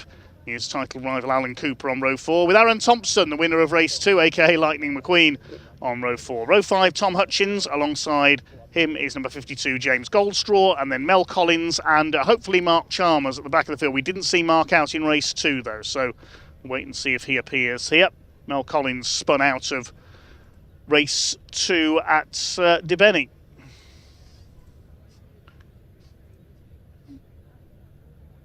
Mentioned Nigel Colan, best of luck to Alan Cooper Grant Moole says hello from South Africa, a very cold South Africa, so of course in the Southern Hemisphere it's winter at the moment. And also Kirsty Willis has been in chat, says good luck Grandad Mark Willis from granddaughter Ava and 1 week old grandson Alfie watching from home. Oh. Happy Grandad's Day, Mark Willis. Caitlin Penny predicts John Hadfield to win this one from the front in the green machine. He's had a couple of spins this weekend and dropped out of race 1, so he needs a change of fortune here. Let's see if John Hadfield can pick up a win.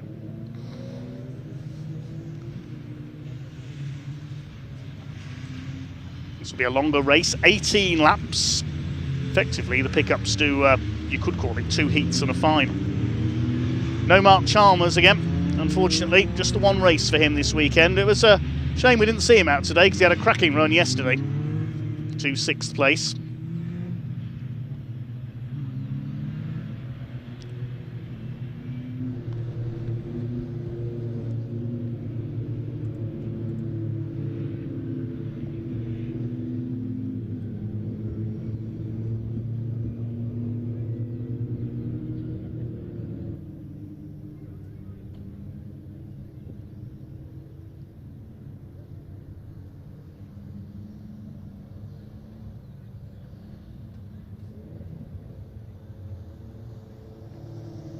So John Hadfield in the green truck, in the grey and turquoise number 89, Chris Brockhurst alongside him.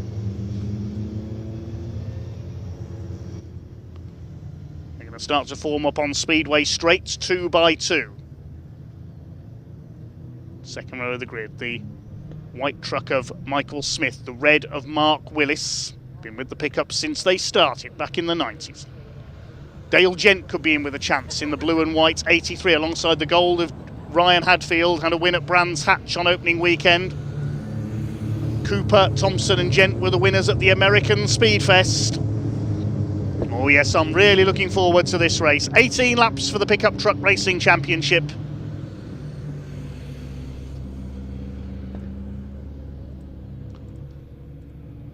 Here they come. Up towards the red lights, 11 trucks, 18 laps, and away they go. Good start by Ryan Hadfield and by Dale Gent trying to get up the inside. John Hadfield will move across to take the line for Hatchett's hairpin. Chris Brockhurst up alongside him. Mark Willis trying to get around the outside. A bit of a squeeze in the middle. Aaron Thompson got taken wide there in the 41. They've all made it round. They're all cornering as one. Ryan Hadfield gets 2 wheels on the grass. It's Michael Smith has got through into second, but Hadfield leads. Smith in second place. Back of the pack heads through. There's Dale Gent side by side with Aaron Thompson. His title rival, Alan Cooper, behind him. But it is Jonathan Hadfield in the green truck who leads the way from Michael Smith, Chris Brockhurst. Then it's Mark Willis. And the number 1 of Ryan Hadfield has a look up the inside at Brooklands. He's going to go through into P4. 6th place is Thompson.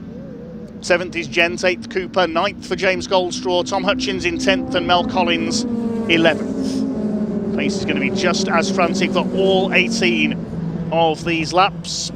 Through Honda Curve for the first time. Jonathan Hadfield, can he hang on in front for his first win of the season in that Vauxhall-bodied green machine? I think that's got the 2.3 litre Vauxhall engine under the bonnet. Michael Smith, pickup veteran, closing up. It's been a while since we've seen him take a win. A little bit of smoke there from the back of James Goldstraw. I think he locked up, and a bit of door banging there between Dale Gent and Alan Cooper. Cooper came close to a win earlier on, was chasing Aaron Thompson for all he was worth. Dale Gent won yesterday. Thompson taking the second heat of the weekend, and Ryan Hadfield ploughs off. Look out as he rejoins. Taking a chunk out of the bodywork. That's going to affect the downforce and the handling of the number 1 Champions truck, and I think he may have... James Goldstraw's got smoke there again, so whether that was a lock-up as he tried to avoid Ryan Hadfield's truck, I'm not sure, but Ryan is going to have to head into the pits. The bodywork is fouling the tyre. He's racing on for the moment. He's surely going to have to come in next time around, though, otherwise he's just going to blow the tyre. I think somebody's knocked some dirt onto the track there on the inside of Honda Curve as well. Jonathan Hadfield, Ryan's brother, continues to lead. Side by side there between Thompson and Willis. Look at the state of Ryan Hadfield's truck. It must be ploughed wide coming out of the crossing. and I think the truck bogged down in the grass and it's ripped the bodywork away. Don't think he made contact with anybody else. We'll wait and check that, of course. He's not slowing down, but the more the bodywork fouls that tyre, it's just going to wear it away and eventually the tyre will burst. So it's up to Jonathan to hold up family honour in this one. Can he hang on in front? Aaron Thompson getting sideways there. That's where he pulled off the overtake of the weekend on Alan Cooper earlier on. Dale Gent behind him, then Mark Willis. It's a new top three. Jonathan Hadfield, Michael Smith and Chris Brockhurst, the title contenders, battling behind. Aaron Thompson trying to bring himself into title contention. He had an unlucky opening round of the season at Brands Hatch as the top three run a bit wide there. Let's hold it together through Honda Curve. Here comes Brockhurst having a look on the inside of the 93 of Michael Smith. Thompson's just done the fastest lap of the race, 1 minute 3.896 in fourth place. Willis trying to hold off Cooper further back. Mark Willis has dropped back a couple of spots. Can Jonathan Hadfield hang on in front? Still a long way to go yet in this final for the pickups. Here comes Brockhurst all over the back of Smith for second place. Then Thompson, Gent, Willis and Cooper. Ryan Hadfield, not surprisingly, has pulled into the pits. Hopefully we'll see him back on track once that damage is sorted out. May as well continue and get a few points on the board.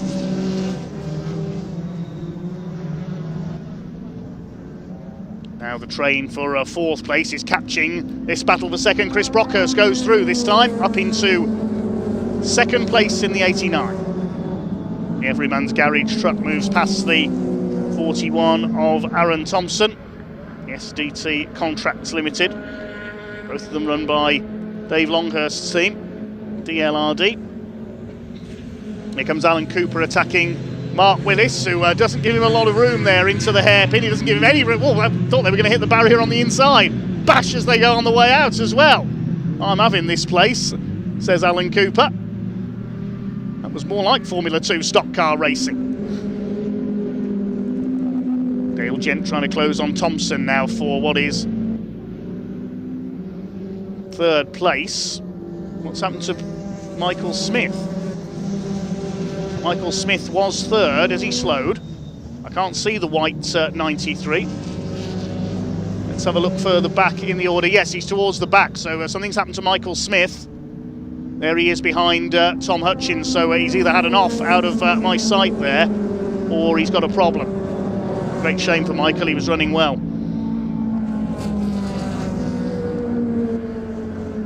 Here come your leaders. Still your leader is Jonathan Hadfield. Can he hang on in front? Oh, Ryan Hadfield's just rejoined out of the pits there, just alongside the leaders. And they're going to have to deal with him as well. So two Hadfields for the opposition to deal with.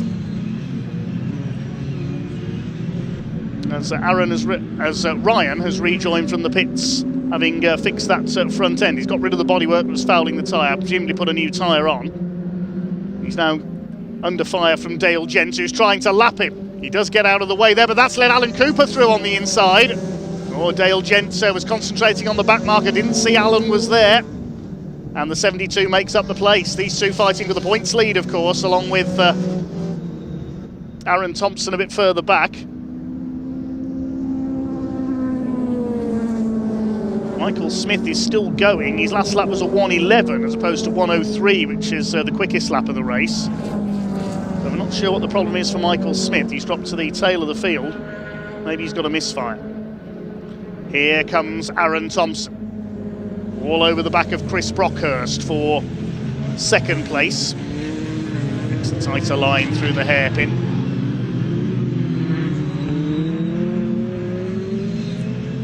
Still not up with the Everyman Garage truck.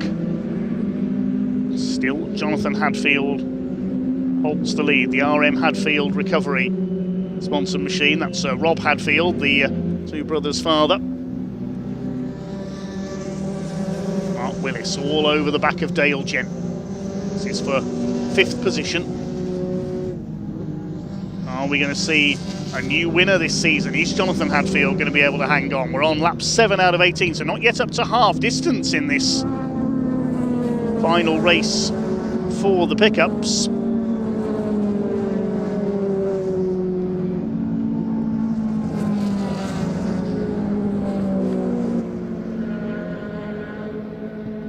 completing another lap. Hadfield leads by 0.6 of a second over Chris Brockhurst. Thompson a further 3/10 back, less than a second covering the first three. Mel Collins having a go at James Goldstraw. They're battling at the back of the field. This is for 8th position.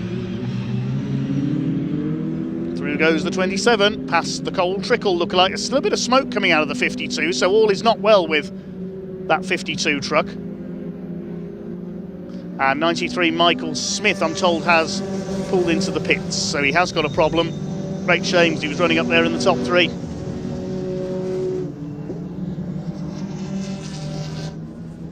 A slightly depleted field of pickup trucks then. We've got Michael Smith in the pits, Ryan Hadfield running a couple of laps down, and we've got Aaron Thompson having a go for 2nd place, and the lead gap is coming down as well. Brockhurst is going after our race leader Jonathan Hadfield. Only 0.3 of a second in it now, and Brockhurst is in attacking mode. He wants a first win of the season, only contesting a part season this year, Chris Brockhurst, so he won't be in title contention. He won't be out, he told us earlier, at the next round at Snetterson in July. He's attacking Jonathan Hadfield in the 42 for the win here. Coming up towards half distance. And Brockhurst all over John Hadfield. Now he's going for the inside. They come to centre. Hadfield gets a slide on. They're side by side. This is it for Chris Brockhurst. He's up the inside. Under braking for Brooklands. He's through. And Aaron Thompson jumps through as well. Opportunist move there for 2nd place on the 41. John Hadfield goes down to 3rd. Now, this is a golden opportunity for Aaron Thompson to attack straight away for the lead of this race and a 2nd win of the weekend. Here he comes, he's going for it, he's not holding back as they go into Honda Curve. They're side by side as they come into the pit straights. Who's going to get the run down into the hairpin? Hadfield's fighting back, he's trying to slipstream off Aaron Thompson here. 3 of them together for the lead. Thompson's got the inside run into the hairpin. Brockhurst puts the squeeze on. Hadfield gets the bumper in pretty much. They squeeze Thompson between the 2 of them, and Thompson has somehow come out with the lead. I thought there was going to be a big tangle there going into the hairpin. That was not for the faint of heart. Now Thompson gets a bit of a bash up the back from Brockhurst. And look at this, Alan Cooper's closed on all 3 of them. He said, right, if you're going to shove each other around, I'm going to try and take the lead of this race. Onto the grass goes John Hadfield. Brockhurst lost out there, he's down to 4th. It was a coming together between him and Hadfield into the crossing there. That's allowed Thompson to get clear into the lead. Cooper locks up as he flings the car into Brooklands hairpin. And now Alan Cooper is ready to go after his adversary from race 2. Aaron Thompson, but he's got to get past John Hadfield first of all. Hadfield won't be happy at losing the lead there. These 4 now clear of Mark Willis and Dale Gent. This is a strangely quiet race from Dale Gent. He needs to get a move on here to get up to the front. Michael Smith, I saw in the background there, is looking to rejoin. Through the hairpin they go. Aaron Thompson leads from Hadfield, Cooper, Brockhurst. If these 3 start fighting again, they'll get the next group closing up on them. Let's have a look how far behind. There's Willis and Gent. They're about 3 seconds off this group. Again, Jonathan Hadfield kicks up the dust. Worked for Aaron Thompson earlier on. There's Ryan Hadfield behind those 2. He's a lap down, so a couple of laps down actually after his pit visit to repair that front end damage. So he's not a figure in this race really. Tom Hutchins is in 7th place. Mel Collins 8th. James Goldstraw 9th. Hadfield is 10th. And Michael Smith a few laps down now as well. All about these 4 at the moment. Thompson is starting to get away. Bockendale Gent. Great shot here from the pit wall. There's Gent on the tail of Mark Willis. Onto the brakes for the hairpin. Alan Cooper gets the tighter run this time. This time he could have a run for 2nd place. Up the inside on John Hadfield. He's surely going to go through. He's done it. Alan Cooper up into P2. There's a green light showing in the background. There's a yellow. I think Mel Collins ran wide at the hairpin onto the grass there at the back. It won't affect our leaders. And now Alan Cooper's going to get his foot down and go after Aaron Thompson. You can see, look at that, sliding through Senna. Brilliant to watch. Brockhurst's not finished yet either. He's on the tail of Hadfield. He goes for the inside. A squeal of tyres in the background. Did somebody go off there? I heard a squeal of tyres. Not sure who that was. It was Mel Collins. That's his second off of the day. He spun. I think that's coming out of Senna. Let's hope he can get going again. You don't want another safety car. He can't get the engine to fire up. Such a shame for Mel. He never has any luck. Let's have a look at that again. It's coming out of Senna. There he goes. And onto the rallycross course. Let's hope he can get going again. Aaron Thompson still leads. He's 1.9 seconds clear of Cooper now. These two busy battling for third. Cooper's not closing at the moment. Dale Gent's got ahead of Mark Willis there. And he's now going to go after the top four, but is it too little too late for the 83? Mark Willis up on the curb. Staying clear of Tom Hutchins in 7th place.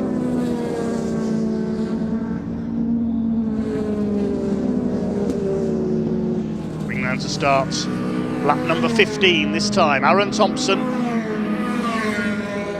Lap number 14, I should say. There's a black and white driving standards flag out there as Chris Brockhurst goes for the outside on John Hadfield, but Hadfield's got the tighter run. Can't go around the outside on that hairpin. It's number 83 who's got the black and white flag there, Dale Gents, for exceeding track limits. If he does it again, he'll risk a penalty. Things a little more spread out now after the earlier battling. Still plenty of twists and turns that could come. Gent trying to get after Brockhurst here for 4th place. Dale Gent has got the fastest lap of the race, 1 minute 3.2.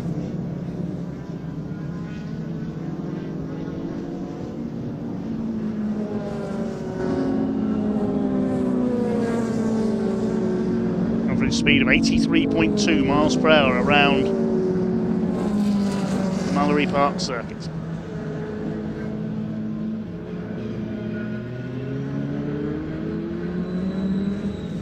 Three laps to go.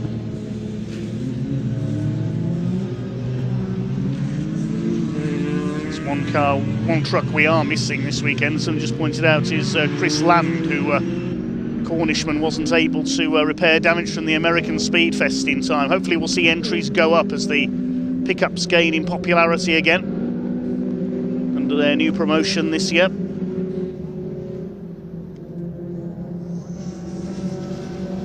Still your leader is Aaron Thompson. Can Alan Cooper catch him? The gap is 2 seconds. Their lap times are about the same.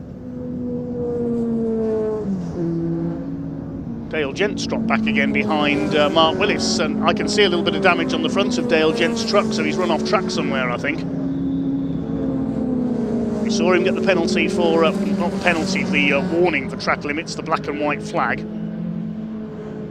He's had a moment somewhere. He's back behind Mark Willis into P5. Let's see if we can see what happened. Yes, he ran wide coming out of Senna corner up towards Brooklands. So that's what's happened to Dale Gents.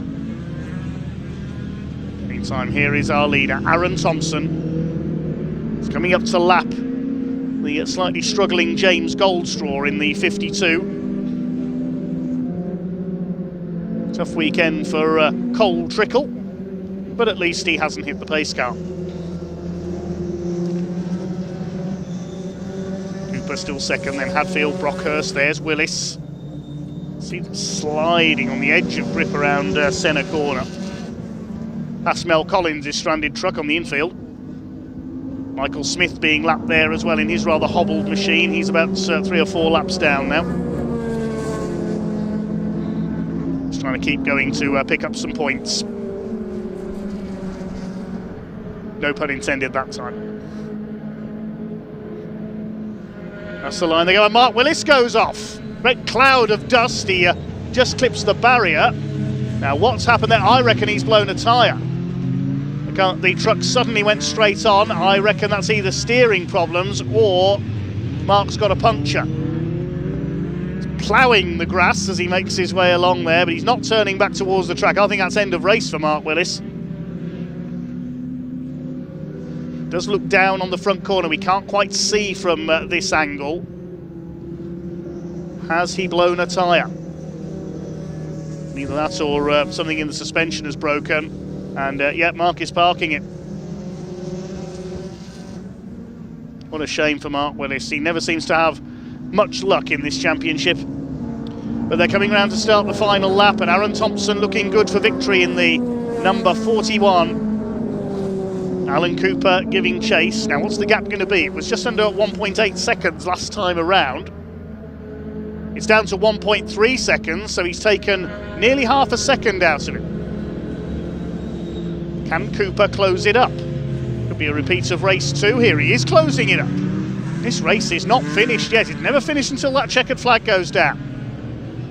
They're clear of the third place truck of John Hadfield. There goes Mark Willis. Suddenly ran wide, so he has got going again. So I'm wondering if a tyre has gone down. He's just trying to make it to the line. We couldn't quite see from our angle. He has got going again though. So the leader's up towards Brooklands for the last time. I don't think Alan Cooper is quite going to catch Aaron Thompson rather. Jonathan Hadfield still up there in third place. Here they come towards Honda Curve for the final time. It's going to be a double for Aaron Thompson to get his championship challenge well and truly back on track. Lightning McQueen, aka Aaron Thompson, takes the win. Cooper second, Jonathan Hadfield excellent third place, and Chris Brockhurst fourth. That may change though. Jonathan Hadfield's got a 5-second penalty. Chris Brockhurst will inherit third. Dale Gent will take fifth. Tom Hutchins comes through for sixth. And then it's just the walking wounded really to make it over the line. There's the lap trucks of James Goldstraw and Michael Smith. A few problems for them in that one. Michael Smith spending a couple of laps in the pits. Just waiting to see if Mark Willis will make it home now. We don't know for certain what the problem was for Mark.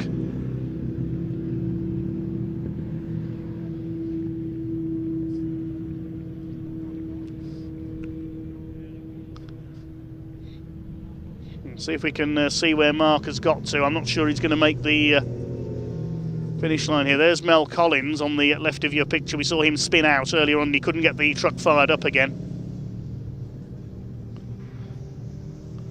I don't think Mark Willis is going to make it home, unfortunately. So Aaron Thompson takes his second win of the day, just under a second clear. Alan Cooper was closing, I reckon, a couple more laps there, and we would have had a battle to the line. Chris Brockhurst inherits third because Jonathan Hadfield picked up a penalty. Fifth place for Dale Gent ahead of Tom Hutchins. James Goldstraw ends up a lap down in seventh. Mark Willis didn't make the line, so I don't think he'll be classified. So it should be Ryan Hadfield eighth, Michael Smith ninth, and we also lost Mel Collins. Thank you very much indeed to the pickup trucks. And well done indeed to all their drivers. There is Mark Willis looking at the left front corner. He'd looked down on the left front, so it's either suspension or steering that's gone. I think such a shame for Mark. Battling away with Dale Gent. Let's head down to Pointy in Parc Ferme.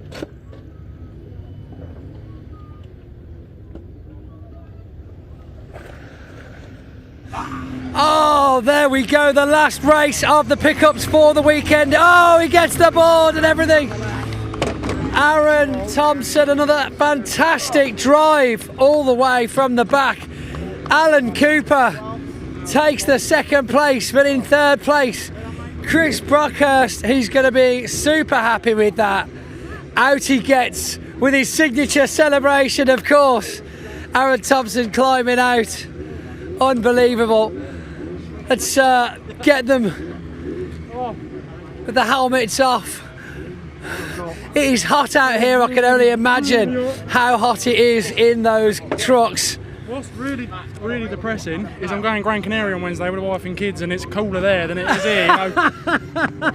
Of course, that's the first thing he thinks of. This is how our brains work. You've just won a race, but did you know the weather's going to be nicer here than Gran Canaria? No. But no, that was just a race of management. Front brakes got so hot, no matter how much I wound the rear bias. Feel the heat coming off them now. It's burning my leg. No matter how much I wound the bias towards the back, I was struggling with front lock up in turn 1, rear lock up coming onto the back straight. So I'd like to say, it was all casual and we just, managed the gap. We weren't, mate. We were fighting for really absolute hard life. work, And then when I saw last lap board, I thought, oh, thank God for that. And then I couldn't stop it for turn 1, couldn't stop it there, couldn't stop it there. And I thought, just finish it. Yeah, so could you just quickly back onto that technical thing you mentioned then, because it's something new to me. I don't know whether the guys at home will know about this. So you're saying you're controlling the brakes whilst you're going around. What does that actually mean? So hit down here. And on there we have a bias lever. Okay. So you can adjust imagine when you press the brake, it's on a pivot. So you can literally, when you hit the brake, it sends more pressure to the front or rear. So depending on how you want the balance of the car to change or what you're struggling with lock-up wise, you use that to help. So it was helping me. Whilst you're going around? Yeah. Oh, well, there, see, you're learning new things all the time. Alan Cooper will get you. Aaron, well done, buddy. Another great result. We'll get you some silverware in a minute. No, stop it. Shut the blooming. Just try holding it at the top, and then it won't empty it on one it is. So difficult. Which end do I drink from? I can point and squirt, but I can't open the bottle. Don't want to know. Oh my goodness me. Great finish for the weekend. Shame for John Hadfield obviously getting dropped back with that penalty. Thought he had the third, but you were just flying out there again. Yeah, I don't know what happened with Hatfield. Obviously, I think his car went off a little bit. He just had no legs down the straight. So yeah, he was so fast around the corners, but down the straight it was just quite easy picking, really. My goodness me. So a good weekend for you overall. Absolutely amazing weekend. This is my worst track of the season. Oh, really? I really wasn't looking forward to coming here. Every time I've been here, I've been 8th and 9th and stuff like that. This year, I've been on the podium every single race, so you couldn't wish for a better meeting. You've got the Pembrey bug. I mean, a lot of the drivers that I speak to, although they don't like driving all the way here, it's one of their favourite circuits to race around. Yeah, like I say, we've come to every single meeting there is, but every time I either get taken out or get smashed up. Bad luck, but this weekend, no damage. I've done it. No damage and podium every single race, so I'm over the moon. That is a win in its own right. No damage all weekend. Well done to you. Good job. We'll get you some silverware shortly. Let's go and have a quick word with Chris Brockhurst. Chris, great result, buddy. You've got to still, regardless of the 5-second penalty, you've still got to be in the right position to move up that into that third, haven't you? Yeah, it did come over the radio though on the last lap out the back there, I believe it was. Just got a bit squirmy and went beyond track limits. He did come up with a 5-second penalty, but whether that still puts me in front of Jonathan, I don't know. Fingers crossed, but I'll take the result while it's there. 0.3 in it at one point when I looked, and I was like, you two so close to each other. Yeah, no, it was a good hard race. I can't say any more really. So watch this space, you might not even be third. Well, good job anyway, buddy. Right then, well, we have now got the British Truck Racing Championship and the last race of the weekend. So, we're going to take a couple of seconds in the shade and get the big rigs out on the track.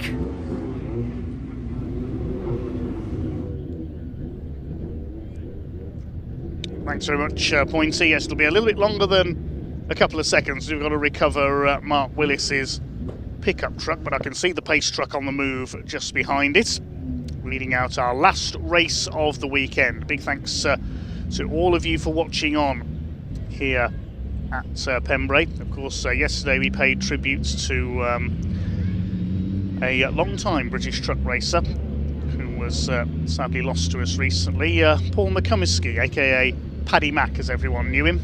Raced in British and European truck racing for many years, including in the famous Silcolini RF, the ex-Willie Green truck, and more recently in a Volvo that is now in the hands of Simon Cole's family. We had a big rev up and a sounding of the air horns ahead of race 2 yesterday. Very fitting tribute to Paddy Mac, and he will be immensely missed by everyone in the British truck racing paddock. I believe his last win was here at Pembrey in Division 2 a few years ago. We'll miss you, Paddy. But the trucks coming out onto track for their last race of the weekend. It's been a pretty mad weekend here in Wales, to say the least. It will be Tom O'Rourke on pole position because race 3 in results of that forming the grid for this one, with the top 8 once again reversed. So we've got Tom O'Rourke and John Bowler on the front row this time. A measure of how entertaining, shall we say, the weekend has been is the amount of bodywork missing from the front end of these trucks. So O'Rourke and Bowler on the front row of the grid. The second row it'll be Terry Gibbon with Nathan Smith alongside. And David Jenkins and Craig Reed on row 3 with Stuart Oliver and Stephen Powell on row 4, fresh from his win earlier on today, second win of the season for Stephen. Then we've got the first of the Division 2s. Jake Evans and Callum Easton are on row 5. Row 6 is John Powell and Bradley Harvey. Row 7, Sami Ojanen and Archie Handy. The 8th row, hopefully Simon Cole is there. Neil Yates will start towards the back of the grid. There he is. Michael Oliver will start on the back row with a grid penalty from the collision he caused earlier on. There he is. And Warren Harvey, as a novice, if he's out there, will start at the back, but I can see Warren's truck in the paddock there and it's not moving, so I think his engine failed earlier on. We didn't see him out in race 4. We didn't see Simon Cole either, so I don't think we'll see those two on the grid. Such a shame for Simon Cole, one of the nice guys of the championship. He just has endless mechanical problems.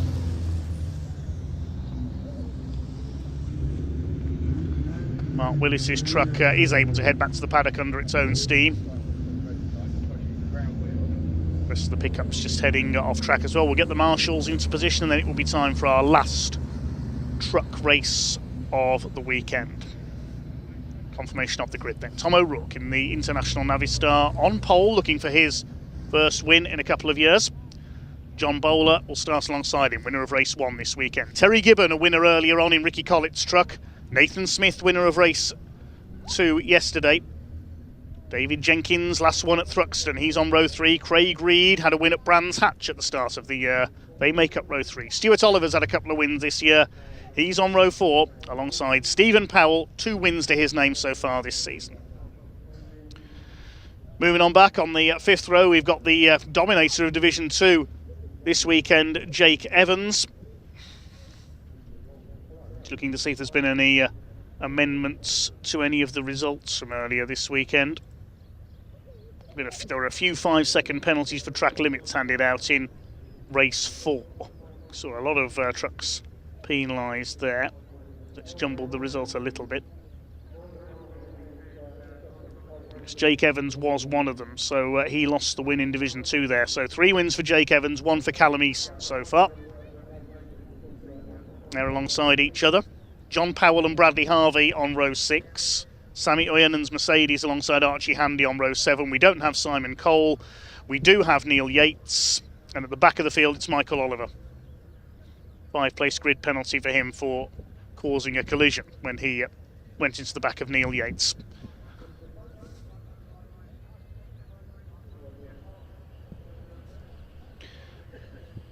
Who knows what's going to happen in our final truck race of the weekend. Big thanks to all the partner sponsors. GT Tyres, MB Energy, Sylvie Fleet Management, Freyhouse Trailers, MV Commercial, Total Care Workshop Equipment, BWOC Fuels, suppliers of the HVO Fuels, the Championship, Dines Recovery, Commercial Motor, Rydam Universal, suppliers of wheels, LTS Global Solutions, Milwaukee Tools, and Fleet Safe AI.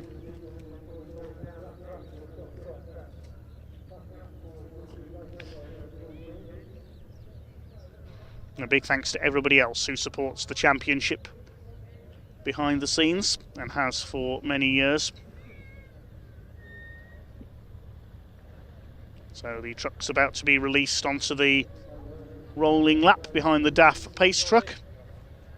That's the 30-second board. That means that within 30 seconds we'll get the green flag lap underway. Green flag is shown. And for one last time this weekend, the convoy is rolling. I'm not going to sing the song, don't worry. Thanks again for all your comments coming in. Right to Aidan Hills Motorsport supporting Aaron Thompson. Toby Pentney says, shout out to Ian and Pointy.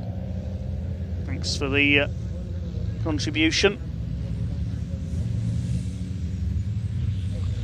Kieran Brisley cheering on Callum Eason.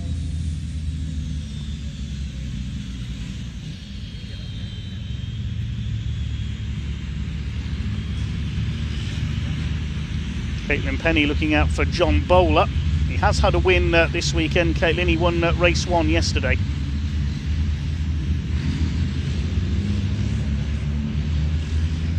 And Swifty supporting John Bowler as well. He could be one to watch here from the front row of the grid.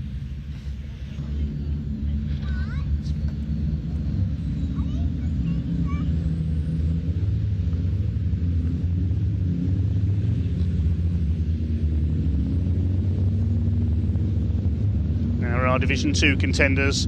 Jake Evans going for his 4th win of the weekend, Callum Eason for his 2nd. John Powell out to stop them. Archie Handy would just like to get a race finish, I think.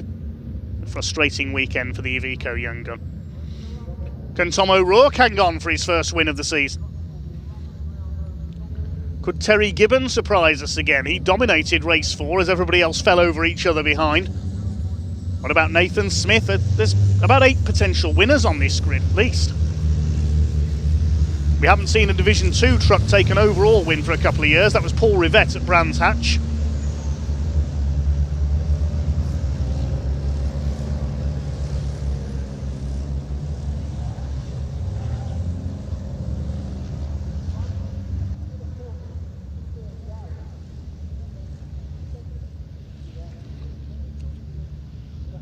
A big thanks to Swansea and also to Caitlin for your kind comments re our commentary this weekend.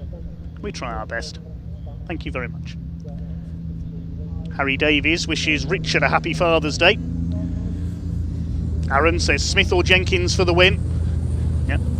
Once again, a happy Father's Day to all the dads out there. This race is for you.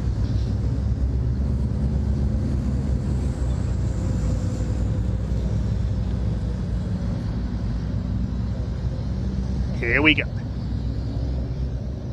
Pace truck has not pulled into pit lane. Are we going round again? Yes, we're not going this time. Pace truck still on track. Somebody stopped on the green flag lap. Looking towards the back of the grid. I don't think we've lost anybody. So the clerk of the course not happy that time around.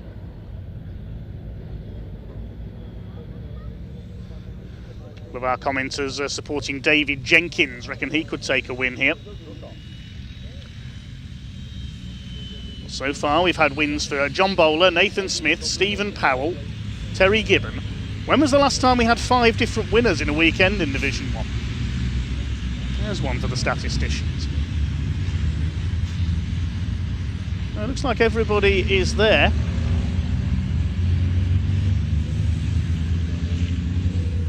Charlie and her horses says Jake Evans the one to beat in Division 2. I would agree with you there, Charlie.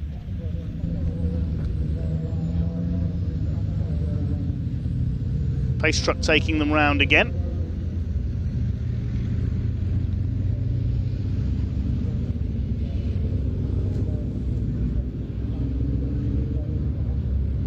Nothing from race control to say why they're going round again.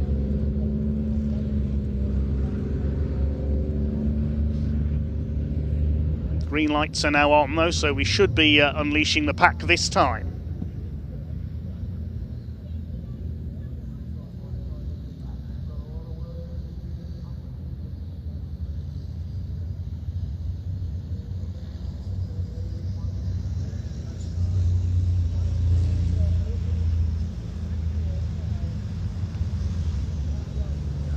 Watch out for fireworks from the back. There's Michael Oliver and his old adversary Neil Yates. Fair play to the teams in the paddock as well. They've kept just about all of the trucks bar a couple going all weekend. It takes a lot of work on these trucks and a lot of money as well. So, is the pack going to be unleashed this time? Looks like lights have gone out on the pace truck. Should swing into pit lane. Tom O'Rourke and John Bowler leading them round. Revs now starting to rise.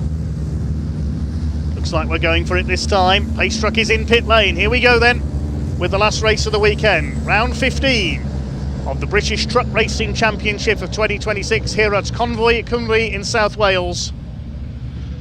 Red lights are on the gantry. This is going to be an absolute belter. Revs are up. Watch the lights. And here we go. O'Rourke and Bowler to lead them away. Nathan Smith tries to sneak down the outside. John Bowler's having none of it. He'll try and get ahead of Tom O'Rourke into the first corner, but they're absolutely level into Hatchett's hairpin for the first time. Nathan Smith trying to get around the outside. They're pretty much holding formation at the moment until they get out of the hairpin. They've all got round. Michael Oliver's made up one place already ahead of Archie Handy. Trying to go 3 wide into Spitfires with Sammy Oyen, and that won't work. O'Rourke's held the lead ahead of Bowler, Gibbon, Smith, then Jenkins, then Stuart Oliver, Stephen Powell and Craig Reed leaning on each other a little further back as they head over the crossing for the first time. It's out into the back of the circuit, and Tom O'Rourke in the International Navistar has just about held his advantage over John Bowler. It's Gibbon in third place, then Nathan Smith. Jake Evans leads Callum Eason in Division 2 in the Battle of the MANs. Up towards Brooklands for the first time. John Powell third in Division 2 ahead of Bradley Harvey. John Bowler trying to attack for the lead as they go down Speedway straights. Third place in the Ricky Collett MAN is Terry Gibbon. Then it's Nathan Smith in the number 11 up to Honda Curve, where he tangled with Callum Eason yesterday. It's Jenkins, Stuart Oliver, Reed, Powell. Tom O'Rourke has held his lead for around the first lap, but he's under immense pressure here from John Bowler in the number 14. A lock up there from Nathan Smith on the inside, trying to take Terry Gibbon for third place, and he's done it. Nathan Smith is one of the stars of the weekend for me. He has driven brilliantly just about all weekend. Bit of push and shove there. Stephen Powell having a go at Craig Reed's Iveco again. It's Tom O'Rourke who has just about held his lead there. There's a yellow out in the background there. Has somebody gone off? I couldn't quite see. There's the battle for the lead in Division 2. Callum Eason's run wide. Keeps his foot in though and holds that second place. Still your leader is Tom O'Rourke, only just in the International Navistar ahead of the column of MANs and then the Volvo of Stuart Oliver. There's the Division 2 battle. 2 MANs and a DAF, the top 3. And towards the end of the second lap, Michael Oliver had already gained 4 places. Watch for him coming through from the back of the grid after his earlier penalty. John Bowler was up on the outside there of Tom O'Rourke. Now he's going to lunge back to the inside and try and take the lead of the race into the hairpin. No, he doesn't. O'Rourke, he's a very good defensive driver, the Scotsman. Learned very quickly on his introduction to truck racing. He started off as a sponsor through MV Commercial. He became the title sponsor for a year or two of the British Championship and then switched to competing. Had a very big accident at Thruxton a few years ago, which he thankfully recovered from fairly quickly. Still got that yellow out at the hairpin there. I'm not too sure why that is, whether it's just a general safety measure. We'll pick up on that if Pointy can find out for us perhaps.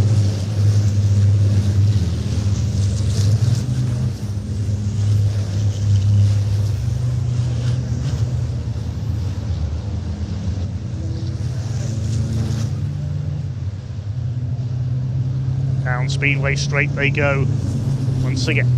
O'Rourke still holding off John Bowler and Nathan Smith. End of lap 3. Terry Gibbon staying with them. Then there's a small gap. David Jenkins has lost out to Stuart Oliver.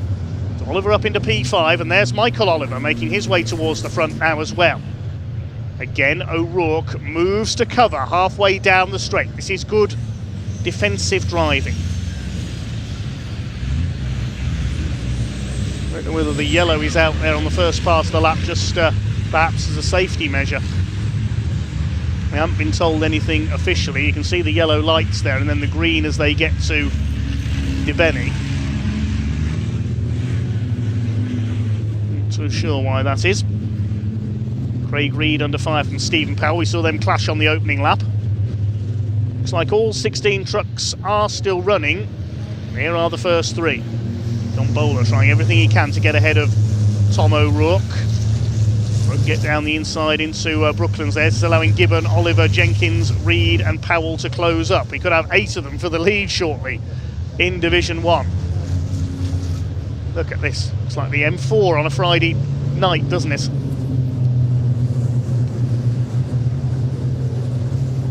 Jake Evans still leads Division 2. It's Michael Oliver behind him. He's almost cut his way through all the Division 2 trucks now and up to challenge the Division 1 leaders. A little bit of smoke there out of the back of the number 10. Again, Tom O'Rourke defends into the hairpin. Now, we saw Nathan Smith make a move on the second lap at this point on the circuit. I'm not sure if the yellow was out there. If it was, Nathan could face a penalty for that if he's overtaken under a yellow. Keep an eye on that after the race. That's Jake Evans. He has been certainly had the legs of his Division 2 rivals this weekend. Been off playing with the Division 1 trucks. They head towards Brooklands once again. Still Tom O'Rourke hanging on for dear life. I'm reminded of when they used to have separate grids in Divisions 1 and 2 a few years ago. I was in the PA commentary box at Pembrey on one occasion, and Adam Bint managed to hold off all his rivals in a huge pack like this for the whole race and take the win in his old Volvo white. The crowd absolutely loved it. Archie Handy's been into the pits. He's rejoined. Still problems for the Iveco. John Bowler tries another run again. Tom O'Rourke is wise to it. Same pattern every time. Of course, if they have the yellow still out at the hairpin, which I think they have, yes, the yellow light is on there on the marshal's post, you can't pass there anyway. Maybe it's just to reduce the risk of any pile-ups. Have to wait to the second part of the lap. Speedway Straight is your best bet for a pass at Pembrey in a truck. Bowler's closed right up now and trying to get alongside the number 86. He's got to be mindful all the time that Nathan Smith is there behind him. Nathan has been, I would reckon, the driver of the weekend for me. Terry Gibbon has impressed as well, taking a win on his comeback. I wonder if we'll see him out at Snetterton in a few weeks in Ricky Collett's truck as well. It wouldn't surprise me, with Ricky still recovering from surgery. Stuart Oliver staying ahead of David Jenkins. There's the Division 2 battle. Evans still ahead of Callum Easton by just under a second. Again, that little bit of smoke as he lifts off Honda Curve. Hope that's not a sign of impending engine problems. Neil Yates behind them has come through from the back. Third in Division 2 is John Powell ahead of Bradley Harvey. Sammy Oyen further back, and Archie Handy, we saw, had been into the pits.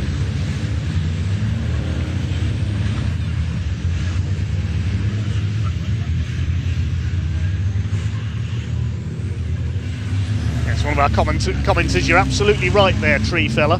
The M4 doesn't move that quickly. It certainly never has when I've driven on it. Here comes Stuart Oliver, having a go at Terry Gibbon. Terry loving this, being back in the championship, but Oliver's put himself on the outside there, and David Jenkins doesn't need asking twice. He's up the inside at Brooklands. Excuse me, says David Jenkins. Oliver goes onto the grass. Through goes Craig Reed as well. It's not been a very happy weekend for Stuart Oliver, it has to be said. Stephen Powell's got through there as well. Yes, the Olivers have been shuffled back here to the back of the Division 1 pack, and moving across there with Archie Handy ahead of them here. The Division 1 trucks go up the inside. Archie gets out of the way, lets them through.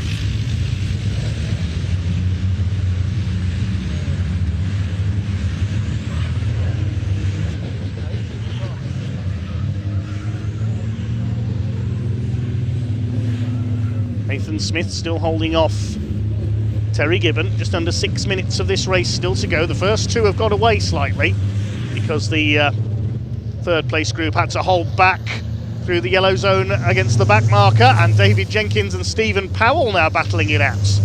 Jenkins has dropped back into the clutches of the number 3 now, so that means Craig Reed has got through, I think. No, Craig Reed's further back, so there's been a bit of a shuffle in there. There goes the top 2. They've broken away now. O'Rourke against Bowler.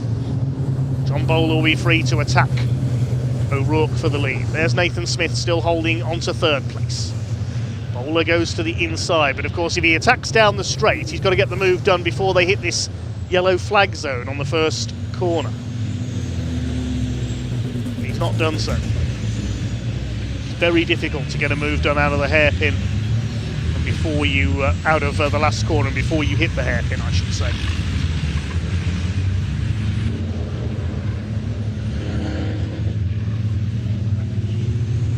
Over the crossing they go. Craig Reed has been given the black and white warning flag for track limits.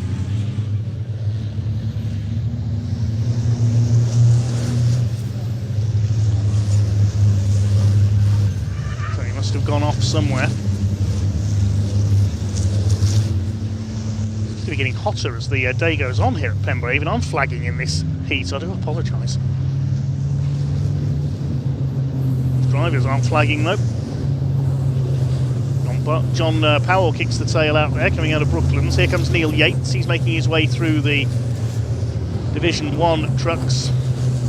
You have to feel for Neil. He was so close to a possible first win in race 3.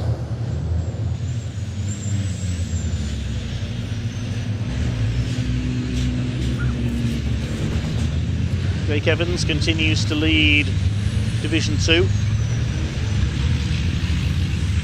Having a look to the inside here as the trucks go through. Can't see if there's any alteration to the barriers or anything like that might have led to that yellow flag. I'm not sure why that is.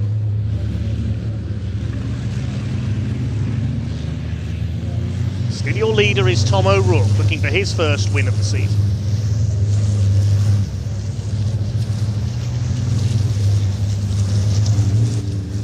Well, a little bit there from John Bowler onto the straight. He's certainly able to get the power down nicely from the International.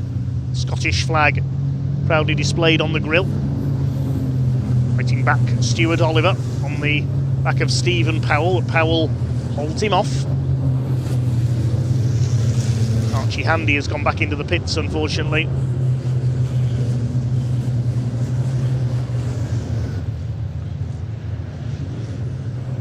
Back towards the Division 2 fight, still Evans ahead. Stuart Oliver weaving about on the back of the number 3 of Stephen Powell.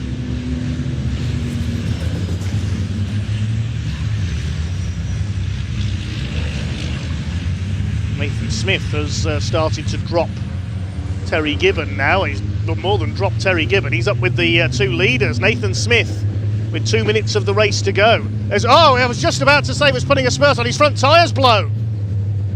Look at that. The front tyre explodes on Nathan Smith's truck. That could have been nasty. Luckily, there was a clear area of runoff for him to go into. That must have made a hell of a bang in the cab of the MAN. And Nathan is sadly out of the race from 3rd place. What a shame for Nathan Smith, who's driven so well all weekend. Can John Bowler get through for a second win of the weekend? There'll be, I think, 2 laps to go this time. O'Rourke from Bowler, Gibbon in 3rd place, David Jenkins back up into 4th. Now John Bowler's got a run, has he? No, again. O'Rourke moves across, he's done that every lap. Great defensive driving from Tom O'Rourke. Through the hairpin. Now Terry Gibbon's going to try and close up as well. And David Jenkins. It's just between these 4 now. They're clear of Stephen Powell in 5th place. That's such a shame for Nathan Smith. He was just getting into position to challenge John Bowler for 2nd place, and then bang went his front tyre.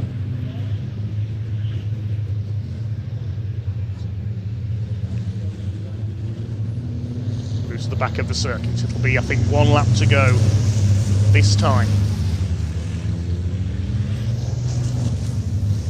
Into the pit lane comes Bradley Harvey. Problems for him. It's not been a happy weekend for the Harveys.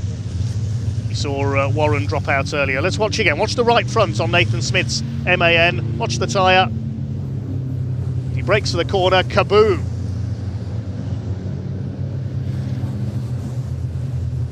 Nathan Smith heads back to the pits for a new tyre, and I expect a change of underwear as well after that one. Into the last lap we go. The clock has just counted down to 0, and it is going to be 4 for the lead on the last lap. Look at this. John Bowler's ready to attack. Tom O'Rourke still leads. But Terry Gibbon and David Jenkins are getting closer and closer. Jake Evans still ahead, and he has a buffer behind him to Callum Eason. There's a Division 1 truck in between the two of them, that of Neil Yates. So Jake Evans is going to make it 4 in Division 2. John Bowler attacks. Tries to force Tom O'Rourke to go wide, but O'Rourke will have the inside line for Senna.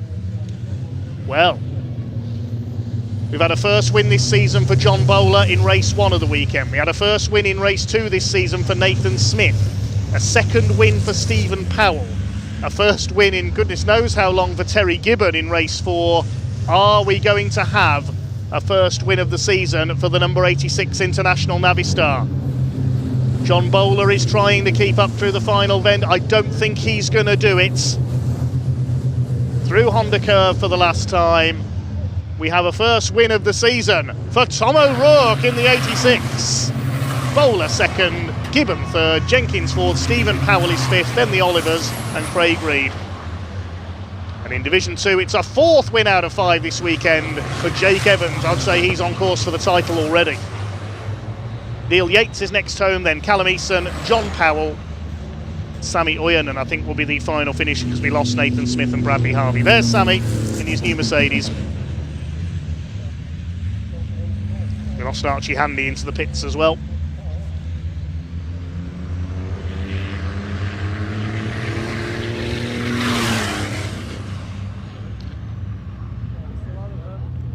And there we go, Sammy Oyen and the last man to take the checkered flag. We'll give you the provisional result in a second. Another first-time winner this season, Tom O'Rourke, holding off John Bowler all the way to win by 0.28 of a second. Terry Gibbon on the podium again in 3rd, then David Jenkins, Stephen Powell in 5th, then the Olivers, Stewart ahead of Michael doing well to come through from the back of the grid for 7th. Craig Reed in 8th place, then Jake Evans wins Division 2. Neil Yates 10th overall, then Callum Eason, John Powell and Sammy Oyenan, the final finishers. Nathan Smith retiring with a blown tyre. Bradley Harvey and Archie Handy both pulled off into the pits. All the trucks head round on their slow-down lap, sounding the air horns. And that's just about all from me, so all it remains to say is a big thank you to all the Orange family here at Pembrey. We could not go racing without our volunteer marshals, also the medical staff, the recovery crews, the timekeepers, the race control staff, everybody else here at Pembrey Circuit, and everyone from the British Automobile Racing Club and the various championships here this weekend. A very big thank you to all of them. Thank you to the drivers for their entertainment and their teams and mechanics for keeping all the cars and trucks and pickups running over the course of the weekend. Most of all, thank you to you, the fans, for your support of BARC TV, and a very big thank you for watching. Big thanks to Ian and Pointy down on the ground as well. A big thanks to all our camera crews braving the heat this weekend, and to Dan, our director, behind the scenes as well. Thank you for all your kind words as well. This weekend's commentary is dedicated to a very close friend of mine who very sadly and very suddenly passed away recently.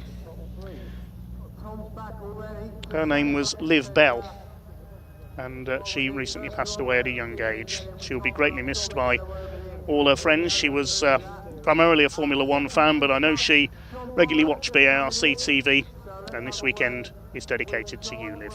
You'll be greatly missed by us all. So thank you very much indeed for listening, everybody, and that's about all from me. So I'll hand you down to Pointy and Ian for the final word, and I'll see you for Thruxton Retro in 2 weeks' time. Thanks for listening, everyone. I don't believe it. We made it, ladies and gentlemen. We got to the last race of the day. And what an absolute result for Tom O'Rourke. Come on, get out of the way, get out of the way, get out of the way. Move.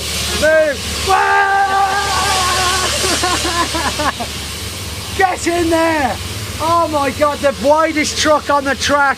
Oh, was it? Pulling forward with every corner. I tell you what, every time we thought John was going to take it, you just pulled away from him, blocked the door. That was brilliant. How do you feel? That's got to put a smile on you. I can see it's put a smile on your face. Oh God, we've had a lot of bad luck at this.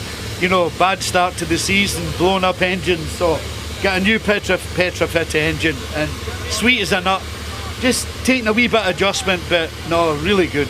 Can we just leave it how it is now? Oh, we're not going to touch it, Don't touch, just clean it, put water in it. 100%. Yeah. Don't you worry about that. Yeah. No, really good, fantastic. So there's going to be a bit of a celebration back at the tent. I mean, is this your first pole for the year? Yeah, it's our first pole, and we've got a brand new team, all guys that work for us.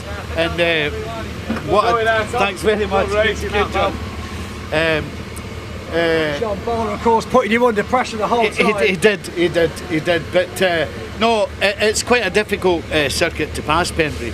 So we're just a wee bit down in power. We're about half a second off the pace, but we'll get there. You know, we're getting there. I mean, we're talking about a first place finish. Yeah, thanks very much. No, good. Well said. Well done, Tom O'Rourke. MV Commercial and Fruhoff, of course, one of the championship partners and sponsors, as well as a fantastic company. The other side of Hadrian's Wall, obviously. Terry Gibb and John, let's get you two guys together. Don't go too far. Hold on, Terry. What was John? Incredible race. My goodness. I mean, first of all, you were effectively battling Tom the entire way through. You were behind what could have been a pretty serious incident when Nathan Smith's front tyre exploded. I mean, is that what happened? Yeah, literally just you were under pressure. All of a sudden, boom! Bits of fiberglass and tyre fly everywhere, and then that's it. You went sailing past really. So, John, what a battle! Tom O'Rourke, you just couldn't seem to find the gap. That's it. I mean, it was challenging with the first corner with the full red. So every lap it's just a bit of a knock on, but real good racing from Tom. Clean racing, and yeah, dead happy with that. Second place. All going home with all our panels from this last race, yes? Yeah, well, nearly all of them. And another trophy for you this weekend. What a way to finish your first weekend racing for quite some time. Yeah, it's been a cracking weekend. I've got to thank the team, they've done a fantastic job. So I've been making some changes to the truck, and they've just done everything that's needed to be done, so full team effort. And of course this is to remember that it's your engine in there, isn't it? There's some bits that you've done, work you've done on it. Yeah, it's my engine, so it's just nice to make sure it's still working properly and making good power. Absolutely, well, certainly making the power in the top three twice this weekend. John, Terry, shake my hands. Very well done, gents. Incredible drive. What a way to end the weekend. Ian, it's been absolutely glorious, hasn't it? It's been very hot, hasn't it? And I just want to say, as ever, we have a team of people this weekend who spend the entire 2 days stood in various places in the baking heat. They have no breaks at all. So can I just say a massive thank you to the team of people. The marshals, first of all, what a job, and recovery teams. They've had a bit to do at times, haven't they, this weekend? As well. I'm just narrating. Oh, okay. Yeah, I didn't realise it took two of us, but yeah. It does now, I'm here. The pictures we bring are completely live and free for you to tune in every single weekend on the BARC YouTube. But then it does bring a team of people to bring you those live pictures. So out around the circuit, can we please say a massive thank you to our camera operators, Richard, Zolly, Jimmy, Jay, of course the wonderful Danny, who's been holding the roaming camera all weekend for us. He's very burnt as well, is poor Danny. I want to say a big thank you to our producer Dan as well, of course the wonderful Dave Goddard, the commentator. Pointer, I want to say a massive thank you to you as ever. And I want to say a massive thank you to you. Thank you, I really do appreciate it. That wraps it up from here at Pembrey. There is only two things left to do, just to let you know that we will be back in action at Thruxton. Thruxton Retro, the 4th and 5th of July. But from me, Ian Woodhouse, from him, Pointy, it's time to say goodbye. Until next time, cheerio. Can't believe you didn't shake my hand.